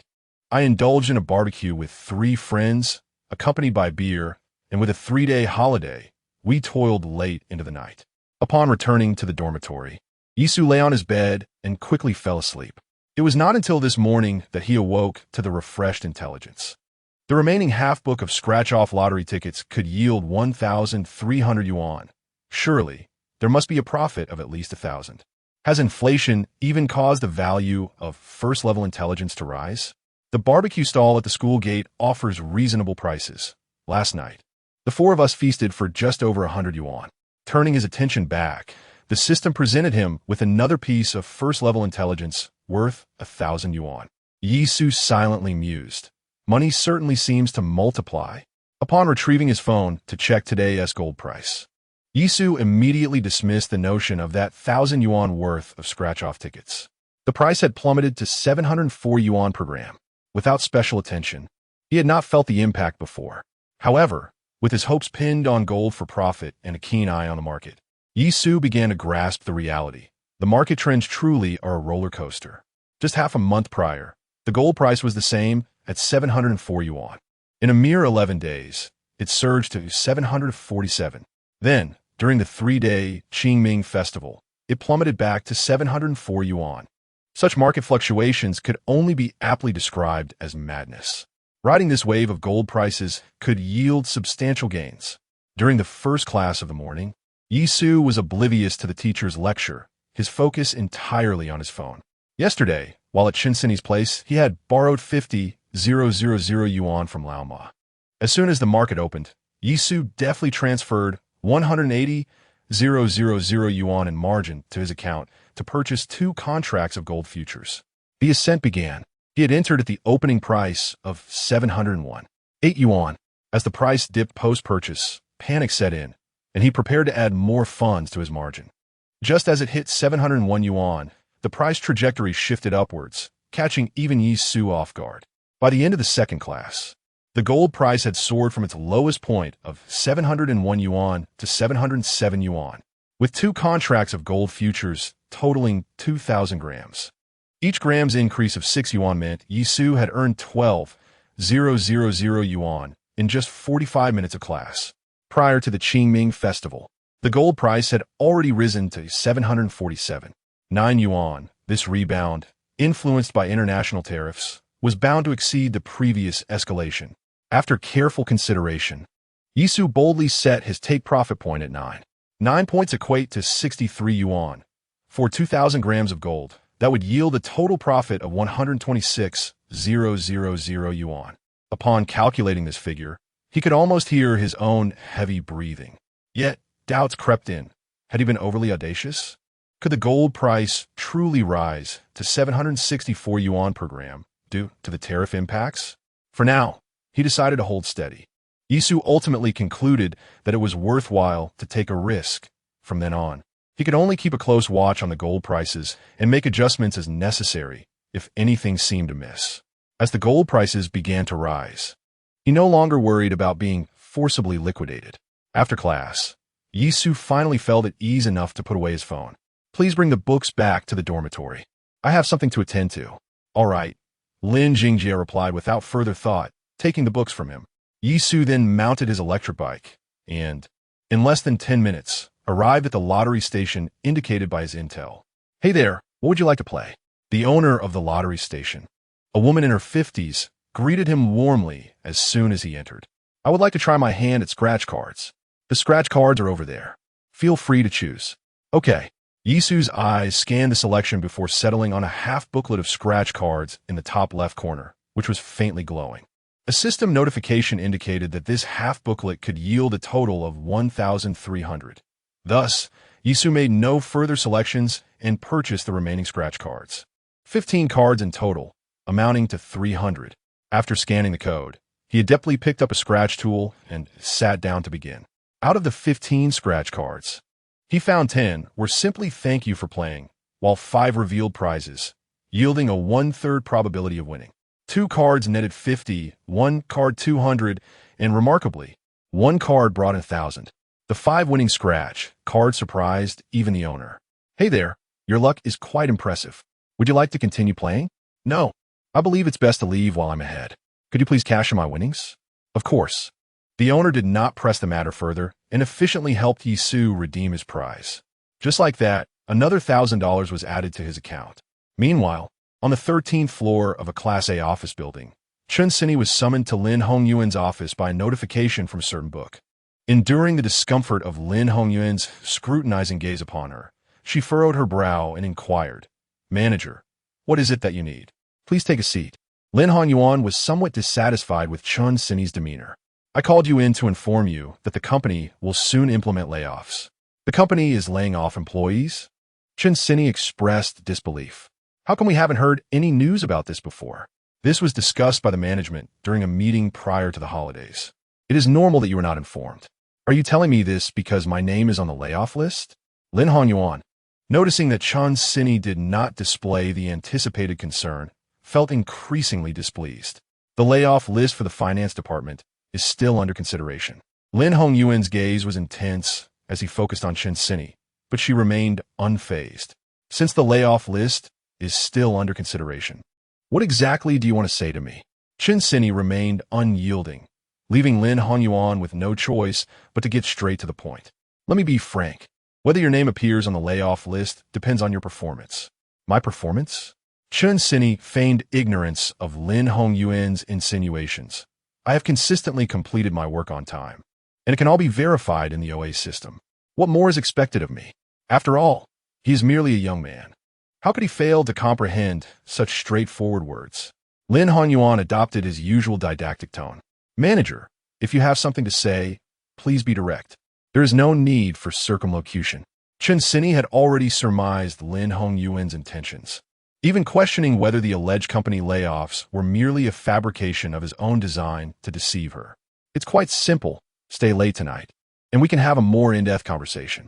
I assure you, your name will not appear on the layoff list, Lin Hongyuan coaxed.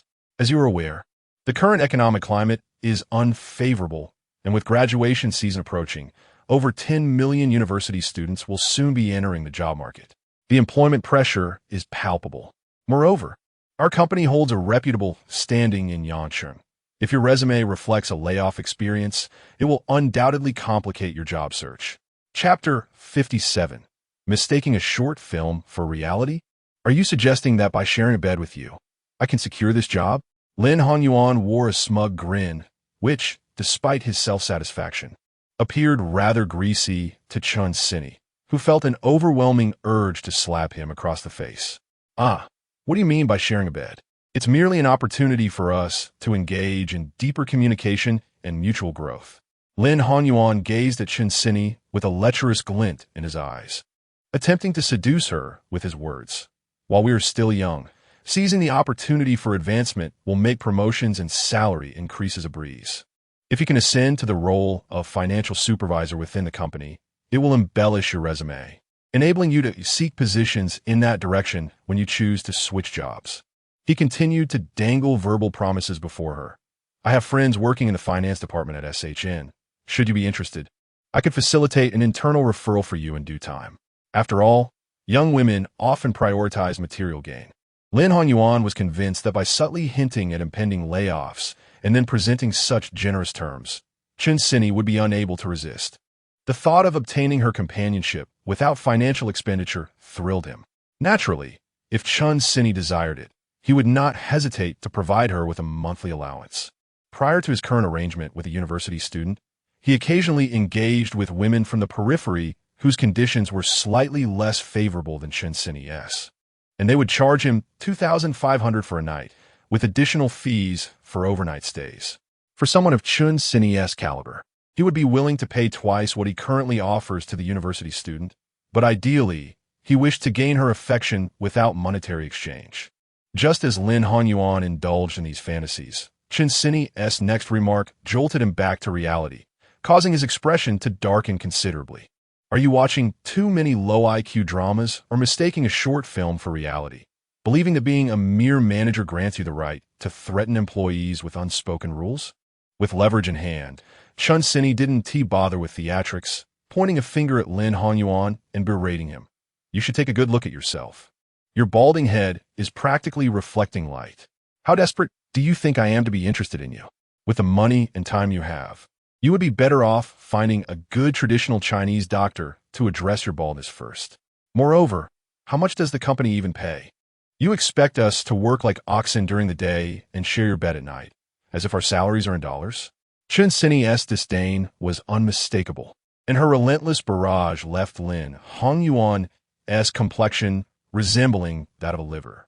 He had not anticipated that the usually meek Chun Sini would dare to confront him so openly, considering their shared workplace and fearing that their altercation might attract unwanted attention. Lin Hongyuan was forced to lower his voice and threaten her. The current economic climate is unfavorable, and I understand that finding a job elsewhere can be difficult if you're laid off. I'm offering you a chance for advancement out of goodwill, yet you repay my kindness with ingratitude and personal attacks. With such an attitude, not only will you struggle to find a position in our company, but even in interviews elsewhere, HR would hesitate to hire you. I have been in this field for 20 years and am well acquainted with the finance departments of various companies. Should they conduct a background check on you, I would certainly relay the truth about your work ethic. Lin Hongyuan spoke with impeccable precision. Whether he had just suggested that Chun Sini accompany him for the night or now threatened to leverage his connections to blacklist her, it was all mere insinuation. never explicitly stated. Even if Chen Sini had recorded their conversation in advance, she would find herself powerless against him, as it was likely that he had already engaged in such conduct prior to this encounter. Chen Sini understood the veiled threat embedded in his words. In a first-tier city like Yangsheng, while it may not be small, every social circle tends to be rather insular. As an industry veteran, Lin Honyuan's claim of being able to orchestrate a band was certainly exaggerated, yet if he truly wished to cause harm, Chen Sini would undoubtedly face significant challenges in securing a financial position at a large corporation. Previously, she might have fretted over offending such a petty man and the trouble it could bring her. However, the circumstances had changed. Manager, last Friday evening, I happened to encounter a man and a woman entering the Weina Hotel on Lichang Road, and the man bore a striking resemblance to you. Chen Sini remarked with a hint of a smile, eager to gauge Lin Honyuan's reaction. As anticipated, upon hearing Friday evening, Weina Hotel, and a man and a woman, Lin Honyuan's eyes widened in shock, his astonishment utterly evident. What a coincidence it was that they had been spotted together. You must have seen wrong. Lin Honyuan hurriedly retorted, his earlier threats dissipating. Oh, did we misidentify you? Chen Sini replied with a subtle smile, pulling out her phone to tap a few buttons. I happened to record a video from behind. It captured the two of you facing the camera as you approached the hotel. Perhaps you could help me confirm whether I mistook the person. With that, she waved her phone in front of Lin Honyuan.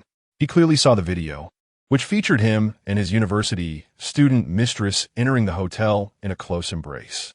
The evidence was irrefutable, and Lin Honyuan found himself devoid of any counterarguments.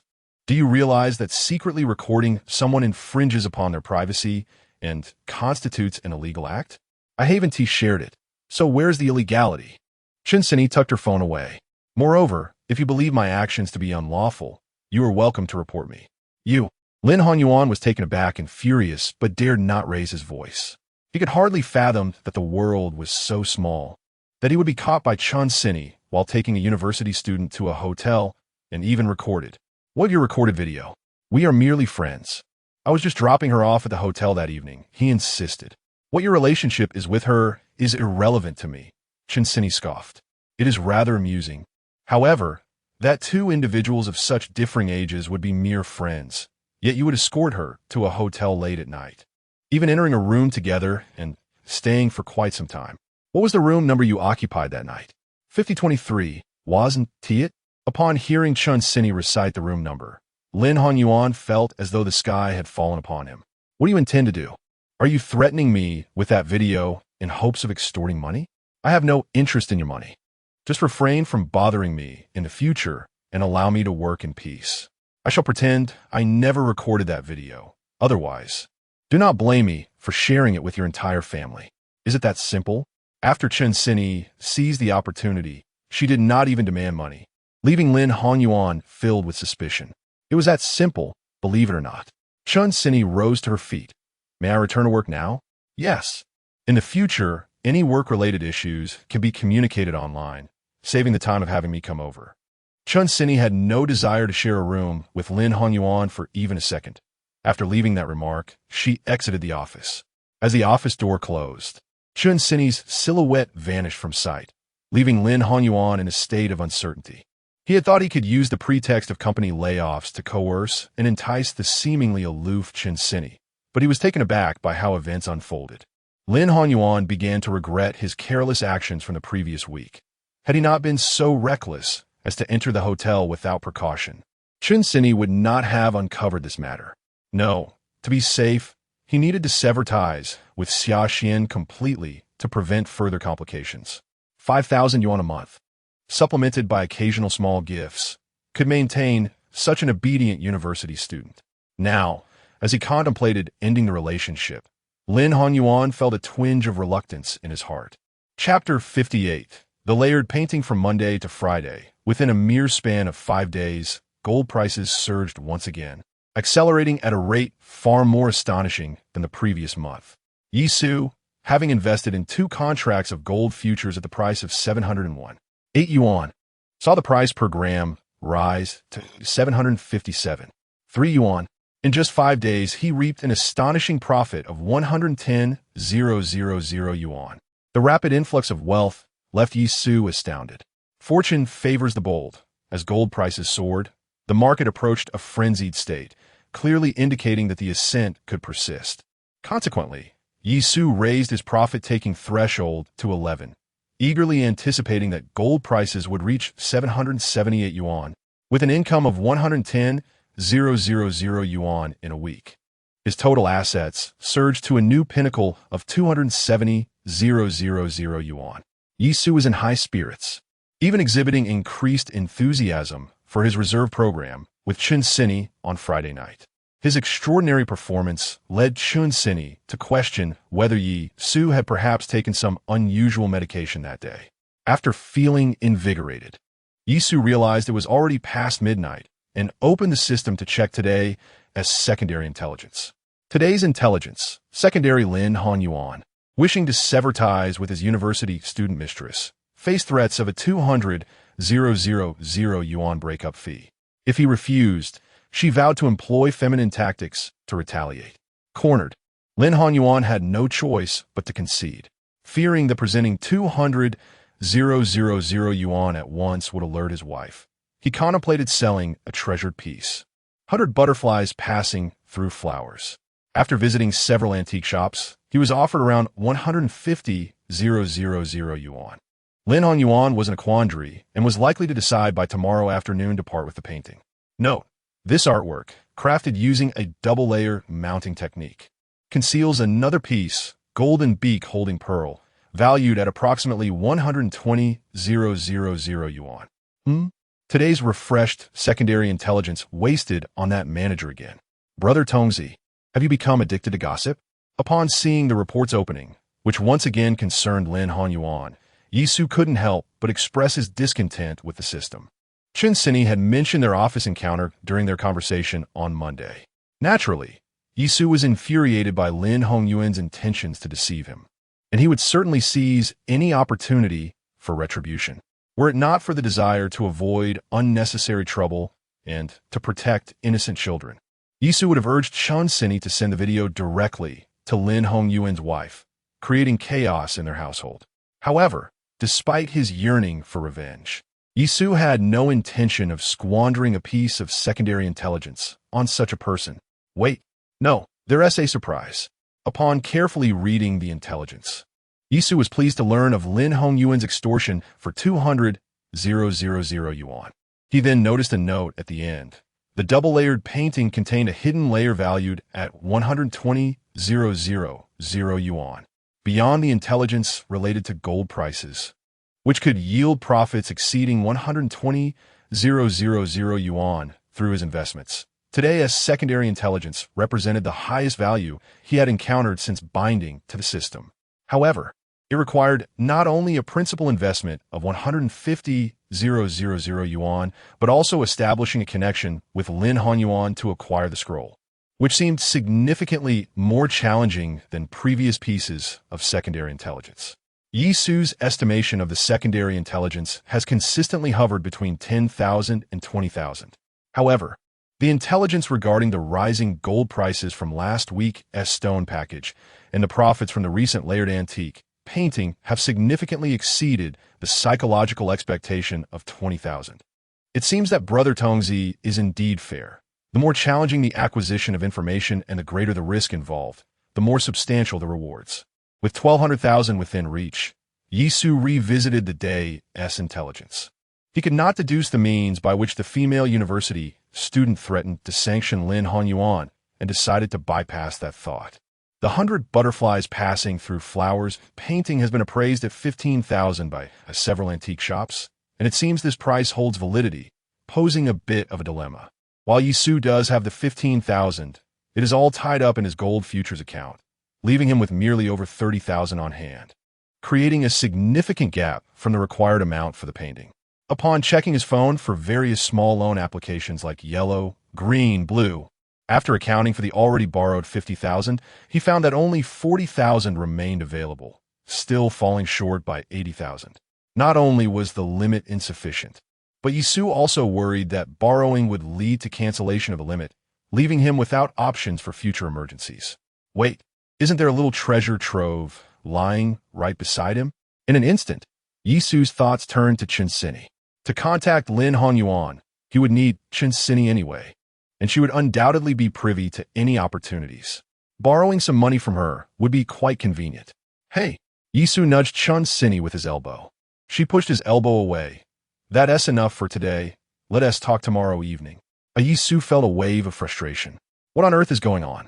Can't we talk about something serious rather than your usual antics? Hearing this, Chinsini turned around, eyeing him suspiciously. At this hour, aside from that matter, what serious topic could you possibly have? Do you have money? Lend me some. You? Asking me for money? Is this what you consider a serious matter? Chinsini could hardly believe that Yisu, who casually spent 12,000 on a worthless stone last week and made over 60,000 from it, was now asking her for money. This was akin to begging from a beggar. Are you joking? Chinsini's face reflected disbelief, suspecting the man was merely teasing her. Do I look like I'm joking? Yisu asserted, demanding money from her. Hurry up. You have your little treasure trove. Stop hiding it from your husband. Bring it out for me to spend. Chinsini realized that Yisu might indeed be serious. How much do you want to borrow? Yisu nonchalantly replied, "12 tousand." 12,000. Chinsini's eyes widened. She had anticipated that Yisu would not ask for just 1,000 or two, but she never expected him to request 12,000 outright. Did you peek at my phone balance? On Monday, Chinsini invested 50,000 in a gold fund. Observing the surging gold prices over the past few days, she felt a pang of anxiety and decided to reduce her holdings by 30,000 on Friday. Now, her available funds amount to approximately 130,000, just enough to lend to Yisu. At the age of 25, having amassed 150,000 through her own efforts, Chinsini has already surpassed the majority of her peers. Upon hearing this, Yisu recognized an opportunity.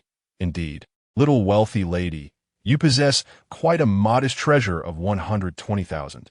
Is there some urgent matter that requires you to borrow such a substantial sum? The sudden request for such a large amount of money caused Chinsini to worry whether Yisu had encountered some misfortune. The genuine concern etched on her companion's face warmed Yisu's heart. I either attend class or come to you. To your place. What could possibly happen to me? I'm merely hoping to seize an opportunity, and I still need 120,000, so I wanted to see if you could assist. Chapter 59. What nonsense is this? A fortuitous opportunity. With her eyes sparkling with excitement, Chinsini abruptly sat up. Is it time to buy stones again? Just like last week? Yisu's eyes also gleamed with enthusiasm, indicating his keen interest. However, the world of stone gambling is notoriously deep. Opportunities for a fortunate find are exceedingly rare. What exactly do you intend to seize? Your manager just brought a painting titled "100 Butterflies Passing Through Flowers" to an antique shop for appraisal. Coincidentally, my friend was there and shared the image with me. I have a lingering suspicion that there is more to this painting than meets the eye, and I wish to acquire it for a gamble. However, the price quoted by the shop owner to your manager is 150,000.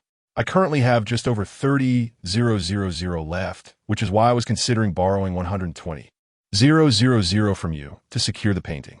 You only have a little over 30,000 left?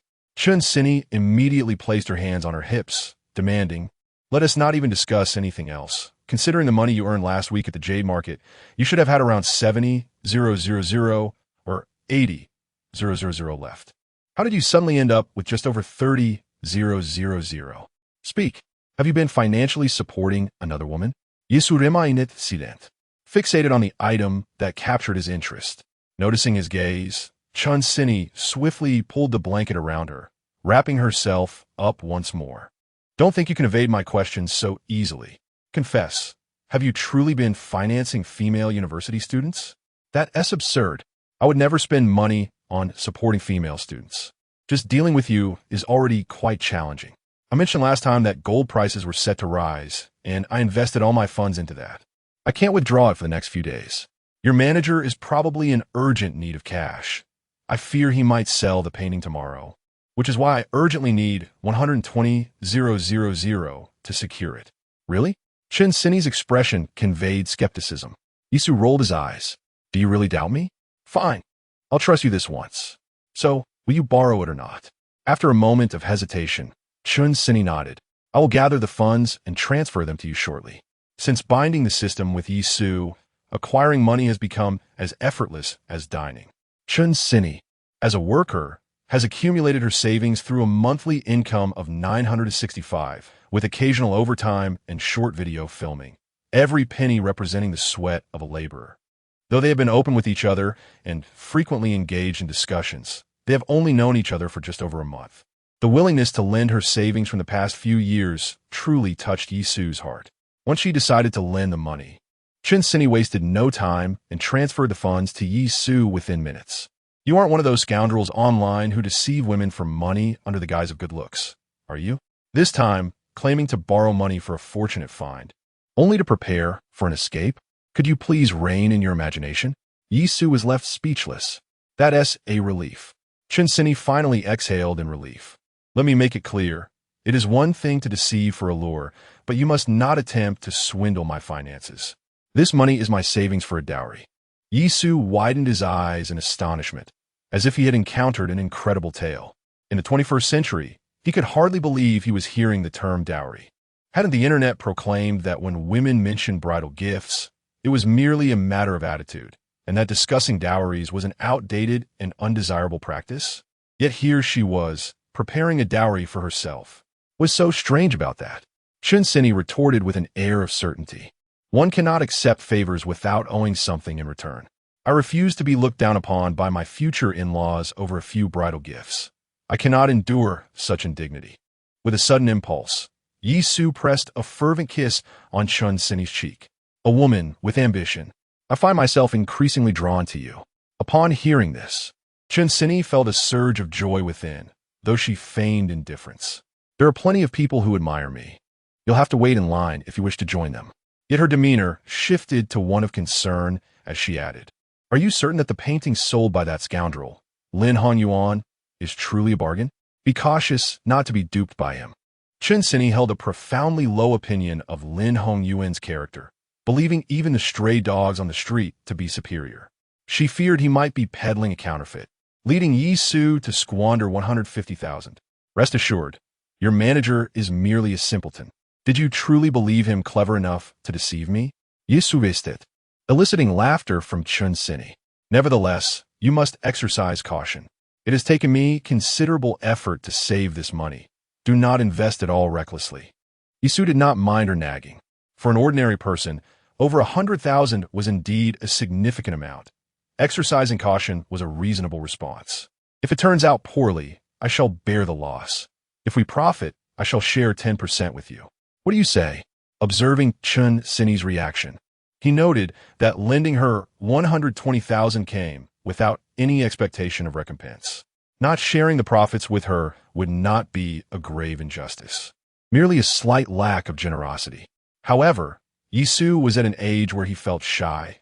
The more Chun Sini refrained from mentioning it, the more embarrassed he became. If all went well, this venture would resolve his family's debts, allowing him to focus solely on amassing wealth and gradually pursuing a life of luxury. With his financial needs no longer so pressing, Yi Su hesitated for a moment before deciding to give himself an excuse and transfer some funds to Chun Sini. As a man, having shared such intimacy for an extended period, what was wrong with providing her some living expenses? Yi Su excelled at reconciling with himself. This line of thought allowed him to accept the reality of spending money on a woman without shame. Upon hearing that he would share the profits, Chun Sini's spirits lifted. You said it. You cannot go back on your word. I am as good as my word.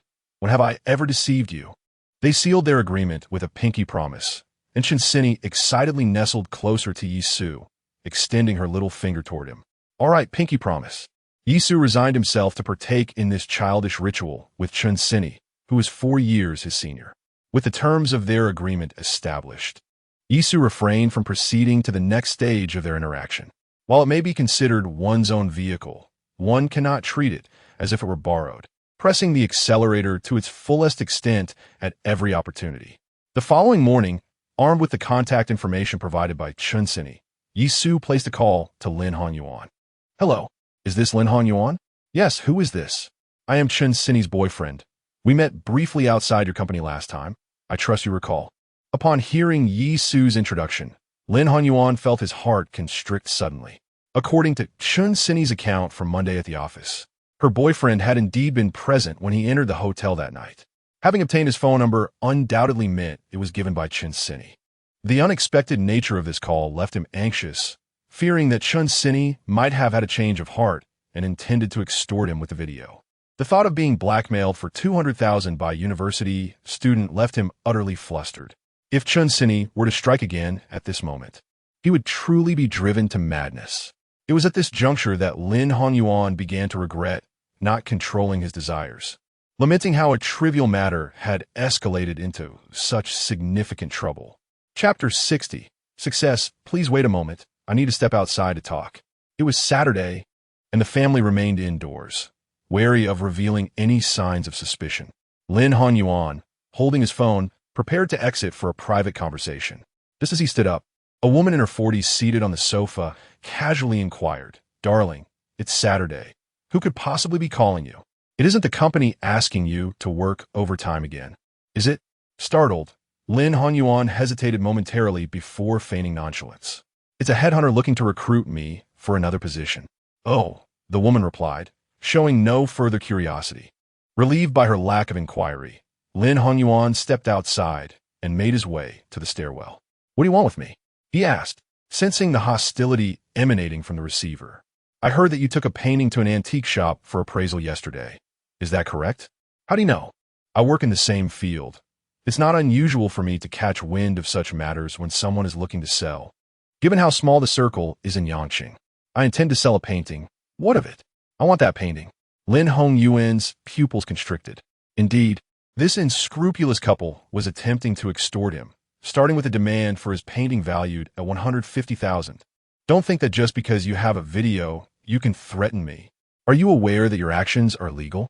The response from the receiver left Lin Hongyuan momentarily stunned. "Have you misunderstood? I have no intention of using the video to blackmail you into giving me the painting for free. The shop owner offered you $150,000, and I am equally willing to pay that amount for your painting." "Huh?" Lin Hongyuan's mind struggled to comprehend. "You sought me out merely to purchase the painting? What else would prompt me to contact you?" Tentatively, Lin Hongyuan probed, "I'm still contemplating, as I find a $150,000 price a bit low. If you truly desire it, could you possibly raise your offer?" Yisu was left speechless. "Damn it. I recorded your video not to coerce you. Isn't that fair enough?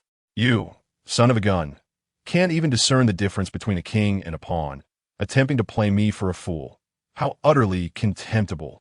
I am aware that you inquired at several antique shops, and none offered you a price exceeding $150,000, which confirms the true value of your painting.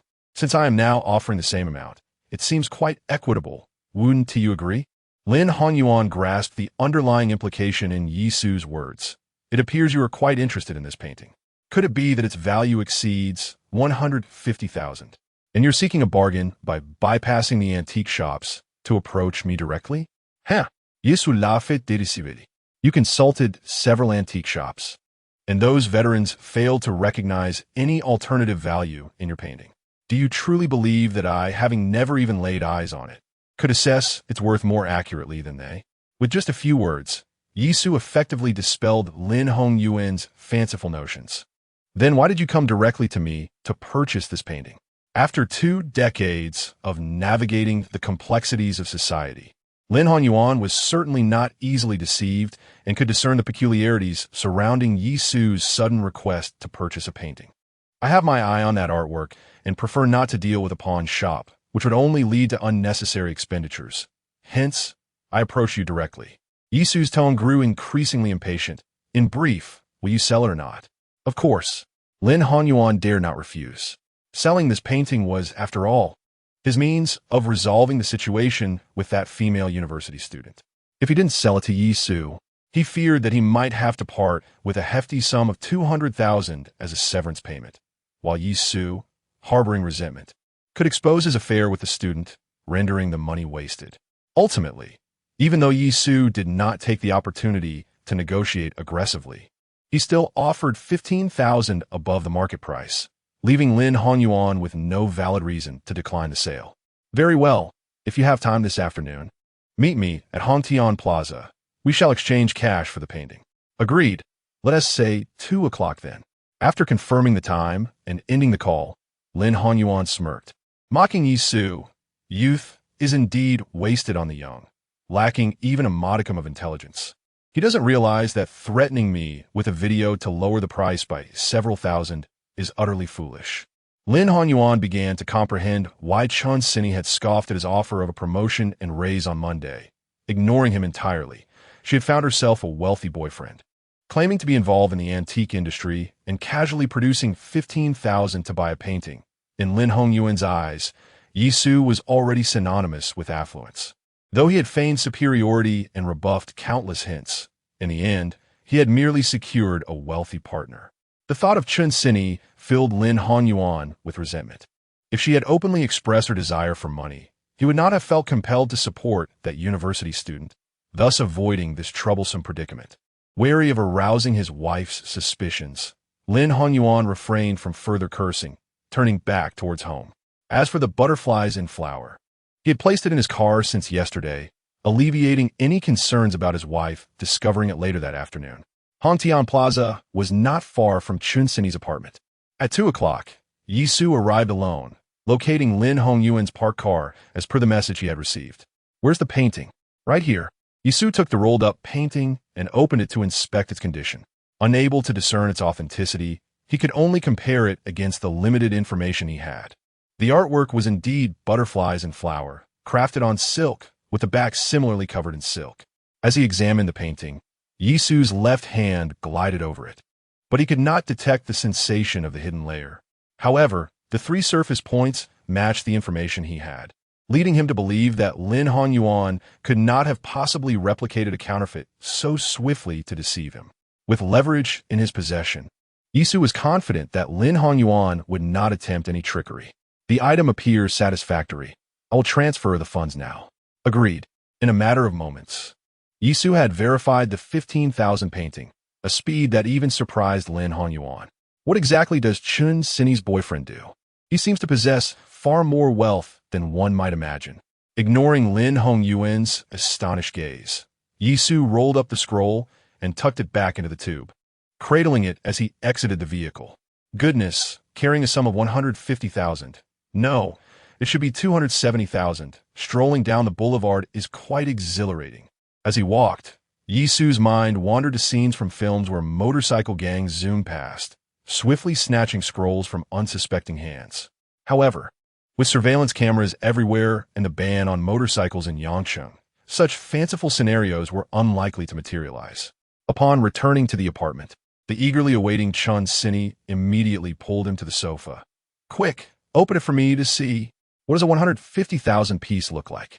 Chapter 61. Someone who gets things done. Is this the painting worth 150,000? Chun Sini gazed at the scroll laid out on the table, her eyes filled with an unshakable perplexity. How should one articulate it? While it was indeed aesthetically pleasing, Chun Sini could not fathom how this artwork could be valued at such a staggering sum. Could it be that Yi Su had fallen victim to a scheme, parting with 150,000 to procure this piece from Lin Honyuan? 150,000. In this first-tier city of Yangcheng, that amount could easily purchase a restroom. Yet now, it merely sufficed for a painting that barely exceeded 1 square meter. Indeed, Yi Su replied, simultaneously capturing several photographs from various angles, which he promptly sent to Wan Chong. Wan Chong, this must be a national painting by the esteemed Wang family from the Republic of China, correct? Yes, Wan Chong, impressive, my friend. You seem to have a knack for uncovering hidden treasures each week. I hold you in high regard. It's not a hidden treasure. I acquired this painting for 150,000. Wan Chong, 150,000? Wan Chong, that price seems rather excessive. If it were up to me, I would only offer that amount as well. You may not see any profit from this venture. I am aware. I merely wish to inquire if you are acquainted with a skilled conservator who could assist me in separating the painting from its backing.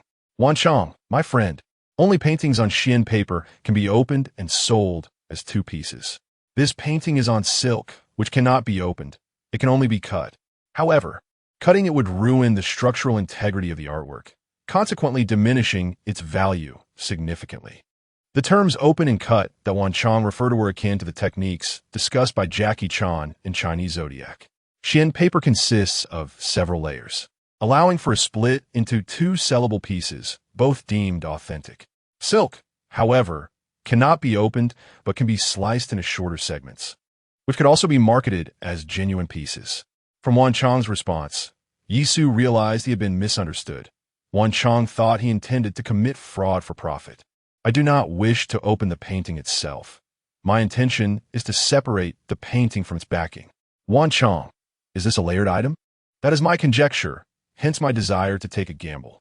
Wan Chong, hold on, let me inquire. On the other end of the line, Wan Chong shared their conversation with Wan Bowen for his insight. Layered items? As someone who had once ventured into the countryside in search of hidden treasures, Wan Bowen was certainly familiar with layered goods. Beyond layered paintings, boxes, and vessels, various antiquities of this nature were not uncommon. During his own forays, Wan Bowen had fortuitously stumbled upon layered items that had yielded him a modest fortune. He understood that such items relied not only on keen eyesight, but also on a measure of luck. Uncertain if this painting was indeed layered, he sought to determine whether they had connections to a skilled conservator who could unveil the painting as heart, allowing him to discern if he had struck gold. Yes, if he wishes to unveil it, I can inquire about his availability. Good. Wan Chong returned to his phone and sent a message back to Yisu. Wang Yuan Liang. My father mentioned that he knows a skilled framer, but we need to check his availability first. As long as he is convenient, I am free at any time. Please extend my gratitude to Uncle Wen. Wang Yuan Liang. My father has inquired, and the framer is available tomorrow afternoon. You can bring the painting at 2 o'clock. I will send you the address. All right, thank you. Activating the location, Yisu confirmed the position sent by Wang Yuan Liang, realizing it was about 10 kilometers from the apartment before putting down his phone. At this moment, Chun Sini was still closely examining the painting, as if trying to extract its worth of 150,000 from it. Enough. If you keep staring, your saliva will drip onto it. Don't say I didn't warn you. A single drop of saliva could devalue the painting by several thousand in an instant. Chun Sini jumped in surprise, swiftly pulling her head away from the painting and gazing at Yisu with eager anticipation. Does this mean the painting is worth more than 150,000? Not at all. It is indeed worth 150,000. Chun Sini pouted in disappointment. Then my share of the profits is a lost cause. Last time, when Yisu purchased a stone, he made over 60,000. If this time he found a gem, she could have earned several thousand. Enough to buy a new iPhone model. Now it seems her iPhone dreams have flown away. She then consoled herself. It appears I still lack luck and sudden wealth. At least this painting is valued at 150,000, so I won't incur a loss. What is the rush? While this painting may only be worth 150,000, if it has a hidden layer, it would be akin to acquiring a painting for free. Oreo, does it have a hidden layer? Chun Sini, skeptical, leaned over the table, attempting to inspect the painting from various angles, yet she found no trace of any secrets. Don't waste your efforts. If it were that easy to discern, someone else would have purchased it already, leaving no chance for me to find a bargain. So what do we do now? We can't unframe the painting ourselves. Chun Sini wasn't foolish. She understood how fragile these antiques and artworks could be beyond the reach of amateurs like them. I've already consulted Liang Ge, and he has arranged for a framer to assist. Just bring the painting over tomorrow afternoon at 2 o'clock. Chun Sini immediately deflated. We have to wait until tomorrow to know the outcome. Patience is key. You cannot rush the process. The answer will be revealed tomorrow. And with that, Chun Sini lost her interest in further examination, allowing Yisu to carefully re-roll the painting. Ding! At midnight, the information was refreshed as scheduled. Today's intelligence. Level 2 southeast of the abandoned factory on Lichang Road, 6 bottles of 1995 Maodai are buried, 4 of which have evaporated, while 2 remain intact. The current market recovery price for each bottle is approximately 15,000 yuan. Note, the original owner has passed away, and the Maodai is now unclaimed. The host can retrieve it without concern. 6 bottles of 1995 Maodai. Even Yisu, who does not drink white spirits, recognized this as a remarkable find. The recycling price for a bottle is 15,000, and with 4 bottles already evaporated, that amounts to a loss of 60,000. In the midst of his heartache, Yisu contemplated rising immediately to unearth the remaining 2 bottles of Mao Tai, yet he soon relinquished that thought. He possessed not even a single tool. Would he excavate with his bare hands? With 4 bottles of Mao Tai having evaporated without anyone's notice, a day's delay mattered little. Yisu realized that ever since acquiring the system, he had grown increasingly composed. Despite the knowledge that 2 bottles of Mao Tai, valued at 15,000 each, awaited him to bring them back to light, he still managed to fall into a deep slumber. On Sunday afternoon, Yisu and his companion arrived 10 minutes early at the studio address provided by Wan Liang, bearing the 100 Butterflies Piercing Flowers painting. To his surprise, it was not Wan Liang who came to greet him, but rather his father, Wan Bowen. Liang is at the store, Wan Bowen explained amicably. I heard you mention something about receiving goods from the hidden compartment, so I came to have a look and catch up with an old friend. This gentleman is Brother Liang's father. Chen Sini readily recognized Wan Bowen's identity and, with Yisu's introduction, promptly greeted him. Hello, Uncle Wan. Hello. Wan Bowen replied with a warm smile. Indeed, you both are a perfect match. In the presence of an elder, the two dared not speak freely, merely smiling politely and accepting Wan Bowen's compliment. All right, let us head inside. Master Chung has been waiting. Chapter 62, Reciprocity, led by Wan Bowen. Yisu entered the room and immediately spotted a middle-aged man of similar age and vitality to Wan Bowen in the reception area. Hello, Uncle Chung. Wan Bowen introduced him as a friend, prompting Yisu to address him similarly, believing that a sweet tongue would serve well in unfamiliar territory. Chen Sini followed suit, echoing Yisu's greeting. Having traveled such a distance, let's enjoy a cup of tea, Chung Limin said as he poured 2 steaming cups. Thank you. Yisu and her companion hesitated, taking their time to sip the hot tea. The item is here. I suspect there may be a hidden layer, but I cannot be certain. I would appreciate Uncle Chung revealing the painting, Yisu remarked. Chung Limin led them into a room where a workbench lay covered with an array of tools, knives, brushes, tweezers, and more. After donning gloves, Chung Limin took the scroll and laid it out on the table. It was indeed a genuine work by the renowned Wang family from the Republic of China era. After a brief examination, both Chung Limin and Wan Bowen concurred in their assessment. Yisu, already aware of the outcome, remained unfazed, while Chen Sini visibly breathed a sigh of relief. That's wonderful. At least we won tea and incur losses. With the authenticity confirmed, Chung Limin began his meticulous task, gently moistening the back of the ancient painting with an unknown solution before carefully separating the silk from its backing. Despite appearing to be in his 50s, Chung Limin's steady hands outperformed even the young Yisu, ensuring that the silk remained completely undamaged throughout the process. Indeed, there is truly another painting beneath. As the backing was peeled away, the hidden golden beak holding pearl came into view.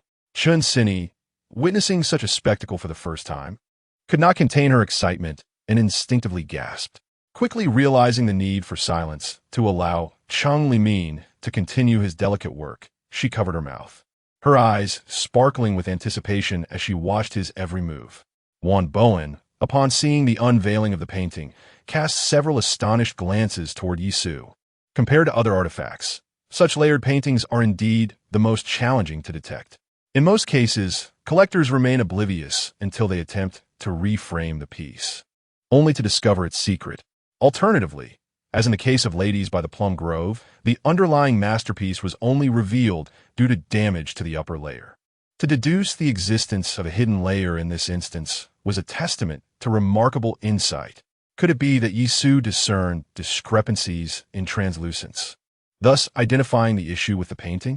Previously, in the jade market, Yisu had expressed interest in a piece of chicken oil yellow jadeite, which Wan Lian had mentioned to Wan Bowen upon returning home.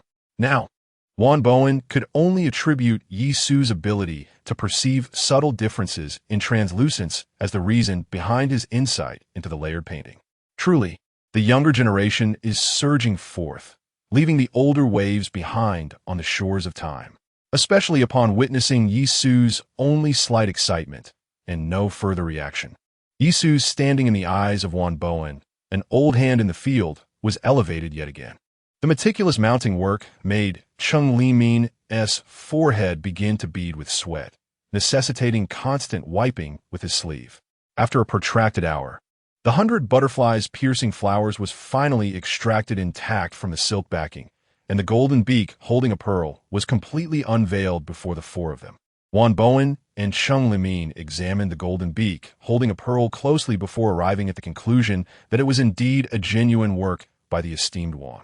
Upon hearing that the revealed piece was authentic, Chen Sini immediately grasped Yi Su's arm with both hands, managing to restrain herself from losing composure once more. Your discernment is truly impressive. Not only can I not compare to you, but neither can all Yang. It seems this is indeed the era of the youth. Bowen remarked, giving Yi Su a thumbs up. In this profession, experience and skill can be honed over time. Yet one's potential is often dictated by innate talent and insight. Undoubtedly, Yi Su had now been classified as a genius by Bowen. Uncle Wan, you flatter me. It was merely luck, Yi Su replied, indulging in a moment of luck. You possess both skill and humility, far surpassing all Yang, Bowen remarked candidly. Taking a jab at his own son, Yi Su dared not respond, merely offering a polite smile. Are you planning to sell these 2 paintings? Yes. Yi Su's interest was piqued. Uncle Wan, would you like to buy them? Absolutely, Bowen stated, glancing at Cheng Limin, who nodded in agreement. Shall we discuss this outside? All right. Yi Su also glanced at Chen Sini. What about you? We agreed that I would share 10% of the earnings. He sought her opinion as well.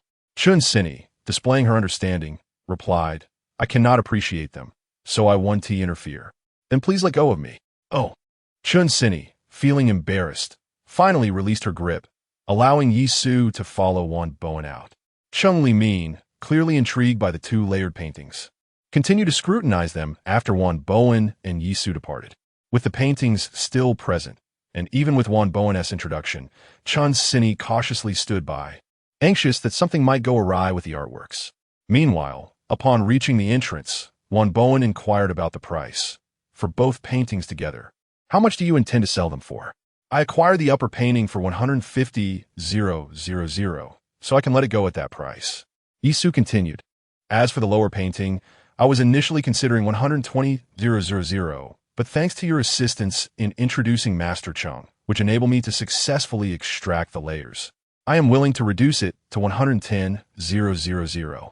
Appreciating the introduction, Yi Su refrained from pushing the price to its absolute limit. Bowen was quite satisfied with Yi Su's offer.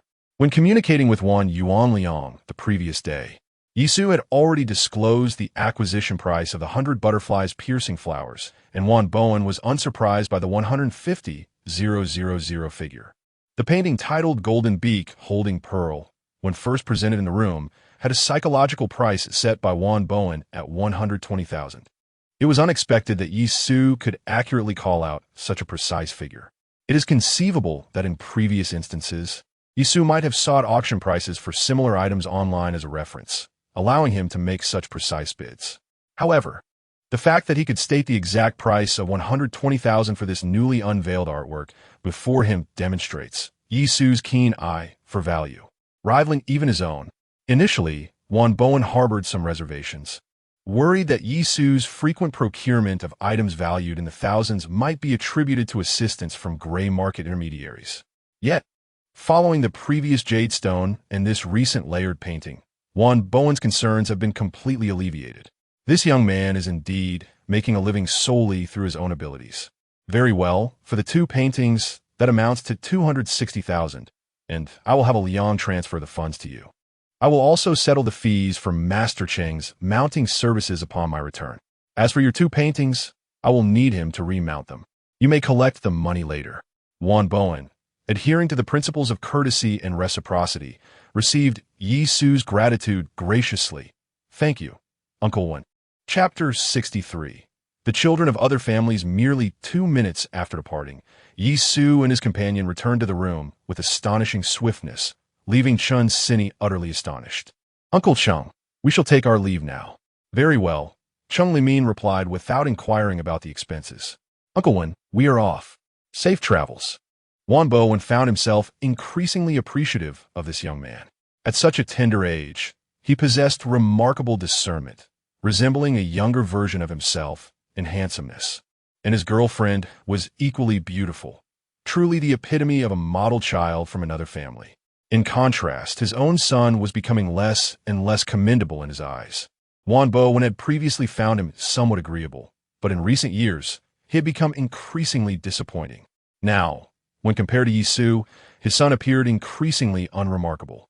While one could overlook a lack of discernment, talent was an immutable trait. Yet, this young man was already 29 and had yet to bring a girlfriend home for them to meet.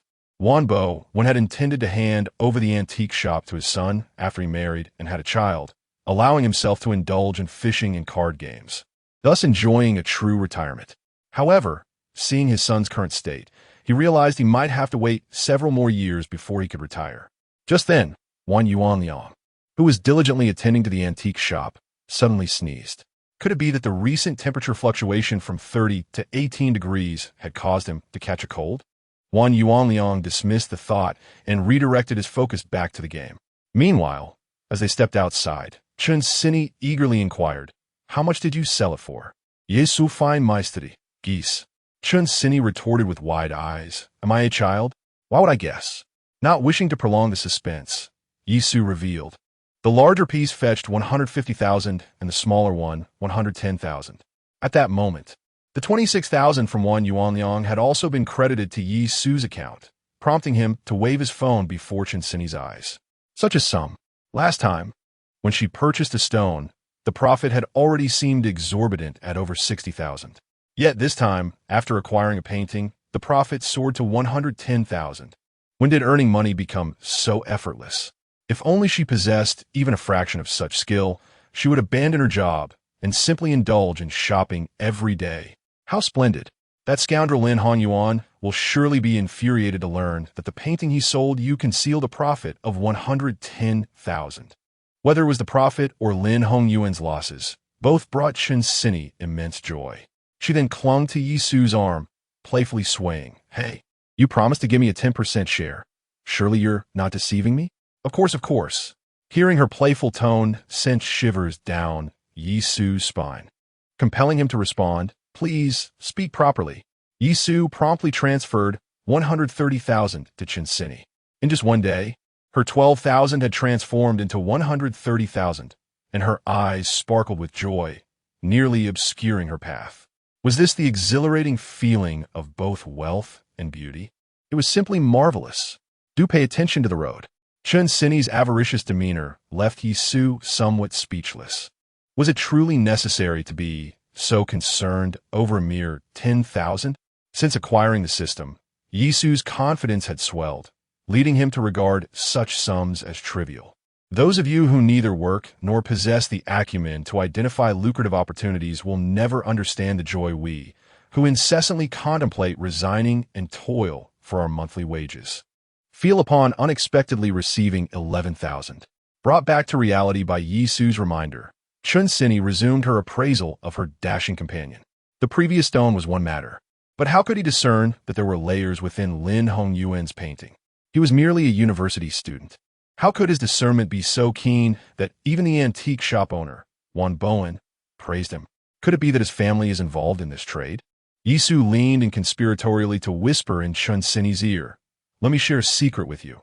I possess the ability to divine fortunes. All of this is derived from my calculations." With a playful smirk, Chen Sini played along with Yisu's jest. "If you can tell fortunes, then why not read mine?"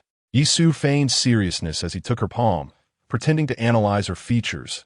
"Ah, my dear, your brow appears shadowed. It seems your luck may not be favorable in the near future. You're interpreting my hand, yet speaking of my brow? Perhaps you should refrain from such matters." "Very well."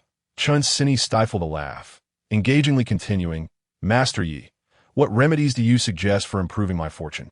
"Ah, that is simple," Yisu replied earnestly. "Have you not seen the classic Hong Kong films?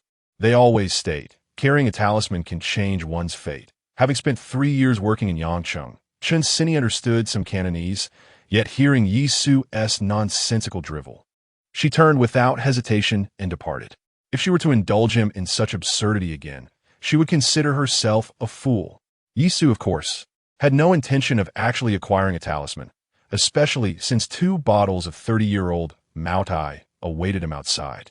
The information regarding Lichang Road indicated it was merely a few kilometers from Yi Su's rented apartment, and the electric bike's battery life was more than sufficient for the journey. After dining together that evening, Yi Su bid farewell to Chun Sini and rode his electric bike to Lichang Road for a reconnaissance mission. Confirming that the factory had been abandoned for quite some time, devoid of any presence, he felt assured that his excavation would not attract unwanted attention. He then procured some necessary tools from a nearby shop before returning to his community, where he took a shower and promptly went to bed. At 2 a.m, the alarm he had set roused him from a hazy slumber. As he washed his face and brushed his teeth, Yi Su, as was his custom, opened the system to check for updated information. Daily report, Level 1 Fan Sahan from the School of Management, having overspent, is unable to repay her loan and is now considering selling her virginity. The current crop of university students, Yi Su had little interest in this report. He glanced at it briefly before shutting down the system. After completing his morning routine and consuming a couple of slices of bread, he stepped out with the tools he had purchased the previous night. Upon arriving at the location, Yi Su cautiously surveyed the area once more, confirming that it remained unguarded in the dead of night, devoid of stray dogs establishing their territory. He then activated the system to peruse the intelligence provided. Today's intelligence, Level 2 southeast of the abandoned factory on Lichang Road, 6 bottles of 1995 Matai are buried. 4 bottles have evaporated, while 2 remain intact. The current market recovery price for each bottle is approximately 15,000 yuan. Note: the original owner has passed away, and the Matai is now ownerless, allowing the host to acquire it without concern. The southeast corner. Where exactly is that? Yi Su, as of now, could scarcely comprehend how some could discern the cardinal directions. Such a skill eluded him. Thankfully, modern technology proved advantageous. Yi Su retrieved his phone and activated the compass, turning in circles until he accurately determined the direction of southeast. Following the guidance of his device, he swiftly rode his electric scooter towards the abandoned factory's southeast quadrant, where he indeed discovered a faint glimmer emanating from a small patch of ground. Chapter 64. The Pure Love Warrior. Here it is. After locking onto the location, Yasu donned his headlamp and turned on the lights of his electric scooter. He retrieved the labor gloves and small hoe he had purchased the previous night and squatted down to begin digging. Throughout his life, the only time Yasu had ever wielded a hoe was during the Qingming festival, when he assisted in clearing weeds on the mountain. Lacking experience in tilling the earth, and armed with a mere small hoe, his progress was understandably slow. He was also cautious, fearing that excessive force might damage the remaining 2 bottles of Maotai, which would further hinder his excavation pace. In order to ascertain the depth, Yasu concentrated his efforts on digging downward. After more than half an hour of alternating between deep and shallow strokes, he had managed to dig down several decimeters. Thunk! As the host struck down once more, a sound of hard objects colliding resonated beneath, distinctly different from the previous soft earth. Something was amiss. Clearing away the soil below, illuminated by his headlamp, Yasu discovered a stone slab that had evidently been buried intentionally. If only they had mentioned the stone slab earlier. Yasu had been so meticulous, hesitant to exert himself. He was oblivious to the fact that individuals who bury liquor underground typically construct a miniature wine cellar to protect their precious bottles. Burying the liquor directly in the soil would result in the earthy taste permeating the bottles, rendering them undrinkable. He would hardly have the chance to benefit from them. Now that he knew the liquor was safeguarded by the stone slab, Yasu excavated with renewed vigor, swiftly unearthing the surrounding soil to unveil a mini wine cellar constructed with stone. With little effort, he lifted the slab to unveil 6 bottles of Maotai, sealed with red wax, just as he had discovered online the night before. Beneath the 6 bottles lay a considerate wooden board for protection. Regardless of the reason for the liquor's burial, the system had declared the original owner deceased, thus claiming the liquor for himself. With excitement, Yasu reached for the 6 bottles. He could distinctly feel that while 2 remained intact and full, the other 4 were, as the system had indicated, suffering from leakage. The bottle with the least amount of spillage had barely half a bottle left, far exceeding the 20 evaporation threshold for serious leakage. Drinking was out of the question. They now held only sentimental value, or perhaps could be recovered by unscrupulous merchants seeking to transform waste into treasure. According to online sources, each bottle could fetch a few hundred yuan, and with luck, even over 1,000. Yasu felt a pang of regret as the 4 bottles of aged Maotai, valued at 15,000 yuan each, had become mere worthless shards. After wrapping the 2 intact bottles in layers of foam and encasing them in thick clothing within his backpack, Yasu hesitated for a moment before suddenly tossing the remaining 4 bottles back into the pit, the sound of shattering glass echoing in the air. He thought to himself that a few thousand yuan from selling the bottles was not worth it. He would not contribute to the nefarious trade of counterfeit alcohol. It was better to destroy them outright. After completing his tasks, Yisu carefully replaced the stone slab, refilled the pit with soil, and compacted it until it was level. Gradually reducing his speed to avoid any jolts, he finally returned to his rented accommodation. Once he retrieved the 2 bottles of Maotai, Yisu finally had the opportunity to truly appreciate these 30-year-old spirits. Remarkably, these bottles were older than he himself. Lacking expertise in wines, Yisu could not discern the visual differences between the 1995 and 2025 Maotai, but simply gazing upon them filled him with joy. These were splendid gifts intended for his superior, yet he lamented that he had no chance to present them. Authentic 1995 Maotai, even if not highly sought after, was undoubtedly valuable. With finances not being an immediate concern, Yisu dismissed the notion of finding buyers for the bottles, preferring to keep them for potential future use. If they proved unnecessary, he could always take them home during the summer to delight his father, thus alleviating the dilemma of what to gift him. To prevent the aged Maotai from being disturbed, Yisu admired the bottles for a brief moment before placing them in the cabinet. After a hasty wash, he collapsed in a bed. Beep, beep, beepa. After spending so long digging in the ground the previous night, Yisu, who had seldom engaged in strenuous labor throughout his life, groaned as he rose with the sound of the alarm. His already fatigued back, strained from overexertion at Chinsini's, was now even more sore. Resolutely abandoning the idea of attending class, he messaged Lin Jingjia to request his attendance be marked, then turned over and fell back asleep, not awakening until 10 o'clock. A quick bite to eat served to satisfy his hunger, and Yisu hurriedly departed, purchasing materials according to online tutorials to reseal the 2 bottles of Maotai, preventing any further leakage. After completing this task, lunchtime approached, and following a meal from a delivery service, Yisu ambled back to his dormitory. Upon seeing Yisu walk with a hand on his waist, the 3 adopted sons shot him looks that could ignite flames.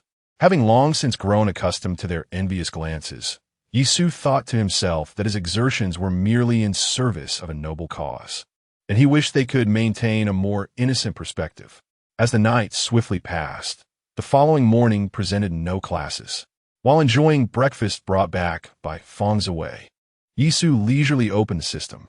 Today's intelligence, level 1 Tanjiyue, is seeking a long-term and stable companion for the game Fearless Contract, posting online in hopes of finding a superior player. She offers 120 yuan per match, user ID, MO09. A gaming companion? And for a player of Fearless Contract at a high rank? As Yisu was unfamiliar with this game, he immediately recognized that this information held no relevance for him. What kind of situation required spending 120 yuan just to find someone to play a game with? Out of curiosity, as he savored his rice rolls, Yisu searched for the user ID mentioned in the information. Was she a Lolita? The videos published by this account predominantly feature individuals adorned in an array of exquisite Lolita dresses. It is no wonder that the saying goes, 9 out of 10 Lolas are wealthy, and the 10th resides in a villa. Clearly, this demographic possesses considerable financial means. Beyond her enchanting attire, Tan Jeyue's beauty is quite remarkable, embodying the archetype of a pure and adorable young woman. As for the extent to which beauty enhancements may have contributed to her allure, that remains a mystery to Yisu. One must question the choice of boyfriend she has made. With such a captivating partner, it is astonishing that he remains engrossed in gaming, compelling her to seek online companions merely to enjoy future gaming sessions together. Even someone like Yisu, who typically prefers the mature and refined allure of Chun Sini, finds it utterly unacceptable that her boyfriend neglects such a stunning beauty as Tan Jiayue. In an effort to appease him, she has gone so far as to recruit a practice partner for Valorant. Could it be that she is, in fact, the fabled pure love warrior? Chapter 65. Almost singing the tears of iron bars, my friend. You certainly know how to find something to accompany your meal, don't you? As Feng Ziwei passed by, he noticed Yi Su eating rice rolls while simultaneously indulging in the beauty of Lolita models online. He couldn't help but make a sarcastic remark. With such a beautiful girlfriend already, why are you still browsing these youthful beauties online? Your tastes are quite eclectic. What eclectic tastes? I am famously single-minded, Yi Su retorted. I exclusively admire mature women who are both stunning and possess enviable figures. How can that not be considered focused? I merely stumbled upon this person who is seeking high-priced gaming companions, which piqued my curiosity. Yi Su recalled that Feng Ziwei was also a player of Valorant. What rank are you in Valorant? Are you approaching Mythic? Feng Ziwei thought Yi Su was beginning to take an interest in the game. What is up? Do you want to join in? I could create a Smurf account to help you out. I'm not looking to join, Yi Su replied, completely oblivious to the game's intricacies. What is Mythic? Is it higher than Extraordinary? Absolutely. Yi Su handed his phone to Feng Ziwei. There's a wealthy lady online looking for a technical companion, requiring things like reviews and analysis, and she insists on patience. No foul language or disdain for her skills. If you're interested, perhaps you could see if you can earn some pocket money. Searching for a technical companion? Feng Ziwei's interest was instantly piqued as he examined the requirements on the screen.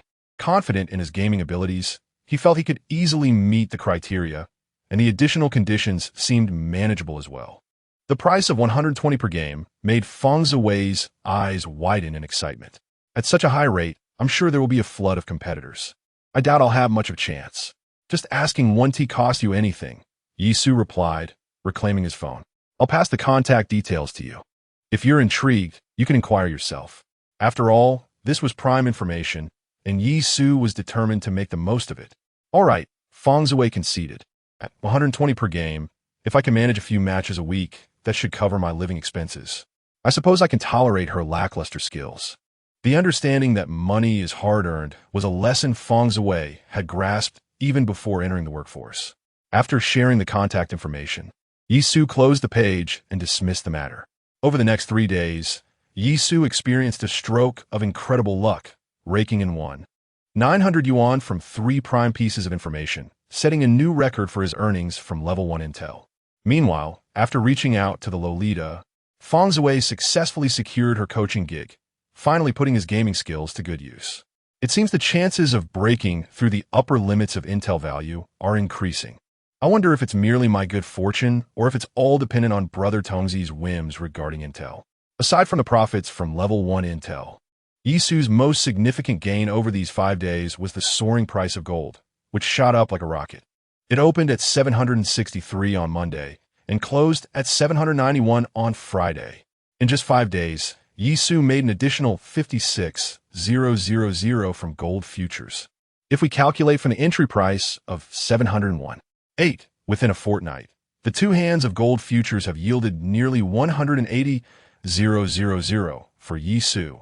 During this period, there were several instances where Yi Su almost succumbed to the temptation of cashing out due to the soaring gold prices.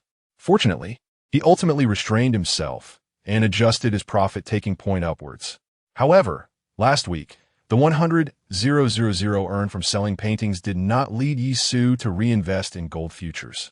Nor did he repay the 50,000 borrowed from Laoma, allowing the software to continue accruing interest. At this rate of increase, one wonders if gold prices will indeed reach 900 per gram this year.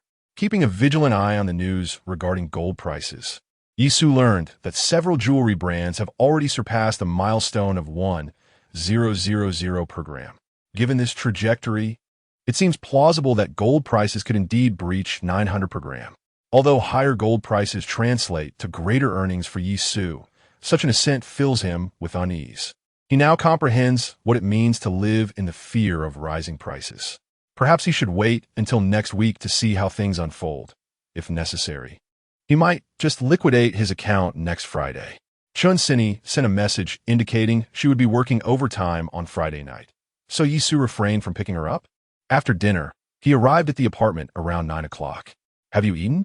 I have, Chun Sini replied, nestled on the sofa, her excitement palpable as she patted the space beside her. Come here, I have some gossip for you. What gossip? Yisu's interest was piqued by her enthusiasm. Do you recall last week when we acquired that painting from Lin Hongyuan? Do you know why he sold it? What did you think it was? So that's the scoop. Yisu's interest in the gossip waned. The information already indicated that Lin Hongyuan had fallen into a predicament, being extorted by a university student he had been supporting, and was compelled to sell the painting to gather the 200,000 necessary for a breakup without his wife discovering. However, seeing Chun Sini's excitement as she shared the juicy details, Yisu played along and continued to inquire, I don't know. Why did he sell the painting? Haha, you would never guess. Chun Sini exclaimed, nearly bouncing off the sofa. Remember that night we caught him entering a hotel with a woman and recorded a video? That woman was actually his mistress. Afterward, when he attempted to engage in workplace entanglements, I threatened him with that video. Fearing exposure, he went to confront his mistress, only to be threatened again for a 200,000 breakup fee. Lin Hongyuan, left with no choice, had to sell the painting to raise the money. Chun Sini's account mirrored the intelligence previously mentioned, devoid of any surprises. Yet, Yisu had to feign ignorance, widening his eyes in astonishment. Does that mean we were able to acquire that layered painting solely because we inadvertently stumbled upon their affair during our last outing? Snap! Chun Sini exclaimed, exactly. Just as Yisu believed that this intriguing tale was coming to a close, Chun Sini continued, You won't believe it, but Lin Hongyuan's wife had long been aware of his affair with a female university student, feigning ignorance all along while waiting for the perfect moment to deliver a decisive blow.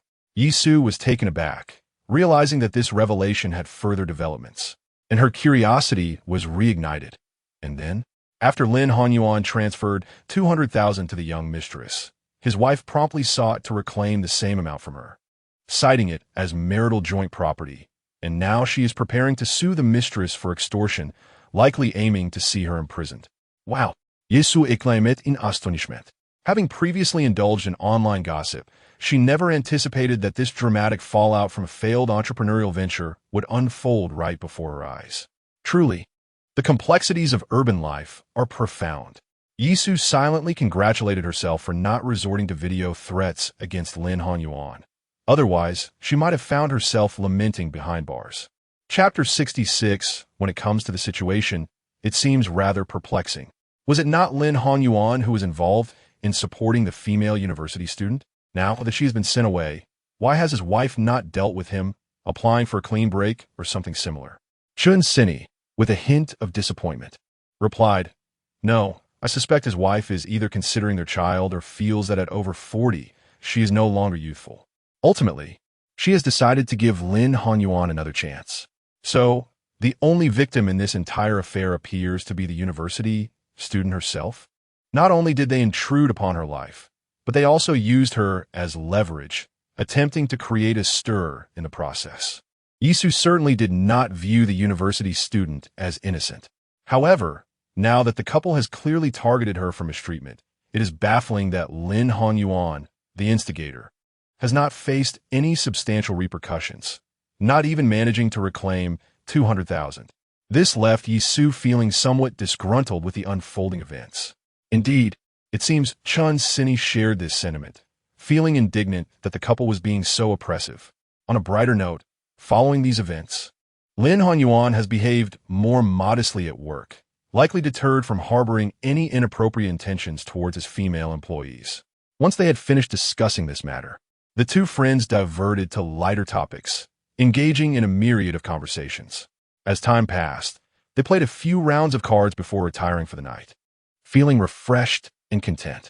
Gradually acclimating to the system's presence, Yisu found herself less excited than at the beginning, no longer anxiously waiting for information updates. Prioritizing an early bedtime and rising early, she believed it would lead to a healthier body, preparing her for a promising future. The following day, after breakfast, Yisu leisurely accessed the system. Today's information. Level 2, due to internal brand conflicts, the supply chain has been disrupted. A flagship product, the salicylic acid mask, will experience a prolonged shortage, with future product premiums estimated to reach 67 above the official price. The host may consider stockpiling accordingly. Face masks? Well, this is yet another area of knowledge for Yi Su to explore. It is astonishing how casually business is conducted nowadays. Internal disputes have escalated to the point where they cease operations. A quick online search regarding the brand mentioned in the information revealed relevant news. In 2021, when retail sales exceeded 1 billion, the salicylic acid mask accounted for 30 of that figure. During that year's 618 shopping festival, this mask claimed the top spot in Tmall's beauty category. In the subsequent years, the brand's sales continued to surge, and even amidst an overall economic downturn last year, it managed to achieve revenue growth along with significant profit increases. Though Yi Su had never previously encountered face masks, the news alone allowed her to ascertain that this brand certainly boasts a considerable following. The information indicated that the salicylic acid mask, as a flagship product, would indeed experience notable premium pricing due to the shortage. Upon visiting the e-commerce platform and locating the brand's flagship store, she found that there was no need to search in the input box. The salicylic acid mask was prominently displayed as the top-ranking product. Alas, a mere application of face mask, and it commands a staggering price of $298 after the discount. How effortlessly lucrative this enterprise seems. With my own insights and labored efforts, I typically manage to secure a mere $30,000 during a good haul, which merely suffices for a few face masks. The product's premium is projected to reach an astonishing 67 above the official price. Does that not imply it could ascend to 500? Is it truly so facile to extract wealth from women? Having been correct numerous times before, I am inclined to trust Tongzi's assertion that this face mask will appreciate. Thus, I shall invest without hesitation.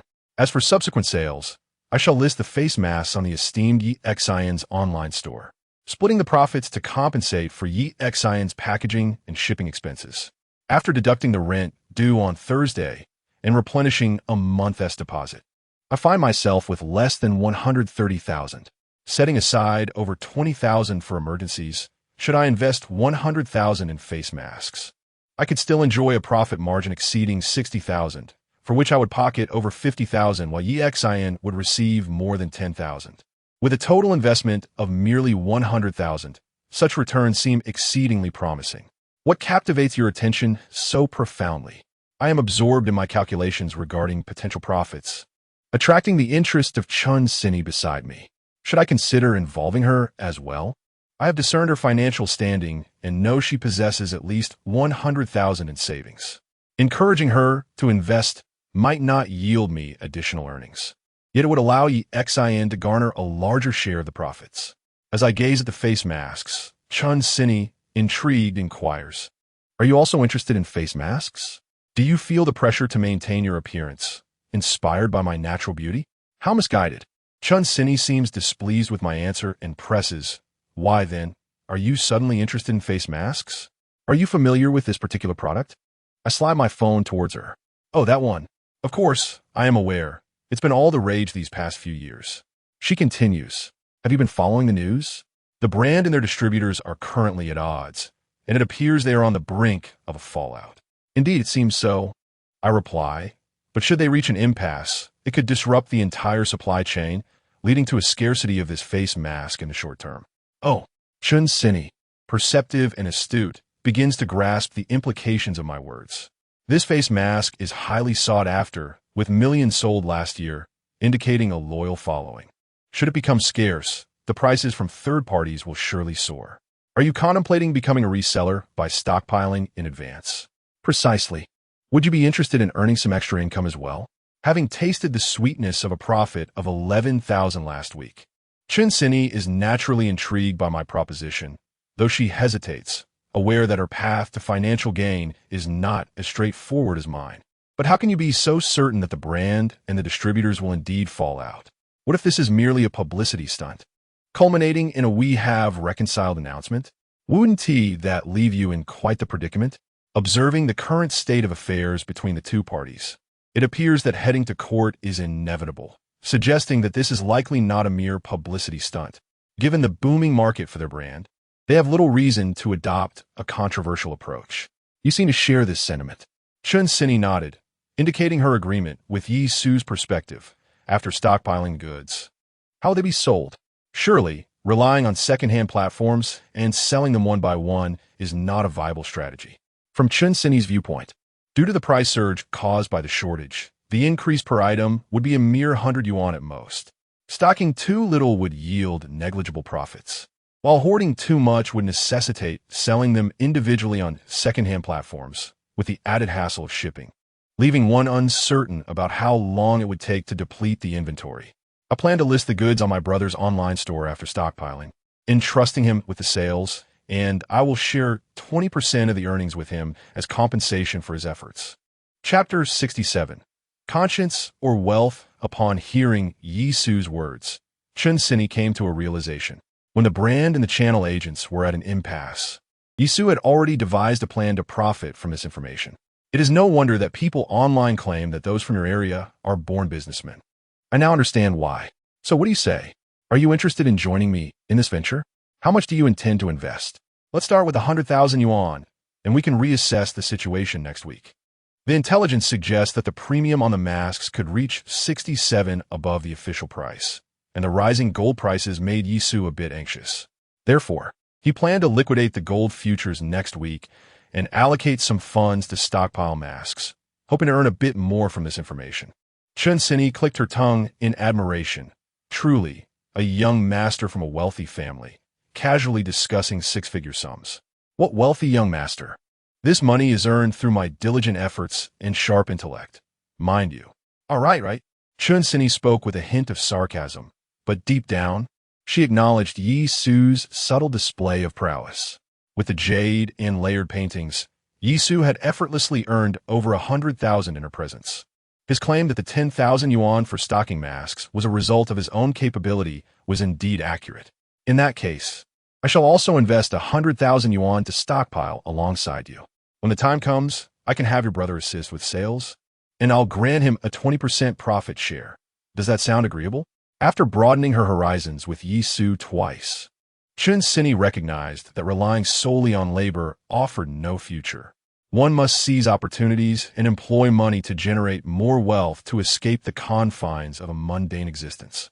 While she lacked the acumen for business, Yi Su possessed it in abundance. Choosing the right path is more crucial than mere effort. The company one keeps matters more than the destination. Yi Su was smarter than her. Rather than toiling aimlessly, it would be wiser to align herself with him. All right, but let us agree that I will dictate the selling price. Do not be hasty to sell if it rises by 100 or 80 yuan. Yi Su understood that following the continuous rise in gold prices, Chun Sini's 50,000 yuan gold fund had already been liquidated. This conservative approach prompted Yi Su to establish some ground rules in advance to prevent any disputes arising from differing opinions later. Very well, I trust you. With Chun Sini's affirmation, Yi Su felt reassured. I will first inform my brother. Chun Sini still harbored some concerns. What if, hypothetically, the brand and the channel agents reach an agreement? What will become of the stock we hold? What else can we do? We can certainly return it within 7 days without reason. Yi Su replied confidently. I have no procurement channels. Any stockpiling must be done through their official flagship channel. In my estimation, whether the brand and channel agents go to court or settle, the outcome will be determined within these few days. The 7-day return policy begins from the day after receipt, and considering the delivery time of 2 to 3 days, we effectively have a 10-day buffer. If, after 10 days, the brand and the channel agents have not reached a definitive conclusion, we can simply return goods. Chun Sini glared disdainfully at Yi Su, exclaiming, Your heart is truly dark, treating merchants as if they were enemies. Doesn't your conscience ache? I wish to be a good person, but the reality is that good people do not earn money in this society. Yi Su retorted, If it were you, how would you choose between conscience and profit? That goes without saying. I would undoubtedly choose profit, she replied with a smirk. Yi Su then raised his middle finger at Chun Sini, who had just spoken with righteous indignation, before sending a message to Yi Xian. Are you there? Bro, how much do you need? Will you take me for your brother? Do you think I would only ask you for money? Yi Su felt that his integrity was gravely insulted. I'm not asking you for money. I'm collaborating with friends to stock up on a batch of facial masks. The delivery is planned for your warehouse. Once they sell out and the price rises, we will list them in your online store, splitting the profits 80-20. I want to see if you have any objections. Bro, stocking masks? What makes you think they will sell out? And how can you guarantee that the price will rise after they do? There is an element of risk involved. If it were a certainty that they would sell out and increase in price, we wouldn't be the one stocking them. Yisu forwarded several articles related to the brand to EXIN. After a long pause, EXIN finally replied, Bro, there is no reward without risk. If that's the case, it's worth a shot.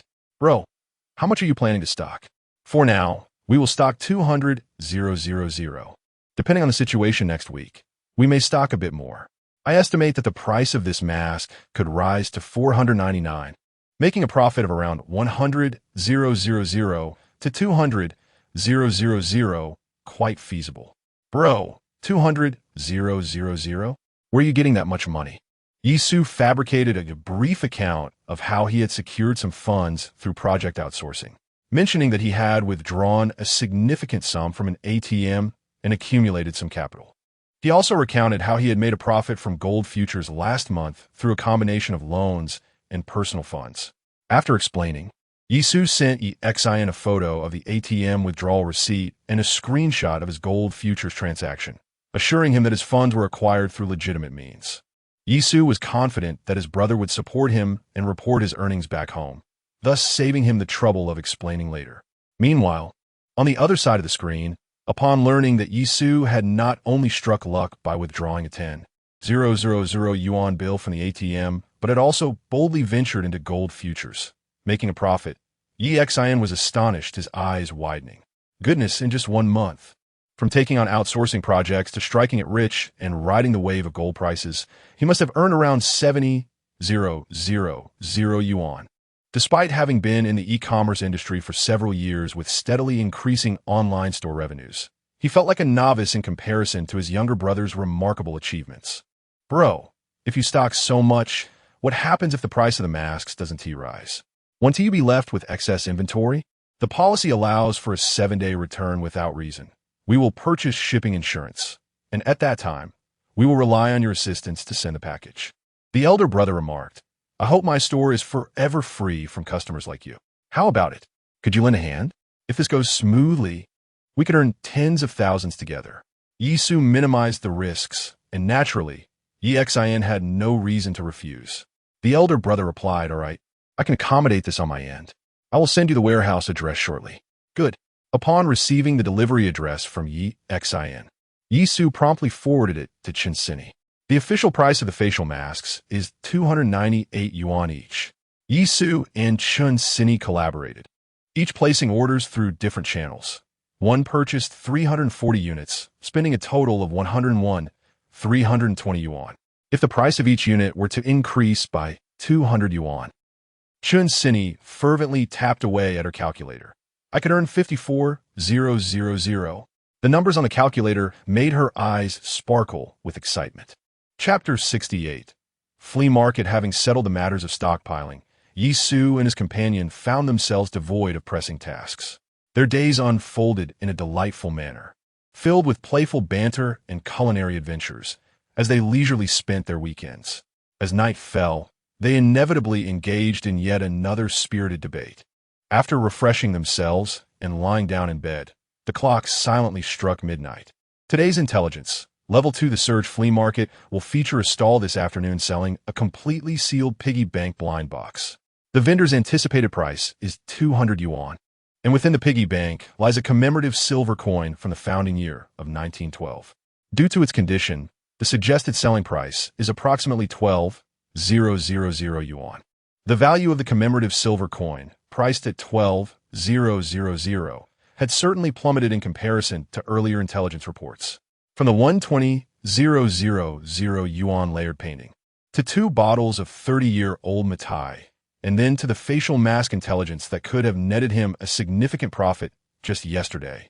Yisu had unwittingly developed a taste for the finer things.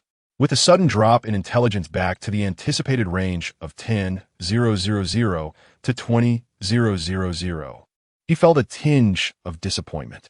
Indeed, It is easier to transition from frugality to extravagance than to revert back. Nevertheless, 12,000 yuan is still a considerable sum. Reviewing the intelligence prompt, he realized that all he needed to do was to visit the market and purchase the piggy bank blind box, a task that seemed remarkably simple. And thus he felt reassured. He decided to sleep and await the afternoon to investigate the piggy bank's contents. Turning onto his side, he grasped an adult stress relief toy and drifted into slumber. The following day, Yisu and Chun Sini indulged in their usual playful antics within the apartment, after which he employed his professional eye to film several trending positive energy videos for her. Under Yisu's guidance over time, Chun Sini's video skills had significantly improved. Coupled with her outstanding appearance, her follower count surged, finally surpassing 6 figures. Although the absence of fan benefits meant that her account generated little income from live streaming, prompting her to abandon that venture. The increasing follower count attracted businesses seeking her promotional services, providing her with a supplementary income each month. After completing the video shoot, the pair collaborated to prepare a meal, and following their lunch, Yisu departed the apartment. The Surge flea market, as mentioned in the intelligence, was somewhat distant from his rented accommodation. Thus, he parked his electric scooter at the subway entrance and took the train to his destination. Upon arrival, Yisu finally beheld the true visage of the Surge flea market. Though labeled a market, it was not the type of indoor bazaar one might expect. Rather, it consisted of numerous vendors setting up stalls along the riverside promenade. A glance revealed at least 100 stalls, bustling with people. The weather on the weekend was pleasant, and even before stepping into the market, Yisu could see the throngs of people flowing along the entire walkway. Among the crowd were bargain hunters, families enjoying a day out, couples wandering aimlessly, and elderly locals, all contributing to a vibrant urban tableau. Shoes, clothing, toys, fans, ancient coins, even hardwood furniture and treadmills were on display. Upon his inaugural visit to such a place, Yisu found everything to be quite marvelously intriguing. "This one," he exclaimed. As he strolled past the stalls on the first floor, he eventually stumbled upon a middle-aged man's booth, where his attention was drawn to a modestly sized, cube-shaped metal piggy bank emitting a faint glow. "Feel free to take a look, handsome," the vendor urged, noticing Yisu's pause in front of his stall. "Certainly," Yisu replied, crouching down to casually sift through the assorted items on display. The vendor's offerings were eclectic, ranging from the aforementioned piggy bank to desk lamps, screwdrivers, and even roller skates, resembling a miniature department store. After a brief selection, Yisu picked up the luminous piggy bank, only to be surprised by its unexpected heft. A gentle shake produced a cacophony of clinking coins, instantly enlightening Yisu to the concept of a blind box as mentioned in the intel. "Boss, there is something inside," Yisu exclaimed. "Indeed. Handsome," the vendor confirmed. "When I acquired this piggy bank, it was already filled with coins."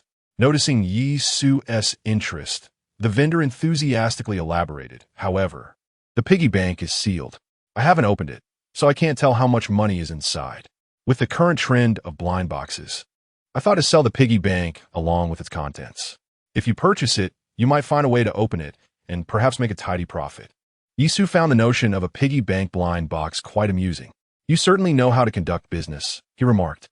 "Haha, I've learned a thing or two from you young folks," the vendor jovially replied, keenly promoting his wares.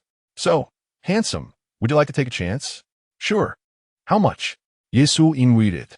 "Well," the vendor pretended to ponder before finally stating, "If you're interested, I'll take a small loss and sell it to you for 300.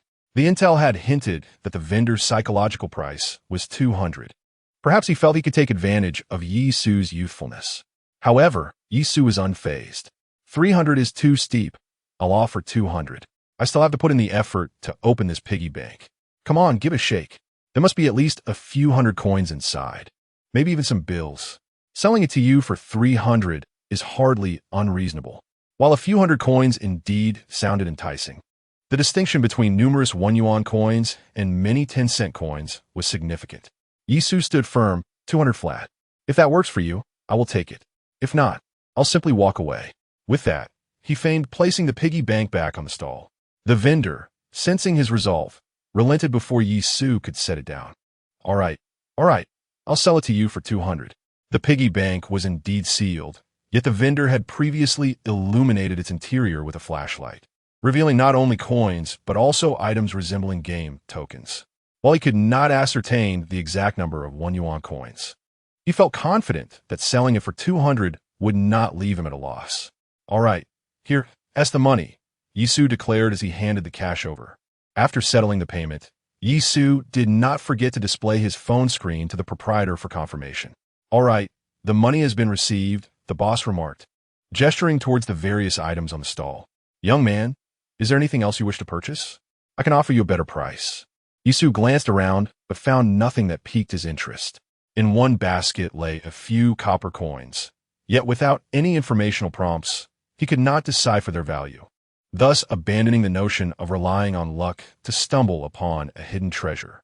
Having found nothing further, Yisu grasped his piggy bank and continued to stroll past the remaining stalls, still failing to discover anything appealing.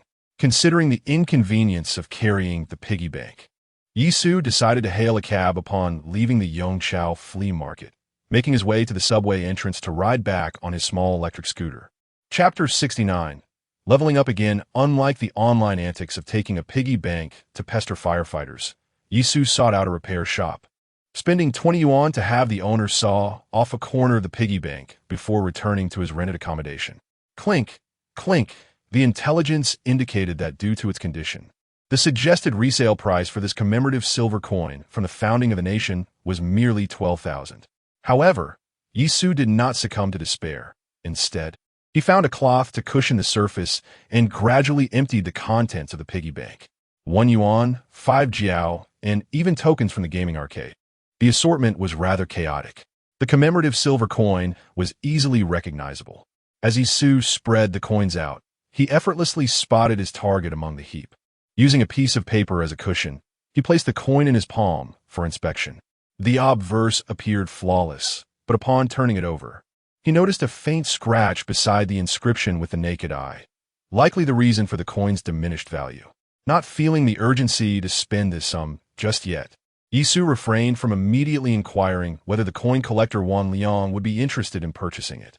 He planned to wait until next week to see if any other treasures surfaced before forwarding them all to Wan Liang for consideration.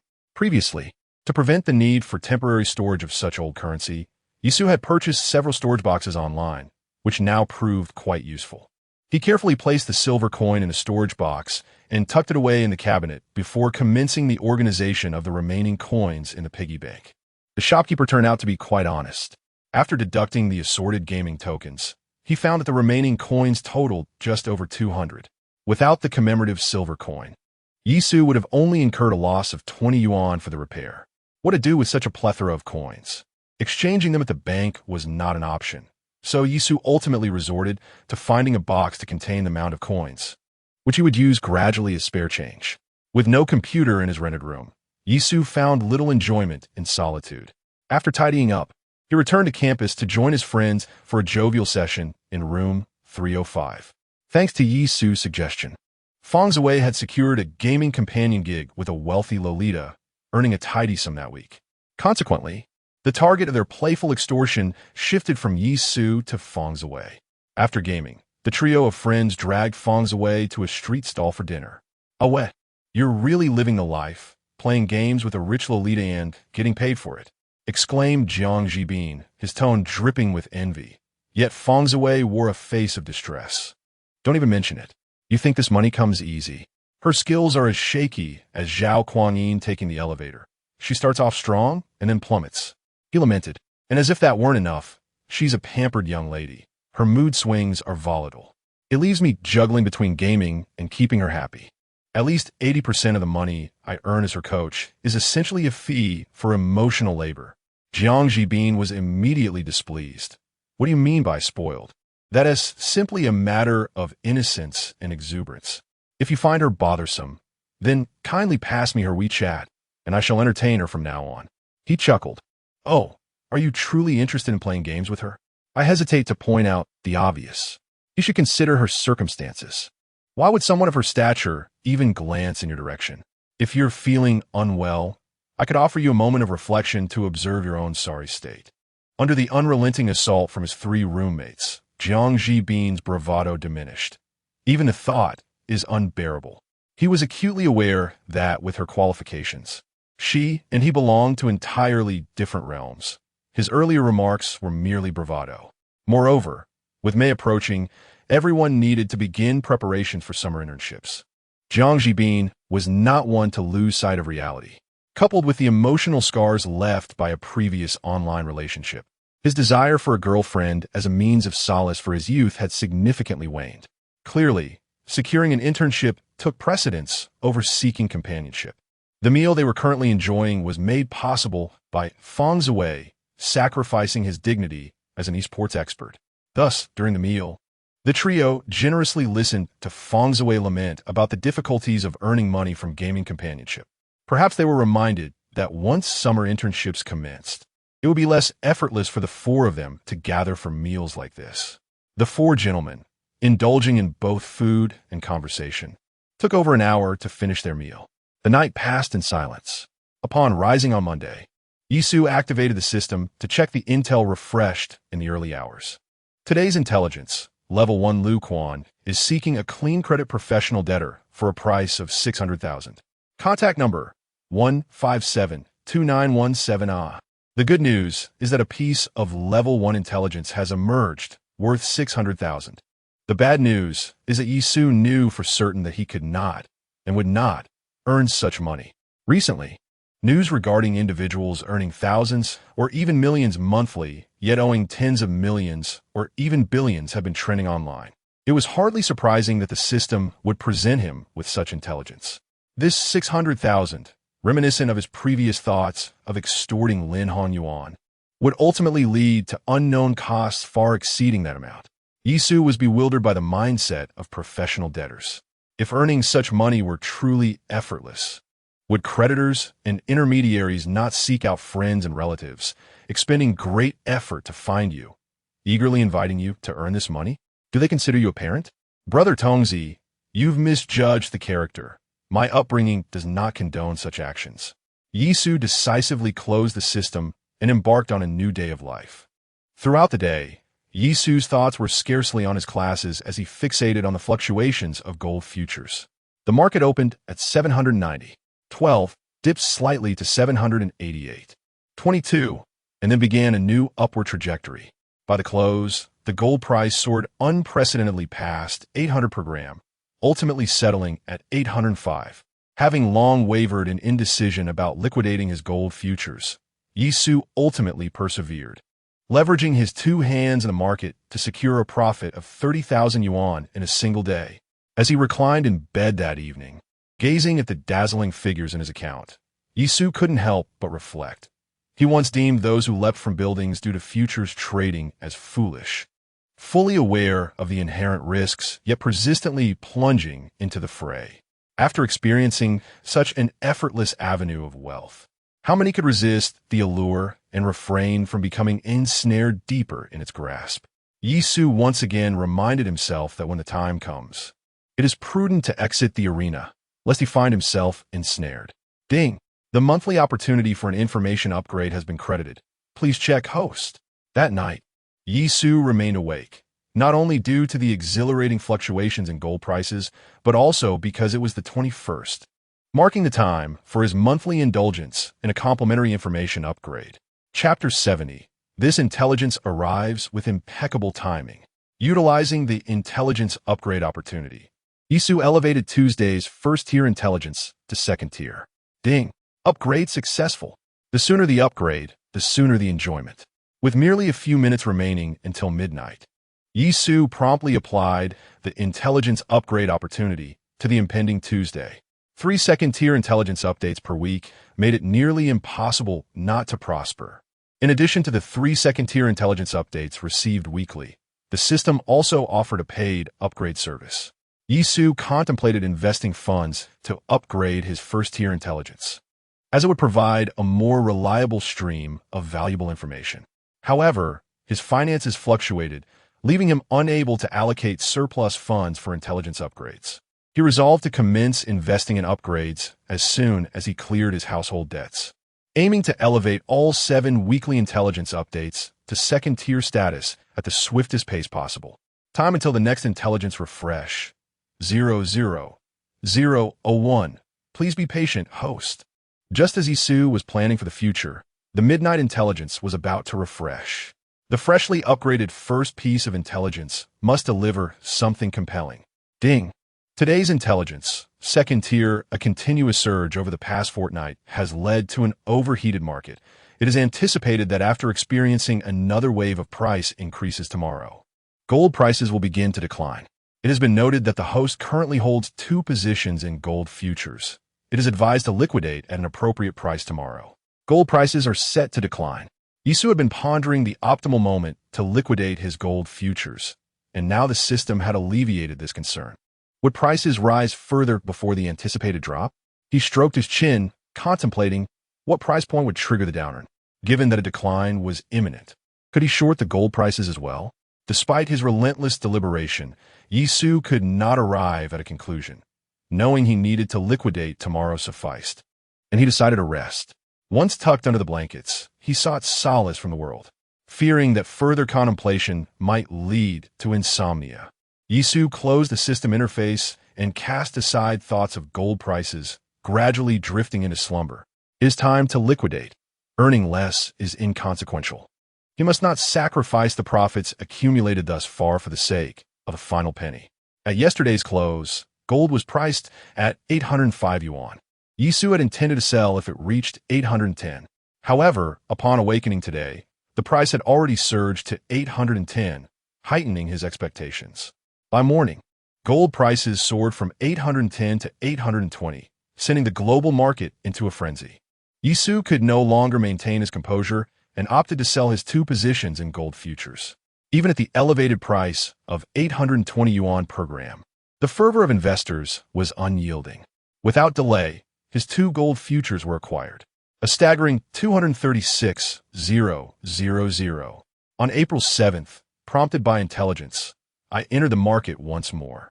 In a mere fortnight, leveraging an initial margin of 180,000, I achieved a remarkable profit of 236,000, yielding an astonishing return rate of 131. At that moment, I truly grasped the adage, when the wind rises, even pigs can soar.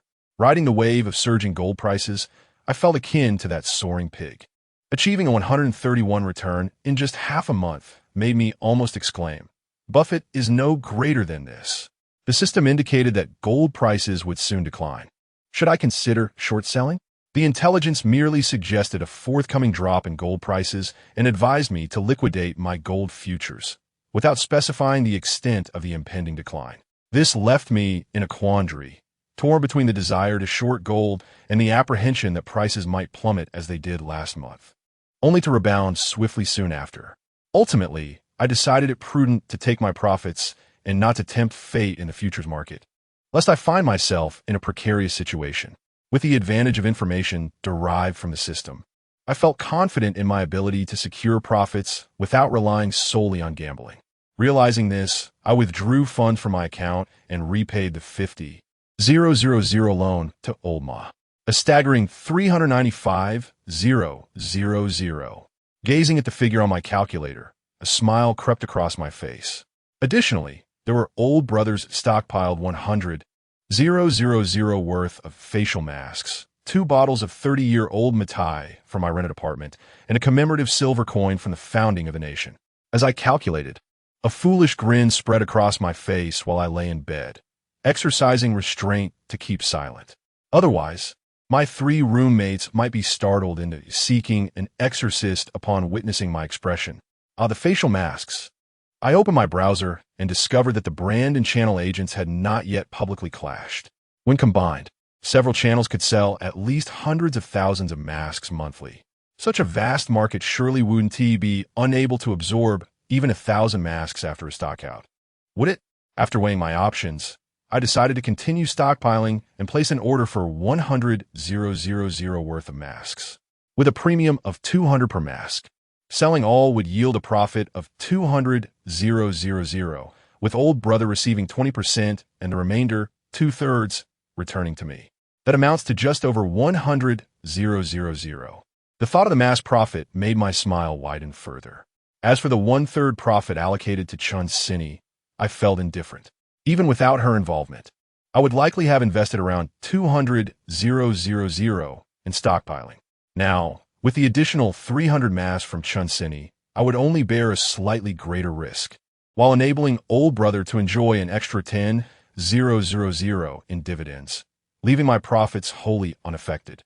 Remaining with 295,000, I plan to transfer another 100,000 to my mother that evening to help her manage the household debts for this month. Once the fund from the mass flowed back next month, I would have a valid reason to send more money home. At this pace, resolving the remaining 350,000 in debt would soon be a matter of course. As the funds in his account continued to grow, Yisu had long ceased to regard the family's debts as a significant concern. Were it not for the fear of worrying his family, settling the over 300,000 in debt would have been a trivial matter. Thus, what Yisu yearned for most was to alleviate his family's worries about debt, allowing their lives to return to a semblance of normalcy. What madness is this? Can it continue to rise? Upon awakening from an afternoon slumber, with nothing pressing on his mind, Yisu once again checked the price of gold, only to discover that it had not begun to decline as he had anticipated. Instead, it was surging ever higher, poised to breach the significant barrier of 830 yuan per gram. As for the regret over liquidating his holdings too early and incurring a loss of several thousand yuan, Yisu was not overly distressed. In the realm of futures trading, the ability to secure profits and exit promptly is far superior to any other consideration. He could only lament how utterly insane the world had become, with gold reaching unprecedented heights that once seemed unimaginable. Chapter 71. The compassionate ants. The price of gold has skyrocketed. Some individuals have earned half a year's salary in a single day. The spot gold price has surpassed 3,500 per ounce. The price surged by $30 in a single day. This afternoon, it peaked at 838.3, closing at 831. For, unsurprisingly, as soon as Yisu opened his phone that evening, he was bombarded with news of today's gold price frenzy.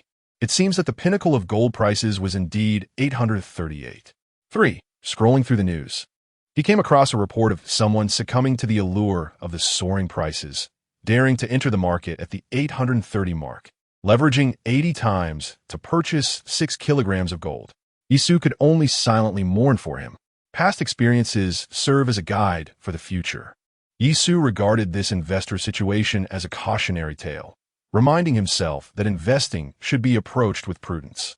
He then closed the news app and opened WeChat, transferring 100,000 yuan to Suwon. Mom, didn't your brother say you bought a batch of face masks for his online store? How come you still have 100,000 yuan to send me? I told my brother that I made several tens of thousands from gold futures last month. Then when I mentioned this to a friend, he wanted to see if he could invest and make money too. On the 7th, he asked me to help him buy a gold futures contract and borrow my margin for the contract, and he ended up buying at the lowest point. Yisu sent a screenshot of his futures account from noon to Suwon. The gold price kept rising today, and I felt the risk was too high, so I sold all my futures. After returning my friend's margin, we each made over 110,000, so I transferred you 100,000 yuan. The art of deceiving his own mother became increasingly effortless for Yisu. With a carefully crafted narrative, he successfully convinced Suwon that he possessed a unique insight into investments, earning such a substantial amount in just a month. Mom, although you were fortunate this time to earn so much, investing certainly carries risks. Even your father's factory, after many years of operation, ultimately went bankrupt. Not to mention the rapid gains from gold futures. Remember to know when to stop. Never let your focus solely dwell on this. While Yisu's financial success was indeed a cause for celebration, as a parent, Suwon was more concerned that he might become ensnared, ultimately embarking on an irreversible path. Rest assured, I always set a stop-loss line to ensure that my losses do not exceed my previous profits. Suwon understood that as children grow, they inevitably develop their own ideas. Witnessing Yisu not only capable of making money, but also exercising discernment in his actions filled her with pride and comfort. Mother, you may find it challenging to comprehend the ways of the younger generation, but as long as you understand the balance in your endeavors, that is sufficient. Furthermore, Do not transfer all your earnings home. Of the 100,000, I shall only accept 50,000, while the remaining 50,000 should be reserved for your own expenses. It's all right. I have earned over 111,000 this time, and I have kept more than 10,000 for myself. Moreover, should I transfer the entire 100,000 to you, in the event of future investments that may incur losses, I would only risk the little more than 10,000 I have on hand, alleviating concerns about losing the earnings accumulated over this period. Su-Wan is well aware that 100,000 is certainly no trifling sum. Yet she could not resist Yi-Su's persistent pleas and ultimately accepted the 100,000 he transferred. With this matter settled, a weight lifted from Yi-Su's heart upon witnessing his mother accept the money. Life is unfolding as he had envisioned, gradually becoming better, with 195,000 remaining. Should he invest in upgrading to the 4th tier of secondary intelligence? The gold futures have been liquidated, and the 20,000 masks have been fully stocked. There are no immediate needs for the funds elsewhere. Yi-Su believes it is indeed time to indulge in a bit of expenditure. Having already upgraded to secondary intelligence on Tuesday, it would be prudent to hold off for a day and wait for the upgrade on Thursday. After making this simple decision, Yi-Su strolled around the campus to fulfill his exercise quota for the day before returning to his dormitory. Since Tuesday night, when the overwhelming news of soaring gold prices broke, the market had entered a freefall. By Wednesday's opening, gold prices plummeted from $831.42 to $820.58, and by the close, they had further collapsed to $784.28, erasing the gains of the previous week. Fortunately, the timely upgrade of intelligence on Tuesday had provided a warning. Had he been lured by the allure of profit and delayed another day, he would have lost over 70,000. The sudden turn in market conditions left Yi-Su astounded. A single day's delay could have resulted in a loss of over 70,000, and he surmised that, in such volatile circumstances, no one would be foolish enough to take on another short position. He might have to invest even more to liquidate his futures.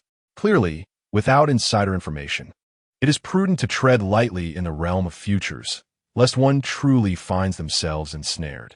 Having witnessed the peril of the market firsthand, Yi-Su activated the system. Spend 100,000 to upgrade Thursday's primary intelligence to secondary intelligence. Processing payment, please hold on. Ding! XX Bank. Your card ending in 9539 has expended 100,000 yuan on April 23rd at 2024.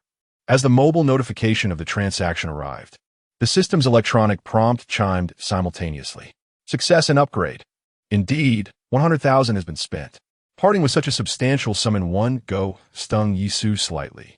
However, upon reflecting that with an early upgrade to secondary intelligence, he could recoup that amount in just a few weeks, he felt a wave of relief wash over him. Remarkably, the funds could be deducted directly from his bank card. The whereabouts of the funds siphoned off by the system remain a mystery to Yi-Su.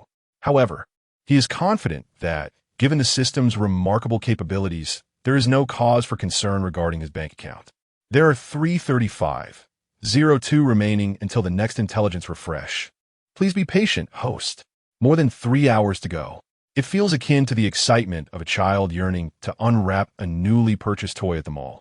Having experienced numerous secondary intelligence refreshes, Yi-Su finds himself impatient. Wishing time would hasten, so that the system may unveil the first piece of secondary intelligence acquired for a sum of 100,000 yuan. Ding! At long last, the awaited moment has arrived. Yi-Su, who has been awake, finally receives Thursday's intelligence refresh.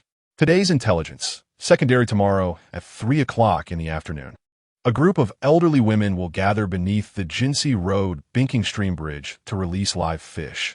Among them, one golden-lipped clam contains a natural South Sea pearl valued at approximately 40,000 yuan. The release of a natural South Sea pearl worth 40,000 yuan. Just last night, he spent 100,000 yuan to upgrade to secondary intelligence. In the blink of an eye, the system has returned a portion of that investment. Releasing these creatures is indeed commendable. Previously, he would often see news reports of elderly individuals engaging in the release of various peculiar creatures and found their actions perplexing. However, upon learning of a valuable natural South Sea pearl about to be set free, Yisu is inclined to give a virtual thumbs up to these compassionate women. Chapter 72. The misfortunate 10,000 yuan liang on Thursday afternoon, before the clock struck 3.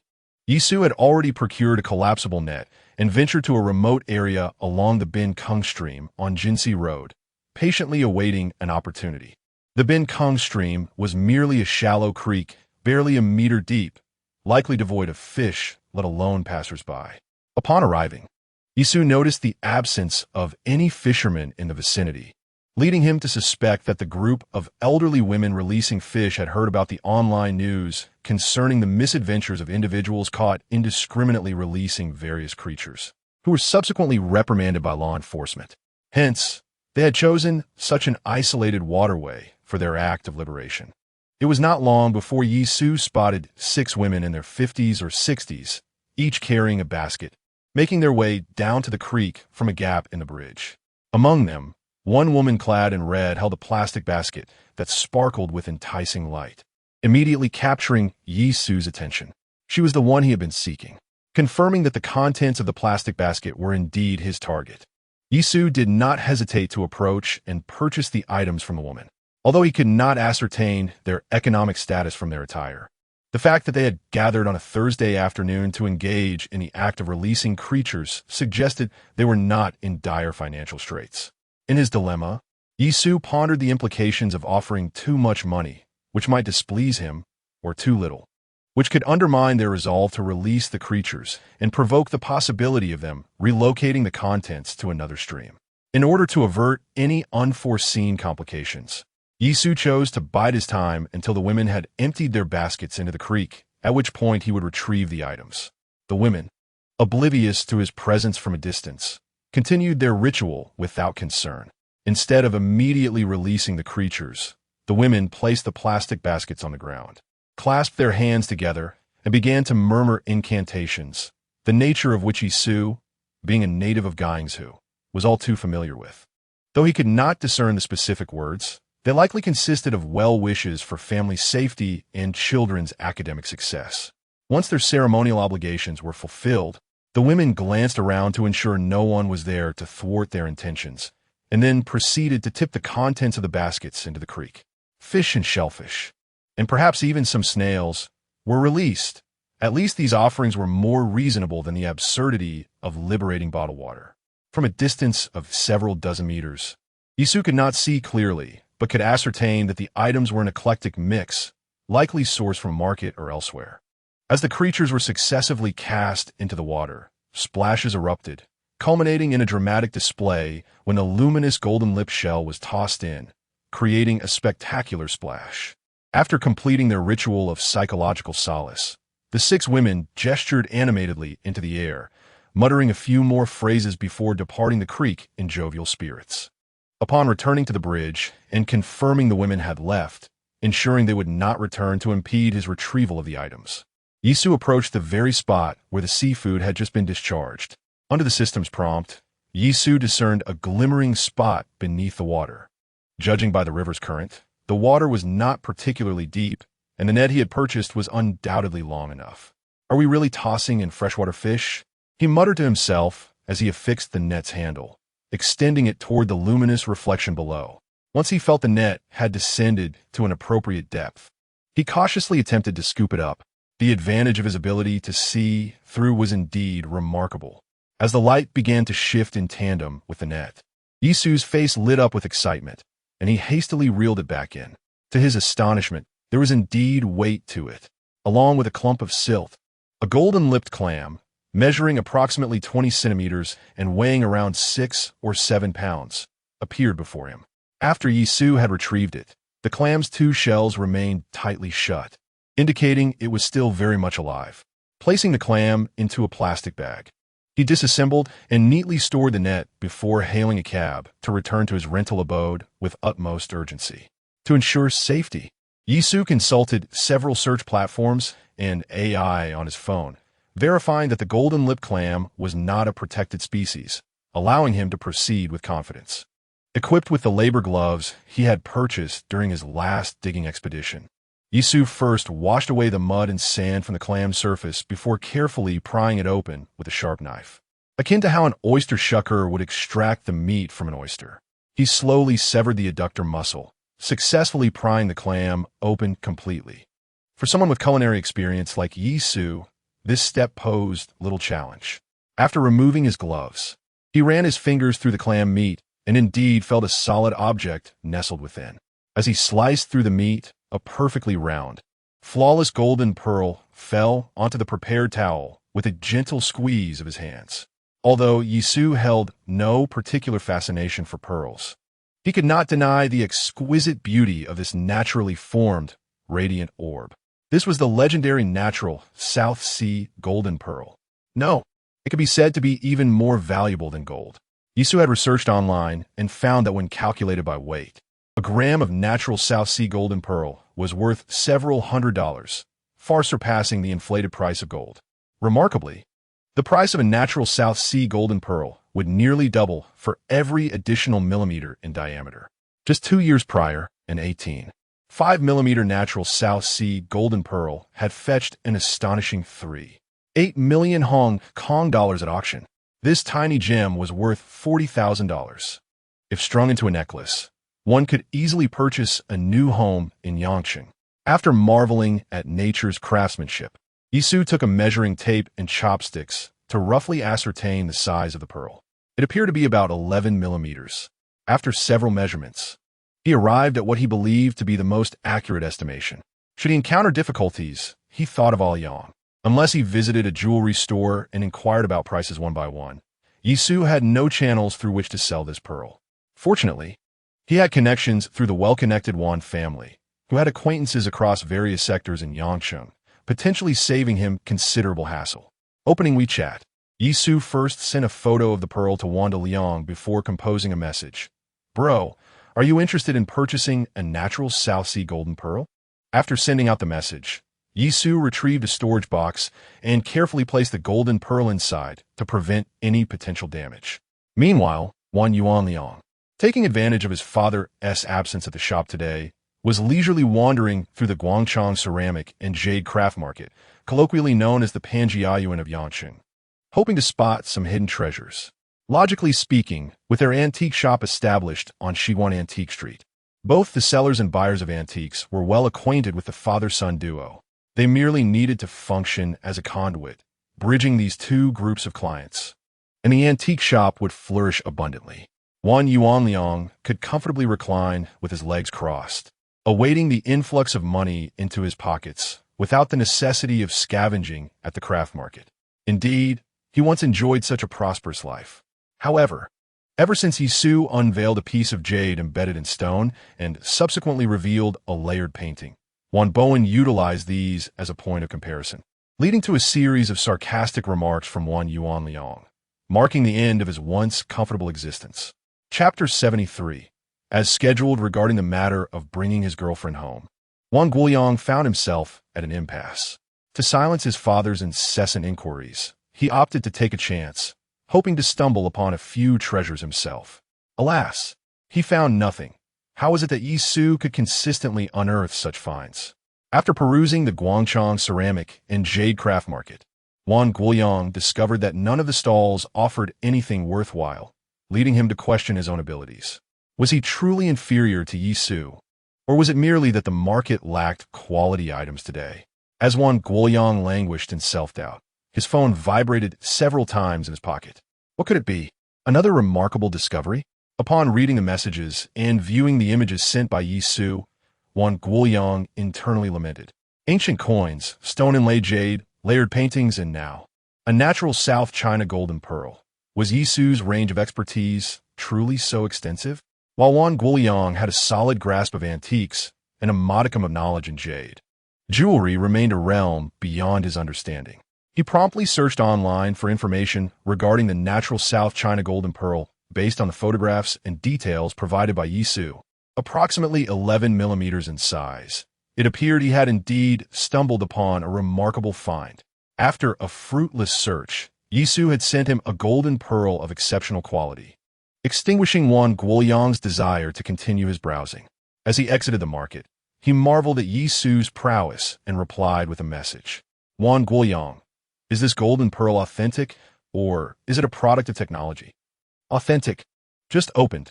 Yisu sent back a photo of himself holding the pearl box alongside the recently acquired golden lip shell. Wang Guoyang, unable to decipher the pearl's worth, chose to trust Yisu's evidence of authenticity. Wang Guoyang, the pearl will be confiscated at home, but if you wish to sell it, I can post it on my social media to inquire. Wang Guoyang, as per our usual arrangement, I will take a 5% commission upon sale. Deal. Wang Guoyang, what is your asking price? 40,000 perhaps. Wang Guoyang. All right, I will see what interest I can generate. As Yisu placed the golden pearl in his cabinet, he sent Wang Guoyang several photographs of a founding commemorative silver coin he had obtained on Sunday. I also have a founding commemorative silver coin, but it has a scratch on the reverse. Would you be interested? More treasures. This was astonishing. The old relics had arrived at Wang Guoyang's familiar doorstep. After viewing the photographs sent by Yisu, he was both astonished by the continuous stream of items at Yisu's disposal and saddened by the condition of the commemorative silver coin. Had it not been for that scratch, the coin would have been considered a premium piece, potentially fetching 2 to 3 times its value. Nonetheless, the founding commemorative silver coin, minted in 1912, was already scarce, and even with its minor flaw, it retained a certain market value. After a moment's contemplation, Wang Guoyang decided to acquire the coin. Wang Guoyang, what is the price? Having concluded the discussions regarding the sale of the golden pearls and silver coins, Yisu felt a sense of lightness and turned to the kitchen to dispose of the opened golden lip clams. The AI had warned that these clams might contain harmful algal bloom toxins or heavy metals, leaving Yisu uncertain of the veracity of the claim. Nevertheless, prioritizing food safety, Yisu chose to err on the side of caution, opting to discard both the clam meat and shells into the downstairs trash bin. After meticulously cleaning up, Yisu comfortably nestled on the sofa, preparing to indulge in a serialized novel on her phone. However, an incoming message from Chun Sinny interrupted her. Sinny, have you seen the news? The face mask brand and its channel agent have truly fallen out. Sinny, both parties have issued official announcements, declaring their intent to pursue legal action regarding the channel agency issue. Sinny, all sales channels for the channel agent, including flagship stores on several platforms, have been completely shut down. Many loyal users are lamenting online, claiming they can't find places to purchase face masks. After reading through the series of messages from Chun Sinny, Yisu opened her phone to investigate the relevant news articles, only to confirm the intel she had received, due to the channel agent severing sales routes. Face masks were indeed becoming scarce. It was anticipated that a resolution to the dispute between the brand and the channel agent would only be reached through court mediation, allowing the brand to reclaim its agency rights and reopen sales channels. As expected, scalpers were quick to respond. Beyond the internal discord of the brand, Yisu observed that individuals had begun to scour the internet for face masks, clearly hoarding supplies. Various third parties also sensed the opportunity and began to inflate the retail prices of the masks. With the combined efforts of these third parties and the scalpers, the price of the masks Yisu had stockpiled surged from $298 to $350, with no signs of stabilizing. Yisu came to a profound realization. The fundamental logic of making money lies in the information gap. While countless scalpers were scrambling to source products, she had astutely secured her inventory in advance, thanks to the foresight granted by her intel, now comfortably waiting to reap her rewards. This was entirely predictable. What is there to be surprised about? Yisu sent a message adorned with a smug expression behind sunglasses. Chun Sinny, all right, you are the best, the most formidable, capable of predicting everything. Is that sufficient? Chun Sinny replied with an eye-roll emoji. Do you dare speak to me in such a tone? I see you are in need of a reprimand. Chun Sinny, have you forgotten what day it is these past few days? Chun Sinny, what? Do you wish for mutual destruction? Yisu was acutely aware that the day heralded the arrival of relatives at her home. Fine, I shall endure you for these few days. While idly bantering with Chun Sinny, Yixian also caught wind of the news and sent a message to Yisu. Brother, just as you guessed, after the brand and the channel agent fell out, the price of the masks has soared, and they are now available for sale. Brother, are you really considering purchasing them at $499 each? Doesn't that seem excessively high?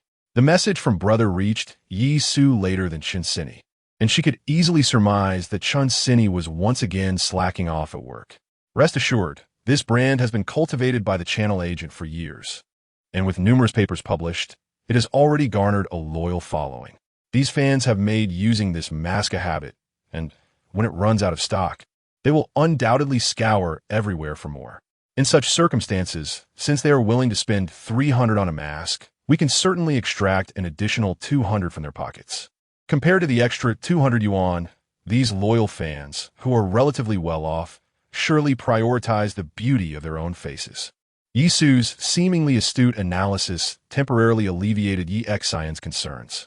Brother, all right then, I will set the price at 499 as you suggested. Brother, please keep an eye on the third-party prices over the next few days, and let me know if any adjustments are needed. Understood. Chapter 74. The buyer of the Golden Pearl, after finishing dinner in his rented accommodation. Yisu was preparing to return to school when he unexpectedly received a message from Wan Liang. Wan Liang, the Golden Pearl has a buyer for 1,000. Okay, I will bring the items to the shop tomorrow. Wan Liang, tomorrow at 3 in the afternoon. Is that agreeable? No. Wan Liang, this time, you must be punctual. Understood. Yisu was puzzled as to why Wan Liang specifically urged him to be on time, yet he dismissed the thought. He tucked away the 2 boxes containing the silver coins and the golden pearl into his pocket and headed back to school. On Friday, after attending morning classes, Yisu arrived at the Bowen Antique Shop around 3 in the afternoon. As he stepped through the door, he noticed that, aside from Wan Liang, there was a woman seated in front of him. Her long hair cascaded down her waist, and her silhouette alone suggested to Yisu that she was a striking beauty. Upon hearing movement behind her, the woman turned to face Yisu, confirming his initial impression. Their eyes met, and Yisu instinctively locked on her gaze. Her bright eyes, accentuated by long eyelashes, glimmered like crystal, complemented by a high nose and full lips, all enhanced by exquisite makeup. Instantly, Yisu rated her highly in his mind. To be fair, in terms of sheer beauty, this woman was on par with Chun Sini. However, Yisu could discern that her family background must be quite affluent, exuding an air of nobility that surpassed that of Chun Sini. With both grace and beauty, Yisu admired her silently, but he was not so easily distracted by mere aesthetics. Nodding in greeting, he noticed that the woman was holding a painting, likely engaged in business discussions with Wan Liang. Brother Liang, do you have a guest? If so, I can come back later. No need. Wan Liang called out to Yisu. She is here to view the painting and to collect the golden pearl from you. Yisu was taken aback, realizing that this beautiful woman was indeed the buyer. Hello, ame Yisu.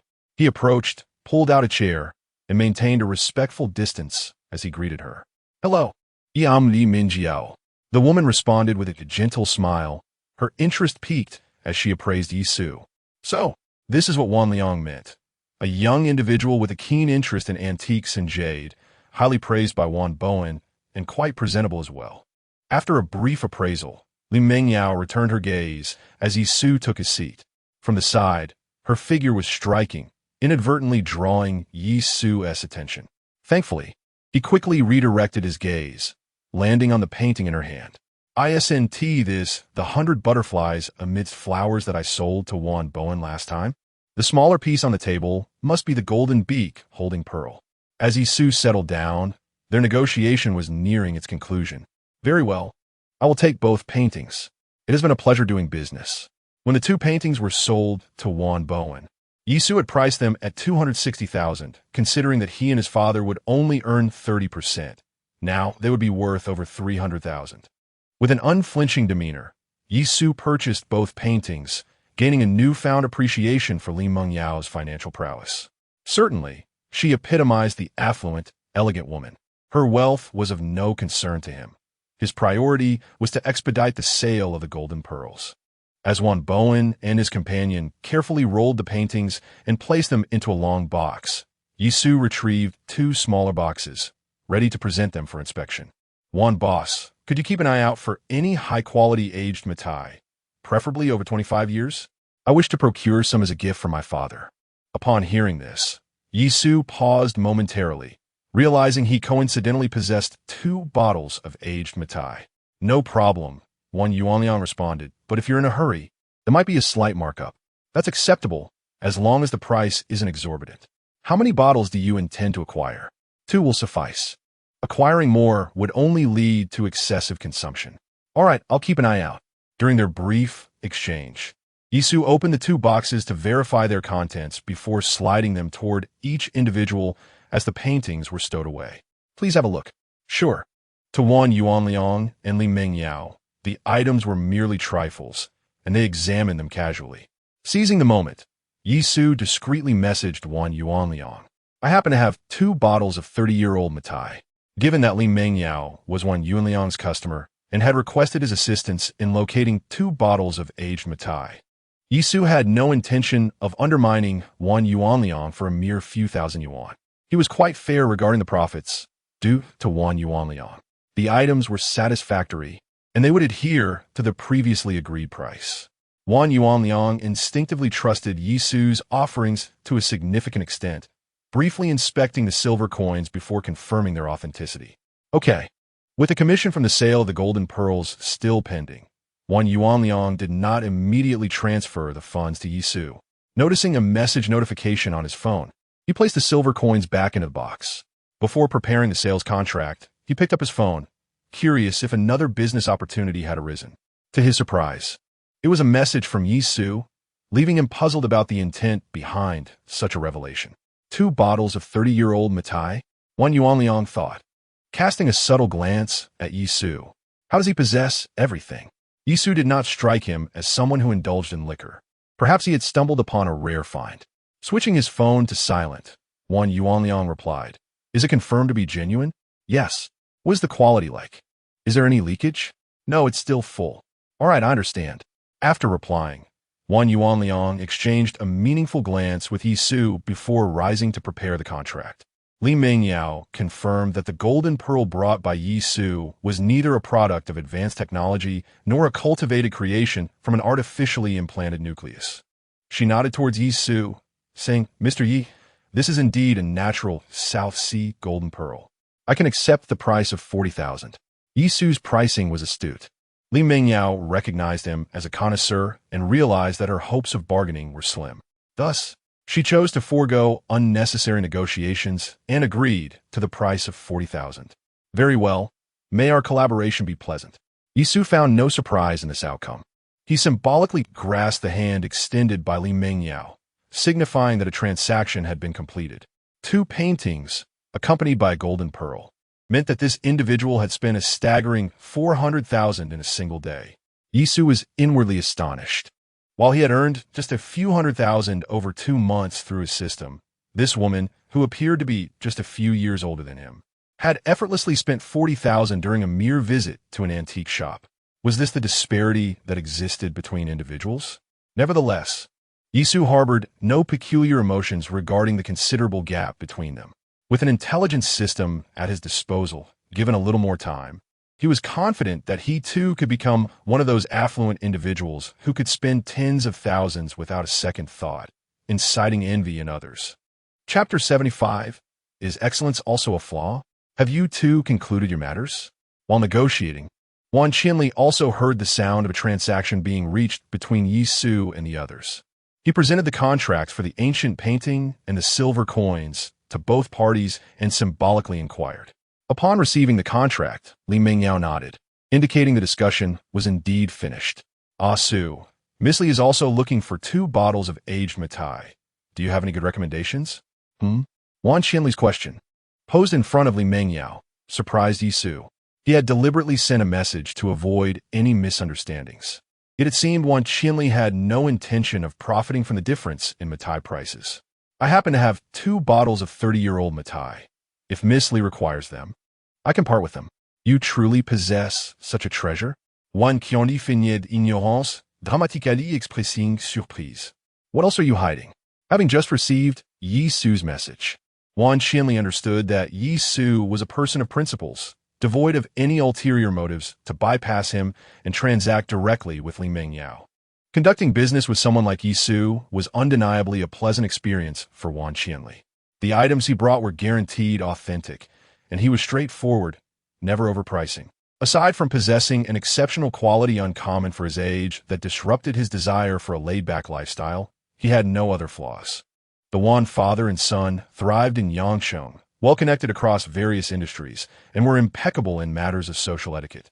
Faced with such a cooperative partner, both Wan Qianli and Wan Bowen were willing to yield appropriately, further solidifying their relationship.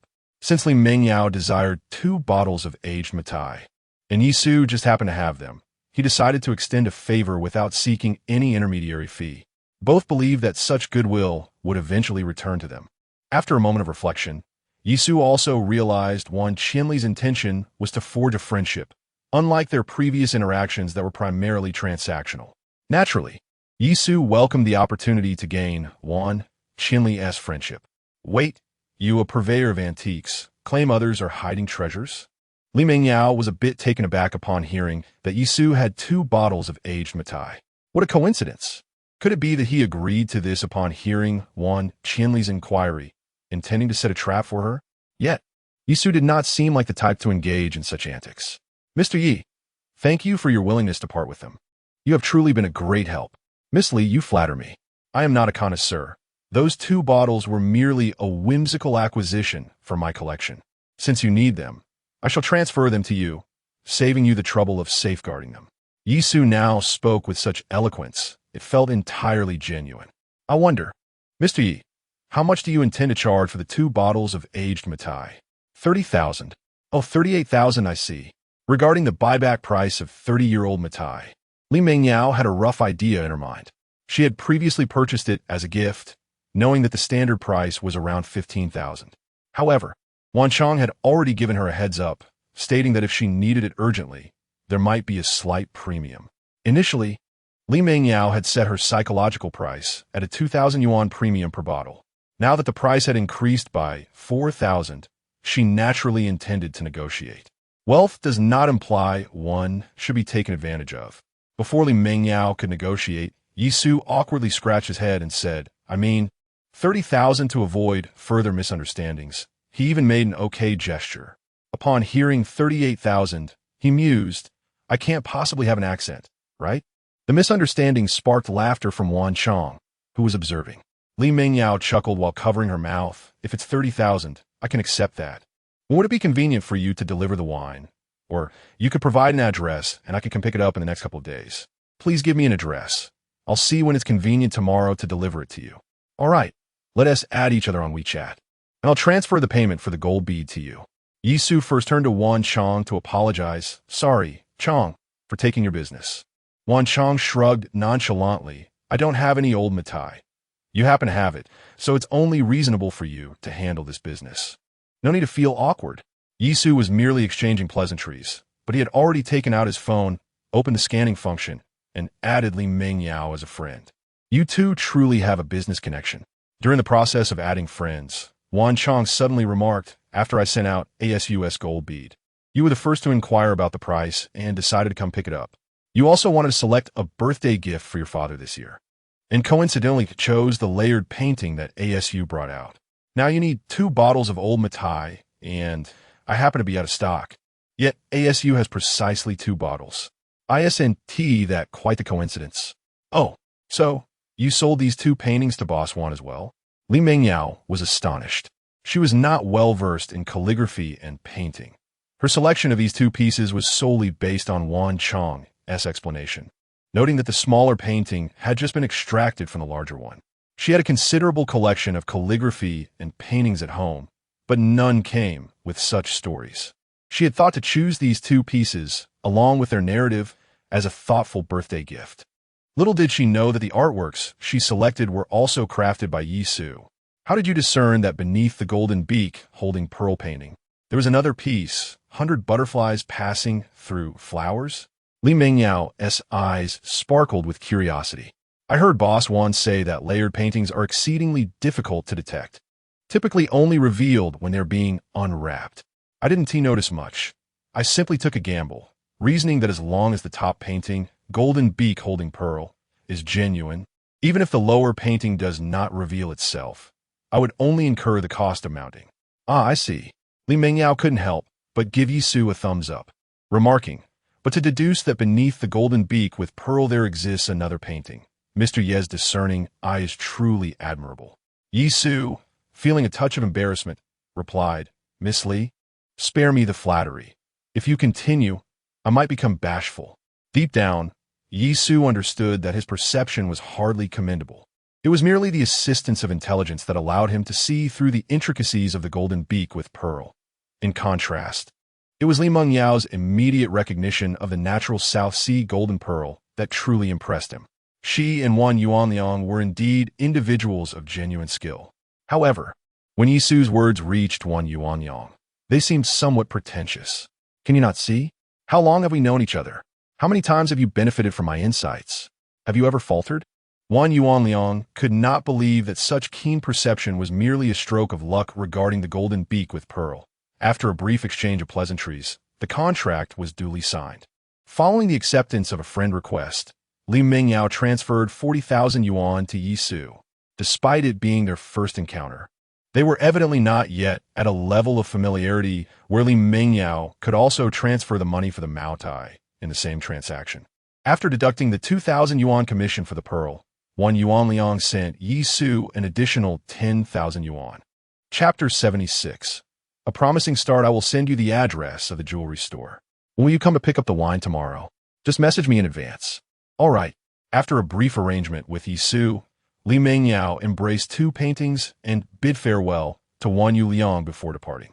Yi Su, concerned about lingering there and potentially engaging Wan Yuliang in discussions about antiquities that might lead to uncomfortable revelations, also found an excuse to take his leave. As he stepped out of the antique shop, he received the address sent by Li Mengyao, Poyan Jewelry Headquarters. Tomorrow, he still needed to deliver wine to Li Mengyao. Chen Sini was unavailable, and Yi Su did not plan to stay at her place tonight. After confirming the distance between his rental and Poyan Jewelry Headquarters via navigation and estimating the time required for a taxi ride, Yi Su called for a car back to his rental. Men truly are creatures of base instincts. Yi Su had already informed that he would not be staying over tonight. After venting his frustration about that man for quite some time, lamenting the constraints of reality that prevented them from engaging in intimate activities and the absence of any companionship this evening, he resumed his search for third-party prices on facial masks. The prices had indeed skyrocketed to $499 each. Earlier that afternoon at the company, Chen Sini had been closely monitoring the prices of the masks, witnessing the hike up to 450 yuan, all while they remained out of stock. Loyal fans of the brand were lamenting on social media, desperately inquiring when the brand would reclaim its agency rights and resume sales of the masks. Upon learning that the retrieval of agency rights was unlikely in the short term, pending the conclusion of legal disputes or out-of-court settlements between the brand and its channel agents, those who had run out of masks found themselves compelled to purchase at inflated prices from scalpers. With a fervent demand from these loyal fans, the price of a single mask had surged to the 499 yuan that Yi Su had initially anticipated. This man certainly had remarkable foresight. If he could predict that the price of masks would reach 499 yuan, a person as exceptional as him was bound to succeed in any endeavor. When with Yi Su, Chen Sini would engage in playful banter, neither expecting to hear a compliment from the other. However, in his absence, she was nearly ready to extol Yi Su to the heavens. She was well aware of her own situation. Had she been in his shoes, she would have enthusiastically sold all the masks as soon as the price reached 400 yuan, gleefully counting the over 30,000 yuan she would have earned. She certainly would not have had the composure to hold onto the masks, awaiting the price to soar to 499 yuan. No wonder she had set clear terms before hoarding masks, forbidding any inquiries about the selling price and insisting on following his lead. It seemed he had thoroughly understood her disposition. In the past, discovering that Yi Su had deciphered her would have left Chen Sini disgruntled, seething with indignation to reclaim her pride. Yet now, as she observed the mask prices soaring and the prospect of over 50,000 yuan beckoning to her, she felt no resentment whatsoever. To maintain a continuous opportunity for profit, it matters not if he comprehends every facet of my being. Chen Sini delicately touched her face, acknowledging that he had long since discerned her essence. Yet why was there still no movement? While Chen Sini was elated, as if the sum of over 50,000 yuan had already been credited, Yi Su remained confidently poised, certain that this venture would undoubtedly yield substantial gains. Among the trio of mask resellers, The one most engulfed in tension was Yi Xin, who was responsible for sales. Observing the third-party stores and scalpers on second-hand platforms inflating the mass prices to 499 yuan. He felt a growing anxiety as his own Tmall store and newly launched Zaihongshu shop remained eerily quiet.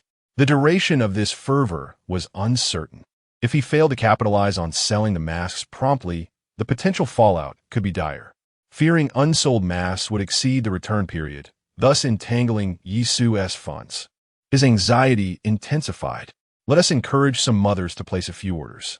The distinction between 0 sales and 1 sale often represents a chasm in the eyes of consumers. A disparity even greater than between sales of 101,000. After all, the human psyche is inclined towards conformity. Only when they see others making purchases can they comfortably convince themselves that they are not alone in their investment. Ding! Resolute in his decision, Yi Xin was about to message a few mothers who had not assisted him in placing orders for some time when the sound of Wong Wong notifications interrupted him. Eagerly, he clicked open the message and, indeed, found a link to the masks. Moonlight Instant Noodles. ISNT. The original price of this mask, only 298 yuan?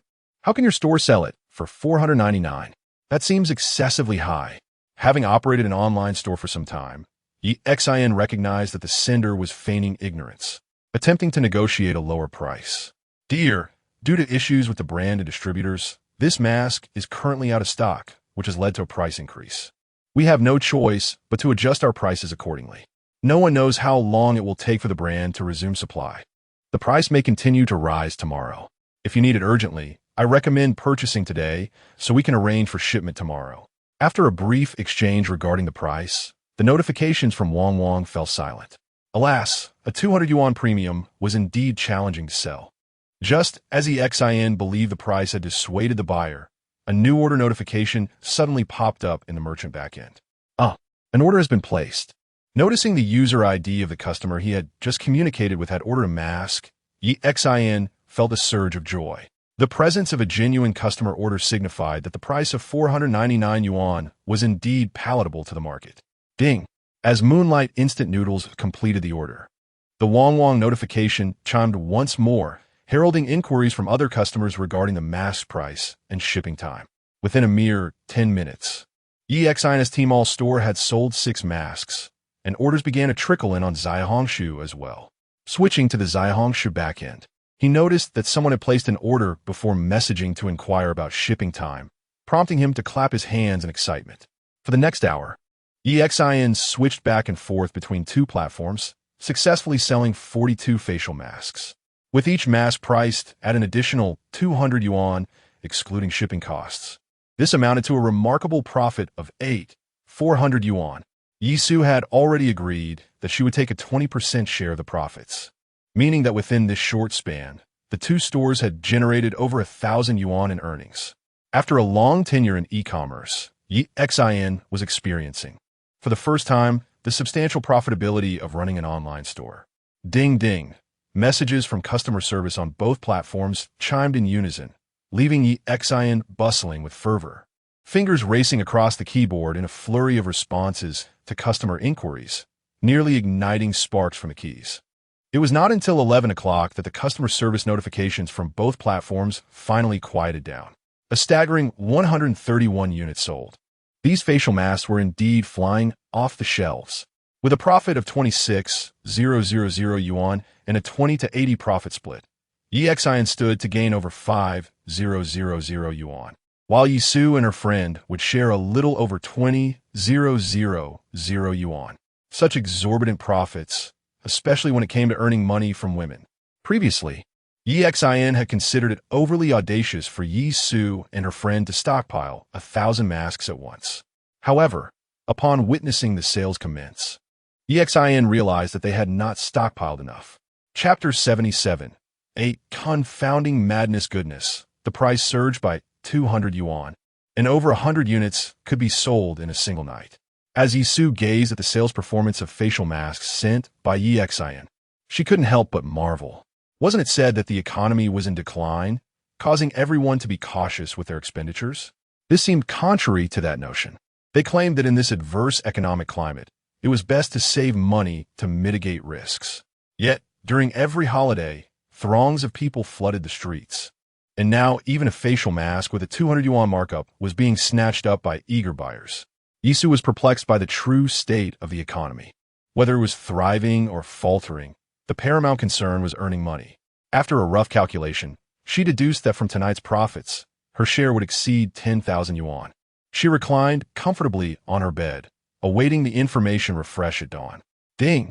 As the clock struck midnight, the system promptly provided the updated information. Today's intelligence, Level 2 in Building 6, Apartment 503 of Junhai Huading. Aunt Wang cleared out a plethora of accumulated items from her home and plans to find a scrap collector this morning to dispose of them. Among the discarded items, there are 7 unopened boxes of Fuji color peel-apart film, expired in 2019. The current second-hand market price for a single box of film is approximately 200 yuan. 7 unopened boxes of peel-apart film, expired only in 2019, were indeed a coveted treasure in today's photography market. Even Yisu, who had no interest in photography, recognized the demand for color peel-apart film. Since 2016, when Fuji ceased production of peel-apart film after Polaroid, the price of the film began to rise from a mere few dozen yuan per box, eventually surpassing 1,000 yuan within a few years.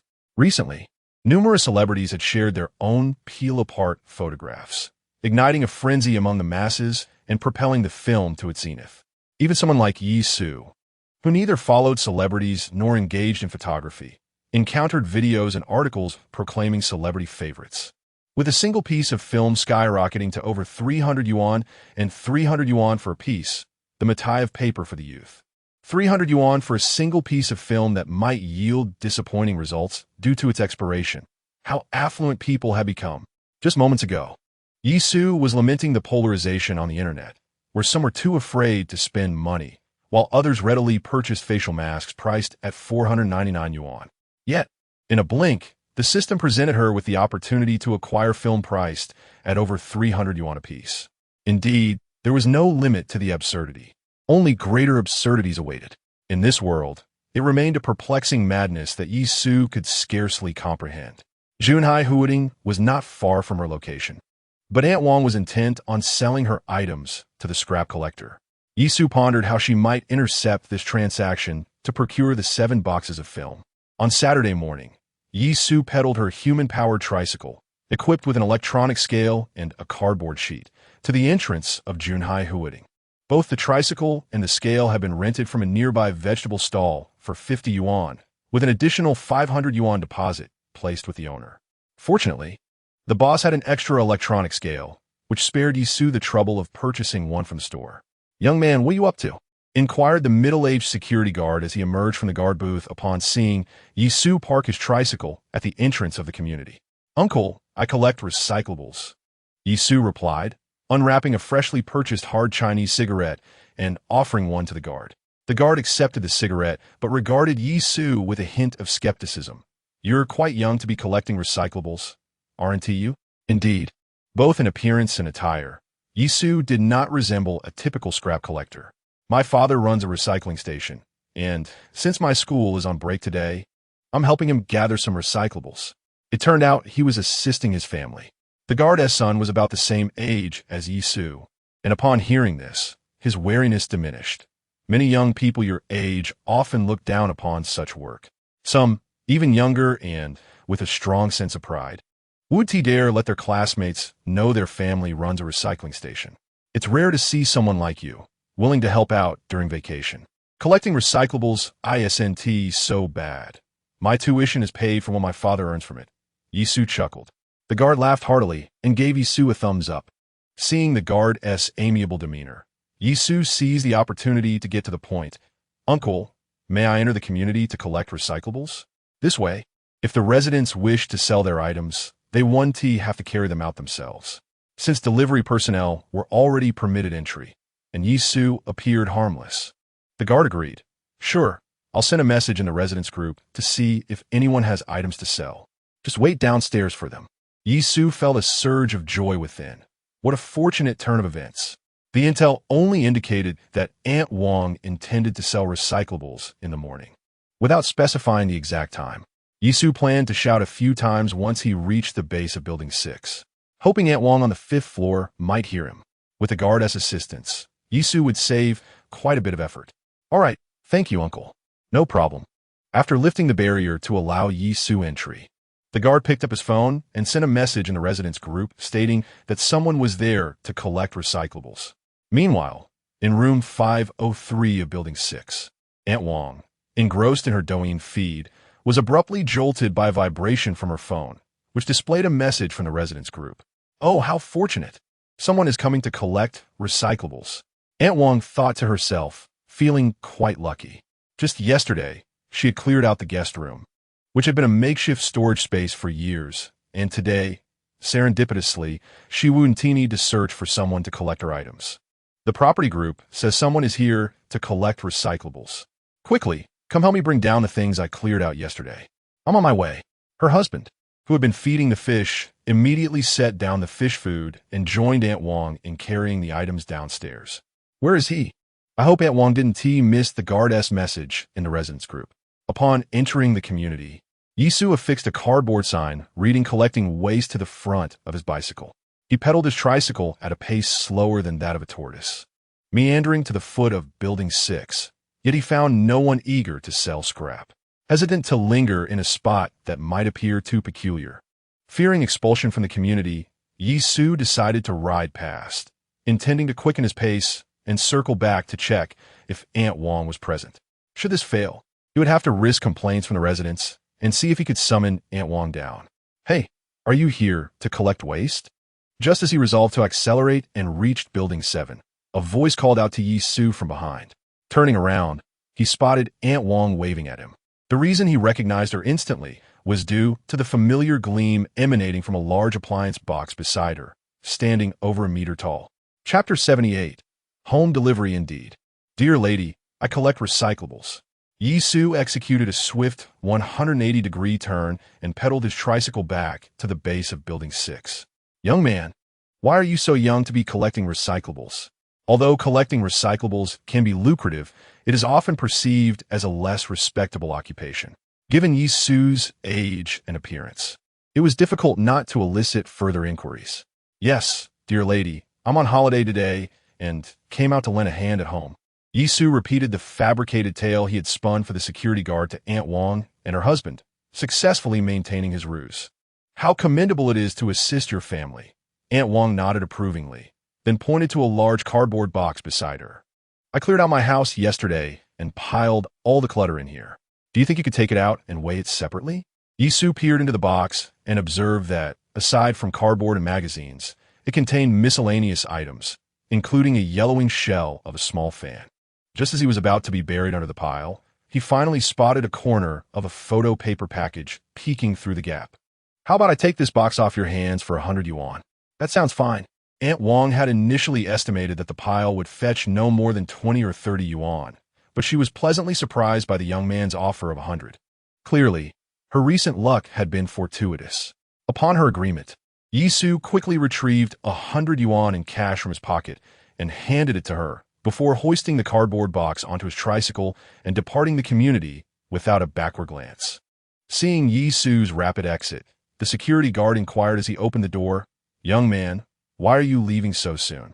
I noticed some residents in the group asking where you were. They want to sell recyclables." "Sell? Do they really think I'm a collector?" Yisu replied, "Apologize. Sir, but I have an urgent matter at home and must return.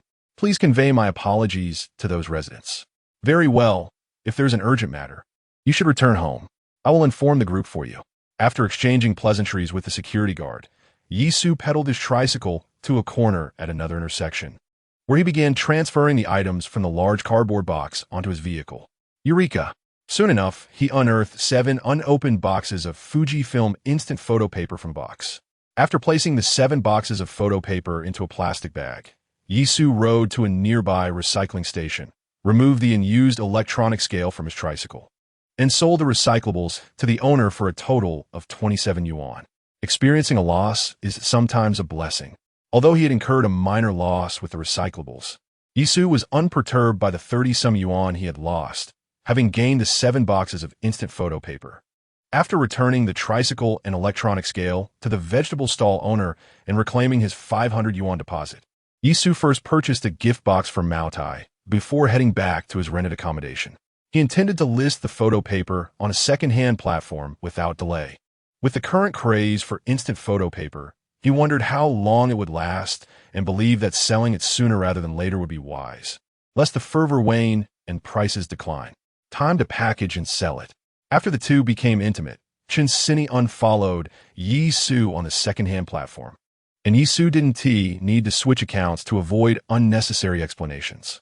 Lacking the motivation to sell the items one by one, Yisu opened the application and immediately listed each box at the suggested price of 200 yuan, clearly stating that the price was non-negotiable. Currently, on the second-hand platform, a single sheet of Fuji Color Instant Film, which expired in 2019, sells for approximately 350 yuan. Yisu was confident that a box priced at 200 yuan would attract not only photography studios but also scalpers eager to purchase. Sure enough, it wasn't too long after the listing went live that his phone buzzed with messages from the platform as inquiries about the price began to pour in. Given the fervent market and the fact that the 7 boxes of instant film had all expired in 2019, the very year Fuji ceased production, Yisu had no concerns about selling them. He chose to ignore all the messages that asked lengthy questions or attempted to haggle. After scheduling a pickup, he sold all 7 boxes within a morning, resulting in a total of 22,000 yuan deposited into his account. Having accomplished this, he ordered takeout for lunch and casually messaged Li Mengyao, "If convenient in the afternoon, I'll bring you the 2 bottles of Mao Tai." Li Mengyao, "Okay." They quickly settled on a time. After finishing his meal, Yisu indulged in a refreshing afternoon nap. At around 1:40 p.m., Yisu used the gift box he purchased that morning to carefully wrap the 2 bottles of Mao Tai along with protective foam and hailed a cab to the entrance of the Poyan Jewelry flagship store. Out of curiosity, Yisu had researched Poyan Jewelry the previous day and learned that it was a well-known jewelry brand in the province, boasting over a dozen branches, with this being the main store in Yancheng. The founder of Poyan Jewelry also shares the surname Li, and online sources indicated that his birthday is April 29th. Likely the father Li Mengyao mentioned, whose birthday is approaching. Sighing, Yisu reflected on how some are born into a life of abundance, yet devoid of worries and opportunities for struggle, unlike himself, who must rely on his diligent hands to create wealth. After silently mourning for 3 seconds for Li Mengyao's seemingly hopeless life, he messaged her to let her know he had arrived at the entrance. "Li Mengyao, please wait. I'll be right there." Without making Yisu wait too long outside, Li Mengyao soon emerged from the store. "Mr. Yi, thank you for making this special trip," she greeted. "Miss Li, you are too kind. After all, I am the one selling the items, and providing delivery is only courteous," Yisu replied, lifting the gift box to indicate he would assist her in bringing it inside for inspection. However, Li Mengyao smiled graciously and said, "You can bring it in, but there is no need for inspection. I trust you." The trust Li Mengyao expressed in Yisu was, of course, merely a formality. The reason she stated there was no need for inspection was twofold. She genuinely did not know how to authenticate old Mao Tai, and after leaving the antique shop the previous day, she had casually inquired with one Yuan Liang about who Yisu was, using the 2 bottles of old Mao Tai as a pretext. One Yuan Liang had responded honestly, stating that Yisu had a keen eye for antiques and jade. Although it appears that Yisu's involvement in the antique trade is driven more by passion than profession, he often relies on his discerning eye to unearth treasures during his leisure time. Nevertheless, after several transactions, the items Yisu has presented have proven to be authentic, and his character has been commendable. The claim that he sold Li Mengyao a 30-year-old Mao Tai suggests he would not jeopardize his integrity for a mere 30,000 yuan by peddling counterfeit liquor.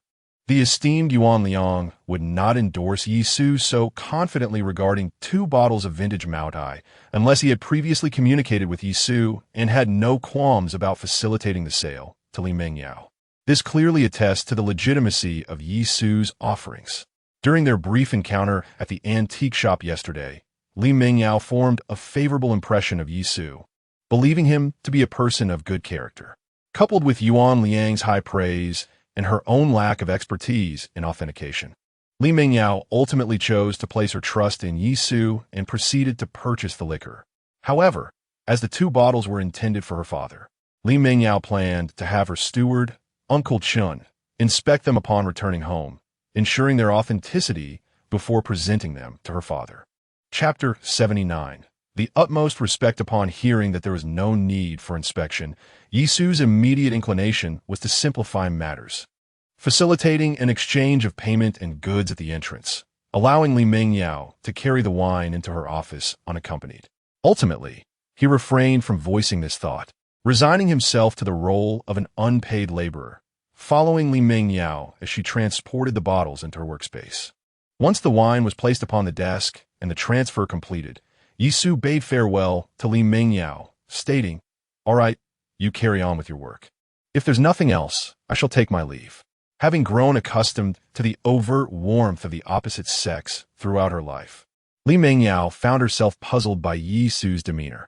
He appeared disinterested, setting down the items and accepting the payment before preparing to depart, scarcely uttering another word.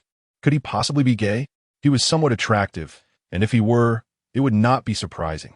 Feeling a twinge of guilt for having summoned him merely to deliver 2 bottles of wine, she suggested, "Why not check at the front counter for some suitable jewelry to buy as a gift? I can offer you a VIP discount." What does she mean by that? I came here merely to sell 2 bottles of wine, and now she expects me to spend money on top of it? No wonder her family thrives. They are truly adept at business. "Thank you, but I will decline for now," Yi Su replied, waving his hand dismissively. Though the VIP discount could have facilitated a nice gift for Su Wan and Yi Ruo, he decided it was best to postpone such purchases until the summer holidays arrived. As for Chun Sinny, having already provided her with a Tier 2 intelligence report that netted her several tens of thousands, what more could she want? To soften his refusal, Yi Su added, "Should I require assistance in the future, I will certainly return and seek your discount, if it remains applicable." If the offered discount were substantial enough, acquiring 2 pieces to take home would indeed be a splendid choice. Li Mingyao chuckled lightly. Of course, it will still be valid. "Then it is settled," Yi Su affirmed, waving goodbye once more. "Goodbye." Having sold gold pearls and silver coins for 50,000 yesterday, and now securing an additional 52,000 from selling wrapping paper and Maotai today, he had effortlessly recouped the 100,000 spent on upgrading his intelligence to Tier 2. With a buoyant spirit, Yi Su whistled cheerfully upon exiting the jewelry store. His savings had returned to 197,000, and with another 100,000 expected from the mask sales, he could now consider himself possessing a total of 300,000 in savings. Pondering whether he could extract another 100,000 to elevate a Tier 1 intelligence report to Tier 2, he accessed the system to confirm the current status of his intelligence. With time on his hands, Yi Su summoned a rideshare to visit Chun Sinny's apartment. While waiting for the car, he seized the moment to check the system. Tier 2 intelligence. Saturday, Sunday, Tuesday, Thursday, Tier 1 intelligence. Monday, Wednesday, Friday, only 3 days remained. Monday, Wednesday, and Friday. Today is only Saturday, and Yi Su is in no rush to upgrade the intelligence for Monday. He knows that if he waits until the information refreshes at midnight, it could cost him a fortune. Noticing that the ride-hailing car has arrived, Yi Su promptly turns off the system and gets into the vehicle, heading towards Chun Sinny's place. Ding dong, the community warmth delivery has arrived. Aware that Chun Sinny, as a woman living alone, might be startled by the sudden sound of the password lock unlocking, he always makes sure to give her a heads up. Thus, Chun Sinny is not at all surprised by Yi Su's grand entrance. Delivering warmth? She assesses him with a scrutinizing glance. "You came empty-handed.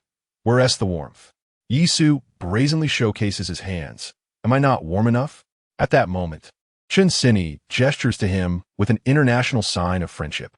Initially intending to share some good news, she is taken aback by his reaction and considers leaving. Yi Su pretends to twist the doorknob to exit. Seeing this, Chun Sinny quickly stands up and rushes over, playfully tugging at him. "What good news?" After piquing her curiosity, Yi Su begins to build suspense. "I haven't even taken off my shoes yet. Let us do that first. I'll help you take off your shoes and give you a pair of slippers," Chun Sinny exclaims, mimicking a cost wrapper, causing Yi Su to chuckle. Just as she prepares to squat down to change her shoes, he playfully kicks off his shoes. Chun Sini, in turn, pushes the slippers towards him before standing upright and playfully demanding, "Come on, what's the good news?" All right. Unable to withstand Chun Sini's theatrics, Yisu raises his hands in surrender and drags her to the sofa. The face masks we stocked up on have been increasing in price these past few days. Last night, it hit $499. I know about the price hike, Chun Sini replies, her enthusiasm waning. But do you know how many masks my brother sold last night? Her curiosity piqued again. How many? 131 masks. Chun Sini's interest is rekindled. That means we made 26,200, and after deducting your brother's 20 commission, I'll get a third. She, aware that Yisu has stocked up on masks worth 100,000, calculates her earnings with a silly grin. I made 6,900 last night. You figured that out so quickly? Yisu is taken aback. Chun Sini pretends to hold a cigarette, mimicking a classic expression. This is called professionalism. My brother said, judging by the sales, we should sell a few hundred more today. By Labor Day, we might sell out our stock. That S54,400. Chun Sini's eyes sparkle with excitement. That is almost equivalent to my salary for half a year. Yisu looks proudly at the money-minded girl beside him. Does that count as good news? Absolutely, it counts. Who do you think one should express gratitude towards? Undoubtedly, it is to Guishi. Chun Sini began to nuzzle her face against Yisu's shoulder, playfully declaring, Guishi is the best. I adore Guishi the most. Oh no, how brazen. Chun Sini blushed deeply. Oh dear, how naughty. It's still daytime. Yisu raised his right hand. I was referring to my fist. If you continue like this, do you believe I will deliver a punch? Let me assure you, I would not hesitate to strike a woman. You wretched fiend. Chun Sini's voice instantly regained its normalcy. Her ire flaring as she sees Yisu's raised fist, delivering sharp slaps with her other hand. I'll show you who's tough. I'll teach you a lesson. It's turned against you. Yisu, unwilling to back down, retaliated, and the two individuals in their 20s engaged in a playful scuffle on the sofa. Much like two elementary school children, giving it their all was the utmost respect one could afford to a woman. Without a doubt, the outcome of their playful tussle resulted in Yisu, the one who granted the greatest respect to women, emerging victorious, compelling Chun Sini to yield and plead for mercy. Chapter 80. The world is a vast makeshift stage where the wrong time encounters the right person. In a state of inertia, with the knowledge that he must make up for the May Day holiday tomorrow, Yisu bid farewell to Chun Sini after dinner and returned to his rented apartment, awaiting the refreshing of intelligence in the early hours of Sunday. Ding! Today's intelligence. Level 2, due to employee negligence. The Poyen group mistakenly disposed of a batch of confidential documents as waste. These documents have now found their way to the recycling station on Funing Street.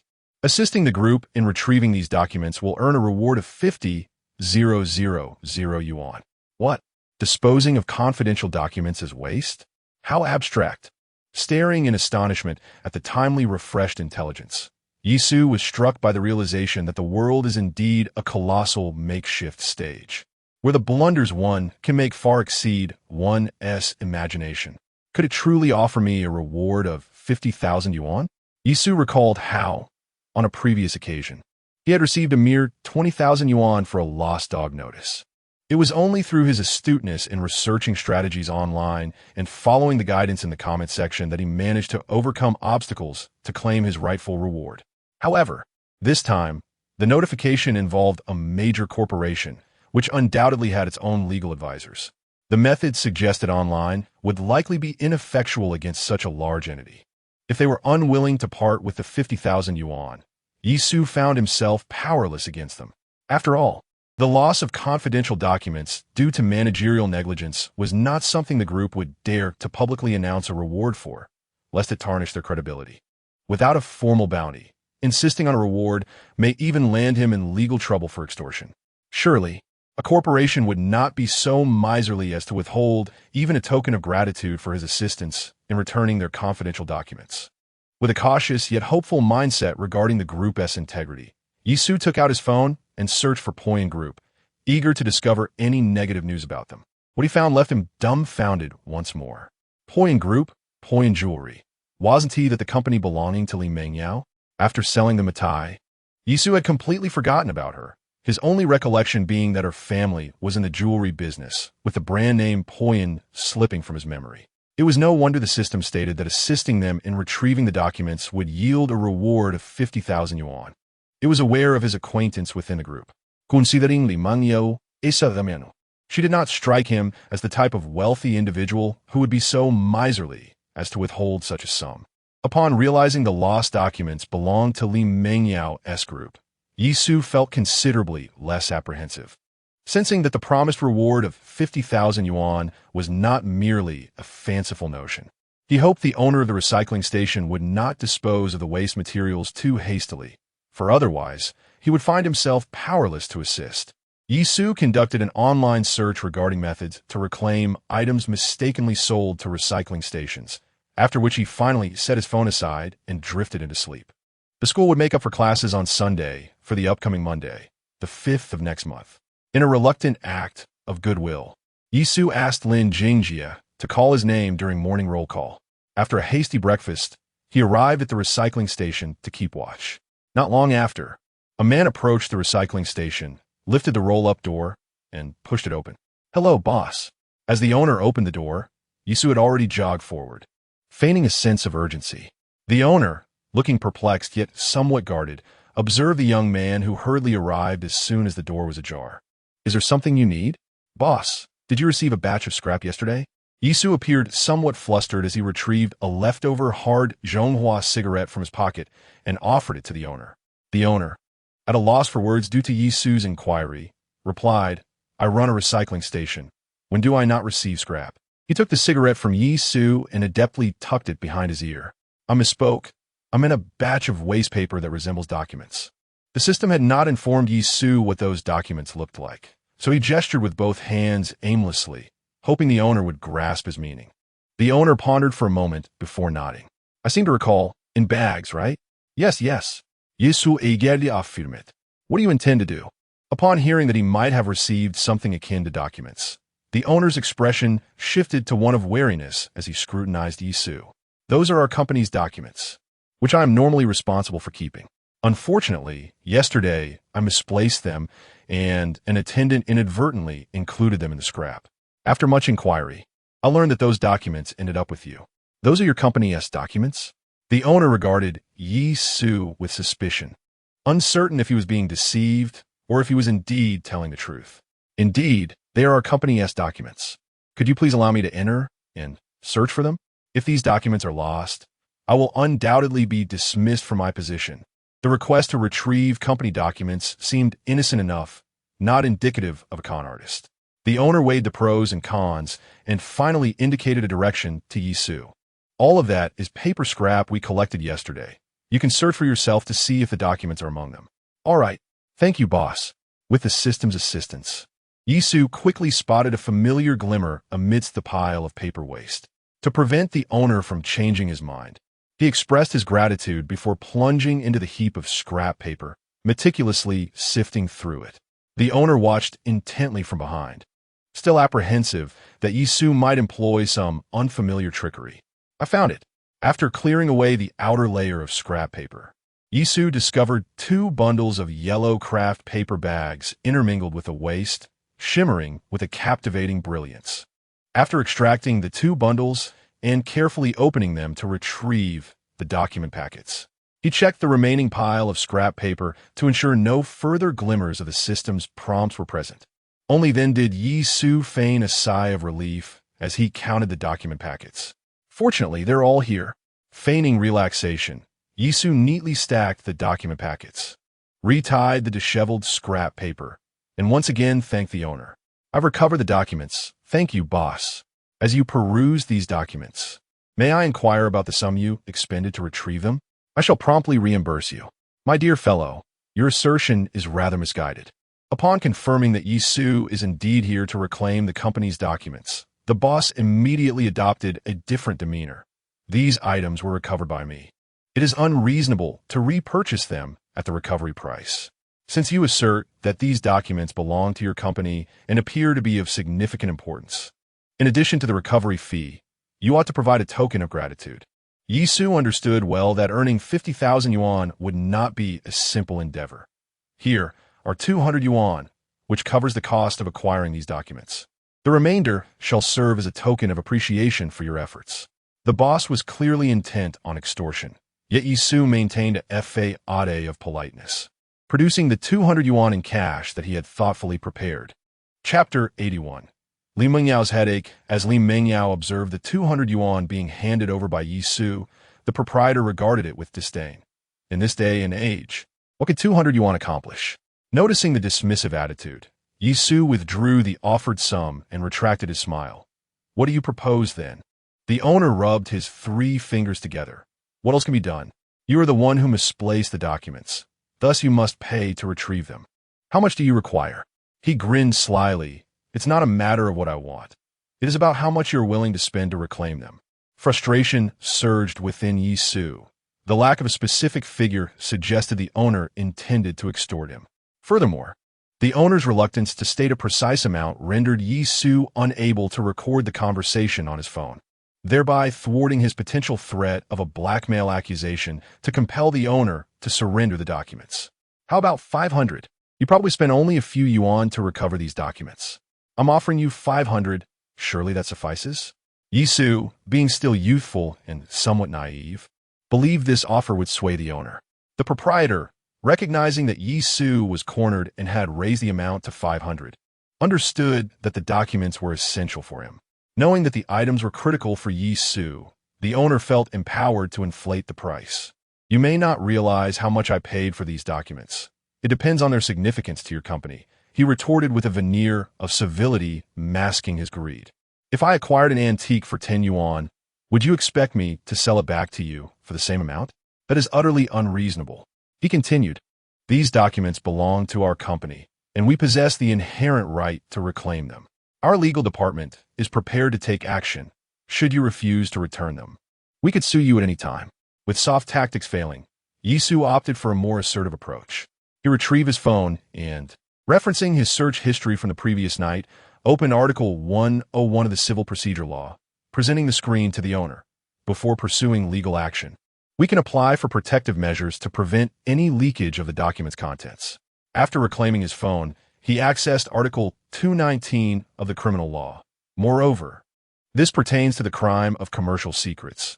Should any information be leaked resulting in economic losses for our company, we are entitled to sue you for full compensation. Uncertain whether these legal references would hold water, Yisu remained confident that the proprietor, being less versed in legal intricacies, would be intimidated by his assertions.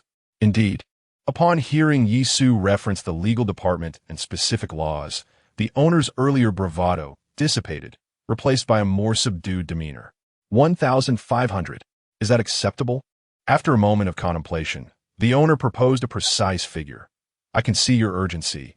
You are undoubtedly concerned about your company discovering that you lost these documents, potentially jeopardizing your job.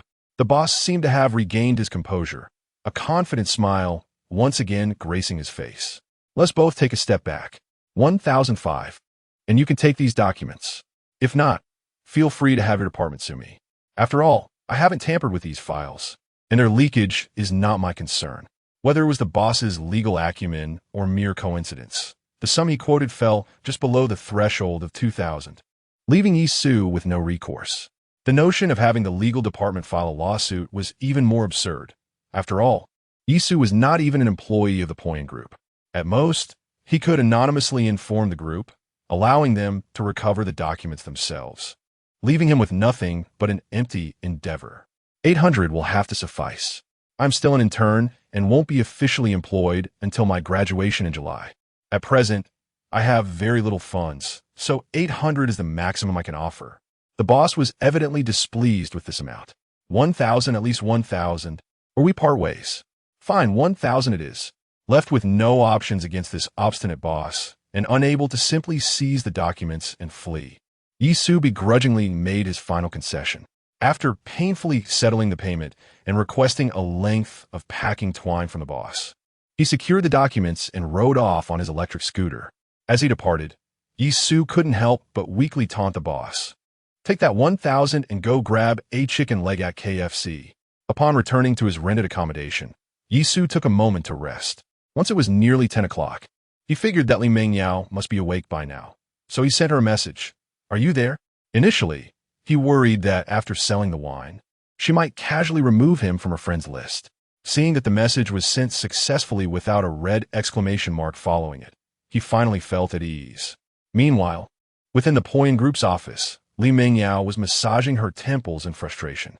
It was utterly outrageous that the management department had made such a grievous error, treating a batch of important documents as waste. It was crucial to note that this batch contained not only the company's operational data, but also sensitive information about several clients. Should the documents be leaked, the company would undoubtedly face accountability from its clients. While financial reparations were a concern, Li Mengyao was far more apprehensive about the potential irreparable damage this serious incident could inflict on the Poyan brand. Her father, Li Shanhai, had built Poyan from the ground up, starting from a humble stall to the substantial enterprise it was today, a journey fraught with challenges. His aspiration was to elevate Poyan beyond Guangdong province, establishing it as a nationally recognized brand. Now, with such a significant crisis at hand, if mishandled, their ambitions to expand into other provinces would certainly be undermined by local brands using this incident to tarnish Poyan's reputation. Ding dong, just as Li Mengyao was lost in her thoughts, a notification chimed, illuminating her phone screen. Yisu. Upon opening the message, she found it simply read, "Are you there?" It seemed that men were all the same. In their two encounters, Yisu had remained remarkably indifferent, as if he were not at all captivated by her, leading Li Mengyao to harbor small doubts about his sexual orientation. Possessing wealth, beauty, and an alluring physique, Li Mengyao has encountered not only the advances of straight men, but even those of the more flamboyant suitors. Yet, in the presence of Yisu, her charm seems to falter entirely, leaving her utterly perplexed. Now, after merely 2 days of acquaintance, Yisu has taken the initiative to message her, instantly dispelling her doubts. Li Mengyao begins to perceive Yisu as akin to other men, contemplating the prospect of a flirtation. Under normal circumstances, she would not mind engaging in a light conversation with Yisu, viewing it as a delightful diversion in her life. After all, in the circles she frequents, wealthy individuals abound. However, those who are both handsome and to her taste are indeed a rarity. Unfortunately, at this moment, she finds herself overwhelmed by the loss of important documents, leaving her little inclination to entertain handsome admirers. Fearing that a reply might lead to further entanglement, she resolves to set her phone aside and disregard Yisu for the time being. Yet, in the next instant, a photograph sent by Yisu causes her hand, poised to lock the screen, to remain steadfast in place. Chapter 82. The center of attention. Li Mengyao, in disbelief, magnified the image, confirming that the file bag bore the inscription Poyan Group. This was indeed the batch of documents that had gone missing from scattered file bags. It appeared that the seals were intact and had not been tampered with. Yisu, are these documents from your group? Indeed. Li Mengyao, shedding her earlier trepidation, eagerly responded to Yisu's message. How did these documents end up in your possession? Yisu, this morning, I took some unused books to the recycling station, and amidst the pile of discarded papers, I found several sealed file bags bearing your group's name. Yisu, the way these documents are sealed, they hardly seem like something that would carelessly end up at a recycling station. Yisu, just to be cautious, I purchased these documents from the owner to see if they might have been inadvertently lost by your group. You must confirm that these documents are indeed obsolete before I return them to the owner. These documents have been sold to the recycling station. Li Mengyao felt a wave of dizziness wash over her, nearly succumbing to frustration. Fortunately, she had met Yisu at one Yuanliang shop a couple of days ago, and he had just happened to deliver 2 bottles of Maotai to her, which had revealed her association with Poyan. Coupled with Yisu's generous nature, upon spotting the file bags related to his own group, he had been vigilant enough to assist her in retrieving the documents from the hands of the recycling station owner.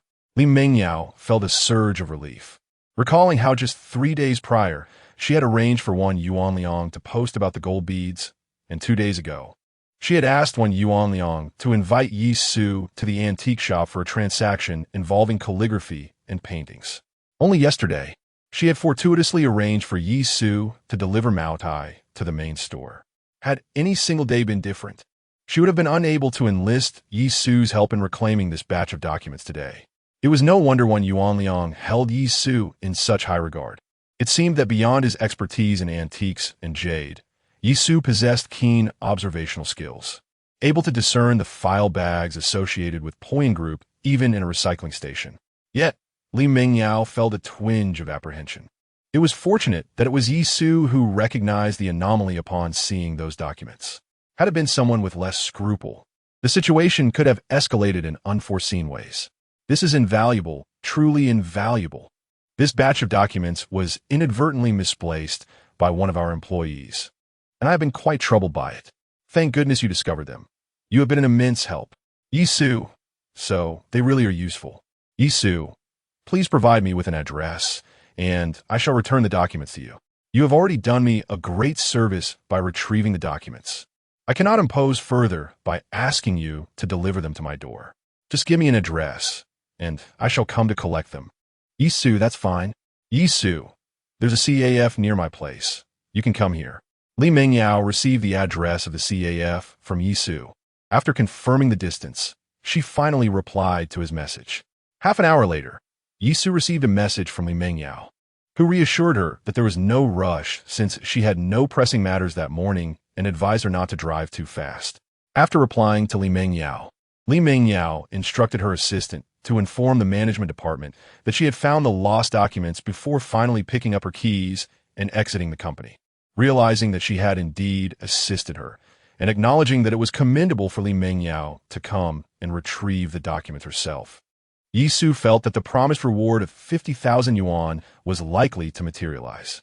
In her rented apartment, with her legs propped on the coffee table and a bag of chips resting on her chest, Yi Su felt a sense of relief wash over her after receiving Li Mengyao's response, effectively easing the frustration she had felt after being extorted for 1,000 yuan by the scrapyard owner. The surrounding area of her rented accommodation lacked adequate facilities, and the CAF Yi Su selected was over a kilometer away. After spending 20 minutes engrossed in a novel, she finally gathered her belongings and placed the documents into a large plastic bag. Thankfully, due to the traditional customs of Guangdong province, she retained the plastic bag after shopping, saving her the trouble of searching for one. Riding her electric scooter to the CAF, Yi Su took a photo of the storefront to send to Li Mengyao before entering and ordering a cappuccino for herself. By the time it was just before 11 in the morning, the CAF was sparsely populated with only 5 or 6 patrons, allowing Yi Su to comfortably choose a corner seat. Moments later, the door sensor chimed, and upon looking up, Yi Su saw Li Mengyao stepping inside.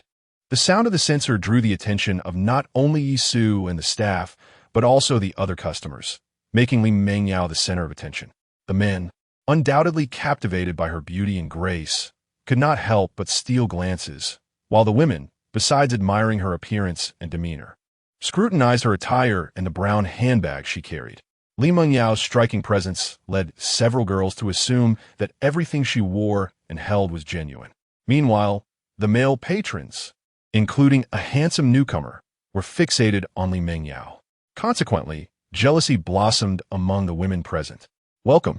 May I take your order?" A male staff member promptly greeted Li Mengyao. "I'll have an iced Americano, please." "Certainly. That will be 22. Please scan here." As Li Mengyao scanned the code, she surveyed the CAF. "Over here." Yi Su signaled with a raised hand. Li Mengyao acknowledged her with a wave, instantly dissuading any men who were contemplating an approach. "Sorry for being late." Li Mengyao expressed apologetically. "It's all right. We agreed on half an hour, and I simply arrived early," Yi Su replied with a warm smile, gesturing towards the bag that contained the documents. "All the items I retrieved are in this bag. Please check to see if anything is missing. If so, I can take you back to the scrap yard to find the owner." "All right." Li Mengyao unceremoniously maneuvered behind the table and carelessly tossed Yi Su's exquisitely expensive handbag onto its surface, eagerly commencing her examination of the documents. Several file bags had already been opened upon my return, presumably by the boss who, in a casual manner, had checked their contents while sorting through discarded items. "Understood." As Li Mengyao responded, she meticulously counted the file bags. After several rounds of tallying, She finally exhaled a sigh of relief while rubbing her chest. This gesture prompted Yi Su to take a generous sip of her coffee. Fortunately, all the documents were accounted for. Not a single one was missing. Li Mingyao gazed at Yi Su with gratitude, exclaiming, "I truly cannot thank you enough." "Ha, it was merely a trifling effort," Yi Su replied nonchalantly, though inwardly she mused. "Do not just express gratitude. I would appreciate something more tangible. Do not shy away from materialism or the mundane. Feel free to engage in capitalism with me. Money, jewelry, antiques, I welcome it all. What may seem trivial to you constitutes a great favor for our corporation. Indeed, this is a considerable favor. So, why not express your appreciation promptly?" Chapter 83. Just when Yi Su anticipated that Li Mingyao would broach the subject of transferring the 50,000 yuan gratitude fee to him, he was taken aback as she shifted her discourse. "Last time at Boss Wan's shop, he mentioned that we are fated to meet. I was somewhat skeptical then, but it seems he was indeed correct. Not only have I acquired 2 paintings and a gold pearl due to your influence, but now, should you venture out to sell scrap, you could easily stumble upon the documents our group misplaced." The retrieval of the lost documents evidently put Li Mingyao in high spirits, prompting her to delve into the topic of fate with Yi Su. However, this sentiment fell upon Yi Su's ears in an altogether different light. What does this mean? No discussion of money, now we're talking about emotions? While Li Mingyao was undeniably beautiful, Yi Su harbored no illusions of a rich heiress falling for a poor boy like himself. At least, he felt, in Li Mingyao's presence, he remained a mere impoverished youth. Given that he had no fantasies of romance, it was natural for Yi Su to find tangible monetary gain far more practical. Haha, hearing you say that, it does seem rather coincidental. For the sake of the 50,000 yuan, Yi Su felt compelled to play along with Li Mingyao's commentary. "Fortunately, you have no doubts. All these occurrences were orchestrated by me, driven by ulterior motives towards you." Li Mingyao let out a melodious laugh. "If you truly can arrange such a series of coincidences, I must commend you."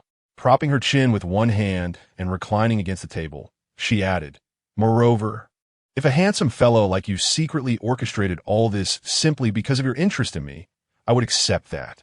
Yi Su had heard such remarks before and naturally did not take them seriously. "Unfortunately, I do not possess such capabilities at the moment." "Oh." Li Mingyao regarded Yi Su with keen interest. She noted that when he spoke of lacking ability, he emphasized at the moment, suggesting a confidence that implied he was certain he would possess such talents in the future. Yi Su did not strike her as someone who spoke aimlessly. Her curiosity was piqued regarding the source of his self-assurance. "Considering we have met thrice, and you are aware of my family's profession, I am yet to learn about your primary occupation. I'm still studying, not working." "What?" Li Mingyao exclaimed, taken aback. Wan Yuanliang held Yi Su in such high regard, almost elevating him to the status of an antique expert. She had assumed his vocation would be related to the antique industry, only to discover he was still a student. A university student who can select antiques, choose stones, and comprehend natural South Sea gold pearls? Are university students nowadays so multifaceted? Are you truly still a student? Li Mingyao's tone unconsciously bore a hint of skepticism. Does it not seem so? Yi Su leaned back, spreading his arms in demonstration. "I cannot be that old, can I?" Li Mingyao shot him an exasperated glare. "Do you not know you should never refer to age in front of a lady older than you?" "Oh, is that so?" Yi Su offered an awkward smile. Li Mingyao was amused by Yi Su's reaction. "You are already in your 4th year?" "No, just the 3rd. "Only the 3rd?" Li Mingyao asked curiously. "How do you know about antiques and jade then?" "With the internet being so advanced nowadays, there's an abundance of shared knowledge. I just dabble online during my free time, which is why I know a little bit." As she spoke, Yi Su pinched her fingers together, mimicking a gesture that implied a certain vulnerability for the nation. "It's evident that I grasped the intricacies behind purchasing those 2 paintings. It's not merely a superficial understanding, is it? I was merely guessing, and even if I happened to be mistaken about the large painting's authenticity, the worst that would happen is a wasted effort without any real loss." Fortunately, she reacted quickly and almost let slip the price of the grand artwork. Yi Su was unaware of how much profit Wan Liang had made by selling the painting to Li Mingyao, but she was certain that it was a considerable sum. If she inadvertently revealed the acquisition price, it would betray Wan Liang's trust. Having navigated the business world for several years, Li Mengyao discerned the shift in Yi Su's tone, but chose not to address it. Instead, she found Yi Su to be quite reliable, aware of what should and shouldn't be said. As for Yi Su's claim of merely guessing, Li Mengyao saw it as a display of modesty. A third-year student with such knowledge is undoubtedly a talent. You are still studying, which means you have no income yet. Li Mengyao pondered for a moment, then took out her phone to operate it.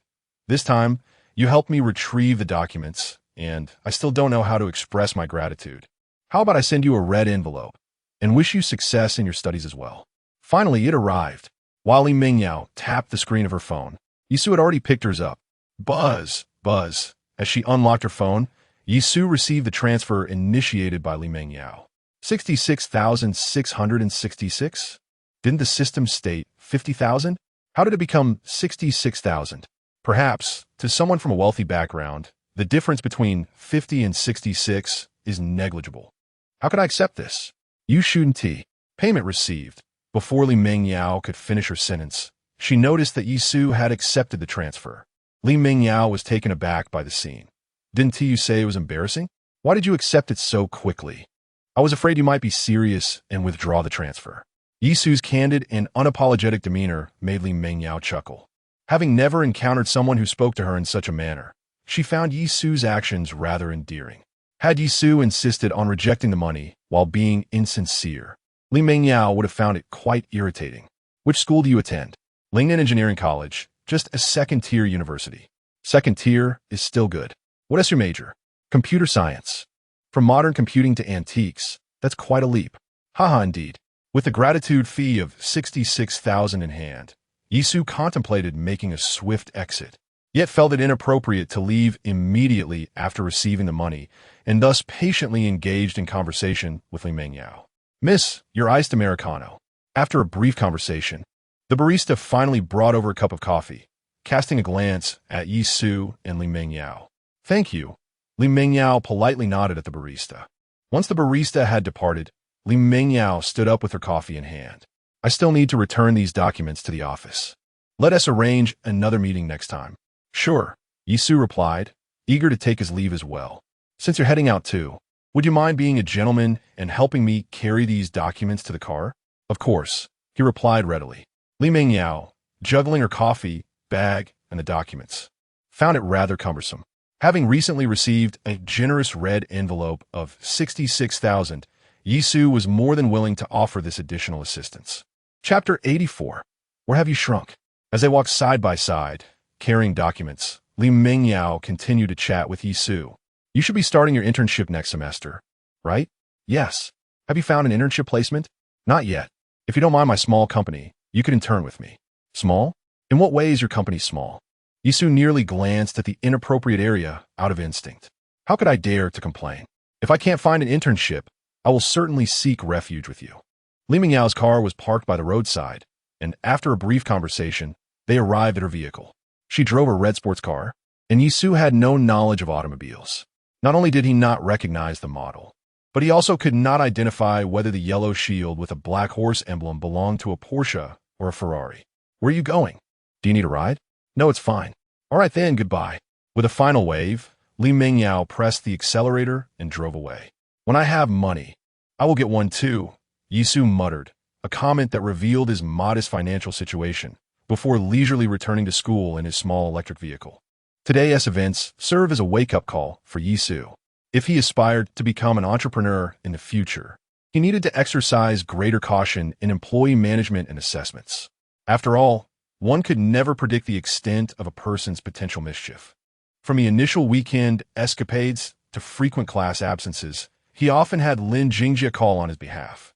Upon returning to the dormitory, Yi Su inevitably faced a heartfelt lecture from his 3 envious roommates. Naturally, he chose to ignore their sour behavior. However, considering that he had already skipped Monday's class and the same courses awaited him the next day, he pondered the consequences of consecutive absences. What if the teacher held a grudge and retaliated during the final exams? Yet, upon reflection, he realized that teachers do not always take attendance. And with Lin Jingjia's assistance, consecutive absences likely wouldn't pose much of a problem. Never mind, the sooner I upgrade, the sooner I enjoy the benefits. If I don't upgrade this week, I will still have to do so after May Day. Yisu resolved to upgrade all 7 days to level 2 intelligence as soon as possible for next month as bonus opportunity to upgrade to level 3 intelligence. He intended to complete the level 2 upgrades during this period. As for skipping classes, he decided to let it go. After all, as long as he passed the final exams, a slightly lower daily score wouldn't matter. After dinner, having come to terms with his decision, Yisu summoned the system. Spending 100,000, he upgraded Monday's level 1 intelligence to level 2. Processing payment, please hold. Ding. Upgrade successful. As his phone buzzed with a bank notification for the transaction, the system confirmed that the upgrade was complete. There are 5:01:44 remaining until the next intelligence refresh. Please be patient. Glancing at the countdown displayed on the screen, Yisu closed the system and settled down, awaiting the next intelligence refresh. Meanwhile, in the Zijing Villa district, Li Mingyao's family was still enjoying their dinner. At the head of the table sat a middle-aged man, bearing a slight resemblance to Li Mingyao, who nodded at her while serving himself some dishes. This time, it was a close call, but you managed to recover all the lost documents. Well done. You deserve a commendation. Li Mingyao refrained from seizing the opportunity to take credit for herself. Actually, it is not entirely due to my efforts. A friend happened to come across the discarded documents and noticed our group's name on the file bag, so he thought to help me retrieve them. Oh, what a fortunate coincidence. Li Shanhai was aware that the documents had been recovered by Li Mingyao, but he had not anticipated such a turn of events. Your friend. Surely they did not orchestrate this just to achieve some ulterior motive? Having navigated the business world for many years, Li Shanhai often found himself overthinking situations. The possibility of encountering the group's lost documents in such a vast city like Yangsheng seemed implausible. He speculated that it was more likely that this friend had colluded with an employee within the group to first extract the documents and then feign assistance in returning them to Li Mingyao. The intentions of Li Mingyao's friend were indeed intriguing. However, to Li Shanhai's surprise, Li Mingyao confidently refuted his suggestion. He would never do such a thing. Let's not indulge in conspiracy theories. How can you be so certain that your friend would not engage in such behavior? Li Mingyao's wondering stanza pica Li Shan, have curiosity. Is your friend male? Yes. Wang Lijuan, who had previously shown little interest in the conversation between the father and daughter regarding company matters, suddenly became animated. A boyfriend? As the words slipped out, revealing the gender of Yisu, Li Mingyao felt a sense of foreboding. Observing her mother's reaction, she wore an expression of "I knew it," and retorted, "Please refrain from assigning identities to people behind their backs. He is just a male friend." Li Shanhai elongated the sound meaningfully. Understood, just a male friend. The certainty in Li Mingyao's earlier response led Li Shanhai to entertain a myriad of thoughts. Oldly, Li Mingyao glared at her father, who was eager to stir the pot further. Recognizing his daughter's reaction, Li Shanhai quickly suppressed his next comment. Yet, Wang Lijuan, undeterred, pressed on with another question. Are you truly just friends? Indeed, we are merely friends. Wang Lijuan was greatly disappointed and lost interest in continuing the conversation. This daughter of theirs had always been remarkable in appearance and academics, swiftly joining the company after graduation. Her work ethic widely recognized. Yet, at the age of 27, she had yet to bring home a boyfriend, let alone a male companion, which left Li Shanhai and his wife quite troubled. They had attempted to introduce their daughter to sons of friends, but Li Mingyao either dismissed them for their looks or capabilities, resulting in nothing but failed attempts. If this trend continued, Wang Lijuan feared that Li Mingyao might remain unmarried even at the age of 40. During their reading time, the couple expressed concerns about whether Li Mingyao might be deceived by someone. However, their sentiments have now shifted. They would gladly welcome anyone who could take Li Mingyao away. When Li Shanhai encountered Wang Lijuan, he deftly changed the subject, remarking, "Your friend has been such a tremendous help to the company. You must extend your heartfelt gratitude." "Yes, I have expressed my thanks," she replied, reminiscing about the amusing antics of Yisu during the red envelope exchange. A smile briefly flickering at the corners of Li Mingyao's mouth before vanishing. Yet, Lichang and his wife, being astute observers, immediately noticed that fleeting smile. They exchanged a knowing glance, both understanding the unspoken implication. Something is afoot. Having finally glimpsed a glimmer of hope, the couple refrained from rushing their inquiries, choosing instead to keep their questions buried within. What about the employee who lost the documents? How did you handle that? The HR department dismissed him for serious negligence in the workplace, she explained. Since sending a thank you red envelope to Yi Su was Li Mengyao's personal decision, she did not hold the employee accountable. Li Shanhai nodded, smiling as he beckoned Li Mengyao. It's all settled now. Let's eat. Yes, let's not discuss work any longer. It's time for a meal, Wang Lijuan chimed in happily. Only Li Mengyao looked on, puzzled by the sudden uplift in the couple's spirits. What could have caused this delightful shift in their mood? Chapter 85. The antique market time is up. Ding. Today's information. Level 2, the Guangchang Ceramic and Jade Craft Market. Booth C. 13 is selling a mid-Qing Dynasty Wang Wali square box, which is locked with a tricolor bronze mechanism from the late Qing Dynasty, and the key has been lost. Inside the box lies a Republic-era jade saddle ring, made from old pit glass jade, exhibiting the color known as Zhengyang green. Due to the vendor's inability to unlock the mechanism and concerns that forcing it open might damage the lock, the entire box is being sold as a blind box. However, the vendor's asking price is excessively high, resulting in a lack of interest. Note, the mid-Qing Wang Wali box is estimated at 20,000. The late Qing tricolor bronze lock, due to the missing key, is valued at 8,000. The Republic-era jade saddle ring is appraised at 110,000. Another blind box. Yi Su realized that the trend of blind boxes has indeed swept across various industries from the realm of collectible toys. The visible square box and the mechanism already hold a value of 28,000, even without knowledge of the ring inside. The vendor's asking price should not be vastly different. The system specifically indicated that due to the vendor's inflated price, this box had remained unsold. The fact that the information has only just updated suggests that the vendor has finally come to terms with reality and intends to lower his expectations to sell the box. Guangchang Ceramic and Jade Craft Market, akin to Panjiayuan in Yangcheng, is it?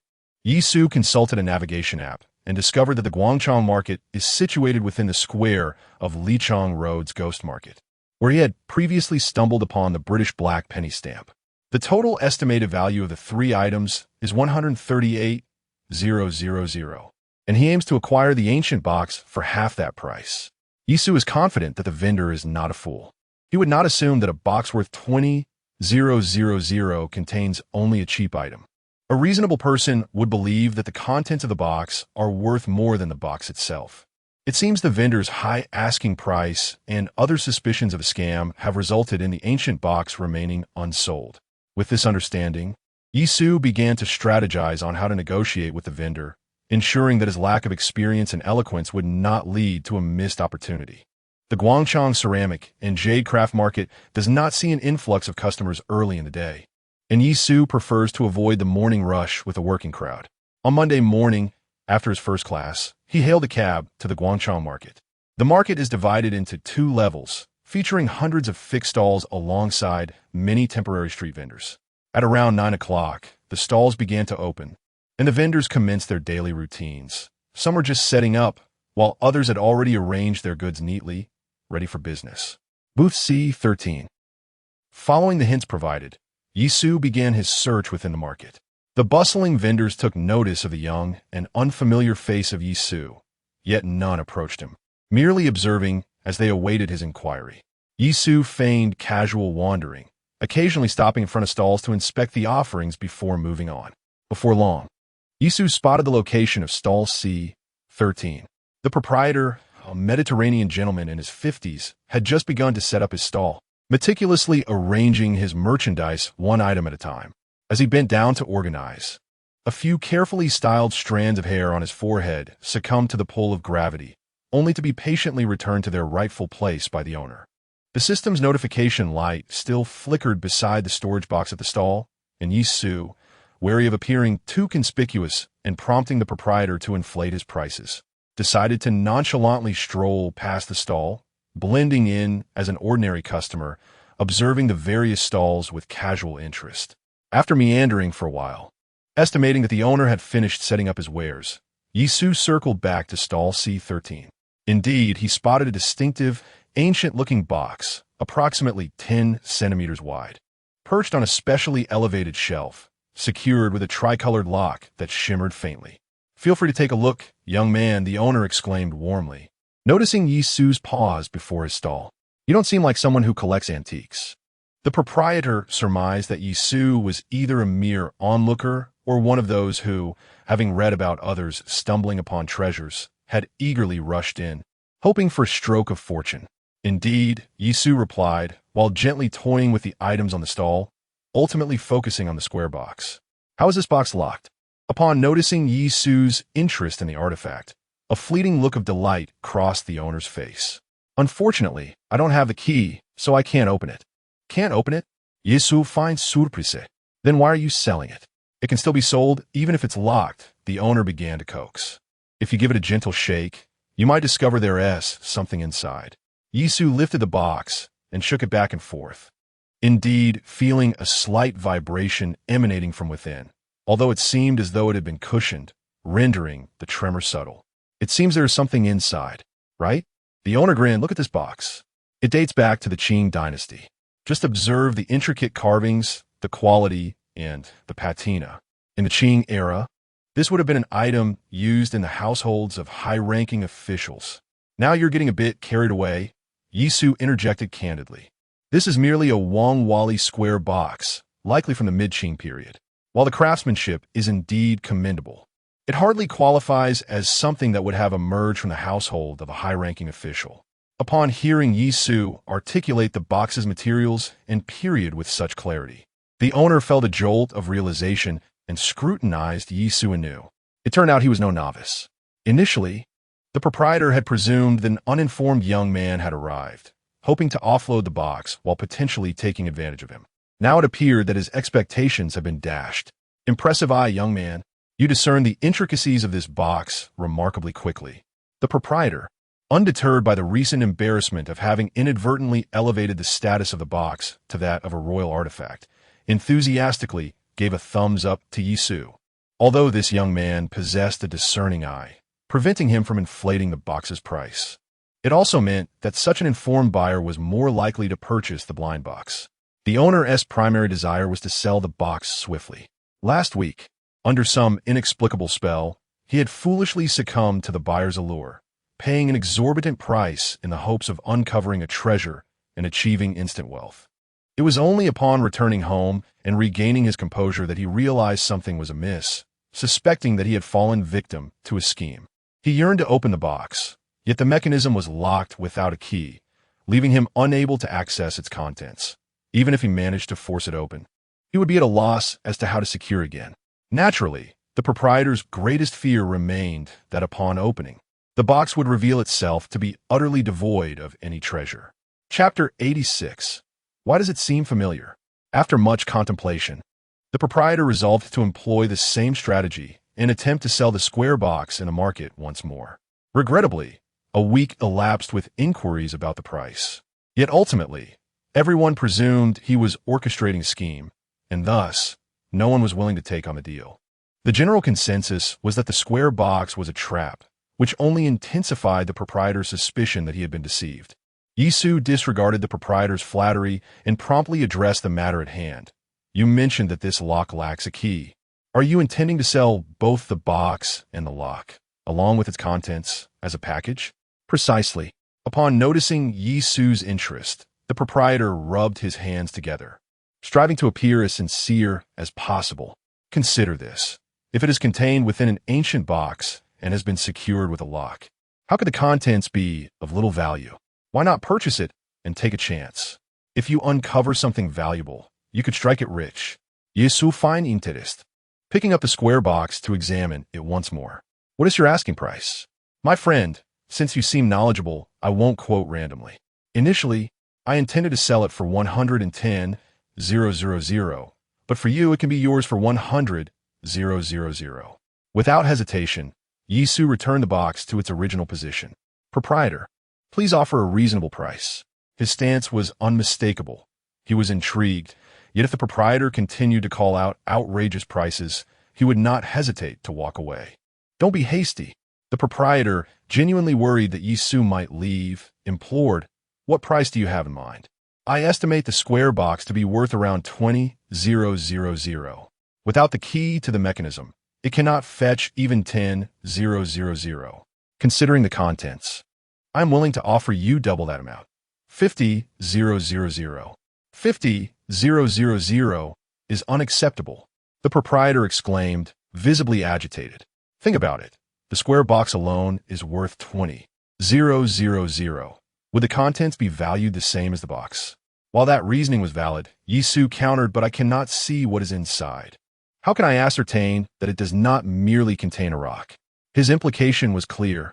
While the proprietor claimed the contents were valuable, Yisu insinuated that they might be of his own making. The proprietor, catching the drift of Yisu's insinuation, felt a pang of regret. Indeed, how had he failed to grasp this simple truth when even a young man could see it? "My friend, 50,000 is truly too little. I will not even recoup my costs. If you're genuinely interested, please offer a fair price." "Very well." After feigning indecision, Yisu continued, "I will trust you this once and offer you an additional sum, bringing the total to 68,000. Is that an acceptable price?" 68,000, the proprietor was torn internally. After displaying the box for a week, this was the highest offer he had received. However, he had originally purchased the square box for a full 80,000, and thus, this still fell short of his psychological threshold. "Let me be transparent. I acquired this square box for 80,000. I am not looking to profit. I only wish to break even. Would you consider taking it for that amount?"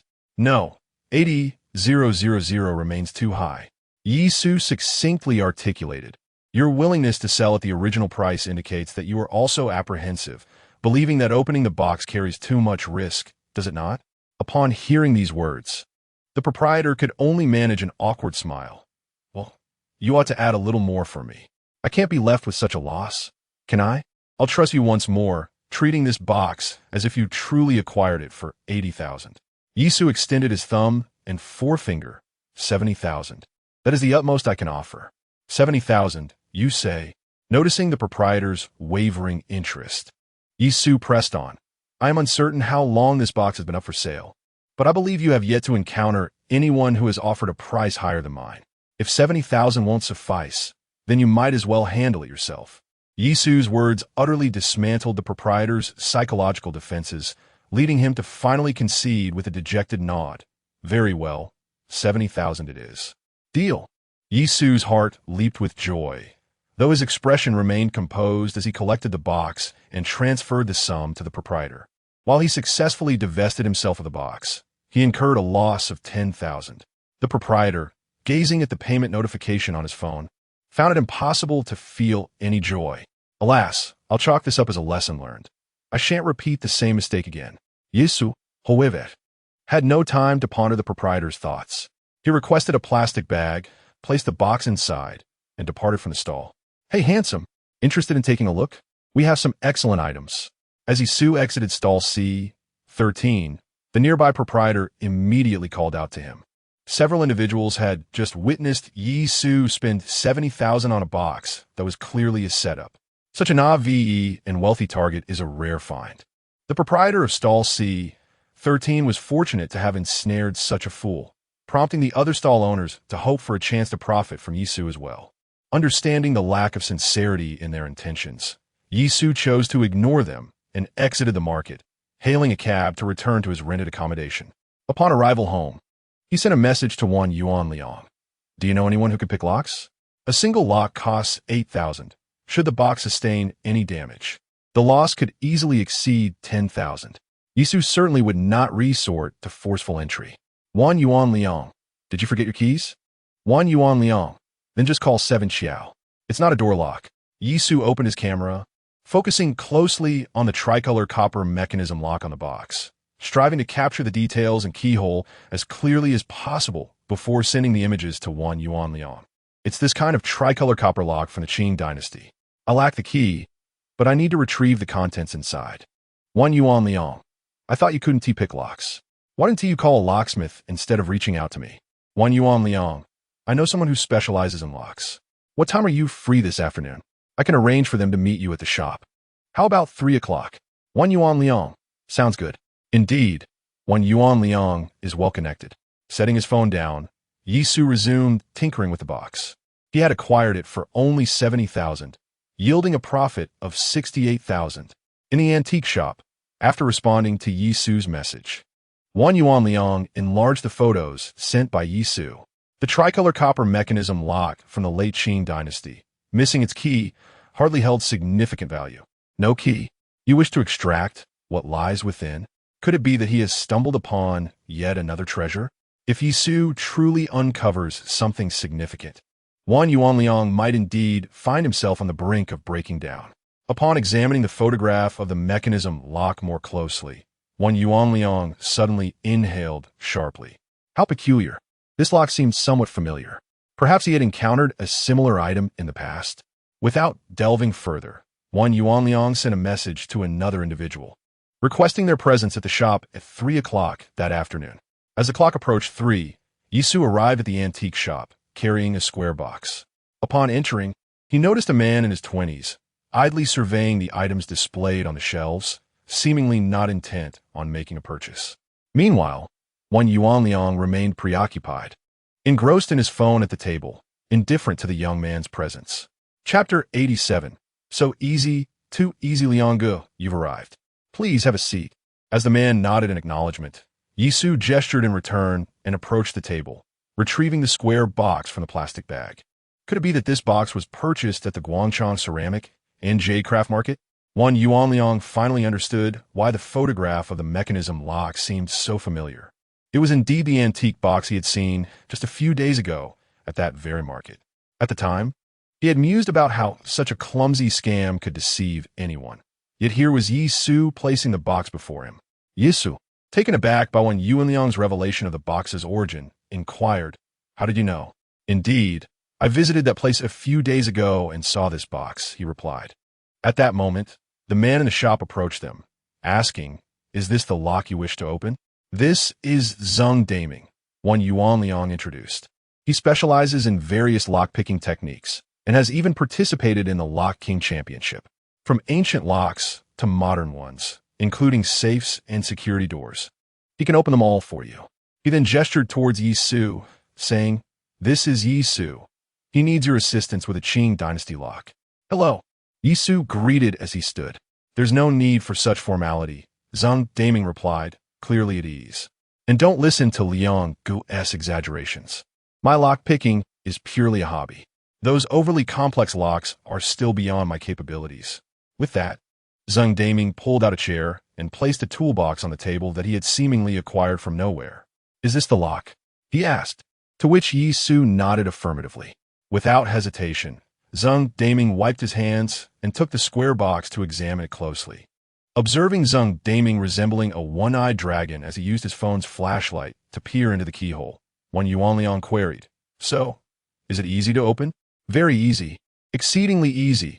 It won't take more than 3 minutes," Zheng Daming replied. Caught off guard by the sudden display, 1 Yuan Liang felt somewhat at a loss for words. If it's so easy, then why not just open it? "Watch closely," Zheng Daming instructed, placing the box on the table. He opened his toolbox and extracted 2 bent iron rods, carefully inserting them into the keyhole. Employing his tactile sense, he probed with the 2 rods, engaging with something inside, then repeating the process. After 3 iterations, it seemed the rods had reached the innermost part of the lock.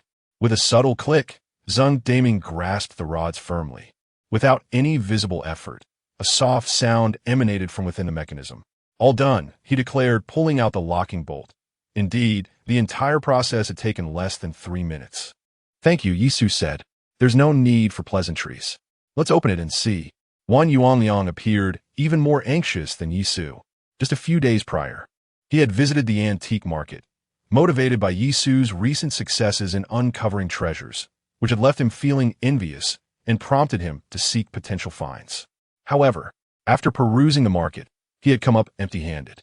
Now, Yisu has procured an ancient box from the same location, and Wan Qianliang is undoubtedly eager to discern who among them has misjudged the situation. With a casual flick, Yisu opens the box as one might unseal a container of snacks.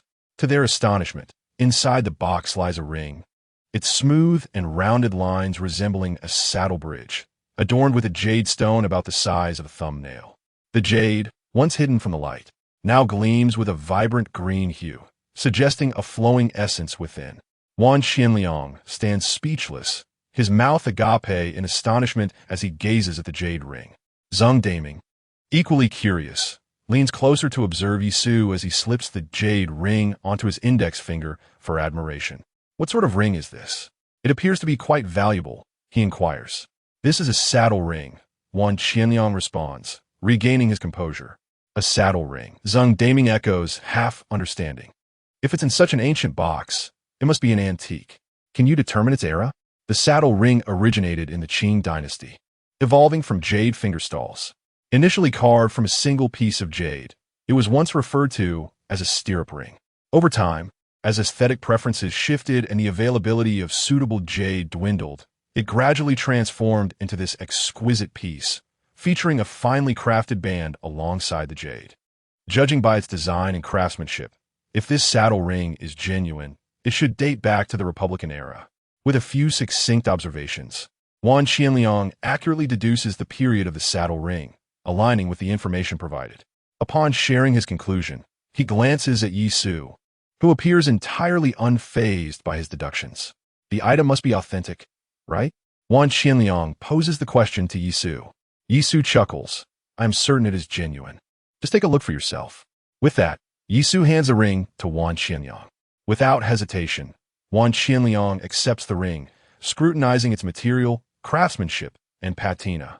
After a thorough examination of the details, he ultimately concludes, indeed, it is a product of the Republic, not a modern imitation. Upon hearing this, Zhang Daming gazes with envy, his eyes wide with admiration. So, it must be quite valuable then? Value depends on the jade itself, Wan Qianliang remarks, activating his phone's flashlight to scrutinize the jade's outer layer. This is a Xinjiang green glass type. You have truly stumbled upon a remarkable find. Having confirmed the authenticity of the saddle ring, Wan Qianliang returns it to Yisu, beginning to console himself internally. The circumstances surrounding the box remain a mystery to all, and Yisu's luck in uncovering this glass-type saddle ring cannot be dismissed as mere folly. However, Wan Qianliang resolves that today's events must remain undisclosed to the elder in his household. Otherwise, he would seize the opportunity to lecture him once more, steering the conversation towards the topic of when will you bring a girlfriend home? Are you willing to sell all 3 items? Yisu inquires as he places the saddle ring back in a box. Hearing that Yisu intends to sell all 3 items to Wan Qianliang, Zhang Daming eagerly interjects. Can I purchase that lock? Zhang Daming's inquiry was directed not only at Yisu, but also at Wan Yuanliang. I remain indifferent. After all, this lock is missing its key, making it difficult for me to sell even if I retrieve it. Wan Yuanliang has already expressed his stance, and Yisu naturally concurred. Of course, that is feasible. How much do you intend to offer? Let be 8,000. Yisu recalled the previous mishap and hastily gestured. 8,000. Agreed. Although Zhang Daming lacked knowledge about antiques, he possessed a general understanding of the pricing of various locks and recognized that Yisu's offer was quite fair. As for the missing key, it posed no concern for Zhang Daming. He could easily attempt to craft the key by hand.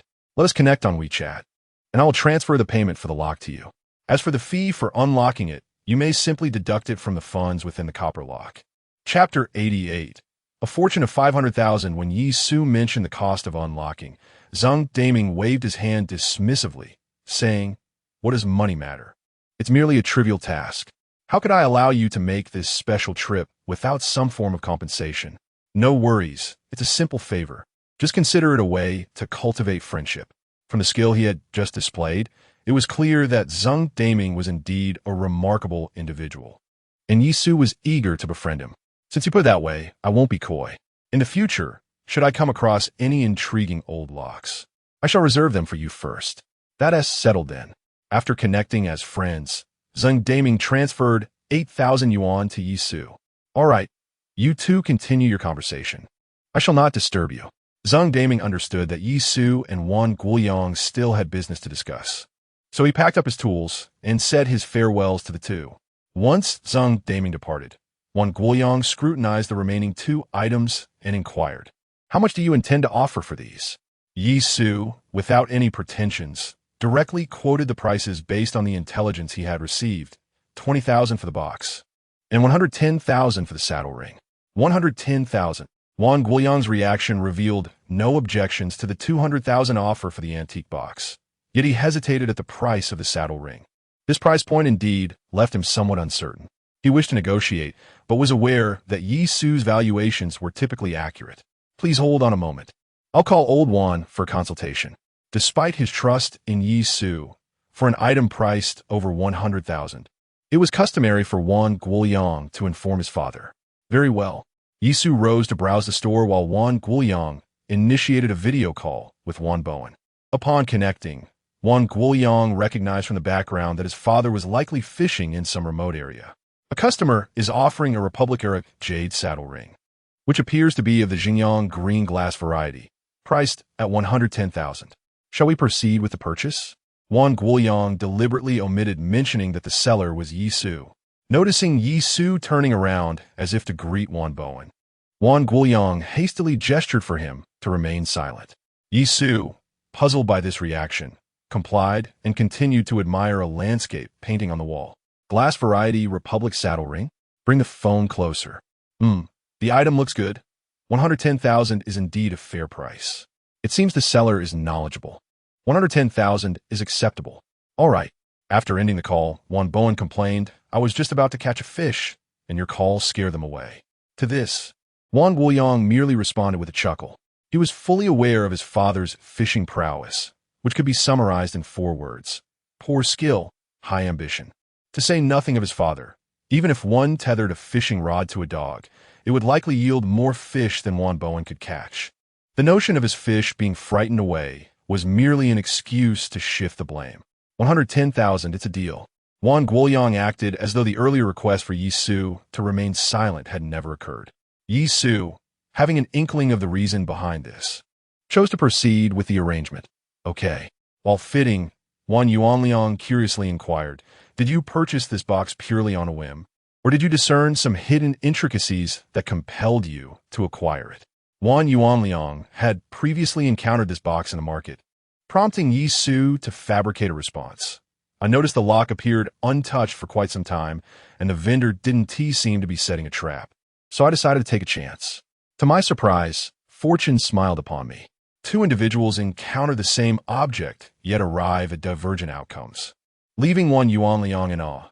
You truly possess a knack for this." Beyond merely assessing objects, Yi Su undoubtedly had a keen eye for people as well. Wan Yuanliang pondered how Yi Su, barely in his 20s, had cultivated such sharp discernment. Genius is often said to comprise 1% talent and 99% diligence. Yet the crux remains that elusive 1% of innate ability. It's merely good fortune, Yi Su humbly remarked. Once the contract was signed and the funds transferred, he rose to depart the antique shop. With a total of 230,000 yuan and an additional 300,000 yuan from a mask, his net worth had surpassed 500,000. Gazing at the figures displayed on the calculator, Yi Su couldn't help but beam with delight. Passers-by, observing his exuberance, instinctively took a step aside, wary of encountering someone who seemed a bit eccentric. Paying no mind to societal judgments, Yi Su leisurely strolled around before hailing a taxi back to school. Beep. Today's intelligence, level 2 east of Lingnan subway station. There is an unopened scratch-off ticket fortune comes, which can yield a total prize of 8,200 yuan. Why is it only 9,200? At midnight, as he reviewed the refreshed level 2 intelligence, he noted that the total value was merely 8,200. After deducting the few hundred yuan needed to purchase the scratch-off tickets, his earnings amounted to less than 8,000. Accustomed to profits measured in 10,000s, Yi Su, with a bulging wallet, found his interest waning. It seemed imperative to expedite his upgrade to level 3 intelligence. Profits from level 2 intelligence typically range from a few thousand to tens of thousands. The last time Lin Hanyuan's layered painting had netted him a staggering 110,000 in one fell swoop. Yisu surmised that, upon elevating to level 3 intelligence, each piece of information would guarantee a substantial return, possibly reaching tens of thousands, or, with a stroke of luck, even hundreds of thousands. Yet, Yisu had not become so inflated with pride as to disregard 8,000 yuan lying before him. After attending classes on Tuesday, he returned to the nearby lottery station, the same one where he had previously won 300 yuan. Welcome! With a steady stream of customers each day, the proprietress had long since forgotten him. I would like to purchase a scratch-off ticket. Yisu expertly approached the counter. Selecting the shimmering, unopened fortune comes. I'll take this one. This particular book contained 30 tickets, each costing 10 yuan, totaling 300 yuan. All right. After completing his payment, Yisu took a scratching tool and moved to the side to begin. This time, without any pretense, Yisu swiftly scratched off all 30 tickets in one go. 17 empty lottery tickets, 12 fragmented ones, and together they amount to merely 200 yuan. Additionally, there lies a familiar scratch card worth 8,000 yuan. Madam, could you assist me in redeeming my prize? The young man, Yisu, smiled lightly. Not too bad, I won 8,002. 8,002. The sudden elevation in the shopkeeper's voice drew the attention of several others within the establishment. Is there a problem? Yisu inwaited. The shopkeeper hurriedly examined the scratch card he had presented, and indeed, she found a ticket that had won 8,000 yuan. After confirming it multiple times, she exclaimed, "You have truly won 8,000 yuan. Young man, your luck is extraordinary." The other customers, who had been eavesdropping, cast envious and jealous glances at the young figure. Unfazed by the piercing stares behind him, Yisu remarked, "If there are no issues, I would appreciate it if you could assist me in redeeming my prize." Chapter 89. Hidden Easter eggs. The proprietress did not hasten to operate the machine for the prize redemption. Leaning slightly closer to Yisu, she lowered her voice and said, "Handsome, why not forego redeeming that ticket? I can transfer the money directly to you." Having experienced a similar situation at the lottery station on Pingle Road, Yisu understood her intentions. "No need, just help me redeem it directly." After 2 months of diligent effort, apart from transferring 150,000 to his family and upgrading intelligence with 200,000, Yisu now possessed over 500,000 in total. With ample resources at his disposal, he had little desire to engage in any petty schemes. The proprietress had initially planned to trick Yisu into selling his scratch-off tickets at face value, but was taken aback by his outright refusal. Determined to make a profit, she raised her offer. "How about 9,000? Your scratch-offs only won 8,200 in total. I can buy them all for 9,000. Yisu's tone began to show impatience. "No need, just redeem it." "Very well." Seeing Yisu's insistence on redeeming, a flicker of displeasure crossed the proprietress's eyes. Yet she had no choice but to take up the scanner and assist him in redeeming all the scratch-offs. With 8,200 in hand, Yisu did not linger, exiting the lottery station under the watchful gaze of the crowd. In the brief time it took to step outside, he had earned 8,000 yuan. Upon returning to his dormitory, Yisu remained unruffled, opening the system to view the remaining Wednesday and Friday under Level 1 intelligence. Let us upgrade it for one more day. On one hand, he wished to elevate all the intelligence to Level 2 as swiftly as possible. On the other, as a pessimist, he constantly feared that the system might vanish unexpectedly. Driven by this anxiety, Yisu aimed to earn as much money as possible in the shortest time frame through the system. Spending 100,000, he upgraded Wednesday's Level 1 intelligence to Level 2. Processing payment, please hold on. XX Bank. Your card, ending in 9539, spent 100,000 yuan on April 29th at 10:04. Beep. Upgrade successful. Money comes and goes swiftly. Just yesterday, he had received 239,000, and in the blink of an eye, he had lost 100,000. Yisu could only lament that upgrading intelligence was indeed a bottomless pit. However, he lacked the patience to wait for the monthly upgrade opportunities to gradually enhance his intelligence. Small amounts slip away, while large sums do not arrive. Yisu excelled at providing himself with psychological comfort. Yet, just as he prepared to close the system, a message suddenly popped up on the screen. Detected that the host has only Friday remaining to upgrade to level 2 intelligence, kindly offering a warm reminder. Warm reminder. Upon upgrading all intelligence to level 2, the system will automatically elevate to level 2 and unlock hidden features. A level 2 system, along with hidden functionalities. Yisu was immediately captivated by the content of the warm reminder. With only 139,000 left, spending another 100,000 to upgrade the final day's intelligence was a gamble. If he encountered a situation akin to yesterday's, where he would need tens of thousands to reclaim that intelligence, it would be disastrous. Originally, with over 200,000 in his pocket, Yisu walked with a certain swagger, feeling quite affluent. However, after the system's upheaval, he realized that his life remained rather frugal. If he had to, he would squeeze some more from XIE. After all, the intelligence for tomorrow truly required substantial sums. It was akin to opening treasure chests in a game. One knows that saving more would increase the odds of a better reward. Yet the temptation to open them prematurely is irresistible. The knowledge that upgrading to the second-level system would unlock hidden functionalities scratched at his heart like a playful kitten, urging him to hasten the upgrade of the second-level intelligence. Spending 100,000 to elevate Thursday's first-level intelligence to second level was in motion. Processing payment, please hold on. Upgrade successful. Just as he mentioned the 100,000 in his bank card, he received a notification of the deduction, as the system seamlessly siphoned it away. Spending 200,000 in a minute. So this is what it feels like, experiencing the thrill of lavish expenditure. Yisu felt his feet begin to float. Detected that the host has completed all upgrades for second-level intelligence, successfully activating the second-level system upgrade. Upgrading, please wait. Upgrade successful. Congratulations, host. You have activated the system feature, Sleep Service. Sleep Service description. This feature enables individuals within a certain range, including the host, to enter a state of deep sleep. The host must visualize the person's appearance in their mind. This service poses no harm to the human body and aids in repairing bodily functions, consolidating memory, and regulating hormone secretion. Fee: 99 yuan per person per session.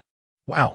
The ability to induce deep sleep for just 99 yuan is a remarkable offering. Yisu's first thought was whether he could profit from this skill. In today's society, countless individuals struggle with insomnia, as evidenced by the sales of melatonin on e-commerce platforms. For those plagued by sleeplessness, a mere 99 yuan for deep sleep is undeniably enticing. Yet, Yisu quickly dismissed this somewhat impractical fantasy. The cost alone was already 99 yuan. Providing this service to others would necessitate a price of at least 199 or 299 yuan. Setting aside the pricing, the majority of ordinary people could scarcely afford such a luxury for a good night's sleep, even if he could locate those who could bear the cost. The thought of running around at night to serve 100 clients for a meager profit of 1,000 or 2,000 did not seem worthwhile compared to a single piece of intelligence. But no matter, even if he couldn't earn money, the benefits to himself were substantial. This service could repair bodily functions, enhance memory, and regulate hormone secretion without any side effects, surely better than taking supplements. No amount of money could substitute for a healthy body, which is essential for truly enjoying life. Just from this sleep service, Yisu felt that the 200,000 he had spent was indeed worthwhile. He also pondered that during his nights at Chensini's place, he was often preoccupied with the intelligence that refreshed at midnight, the information he needed to seize immediately, which made it awkward to leave abruptly. Now, there exists the sleep service, and in the event of an emergency, a mere 99 could resolve all issues. Yisu found himself impatient, eager to rush to Chensini and experiment with the newly acquired sleep service on someone else. Congratulations to the host for activating the system feature. Hidden Easter egg description. When information refreshes, there is a chance of unveiling a surprise hidden Easter egg, which can take various forms. The host is advised to anticipate with excitement. A surprise hidden Easter egg? What kind of surprise could that possibly be? Doing leaguing me. What constitutes a surprise? The system merely advised him to await with bated breath, yet offered no further details regarding the nature of the surprise, leaving Yisu restless with curiosity. After several minutes passed without any additional notifications from the system to activate the next hidden feature, Yisu finally closed the system interface. Throughout the following day, his mind was consumed with thoughts of the hidden Easter egg that the system promised might refresh. Chapter 90. So this is the surprise ding. Today's intelligence, level 2 in the new market for flowers, birds, fish, and insects in Yancheng. There's a pot of yet-to-bloom mutated rose for sale this afternoon. Once it flowers, it will exhibit a transition of 3 colors with pure colored petals. If one can contact a research institution like the Agricultural Research Institute, it is expected to sell for 60,000 yuan. This intelligence has successfully triggered a hidden Easter egg, a tribute reward upon acquiring the mutated rose. The host will receive a slight constitution attribute reward. The hidden Easter egg has arrived. A slight constitution attribute reward. Yisu, having perused numerous novels, instantly comprehended that this reward could enhance his physique. What a treasure! Initially, he thought the surprise of the hidden Easter egg would be either money or valuable antiques. But he was taken aback to discover that the surprise bestowed by Brother Tongzi was far more precious than material wealth, something that money could not procure. So this is the true surprise. In addition to the prospect of making money, Yisu now had an additional motivation to fulfill the content of the intelligence. Once he grasped the nature of the surprise, Yisu redirected his attention back to the intelligence itself. A pot of mutated 3-colored roses could be sold to a research institution for 60,000 yuan. Yisu was perplexed. What kind of mutated rose could fetch such a price? However, the system's quoted price of 60,000 yuan was not to be doubted. The only challenge lay in finding a way to contact the purchasing research institution. As for that pot of mutated rose, Yisu had already naturally considered it to be within his grasp. Utilizing the sleep service, he eagerly spent 99 yuan to indulge in his first sleep service. Transaction successful. As the system's notification chimed, Yisu immediately felt his eyelids growing heavier.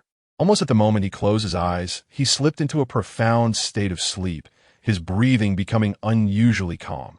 Upon waking in the morning, Yisu s'étirait languidly. Feeling invigorated and utterly refreshed, he could not help but emit a blissful sigh. The 99 yuan spent was truly worthwhile. Thanks to the over 7 hours of deep sleep he enjoyed last night, Yisu was brimming with energy throughout the day, his mind sharper than ever. The concepts he had previously found hazy in data structures and algorithms now became crystal clear, and he understood what the teacher was discussing. With no need for a midday nap, by 2 o'clock in the afternoon, Yisu arrived at the new market for flowers, birds, fish, and insects in Yancheng. As the largest wholesale distribution center for ornamental birds in South China, the market sprawled over an impressive 100,000 square meters and was divided into multiple areas based on product type, including aquatic life and birds. As Yisu strolled through the market, he inquired and soon located the horticultural area where the flower shop was situated.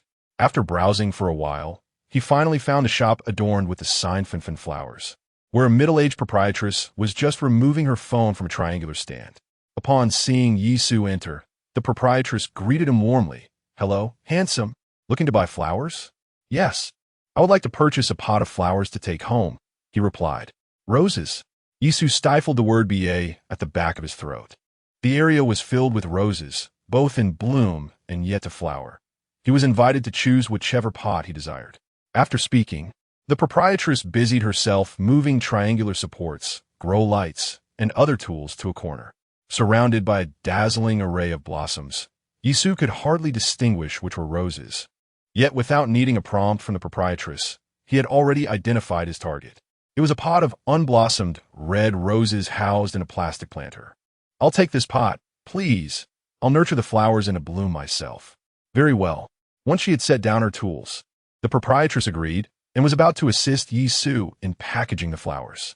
However, upon seeing the direction of Yisu's finger, she paused in surprise. "You want this pot of flowers?" "Yes. Is there a problem?" "I'm sorry, handsome, but I just sold that pot during my live stream." "What?" Yisu was momentarily taken aback. How could someone snatch it away so quickly? As he made his way there, he had indeed noticed many shops conducting live broadcasts. Yet he had not paid them much mind. Who would have thought that the coveted mutated rose would be sold out by the industrious proprietress during a mere live session? Why not choose another pot? They're all quite similar. Choose another pot. This is my first time buying flowers, and I have my heart set on this one. Why not just let me have it and send another pot to the other buyer? The proprietress firmly refused. Handsome, that's simply one tea do. The customer in the live stream has already seen this pot. If I were to substitute it, that would be deceiving the consumer. Oh, come on. You just said these flowers are all quite alike, and the phone screen is so small.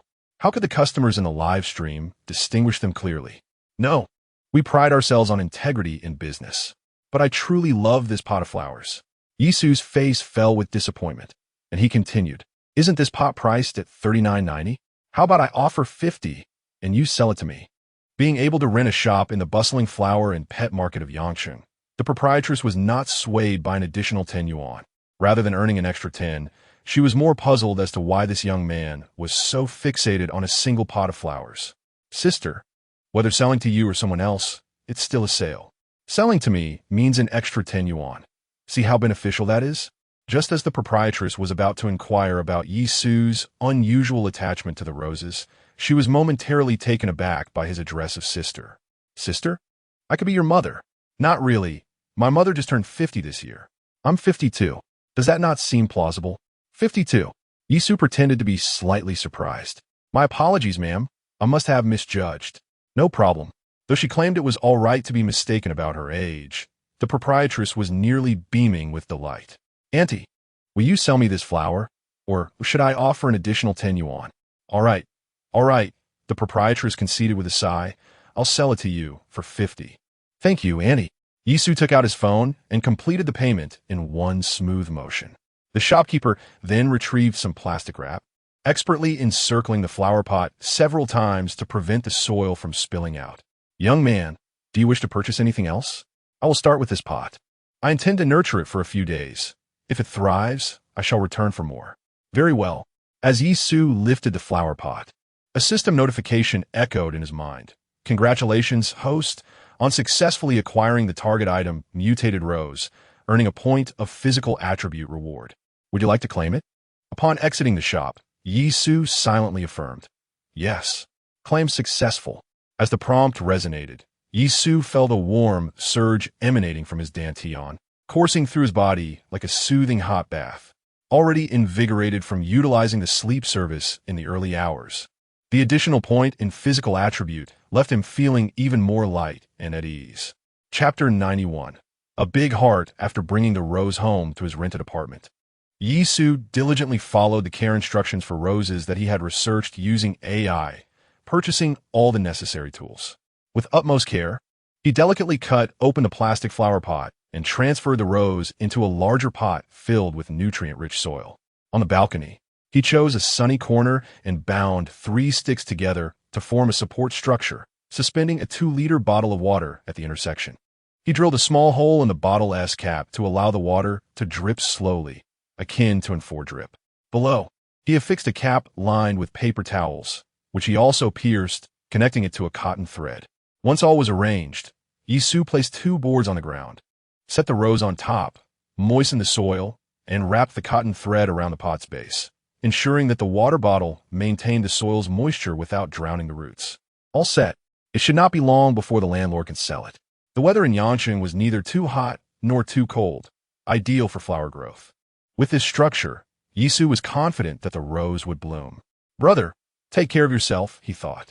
Once it blossomed, this rose could fetch up to 60,000 yuan. Yet, with a carefree heart, he left it to its own devices in his apartment, believing that unless there was a storm, he wouldn't even bother to check on it during the May Day holiday. After spending time in the apartment until just past 5, ensuring that his rudimentary watering device was functioning flawlessly and that his phone was fully charged, Yisu departed, taking a taxi to pick up Chun-Sini from her workplace. Tomorrow marked the beginning of the May Day holiday, and as he traveled, he noticed that the roads were more congested than usual. Timing his arrival perfectly, Yisu reached the building just moments before Chun-Sini and her co-worker exited the office. Exchanging glances, the two shared a knowing wave. Upon recognizing whom Chun-Sini was greeting, Lin Jishan remarked with a hint of envy, "Oh, Your boyfriend has come to pick you up again. Chen Sini raised an eyebrow. What's wrong? Jealous? Should I share him with you? Lin Jishan, undeterred, retorted. Is that for real? I would hold back. Really, if you dare to ask. What would I be afraid of? Then let us go. Lin Jishan initially attempted to maintain her bravado, but as Chen Sini pulled her closer to Yisu, she quickly relented. Back to pick Sini up from work again. Huh? Indeed. Then I want to intrude on your little world. Yisu could only respond with a smile. As they turned to leave, Lin Jishan leaned close to Chen Sini and hissed, be careful. She then received a playful elbow from Chen Sini. Once Lin Jishan had departed, Chen Sini linked her arm with Yisu's, teasing, how rare, young Master Yi, to see you in person. Her comment alluded to the fact that her aunt had not yet left. Yisu understood the impression he left on Chen Sini and could hear her playful jibe. You know me well enough. Even if the days are not yet over, I would still come to accompany you. Haha. The sarcasm in Chen Sini's gaze was unmistakable. Do you truly believe that? Yisu instantly deflated. Why is this relative of mine still here? If she doesn't leave, it annoys him, but if she doesn't come, he would indeed be in a state of panic. Yisu had no retort. Let us go, let us eat.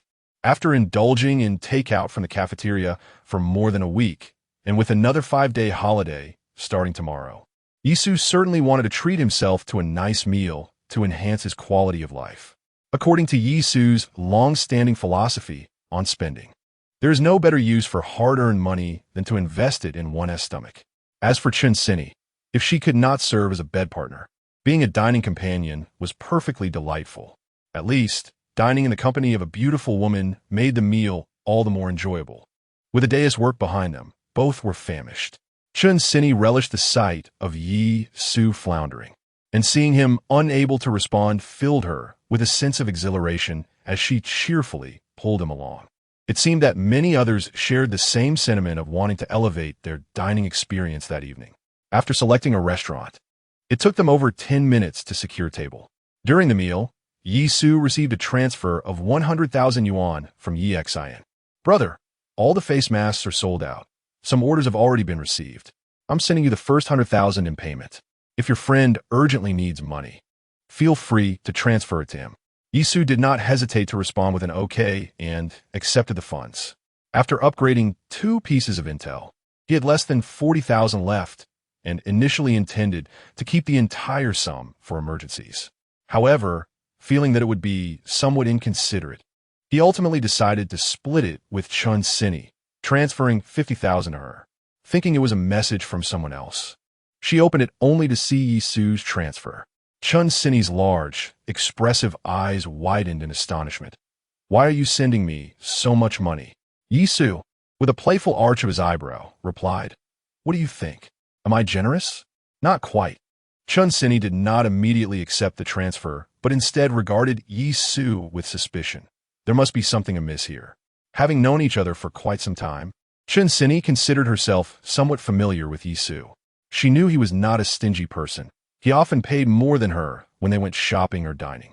Yet, he did not strike her as someone who would directly transfer a substantial amount of money to a woman, especially not 50,000 at once.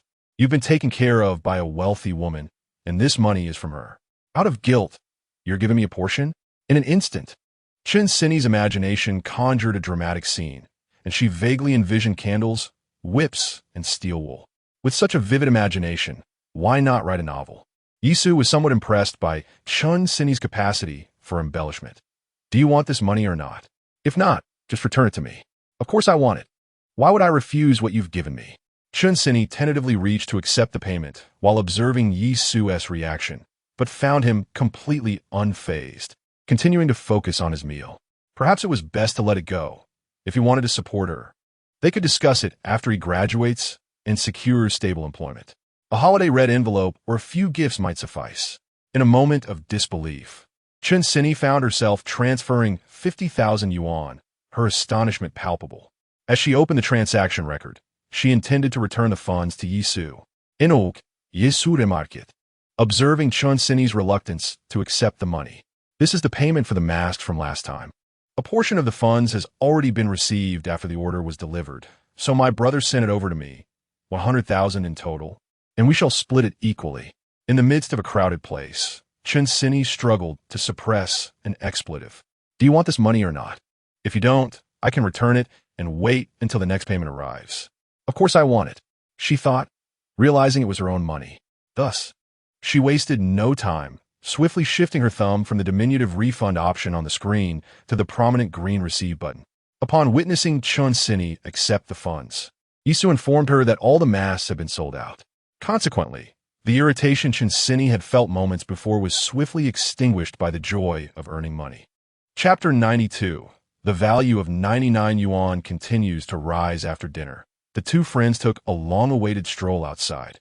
During their outing, Chen Sini generously mentioned that she had made money from facial masks and could treat Yisu to a trip during the May Day holiday. However, Yisu promptly déclined, stating, I would rather stay indoors and play on my phone than deal with the crowds outside. Acknowledging Yisu's sentiment and recalling the countless trending topics about overcrowding during every holiday, Chen Sini decided to abandon the impromptu plan.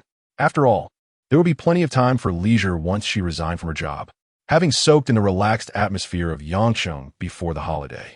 The two returned to their apartment. After showering, they engaged in playful banter and light-hearted quarrels. Yisu realized that this seemingly pointless way of passing the time was, in fact, quite enjoyable. Indeed, life is fleeting. One need not seek purpose in everything, as long as one finds joy. Later that evening, as they lay together, Yisu's hands began to wander. Hold on, I have something to tell you. Go ahead, Chen Sini replied. Yisu, undeterred, continued to play with a stress relief toy. Chen Sini felt a bit exasperated, unable to comprehend why men were so enamored with such trinkets. Since you don't want to travel during May Day, how about accompanying me to look at some apartments? Yisu was slightly taken aback. Are you moving? Yes, I'm looking for a neighborhood. In the past, when she lived alone, Chen Sini had been indifferent to her spacious apartment, which was furnished according to her solitary lifestyle. However, with Yisu visiting frequently, she thought that relocating to a neighborhood would provide a more comfortable living arrangement. At the very least, the neighborhood apartments would have gas supply, making it easier for the two to cook together. Moreover, the soundproofing in neighborhood homes would likely be superior to that of her current apartment. As she contemplated this, Chen Sini felt her cheeks flush and couldn't resist glancing at Yisu. All right then. Since there was nothing pressing during the May Day holiday, and she would be sharing the apartment, Yisu agreed